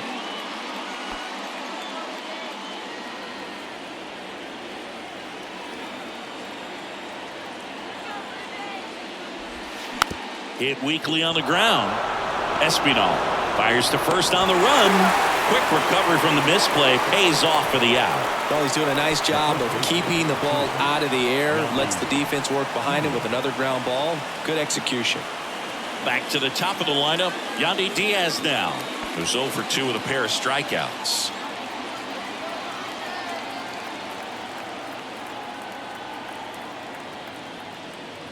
Now just about to hit that century mark, 100 pitches for this game.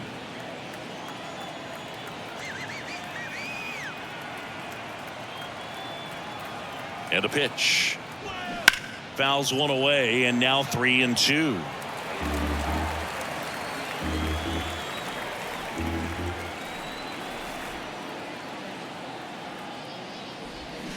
Swing and a miss, and he is down on strikes for the 3rd straight at bat. Rays go in order, 1, 2, 3. They still trail 1-0.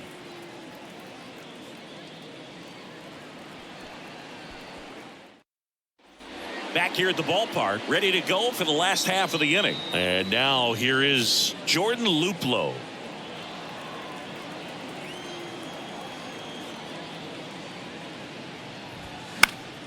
The 1-1 is fouled off. Well, these Jays showing great discipline at the plate, and patience definitely seems to be the name of their game in this one. I'm exhausted from watching some of these at-bats. Lots of full counts and a ton of pitches with the starter still out there.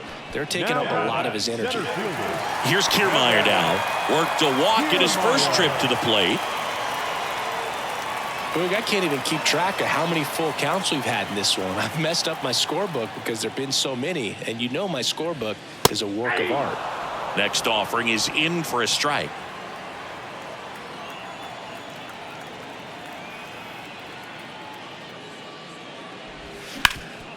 Up the middle. Dives, and he can't hang on. Safe at first as they can't make the play.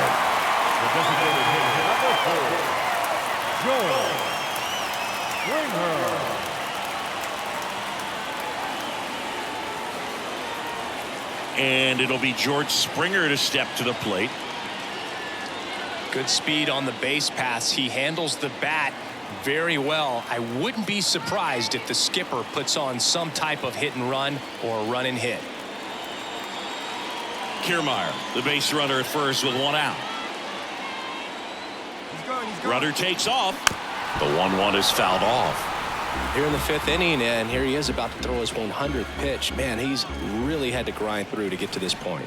And now the lefty, and down on strikes he goes, and 2 away now. Committed to that breaking ball just a little too much and couldn't pull the bat back in time. You know, once you get it going, it can be so tough to stop the momentum of that barrel. Good pitch, had him fooled. The 1-1 is fouled off. Bo Bichette, second-round pick, 2016, and a kid who comes from pretty good baseball family. His dad, Dante, played for California, Milwaukee, Colorado, Cincinnati, and Boston over 14 big league seasons, and Dante could swing it. Yeah, and you just get the sense in watching Bo that this guy, all he wants to do is win. A gamer, goes hard, and wants to lead that ball club to a championship. Misses inside, and that's ball 3. 3-2, 2 out, runner on first. A lot of movement in the infield. Hitter's got to stay focused on the pitch. Swing, and a ball popped up, and it falls. And now they'll have runners on the corners with 2 away. Anything but pretty right there, but he'll take it every time. With the way defenders track down balls these days, I mean, both from the infield and in the outfield, there really aren't a lot of base hits on balls hit like that. But there's always a little room back behind the first and second baseman to drop a lawn dart in there, and he found a way. Vladimir Guerrero Jr. now. They take the force out. Play made. That ends the inning. Blue Jays leave a pair, but they lead it 1-0.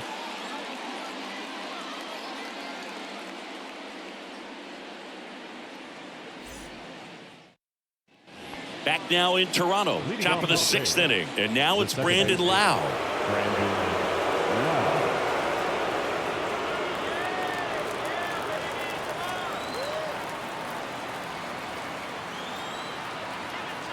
The pitch misses outside. Now 2 balls and a strike.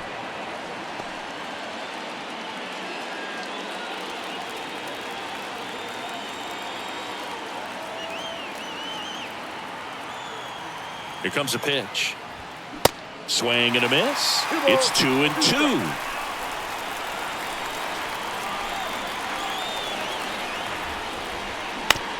Bounce to the right. Espinal in plenty of time to first. Lau out on the play. Up next for Tampa Bay, the left-hander, Harold Ramirez. So next to the plate for Tampa Bay, Harold Ramirez.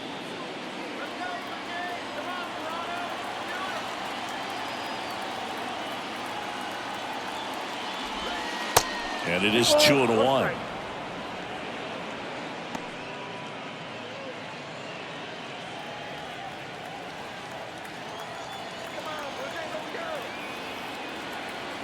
The pitch.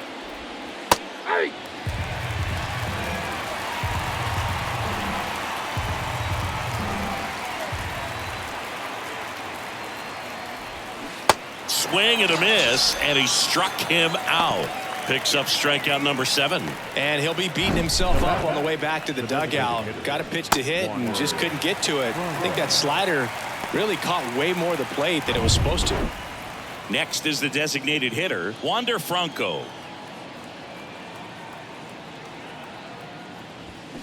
In there at the knees. 2 balls, 2 strikes.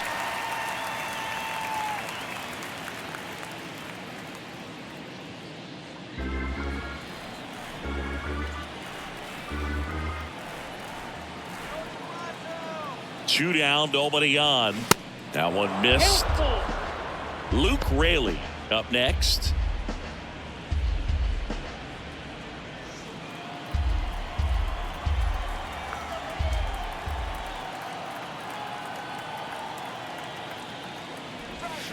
Fouled off again, and it remains 3-2.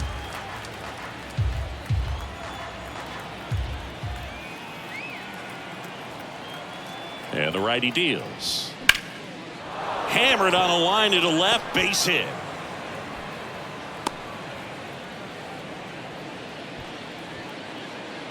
Up next for Tampa Bay, the right fielder. Here comes the manager out of the dugout, and he'll make a move for the bullpen. That's as far as Alek Manoah will go, and he leaves in a 1-run game.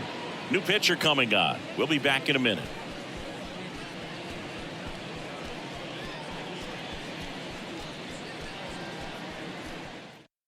Out of the bullpen for the Jays, Yimi Garcia. Still a lot of game left, and this game could go either way. So this is a big opportunity for him to get some important outs and try to help carry this lead into the later innings. 2 outs, runner at first. Luke Raley getting ready to hit. 1 for 2. Garcia throw over. Franco back on a dive. Franco off of first with 2 away.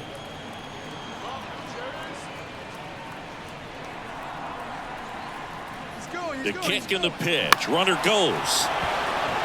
Swings and lines a base hit into left field. Throw stops the lead runner at second. 2 on and 2 out. The batter, number 6. Shortstop. Now it's the shortstop, Taylor Walls. And the right-hander deals. That one misses. 2 balls, 2 strikes.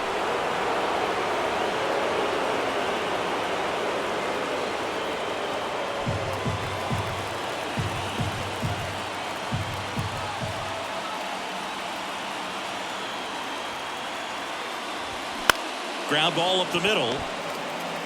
To second, there's Bichette. That's out number 3. So the Jays pen does its job nicely there. To the bottom of the 6th we go. 4, 5, 6 coming up. It's the Blue Jays 1, the Rays nothing. Back now for the bottom of the 6th, and there's a new pitcher on the mound, Kevin Kelly. Pretty tight game, so they're looking for quality pitches out of him right here. Got to do his best to keep the score right where it is. Here's Matt Chapman. He's 0 for 1.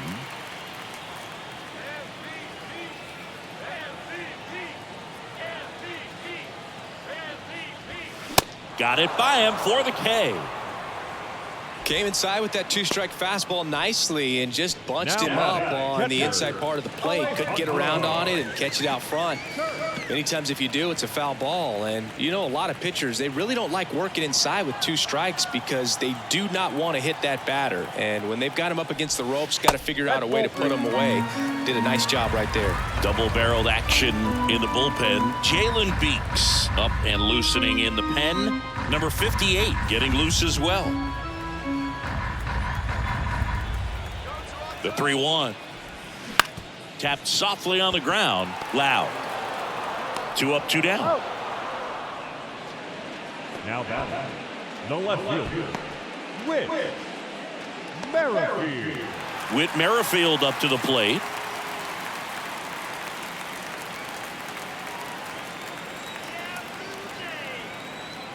Two outs. And that's outside. 1 strike.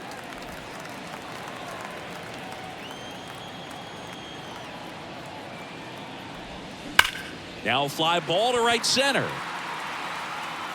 Dives, but it falls. And now it looks like extra bases. Round second, digging for third. And he's got himself a triple.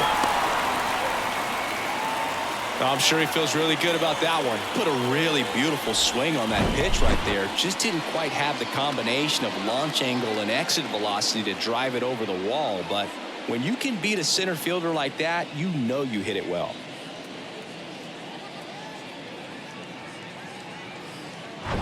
Runner at third, 2 gone. Here's the second baseman, Santiago Espinal. Good contact guy, good defender. The 1-1.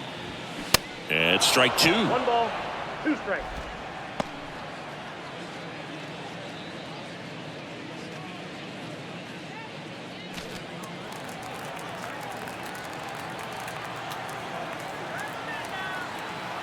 And a pitch. Swings and misses. It's a strikeout. Couldn't catch up to the heater. Blue Jays held in check, but they still lead it 1-0.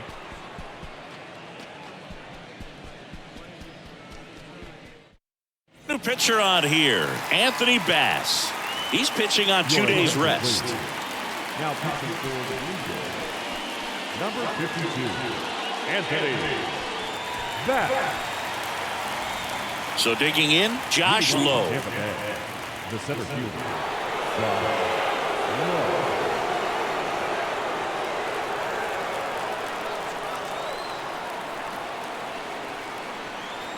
The tying run at the plate.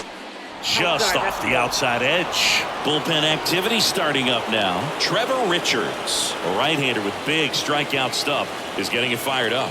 Meza, the lefty, warming up as well.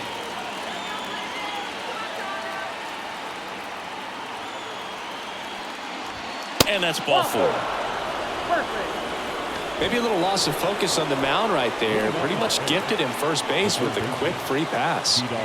No outs. Runner at first. Vidal Brujan next to hit for the Rays.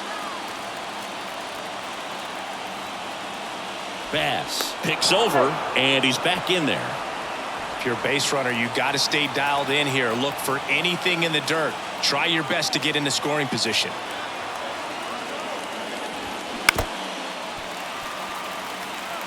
With 2 strikes, may see some movement over there at first base, trying to stay out of a double play here. Over to first, and he's saved.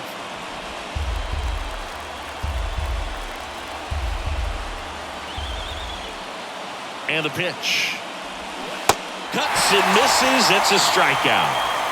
Well, that split caught a lot of the zone. Definitely a hittable pitch, but coming off the fastball the pitch before, it's kind of tough to recognize. You notice there's something different about it. He threw it with the same arm action, same release point, and he left it up. But the movement and the change of speeds, that was enough to do the job.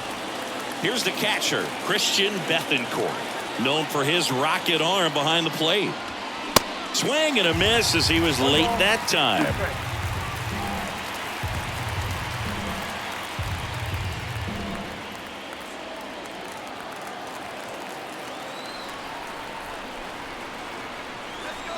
The 1-2. Hit softly on the ground to third. Chapman tosses across to first, and they get the out. The first baseman, number 2, Yandy Diaz. So the lineup flips over, and now Yandy Diaz. If you don't get ahead in the count, you can forget about having any success against him. So the tying run at second. Swing and a miss. 2-2 now. It's had a tough day at the plate. 3 strikeouts already. It's hard not to think negative, but you got to find a way to somehow center up the baseball and put it in play. That one misses, and now it's 3-2. Brandon Lau to bat next. Lowe at second with 2 down.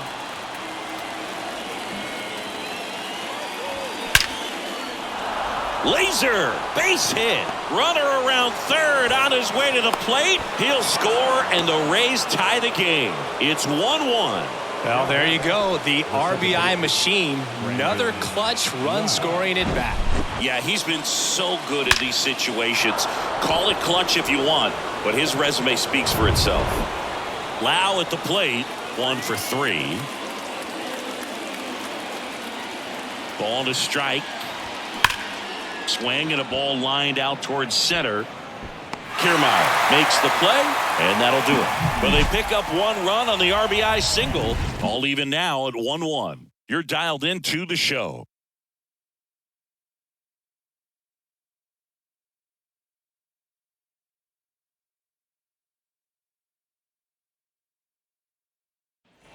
Bottom of the 7th, and now for the Jays, Jordan Luplow. The right fielder, Jordan Luplow. The pitch. Swing and a foul straight back.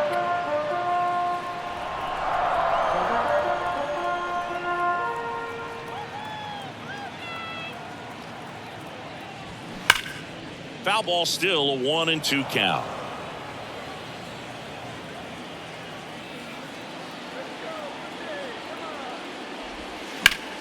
Keeps the at-bat going with a foul ball.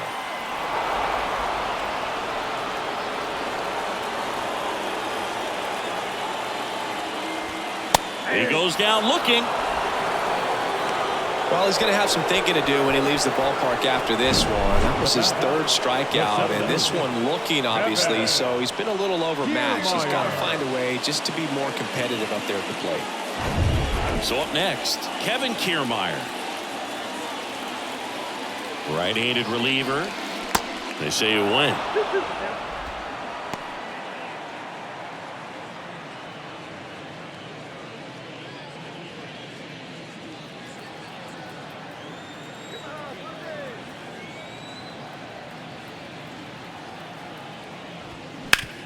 Hard grounder into the outfield for a knock.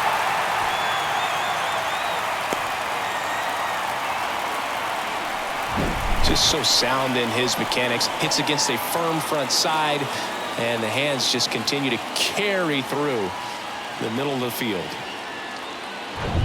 Back to the leadoff spot in the Blue Jays lineup. And next is the designated hitter, George Springer. That one drifts inside.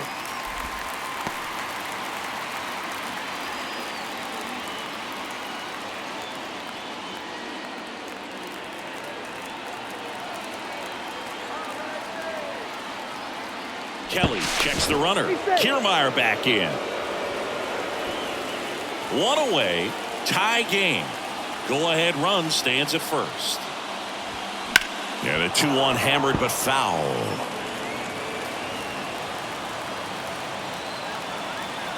Throw to first. Kiermaier back in on a dive.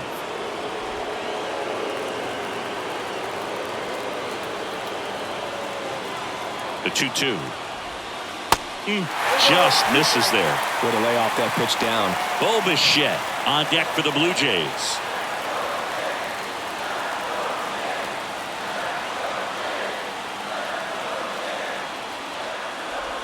The 3-2 is off the outside edge, and that is ball 4. Very close off the outside corner. Could have easily been called a strike in that location. Now a new pitcher for the Rays, number 58. And we all know about his slider. It's just filthy, man. And one of the better ones in the game, I'd say. Spin rate's very high, and it just breaks a ton.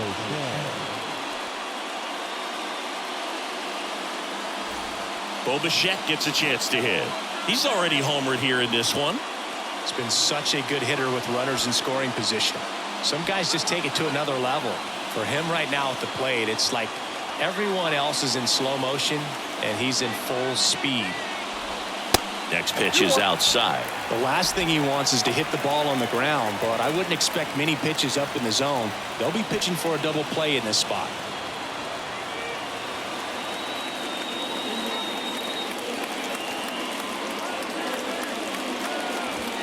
And that's in for a strike. Hitter's got some good opposite field power. What I like about something being hit to the right side into the outfield is that the base runner at second has a very good read and can determine whether or not he can. Walls hauls it in, 2 away. Well, such a confidence boost for a reliever to come into the ball game and get the first hitter he faces. Just makes everything slow down a little bit, and then from there can really settle in. And next for Toronto, Vladimir Guerrero Jr. And there's no doubt that they'll feed off the energy from this crowd, right? I mean, yeah, I'd say the intensity level has gone up a few notches for sure. That's ripped into the outfield. Ramirez brings it in for the third out. Blue Jays leave a pair. Score remains tied 1-1.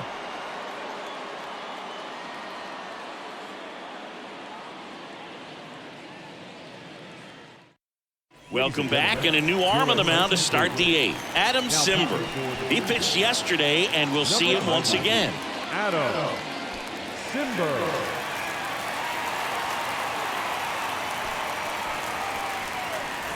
Leading off, Harold Ramirez. A strikeout and a walk. Ramirez.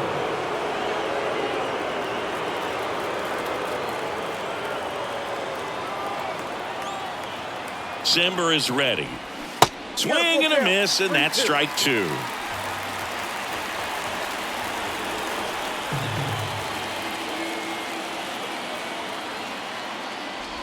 And it's ball four. He missed down low.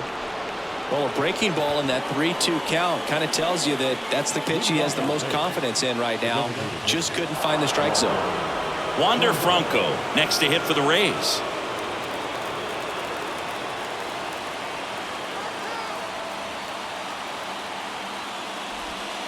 That misses the zone, and that's ball two.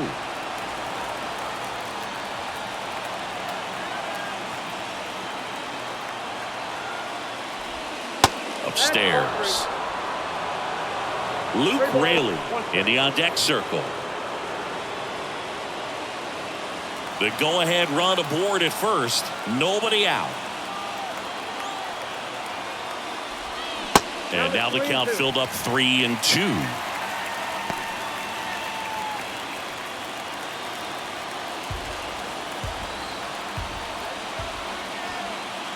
Three-two now.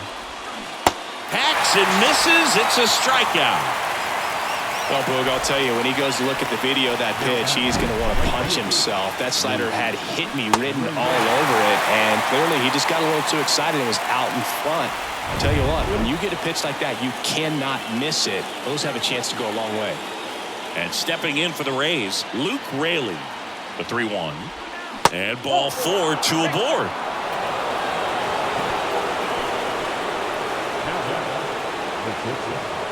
And now, Taylor Walls. Definitely wants to stay out of the double play here. Ball on the ground in the infield. Should be an inning-ending double play. Well, all eyes on the double play ball in this spot. No better way to get out of this inning. The pitch. Just missed. It's a big opportunity right here, but I love the way he's slowing the game down. He's shrinking his zone, making sure he gets the pitch that he wants to hit. 2 on, 1 out. Getting a little frustrated with the strike zone.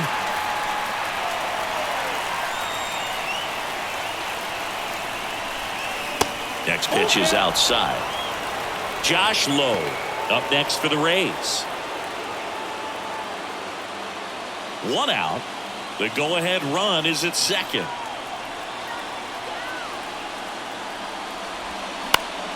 Popped up to the left into foul ground. Makes the grab on the run. And there's 2 down.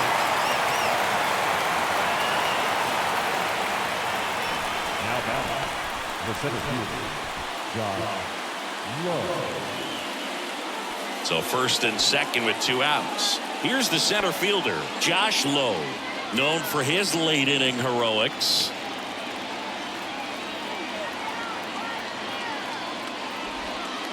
Next pitch inside, and it's 2-1. That's a really good take right there. Slider down and in. Very difficult to get on the same plane and do anything with. Pitch misses outside. Now 3-1. Vidal Brujan next to bat for Tampa. 2 outs. Couple of base runners at first and second. Next offering finds the zone, and the count is full.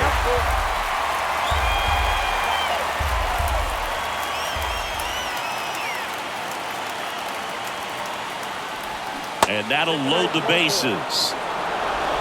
Oh, you know this guy wants to swing it, but he's showing some good patience in this one. It's the second time he's taken ball 4. Kevin Cash going with a pinch hitter here. Isaac Paredes. Pressure spot for him. Bases loaded and 2 gone.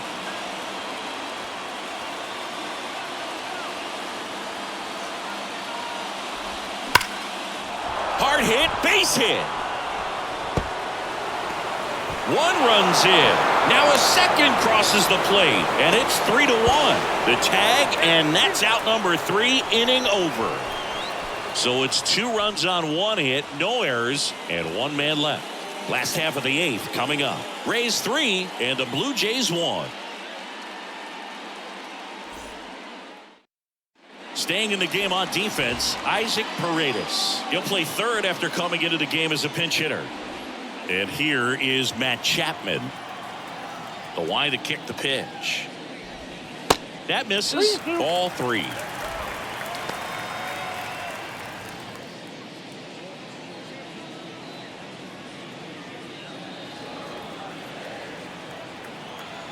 The wind to the pitch. Good plate appearance there. Able to take the walk. Second walk of the game for him, and he's been really patient at the plate. The game plan that he's sticking to, he's just not going outside of what he's looking for up there. Chapman gets his lead at first with nobody out.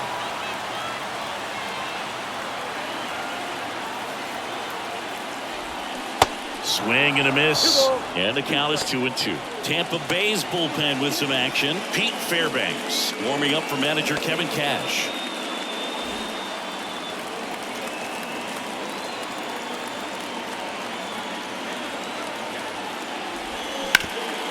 Up the middle, nice stop. Over to Lau, to Diaz. That's 2. Got what he was looking for on the mound right there, and his infielders took care of business. Pretty textbook execution between short and second to turn that into 2 outs.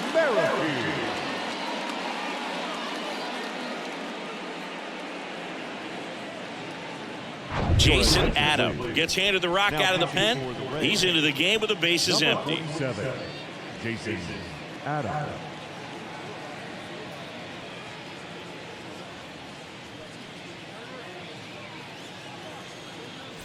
Whit Merrifield next up for the Blue Jays.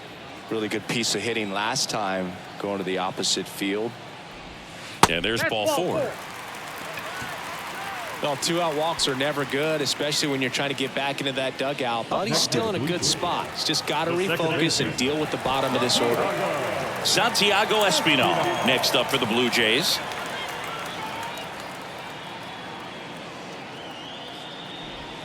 And now the count 1-2 after the swing and the miss. Looking very settled on the mound here in the 8th. 1 more out, and they'll probably hand it off to their closer for the 9th with at least a 2-run lead.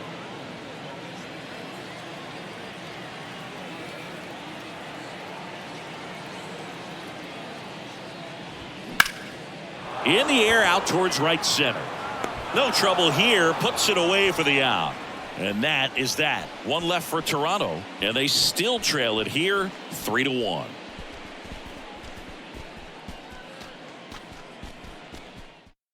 A new arm into the game. The righty Eric Swanson. Just trying to keep this one close here. And this is where a bullpen can give their guys a chance to fight back into the game.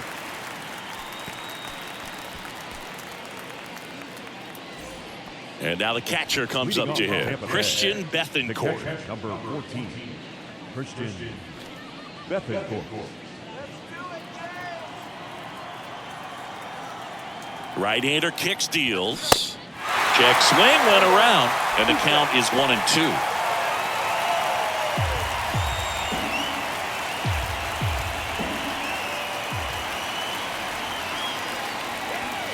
The punch out there. And the leadoff man retired here in the 9th. So the bullpen doing a nice job backing up the effort from their starter.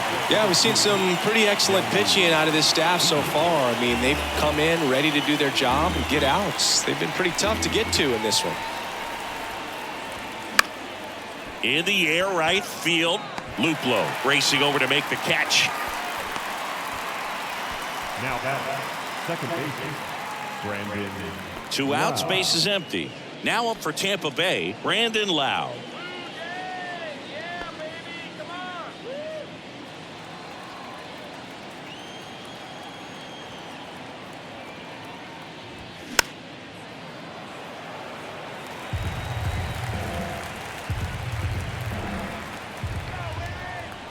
And a 1-2.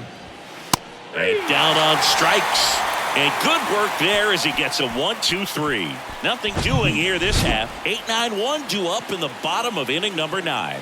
Rays 3 and the Blue Jays 1. Pete Fairbanks into the game. And he's had 3 days off since he pitched last, so expect him to be totally rested. I'm sure he's itching for this opportunity right now. Number 29, Pete Fairbanks. So digging in, Jordan For Luplow. the Jays, the right fielder, Jordan Luplow.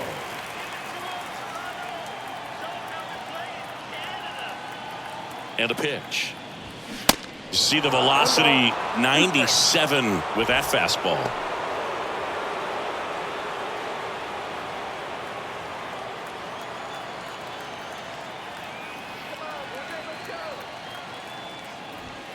And now the count is even.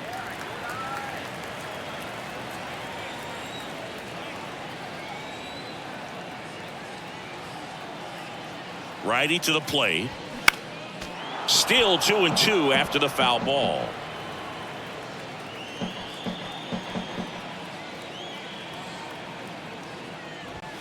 Got him swinging. Well, that right there is what you want to see out of your closer. Come in and close the door, cancel any hope that that opponent has in making some type of comeback in the ball game. Tell you what, that helps him settle in, and that helps everybody else relax a little bit to get these other 2 outs. Left-hand batter waits, and that's ball 4. Close pitch there, but you got to forget about that call if you're out on the mound. You can't let it affect you going forward. You got to get out of the inning first, and then if you want to be frustrated, take it out in the dugout.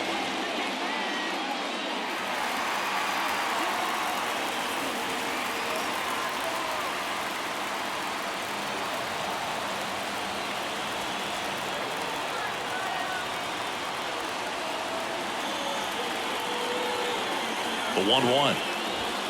And there's a strike. Well, so many hard-throwing relievers in the game these days, you would think that guys have made the adjustment, but I don't know if you ever get used to it. Just pumping gas out of the bullpen, so hard to play catch-up. And it's even up. Kiermaier leads off first with 1 away. Check on the runner. Kiermaier back easily.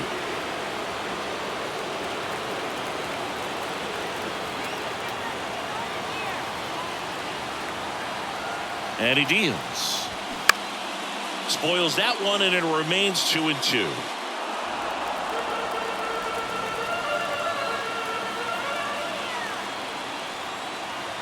The pitch.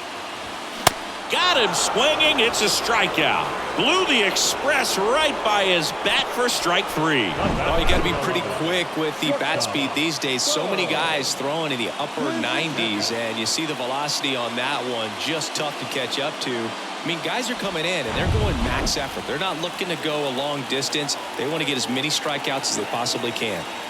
And here is Bo Bichette. The 1-1 is fouled off.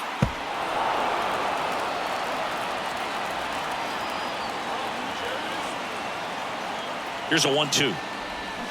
And a swing and a miss, and that is the ball game. 3-1 ball game, quick game. We were looking for a little bit more. It seemed at points the offenses were going to break out, but a total of 4 runs combined.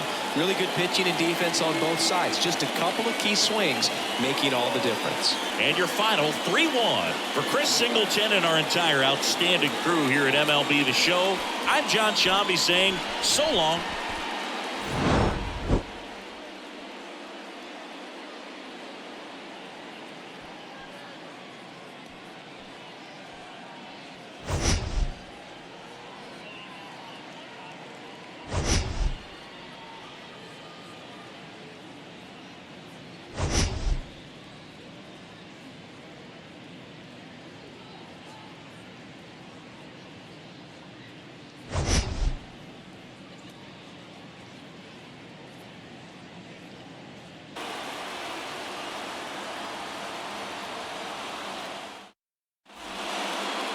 So just about set now. And on the hill, the lefty, Patrick Corbin. What do you have on him, Singy? He's had his ups and downs in his career as his ERA is just over 4. But this is a guy that's not afraid. He's going to take the ball. He's going to go out there and give it his best. So in now for Cleveland, Stephen Kwan. And a pitch. In for a strike. And this one is off and running. First pitch, 136. The pitch. Now 1-1. The only adjustment he needs to make is his target. If you aim at the outside corner, that slider's going to end up way off the plate. Perhaps look a little more down the middle, and you get it right where you want it. And it is 2-1.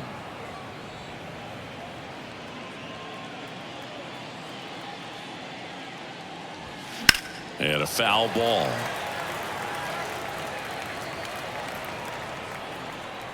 Left-hand batter waits. That one missed.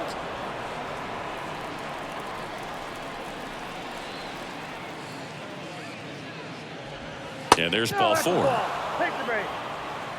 Man, that's a tough one to take on the full count, but I guess he saw it really well. It's a really nice plate appearance. And up next for Cleveland, Gabriel Arias.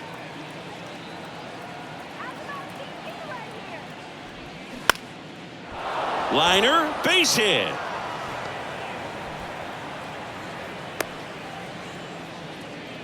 Didn't exactly square that one up, but sometimes you don't have to. Just a solid swing right there. Caught it out front and ripped it into the outfield for the base hit. Those always feel great. Now it's Jose Ramirez.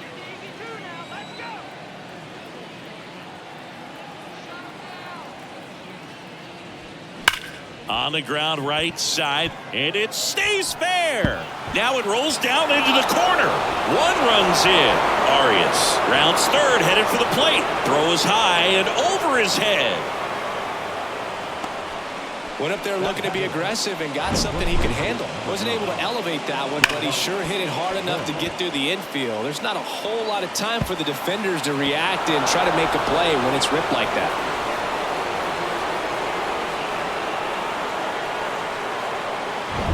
Runner in scoring position, no outs. Here's Josh Bell.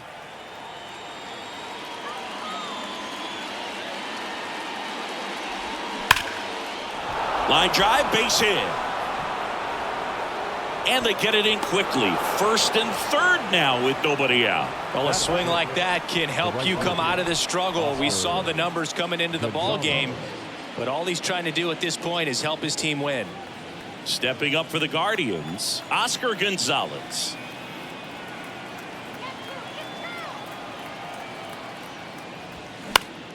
Foul ball.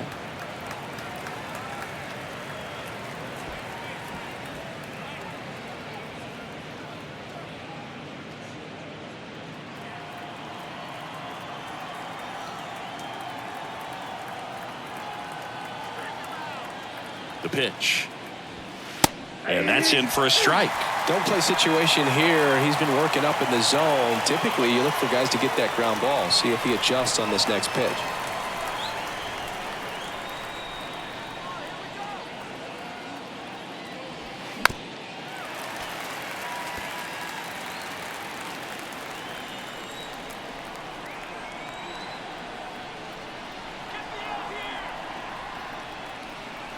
And he deals. Swing and a high fly ball out there towards left field. Drops into the glove. Runner tags from third. The throw's offline. He's safe. And they're up by 3. Oh, that's a quality at bat right there. You know the situation. You need something in the air and deep enough, and that's exactly what he did. Good pass to the baseball. Here's Andres Jimenez.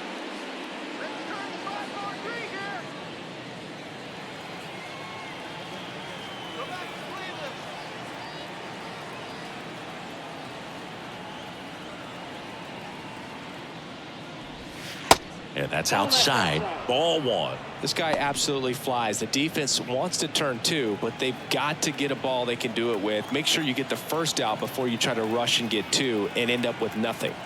The 1-0. Runner takes off on the ground to third. Whips it across. No chance at the double play with the runner in motion. Batting seventh, the catcher, Mike Zunino. Here's Mike Zunino.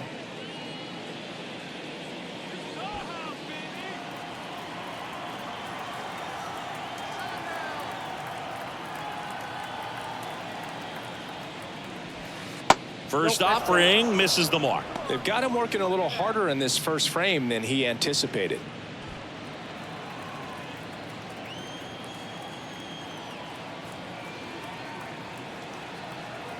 And the 1-0. Ripped on the ground to second. Over to Smith. And Zunino is set down. And that is that. 3 runs for him here, and they move ahead. Bottom half of inning number 1 coming up. Guardians 3 and the Nationals nothing.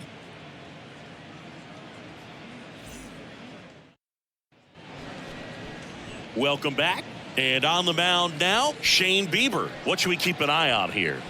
Well, the big thing is that the way he holds his curveball, it's more of a knuckle curve, and because of that, it's less predictable in terms of the break for the hitter. That makes it that much harder to hit this guy. Ready to go for the last half of the inning. Here's Lane Thomas.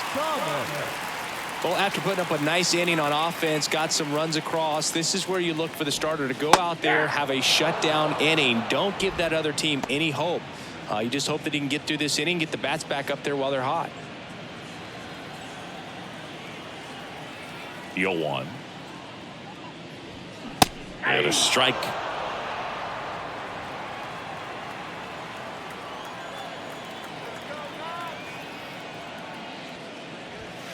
And down on strikes. And there's 1 down. Well, really nice job of finishing the hitter off right there. Glove side command, fastball firm to the outside corner. Tell you what, very difficult to do anything with that pitch, even if you do swing. Dominic Smith in the box here lets that one go for a ball.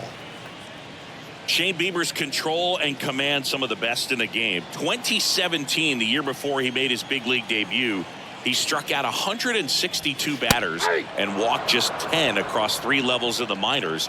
Also worth noting, his favorite player growing up, Greg Maddux. Next offering is in for a strike.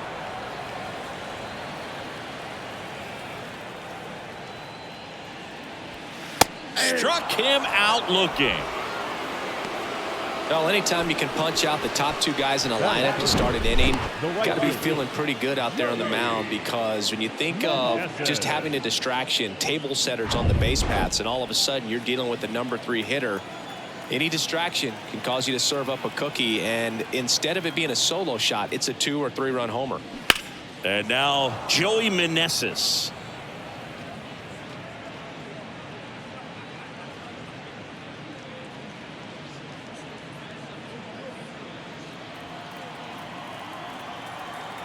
Oh, and 1 now. And that's downstairs and outside. Looks really sharp at the start of this one. This is how it's going to be today. It's going to be a tough one for this lineup. Line drive. Flashes the leather on the run and catch. That is the inning. Nationals go quietly. They trail in this one 3-0.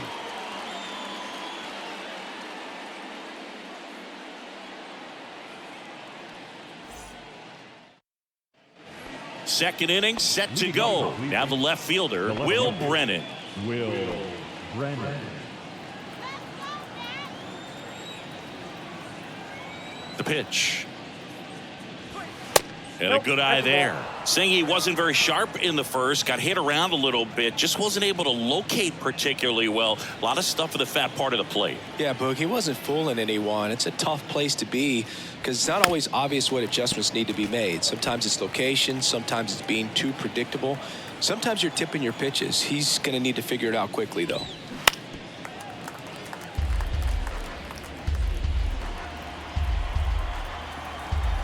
The 1-2. That's ball 2. Recognize that changeup right out of the hand. Just spit on it.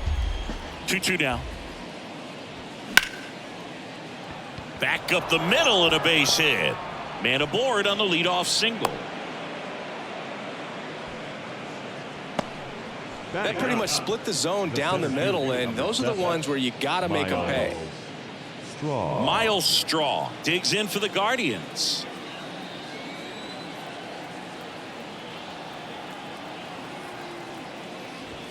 In there for strike one.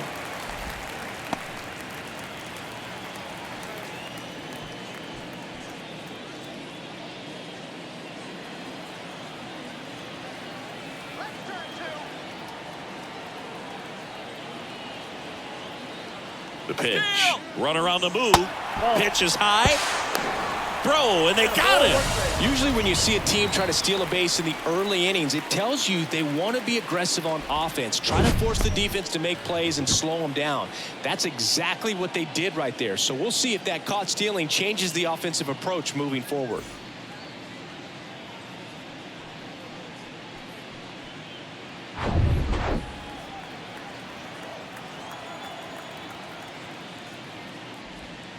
Next offering is in for a strike.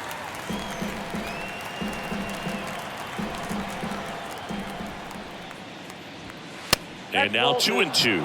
The idea was right. Looking to locate that fastball up and in. He just missed his spot a little bit. That one down the line, and that's just foul. 2-2 now.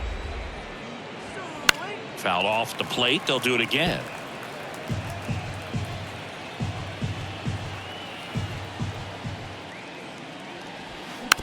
Tap softly to the right side. The flip to the pitcher covering. 2 gone now. Now that designated hitter, Stephen Kwan. Next for the Guardians is the designated hitter, Stephen Kwan. He walked and came around to score his first time up.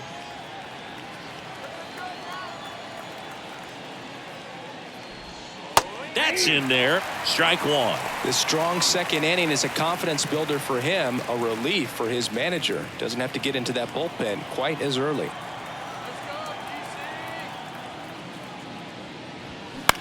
And he grounds one to the right side. Over to Smith, and that'll do it.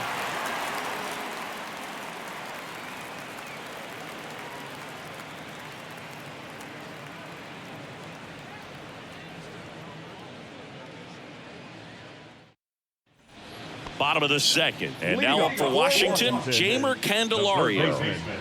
Jeimer Candelario. The right-hander back to work. And that's in there at the knees. A 3-0 lead is great, but you can't get too comfortable. Got to stay aggressive, keep attacking hitters, try to cruise through this ball game. And ball one. Assigned to home plate duty is Ricky Holiday. Boog, and something I've heard players saying about Ricky's strike zone is how he will call the high strike. That could be something that's tough to deal with, especially if you've got a guy out there coming at you with high velocity. And a 1-1. And that one fouled off. Singy, what kind of strike zone is most frustrating for hitters? I'd say off the plate, away, and down. And why? Those are the toughest locations to hit the baseball.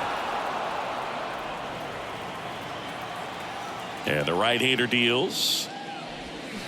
Keeps the at-bat going with a foul ball. As the game has moved along, we see more and more information supplied by teams about the umpires. I've been in clubhouses where they have pictures of all 4 guys, nicknames, hometowns, and as well hobbies listed, just so you can kind of small talk the umpire a little bit.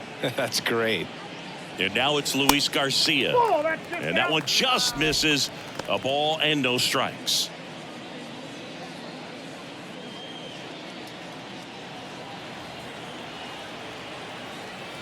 The wind to kick the pitch. So 2 balls and no strikes.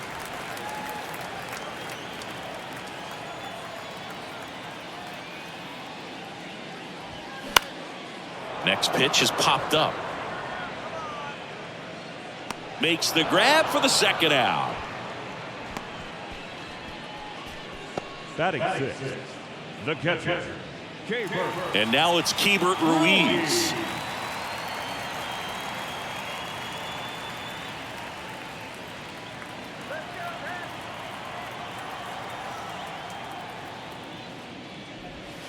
And that's in there for strike one.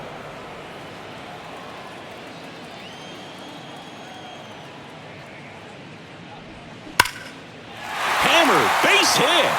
And that's going to roll to the wall. Around first, heading for 2. And he starts his afternoon off right with a double.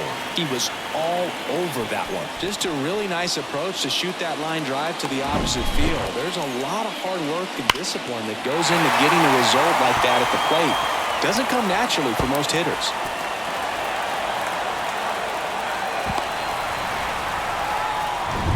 Stone Garrett digging in for the Nationals.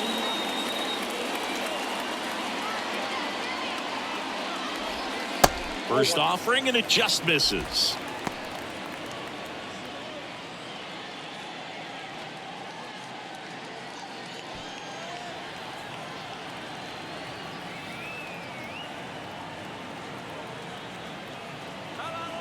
Man on second, 2 down. Swings through that. 1 ball, 1 strike. 2 outs and 1 in scoring position.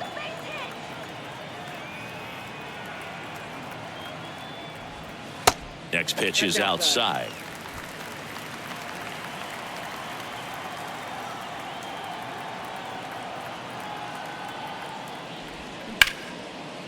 Here's a rip to short, but he's there for the 3rd out. Nationals leave 1.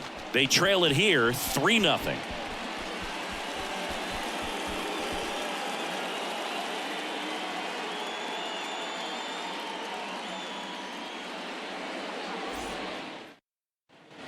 And welcome back. Here's the shortstop at the plate, Gabriel Arias.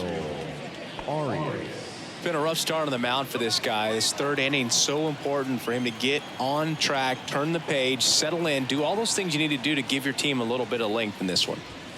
Fastball almost got him there. Arias getting to start at shortstop, 23 years old, and he was born in Venezuela. He was late there, strike 1.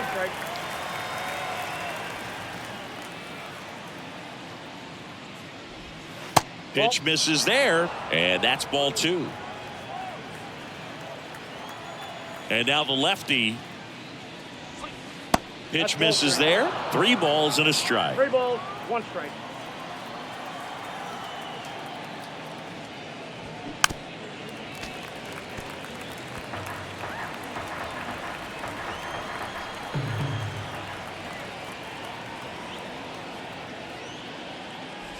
The 3-2 is off the outside edge, and that is ball 4. Well, a breaking ball in that 3-2 count kind of tells you that that's the pitch he has the most confidence in right now.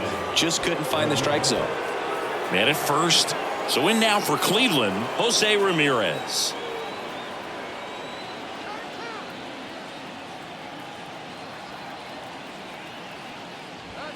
That hits the dirt. Ball 1. Maybe losing command a little bit after the walk. Next pitch, not even close.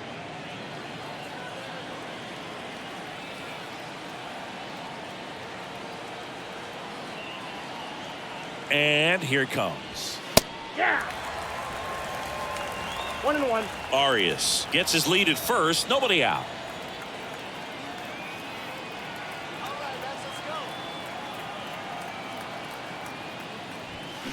Ground ball right side, and it finds its way through for a hit. Lead runner holds up. They're at first and second with nobody out. The first baseman, number 9. Not much to this one other than just a willingness to go the other way and put the ball in play. That's a team at bat right there. Nice job of staying back and letting the ball get deep. Josh Bell at the plate now.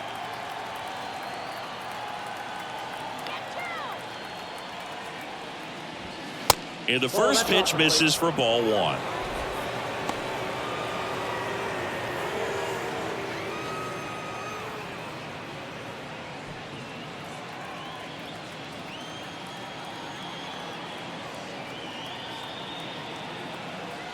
At the belt and fires. Off the plate, and the count is 2-0. Good spot for the hitter. Definitely has the advantage in this count with runners on. Look for him to be aggressive on this next pitch.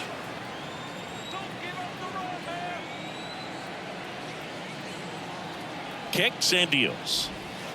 And misses inside. Get ready for some action here. Good RBI guy at the plate. Runners in scoring position. And a hitter's count. And a pitch. And now 3-1.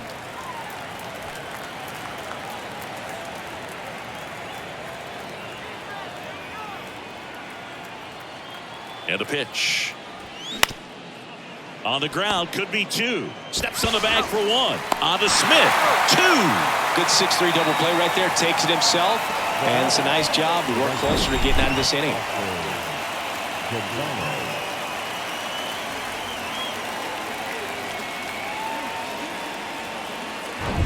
And stepping in is the speedy Oscar Gonzalez. Drove in a run with a sac fly his first time up. Ball 1, no strikes.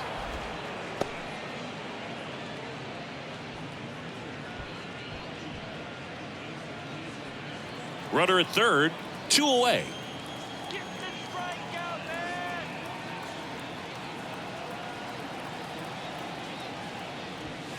Now 1-1. Ball, 1 strike.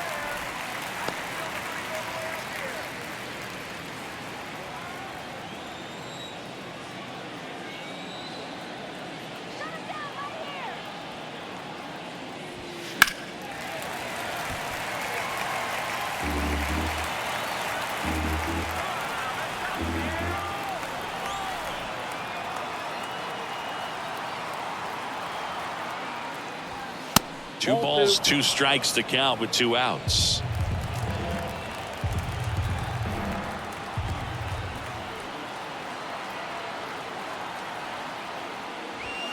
Got him looking.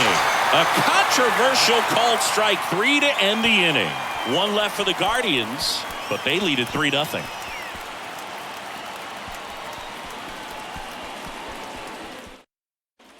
Set for the bottom of the third. Up now for Washington, C.J. Abrams. Bieber back to work. Good eye right there. Ball 1, no strike.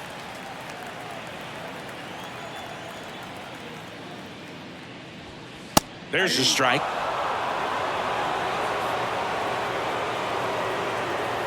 Right-hander kicks, deals. Bounced out to short. Arias throws across the diamond. 1 up, 1 down. Batting ninth, the center fielder, Victor. And now it's Victor Robles up to hit. This is a guy you got to keep an eye on when he digs in. Definitely been known to drop a drag bunt from time to time, and he's pretty good at it, Chris. Yeah, and he creates a sense of urgency for the defense because of the speed, because of the ability to put down that bunt. The 1-0. That one fouled off. Now you see even sluggers from time to time try and use the bunt really as a way to beat the shift. And the pitch. There's a strike.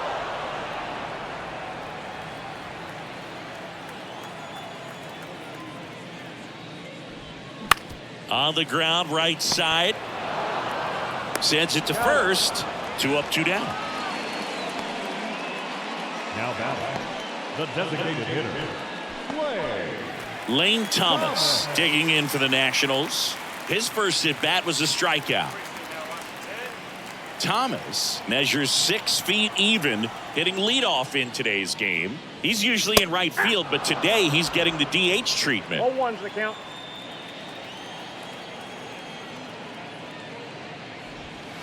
Off the mark there. 1 ball, 1 strike. Well, a nice day off for him, not having to jog out to the outfield. Gets to be in the DH spot. Be curious to see how he keeps himself in a rhythm, not playing defense. Bell takes it himself. Nats go down 1-2-3. 3 up, 3 down for Washington. Still down 3-0.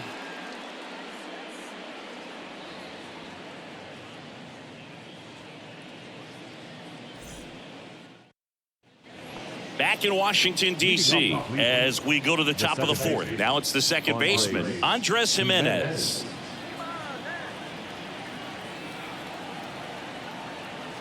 The wind of the pitch. 0-1. This guy's got such a good sinker. As a hitter, you've got to look up in the zone. If you look down, you're going to be chasing stuff in the dirt. To third, and it goes just foul.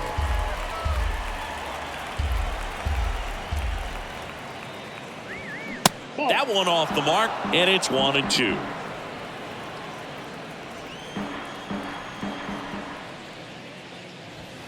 And there's a ball.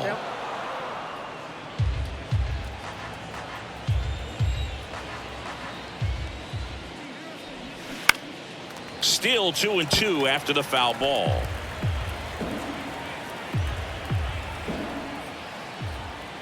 The big lefty turns, kicks, deals. Can't lose, ball.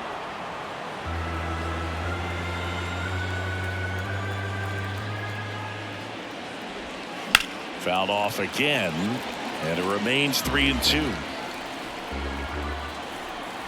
The wind of the pitch. Swing and a miss, and he's down on strikes. Now one away. Yeah, left-handed batter facing a left-handed pitcher that's got some sink like that at the end. It's just the bottom falls out of it when it looks like it's going to be a pretty good pitch in that location that everyone says lefties love.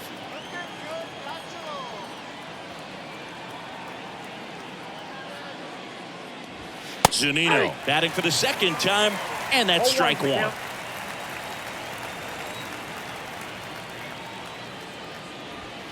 That one finds the corner. No balls, 2 strikes. Quickly into an 0-2 count. Both pitches were down in the zone. I think you set your sights a little bit higher because you'll have a tendency to chase if you look down in that area. Next pitch is popped up. Ruiz under it and makes the grab. Out number 2. Boy, that was a hanging breaking ball right there. I think he tried to do a little bit too much. Sometimes those eyes can get really big. I think his swing broke down as well, and that's what caused him to pop it up.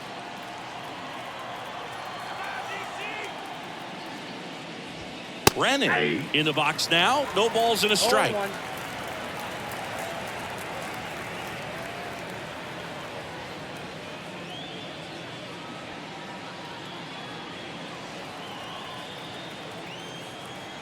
Here's the 0-1. That one catches the corner for a strike. All right, now he may have not liked either of those first 2 pitches or agreed with the umpire's calls, but at this point he's going to have to bear down and be ready to hit anything close to the zone. Tapped softly on the ground. Tosses to the pitcher covering the bag, and that'll do it. Nothing doing for the Guardians there, but they lead it 3-0.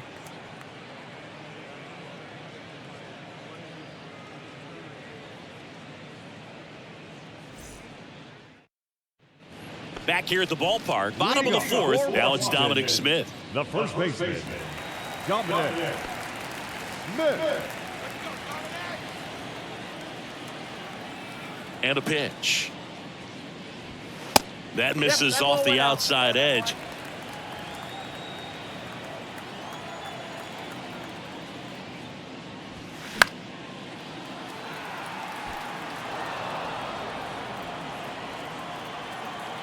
Left-hand hitter waits. Just missed. Outside.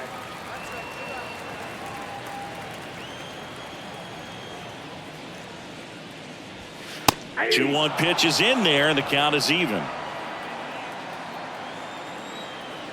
Kicks and fires. Spoils that one, and it remains 2-2.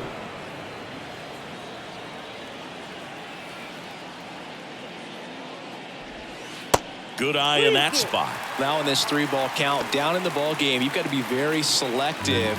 Take your walk if they'll give it to you.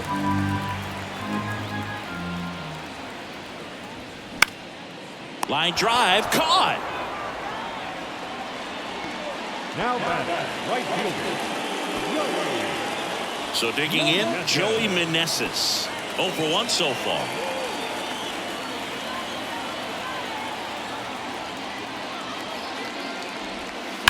Bounce to the right side, and foul ball. One down, base is empty. Gonzalez trying to get there. Makes the catch up against the wall in foul territory. Up next for the Nationals, the third baseman, Jamer. Now batting Jamer Candelario. He struck out swinging at his first at bat.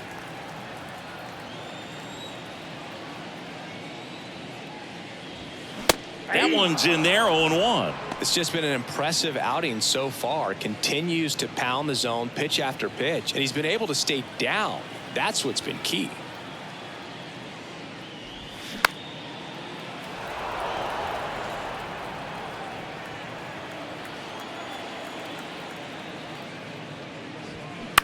And that one hit to first. The flip to the pitcher covering. That ends the inning.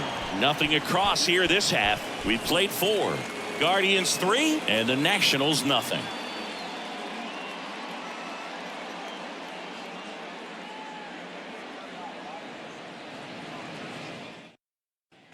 Back here in Nationals Park. Top 5, John Sciambi with Chris Singleton.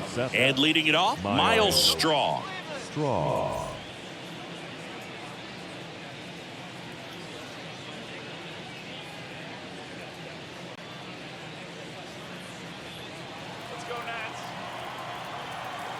Here comes a pitch. That's a little bit low. You know, these Guardians doing a good job of putting the ball into play, and that makes things more challenging on the defensive side. The numbers tell us they're averaging more than a hit every inning, and they've only struck out twice, so they keep finding ways to put their bat on the ball. On the ground, out to short. Abrams tosses the first. One away here in the 5th. Up next is Cleveland, the designated hitter. And next is the designated hitter, Stephen Kwan. He's kind of an outlier, especially when guys are consciously sacrificing contact to deliver power. That one the other way, pulls it down, and there's 2 gone. The bat, number 13, shortstop Gabriel Arias digs in now. He's controlling things out there on the mound, not messing around at all. He's been in attack mode since the very start. In there, and it's 0-1.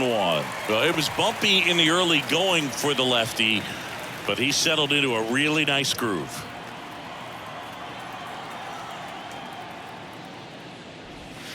Next one misses, and 1-1.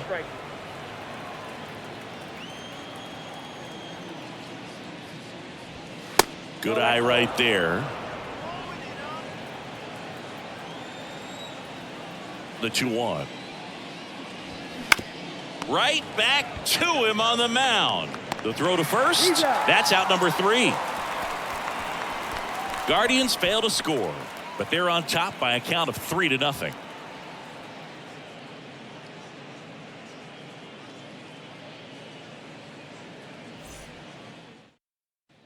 We head to the bottom of the 5th. And now up for Washington, Luis Garcia. He's not the power guy, but he can hurt you to all parts of the ballpark. The pitch. That misses the zone, and that's ball 1. You know, these Nationals, they're not going to be happy with the at-bats they've been having so far. Just one base runner to this point, and it's not exactly early anymore. They have guys in this lineup capable of sparking something, but it just hasn't happened for them yet.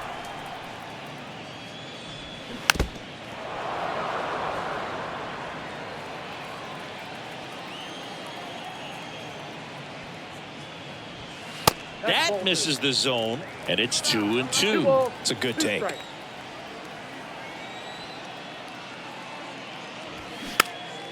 This one popped up. Foul ground, first base side. Zunino right there to make the grab. And there's one away. Oh, that's what he's looking for with the fastball above the zone. A swing and miss or weak contact. Here's the catcher to hit. Hebert Ruiz doubled his first time up.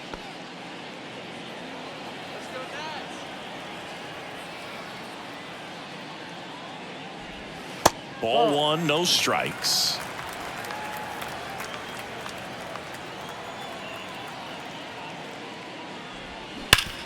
Up the middle, dives, but it kicks off his glove. Not in time. Great effort, but it's an infield hit. One gone, runner at first. Next to hit for the Nats, Stone Garrett. He's 0 for 1.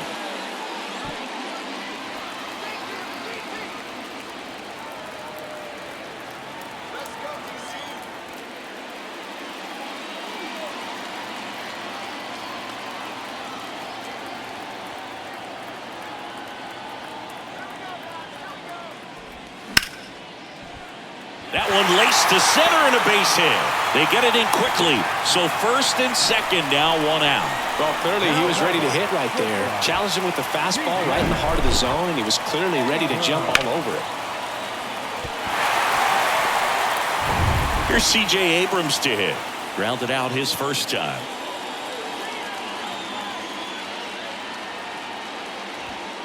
Pitch misses inside, and that is ball one.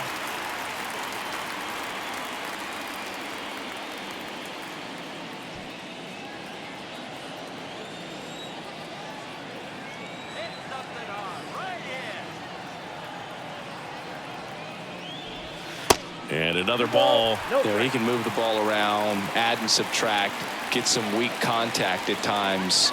So you don't worry as much about him in this situation. Very capable of getting a ground ball and getting out of this little jam.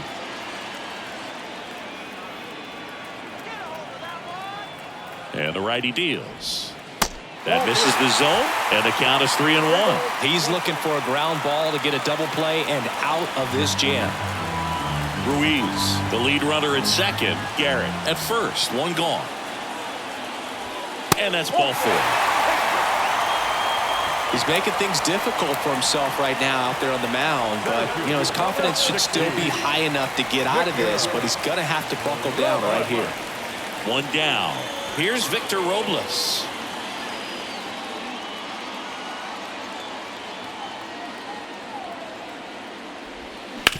To the right side. Now it hits him in the chest. One run's in. Now the second run is in. And now they trail by one. Nicely done. Brings home two. Just a simple ground ball the other way that had eyes on it, man. Sometimes that's all you need to do. Just let the ball travel, put the ball in play, and just hope it finds a hole. So the Nats lineup turns over. Lane Thomas digging in for the Nationals. Third baseman playing on the edge of the grass looking for the sac bunt. That one ripped, and it's just foul. That was close.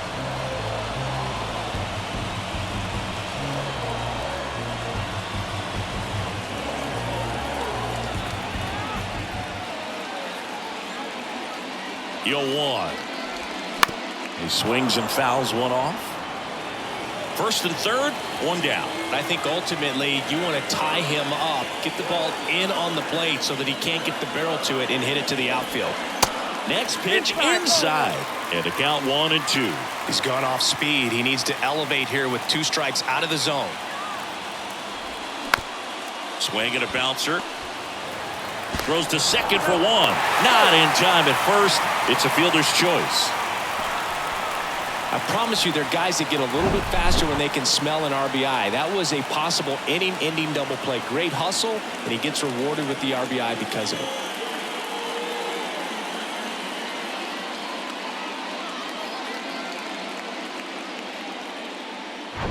Dom Smith stands in. Bieber checks the runner, and he's just back in. Oh, close play.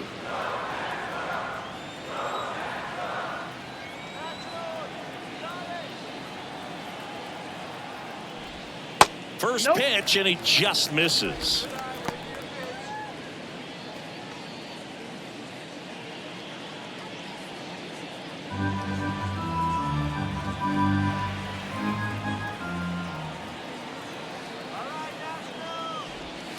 Just missed. Chris, with that distraction and a speedy guy at first, he's in a favorable hitter's count. Well, if nothing else, I mean, this is a great spot for a hitter to be in. In the air, center field. Straw has a beat on it. Makes the grab, and that's the inning. 3 runs on 3 hits, no errors, and a runner left. We're through 5, all tied up at 3 apiece.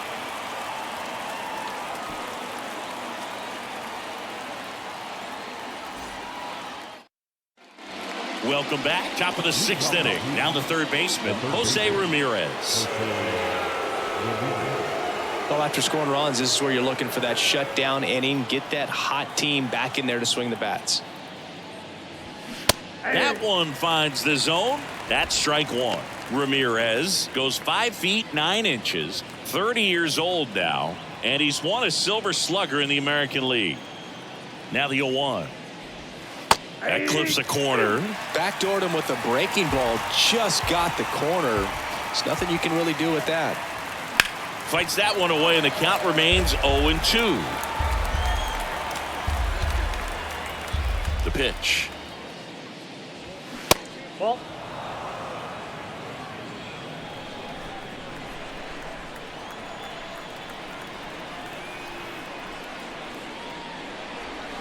And a ball evens the count.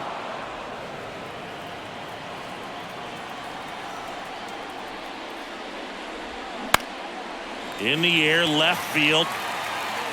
Pulls it down, and he makes the catch. And there's one down. Just pulled off of it a little bit right there. That front shoulder coming open instead of staying closed.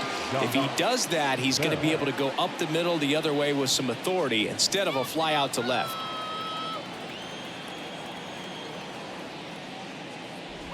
Bell in the box for the 3rd time today as he takes that one off the plate.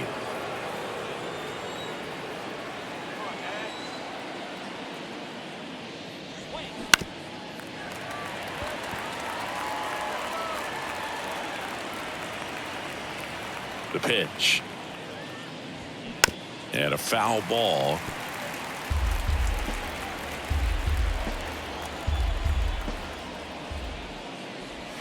Hammers that one deep left field and forget it.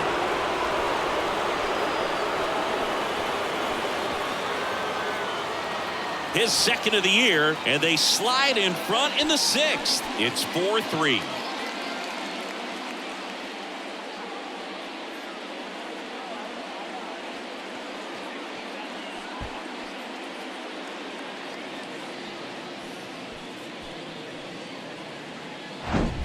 A good hitter gets pitch recognition early. He saw exactly where that was going to be. The challenge, not get over anxious and come out of your swing. He stayed on it and got all of it. Here comes the skipper, and we're going to see a pitching change in this spot. Patrick Corbin won't go any further, and it wasn't his best start, but he kept them in it to this point, and will come back with a new arm.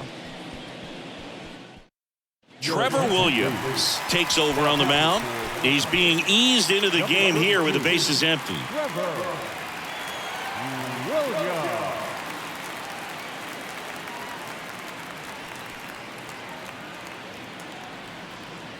Oscar Gonzalez digs in for the Guardians.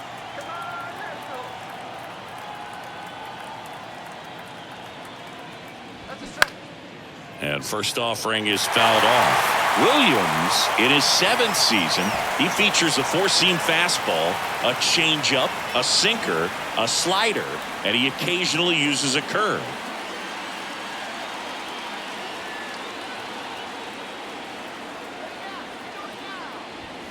Up and in, and it's a ball and a strike. Bullpen activity starting up now. Carl Edwards Jr. getting ready to go.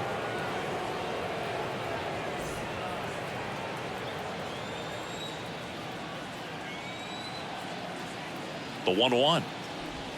And that's through there for a strike. A 1-2 count. All he's seen is fastballs. You've got to expect something off speed. Stay back.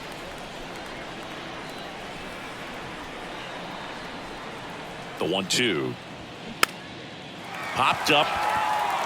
2 down. Now batting the second baseman, Andres Jimenez.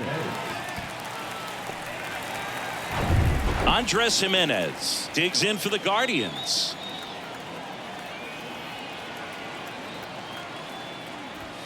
And there's the strike.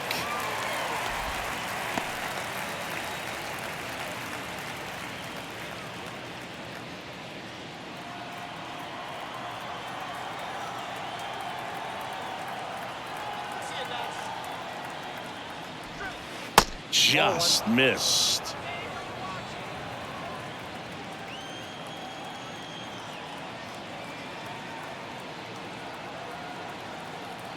Righty to the plate. Called strike right there. 1 ball, 2 strikes.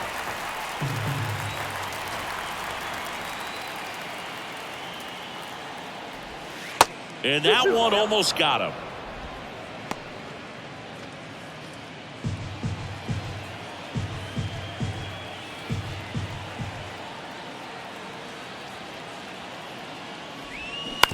To the right side. He handles it himself. Third out. Solo shot for the Guardians this inning. And the home team down a run. You're watching Major League Baseball exclusively on the show.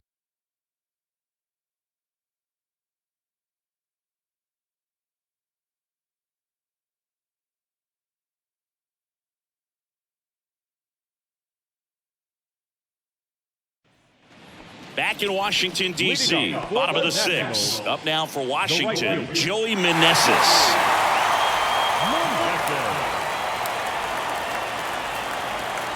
Bieber back to work.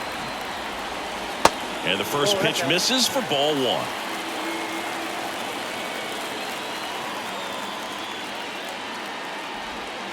And that one just missed off the outside edge. He hasn't wanted to challenge in both of those pitches off the plate away. Don't expect anything down the heart of the plate. You may just have to be patient and take your walk here. Pitch is in for a strike, and it's 2-1 now.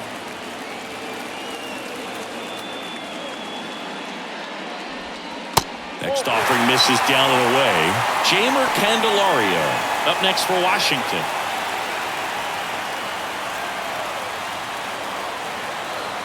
The wind and the pitch. Right side, hard hit. And he takes it himself for the out.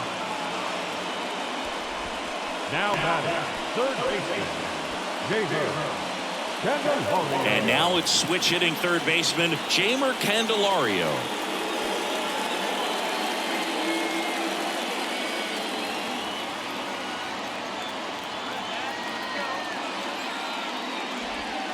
First pitch, and that's in for a strike.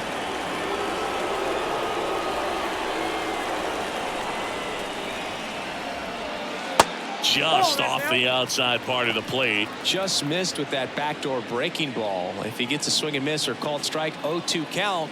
Instead, it's 1-1. Look for him to go back to that pitch later in this at bat. Now a check swing, but he held up.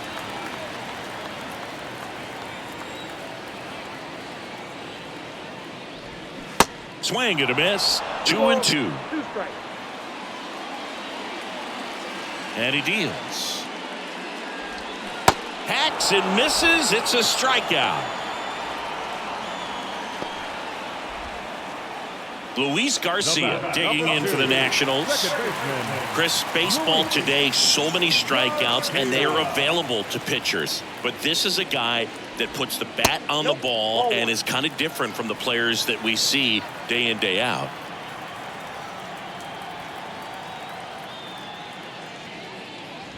Yeah, his swing is so good. It's in the zone a long time. He gets the barrel to it a lot, and that produces more base hits. The 1-1. Base knock, center field. Hitting is really easy for some guys. One thing that I can see already, his bat stays in the zone on plane for an extended period of time. And guys like that, they have a high contact rate and they have more barrels because of that bat being on plane. And even when you don't get it great, it's still hit hard enough to dunk something in like that in front of the center fielder. Ruiz up for the third time here. Watches that one miss. But with the tying run at first base, he's looking for something he can get a lot of barrel on, drive it into a gap, and score that run from first base. Righty delivers. And there's the strike. Action in the pen down there. Trevor Stephan up and throwing for Terry Francona. Quantrill getting cranked up as well. Garcia leads off first with 2 down to the inning.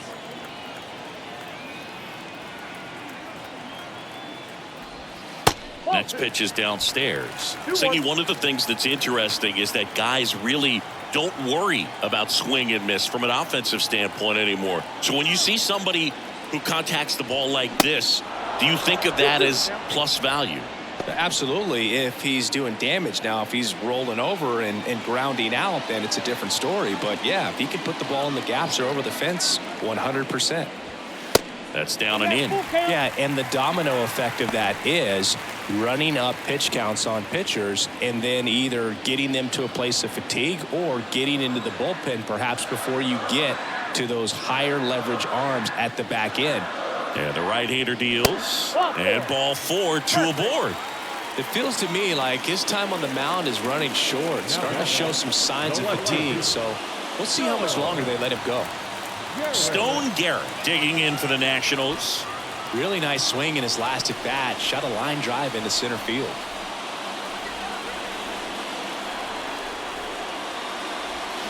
First pitch just misses.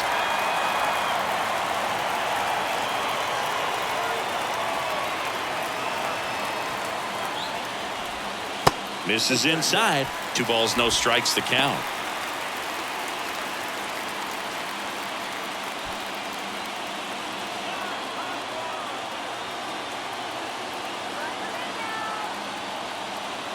Two outs. And that's a little bit high.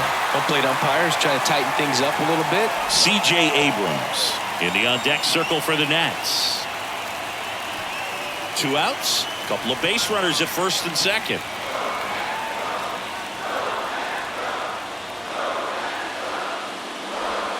And a 3-0 finds the zone.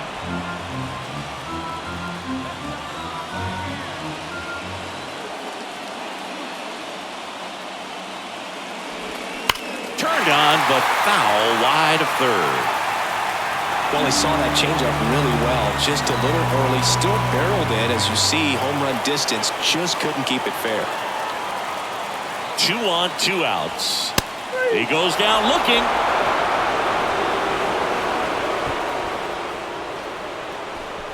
He's in a tough spot. Had to make a great pitch. Did it. Got the strikeout. Gets out of the jam. Clearly, he's happy with those results.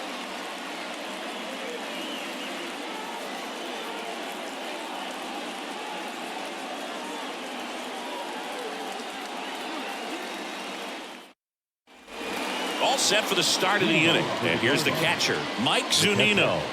Mike Zunino.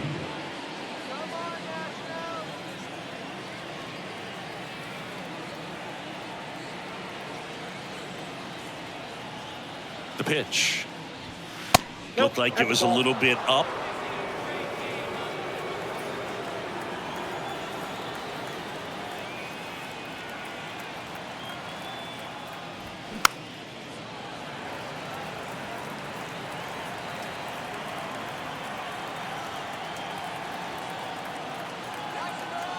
Kicks and deals. And a count 1-2.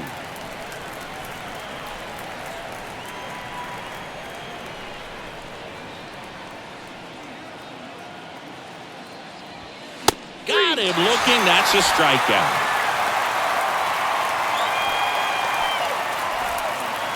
And here is Will Brennan.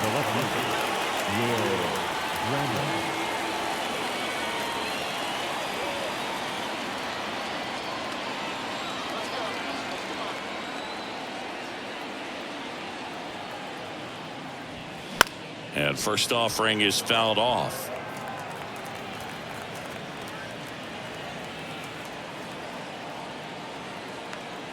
And here it comes.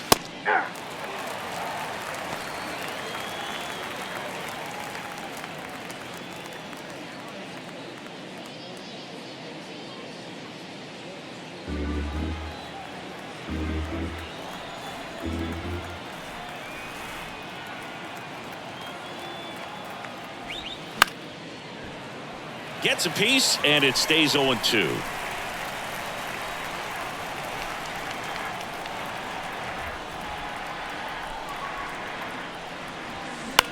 Out to short, Abrams.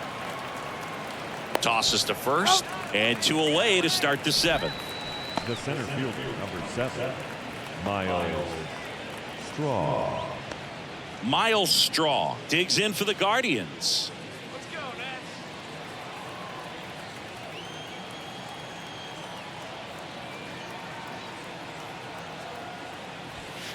And that one just misses. A ball and no strikes.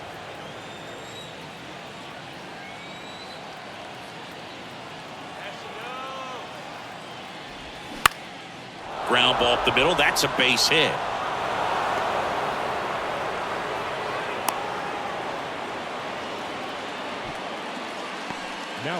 Timing on the swing was good. Able to shoot the ball up the middle. Didn't square it up as much as he probably would have liked, but that's a good approach, paying off.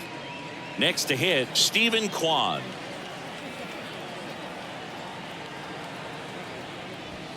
First offering, and it just misses.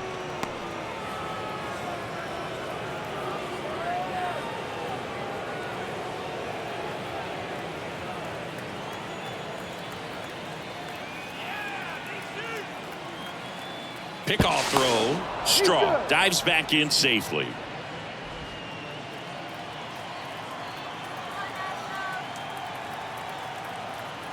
The 1-0. Line drive. That's a base hit out into left center field.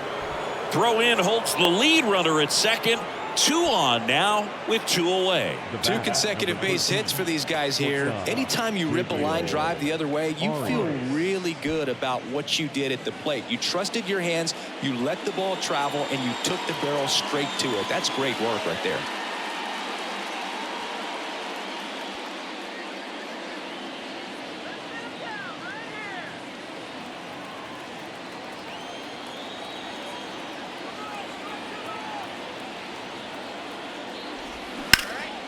Ripped to third, but handled, and that'll end the inning.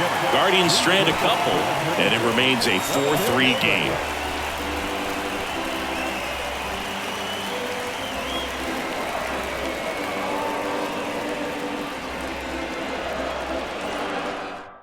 We're back in a new pitcher here to start the bottom of the 7th. Trevor Stephan.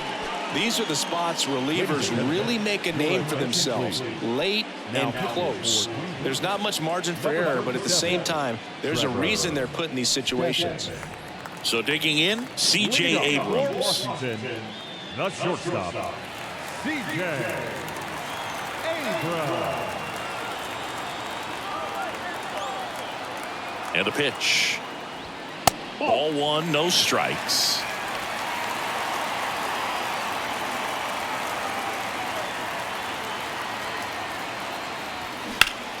Foul ball there.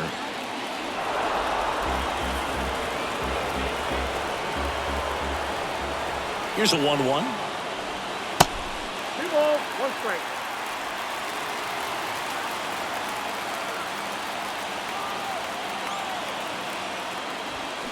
Fought off foul.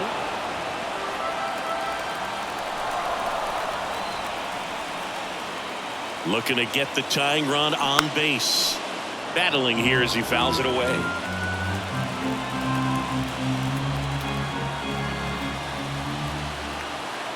The pitch.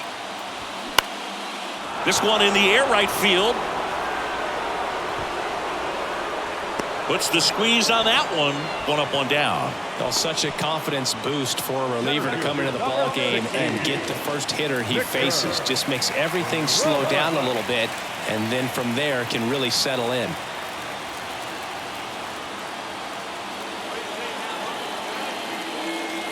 Robles up to bat next. Lays off for a ball.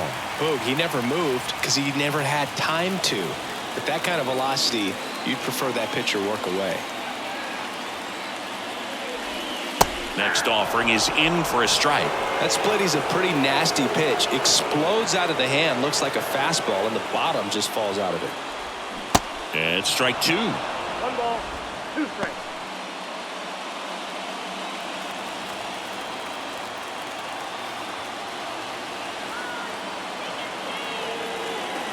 One and 2 here. And a foul ball. He stays alive.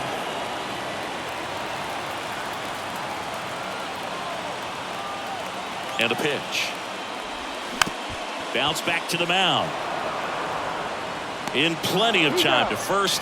And that quickly 2 away. Well, there's a lot riding on that at bat right there. Nice job of the pitcher to bear down, make the pitch, get the ground ball. Excellent piece of work. Lane Thomas digging in for the Nationals.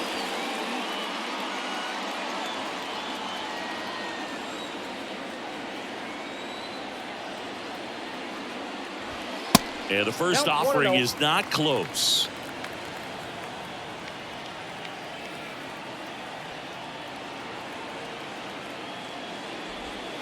Next offering, pop foul off to the right out of play.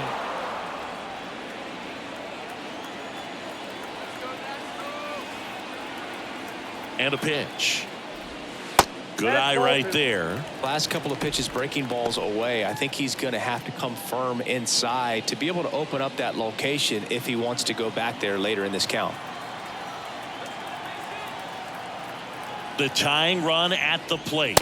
Ball The 2-1 is high. At this point in the game, you cannot issue free passes. He's going to have to challenge this hitter. Hitter's got to be ready to swing it. Dominic Smith up next for Washington. And a 3-1 on the way. Inside corner, and that's called a strike.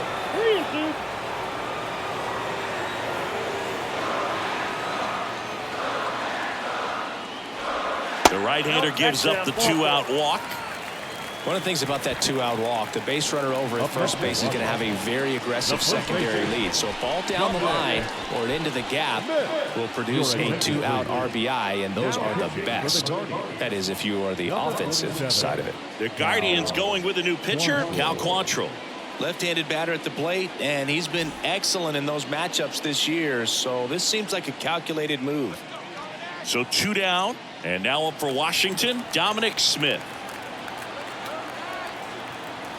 First offering, runner goes. Pitch in for a strike. Throw to second, and great jump. Well, it really doesn't matter what the situation is. When a guy like this gets on first, you know he's going to steal second at some point during the at-bat.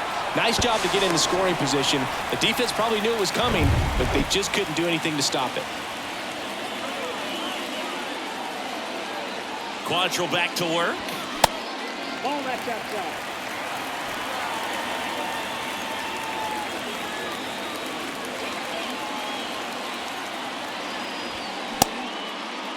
Tried to check his swing. Appeal to third. No swing. Just held it back there. Quantrill back to work. Late on that fastball. Big time jam right there. I hate it as a hitter, but standing in center field, you can't help but chuckle a little bit. So the tying run at second. And now the count filled up 3-2. He should get a pretty good pitch to hit here with 3-hole hitter coming up if he's walked.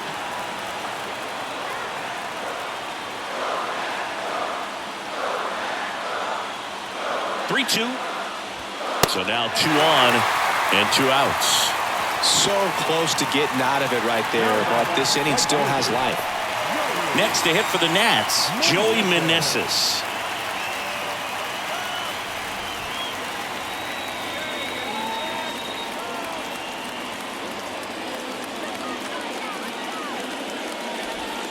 First pitch doesn't find the zone.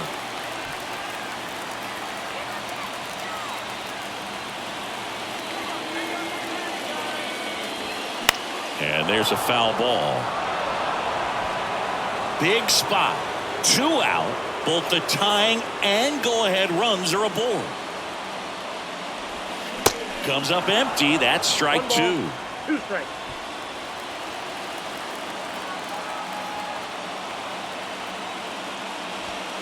Next one just misses. Ball 2. Man, oh man, I don't know how you take that pitch. That's as close as it gets. Kicks and fires. Foul ball, another 2-2 upcoming. Thomas over at second. Smith at first, 2 out of the inning.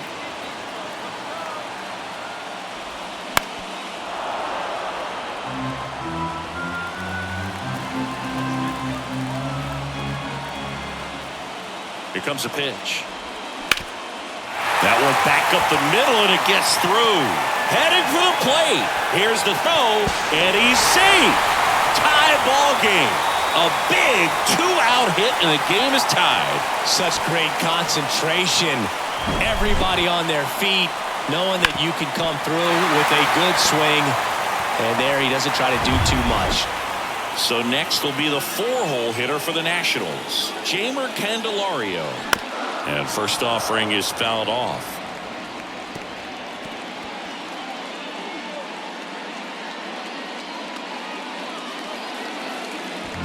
First and second, 2 down.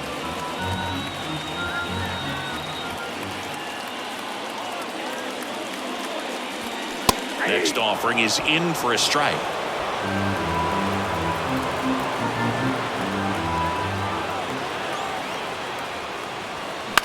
On the ground to short.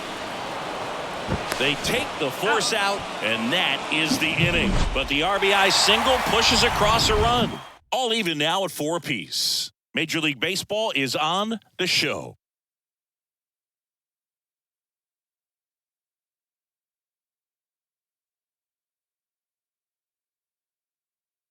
On the pitch now for the Nationals, Carl Edwards Jr. Number 58, Carl Edwards Jr.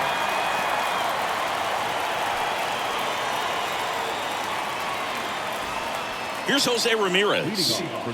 So he came up clutch earlier in this ball game and really just needs to take the same approach. Think hard right back up the middle.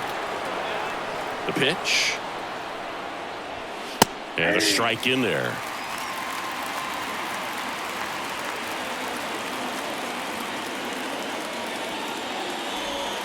That's in there. That's strike 2. Tied at 4.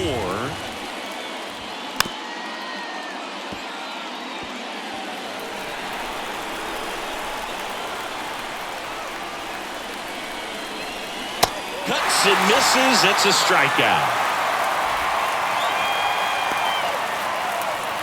And now the switch hitting first baseman Josh Bell. Coming off an absolute bomb in his last at bat.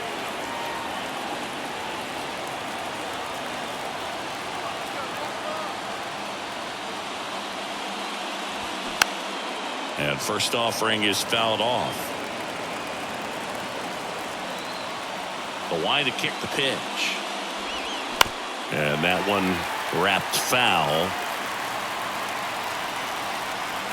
0-2 now. Hit in the air, right field. Meneses makes the grab, 2 down. Now back, right field. And up next for Cleveland, Oscar Gonzalez. Now this guy, a player that if he gets on base has the ability to really be aggressive getting around the base paths. First offering misses badly for ball 1.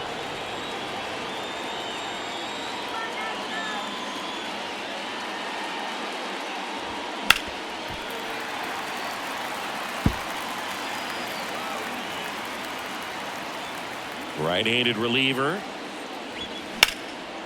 Swing and a base hit.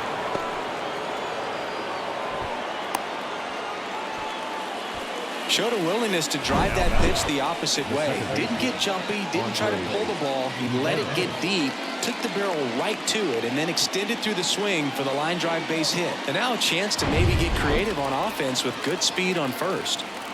Here's the second baseman, Andres Jimenez. And it's fouled away.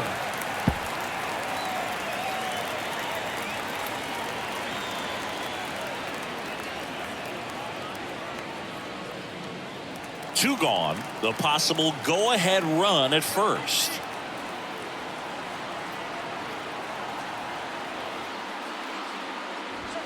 And it's 1-1.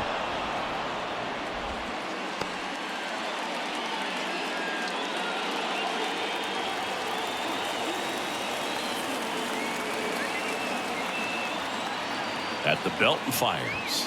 That's off the mark, and it's 2-1.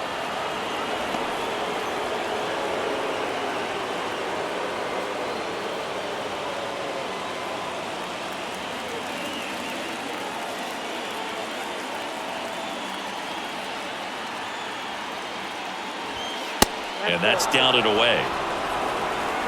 Mike Zunino to bat next.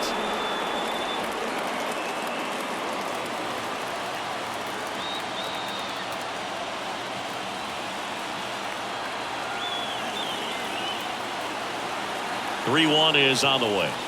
That's in there.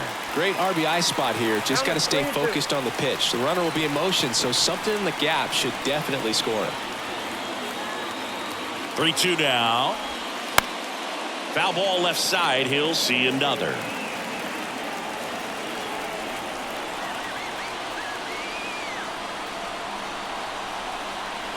Payoff pitch. And he walked him. Well, looking for a swing and miss right there, or for the ump to help him out and make a call with that last pitch, but neither happened. Close pitch, but a good take to earn that walk. So now a pinch hitter for the catcher, Josh Naylor. Big spot for him here.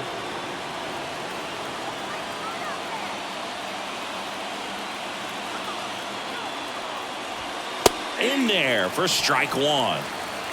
0-1's the count.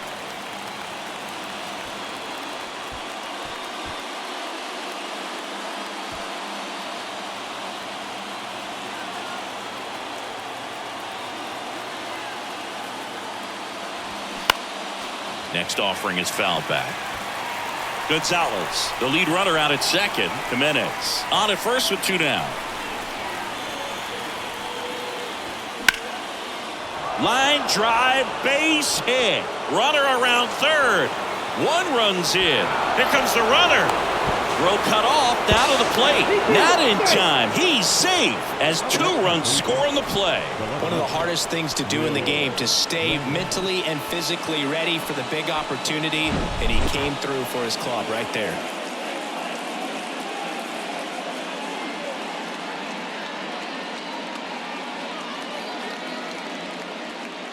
Now on the mound for the Nationals, Thaddeus Ward. This is his 5th appearance of the year.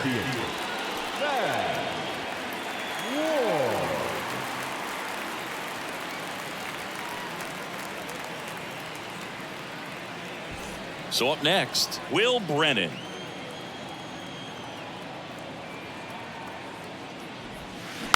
And fouled off.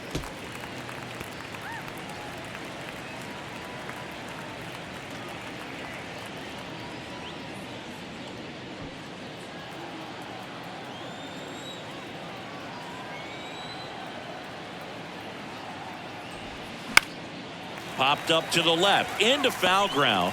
Candelario makes the grab, and that'll end the inning. But they'll pick up a couple runs here, both coming on this 2-run double. It's now a 6-4 ball game. Back after this on the show.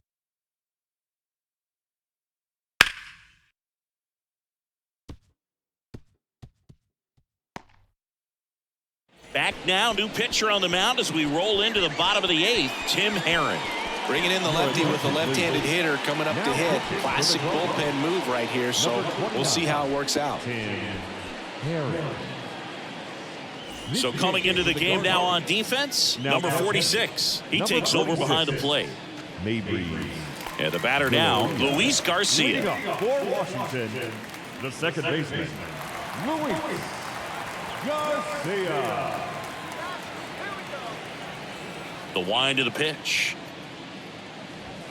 That's inside. Well, he's so great about hitting the ball the other way. He gets those arms extended. So right there, just trying to straighten him up a little bit so he doesn't have as much outside plate coverage.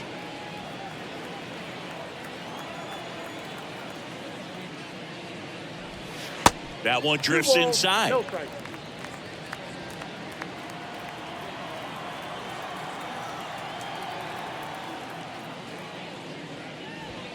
A little bit high, maybe, and it's 3-0. So definitely a little wild right out of the gate. Well, it can be a little tough coming from the bullpen mound to this mound, but you've got to find a way to get ahead in the count quickly. He hasn't. We'll see how this at-bat turns out.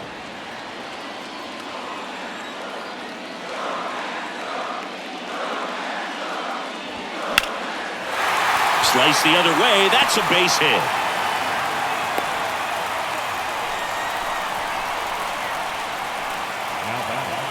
The catcher,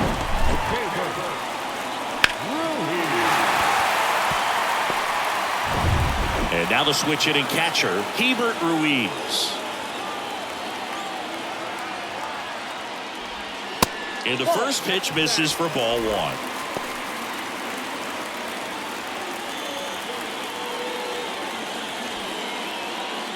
Nobody out, runner at first.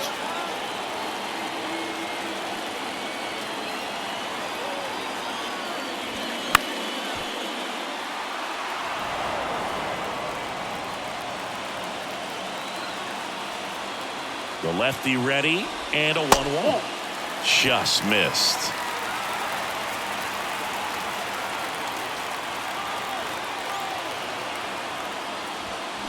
And a foul ball.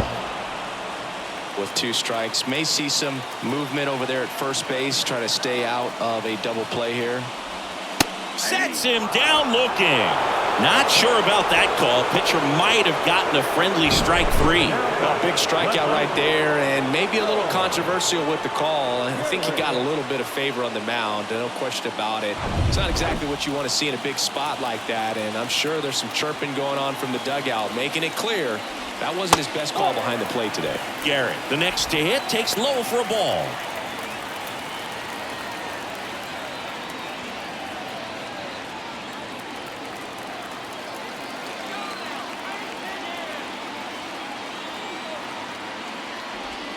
Swings and misses, and that is strike 1.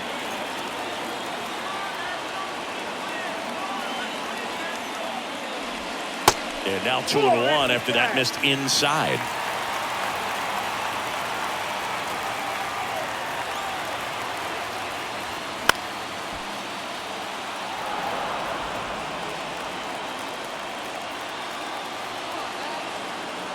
The pitch. Still 2-2 after the foul ball.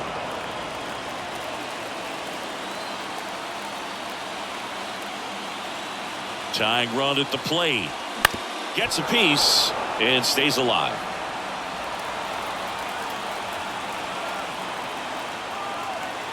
The pitch.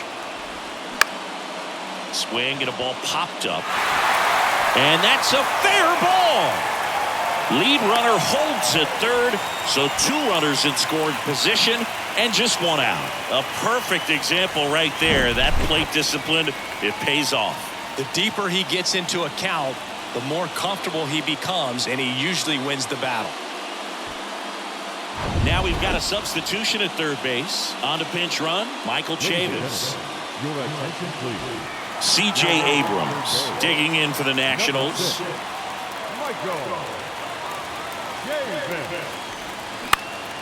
That one lifted to left. Brennan puts it away. Here comes the runner from third. Throw is offline, and he scores. And it's a 1-run game.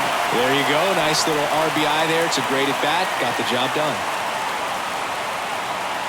So Cleveland brings on a new reliever, Nick Sandlin. Well, the best relievers love the opportunity to come in and protect a tight lead late in the ball game. Some of them are just wired different, so we'll see what he's got here. And now it's going to be Victor Robles. And there's no doubt that they'll feed off the energy from this crowd, right? I mean, yeah, I'd say the intensity level has gone up a few notches for sure.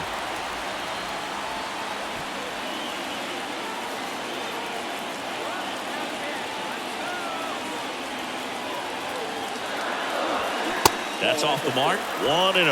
If you're the pitcher, you've got to go right at this guy. It's the number 9 hitter in the lineup. You can't be afraid of contact in this situation. Off the plate inside. 2 balls, no strikes. Love how this guy grinds out at bats. I mean, he's down there at the bottom of the lineup in the 9-hole, but he's worked himself into a really good hitter's count, trying to pick up a 2-out RBI. Next offering is fouled back. Back and forth we go, a seesaw battle in the late stages of this one. The next offering misses. They're now 3-1. Lane Thomas in the on-deck circle.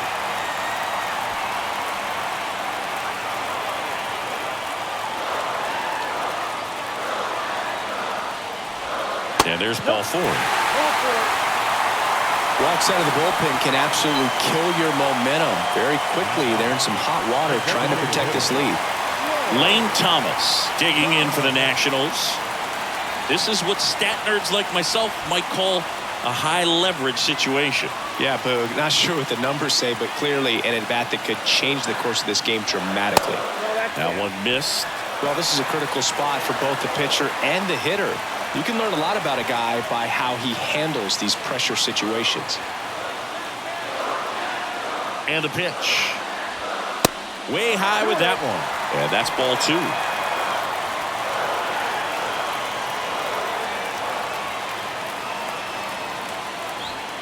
That's through there for a strike. Garrett on second. Robles at first. 2 out of the inning.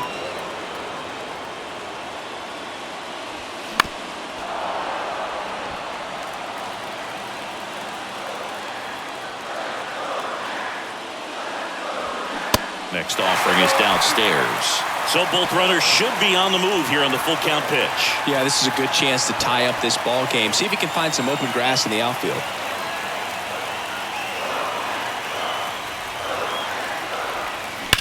On a line. And that should be extra bases.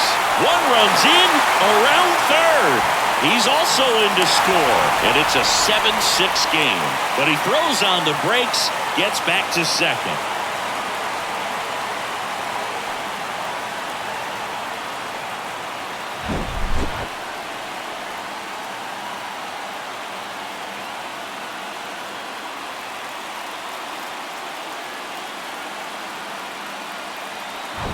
So runner at second, 2 down.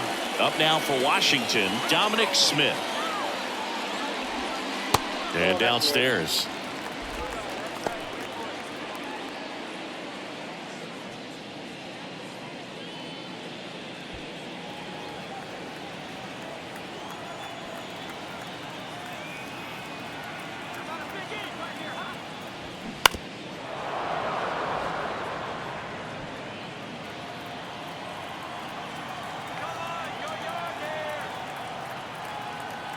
Runner leads away at second.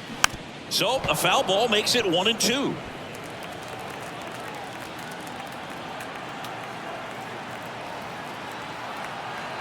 Man at second. Foul ball, still a 1-2 count.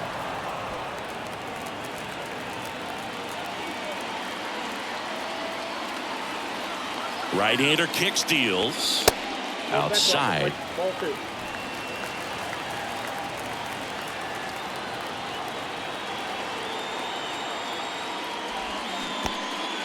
In the dirt, blocked. Runner holds, and it's a full count.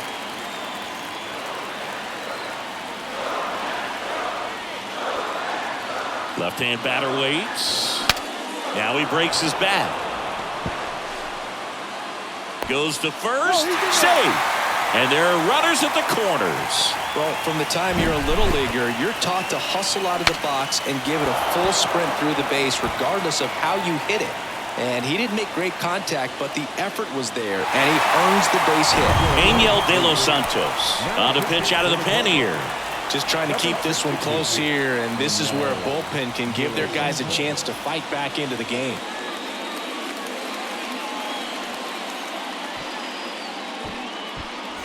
Joey Meneses now at the plate.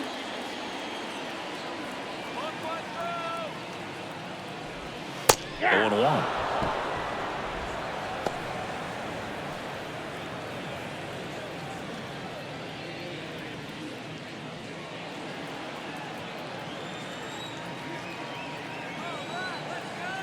1. And the righty deals. And that one missing low.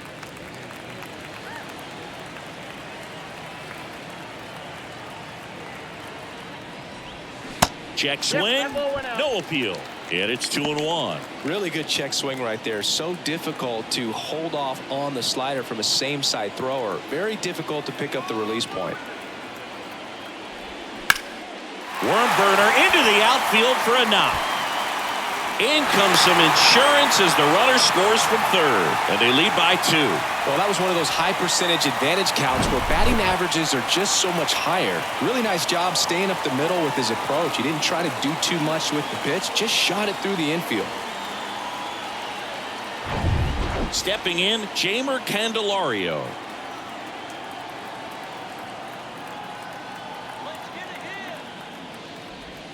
He swings and misses at the first pitch. 0-1.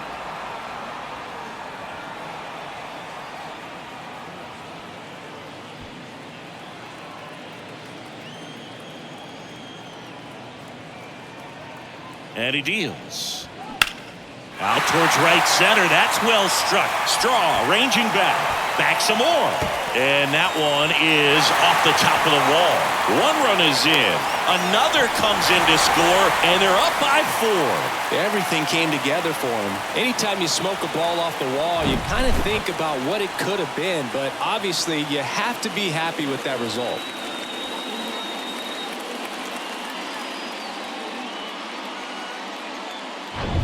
Man in scoring position with 2 away. And now up for Washington, Michael Chavis. Came into the game as a pinch runner. This is his first trip to the plate in this one. There's a strike. Chavis drafted as a shortstop.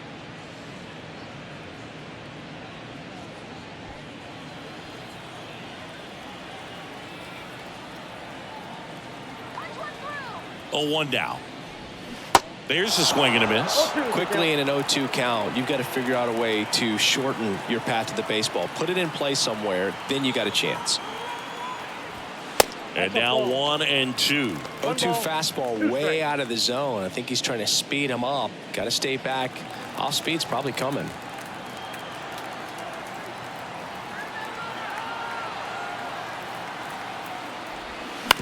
On the ground, right side.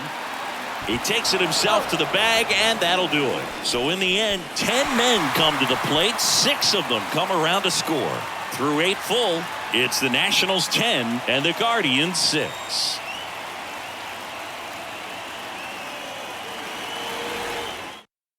Now into the game, Michael Chavis. He'll play second. On to pitch now for the Nationals, Kyle Finnegan. And he's coming in to pitch on 4 days rest right here. And that might not be a factor at all in terms of being rusty, but he should definitely be well rested. Miles Straw digs in for the Guardians. The center fielder, number 7, Miles Straw. The pitch. Ball 1 there. Finnegan measures 6 feet 2 inches. He features a 2-seam fastball, a slider, and occasionally works in a splitter. And that one lifted in the air center field. He's there. He's got it. And there's 1 down. Now batting, the designated hitter, Stephen Kwan. Now it's going to be Stephen Kwan. Showed a really nice opposite field approach in his last at bat.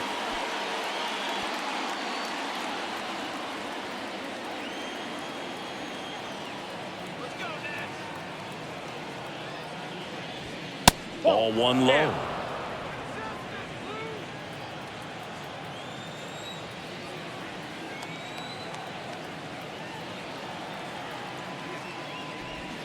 Started to swing, held up.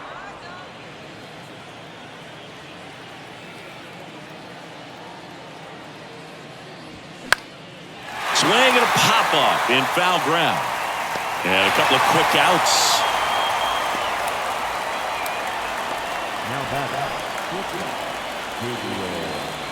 Stepping up for the Guardians, Gabriel Arias.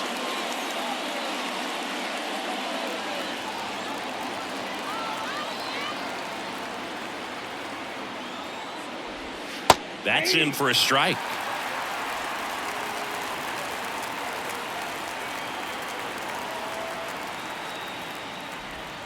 And he takes a strike.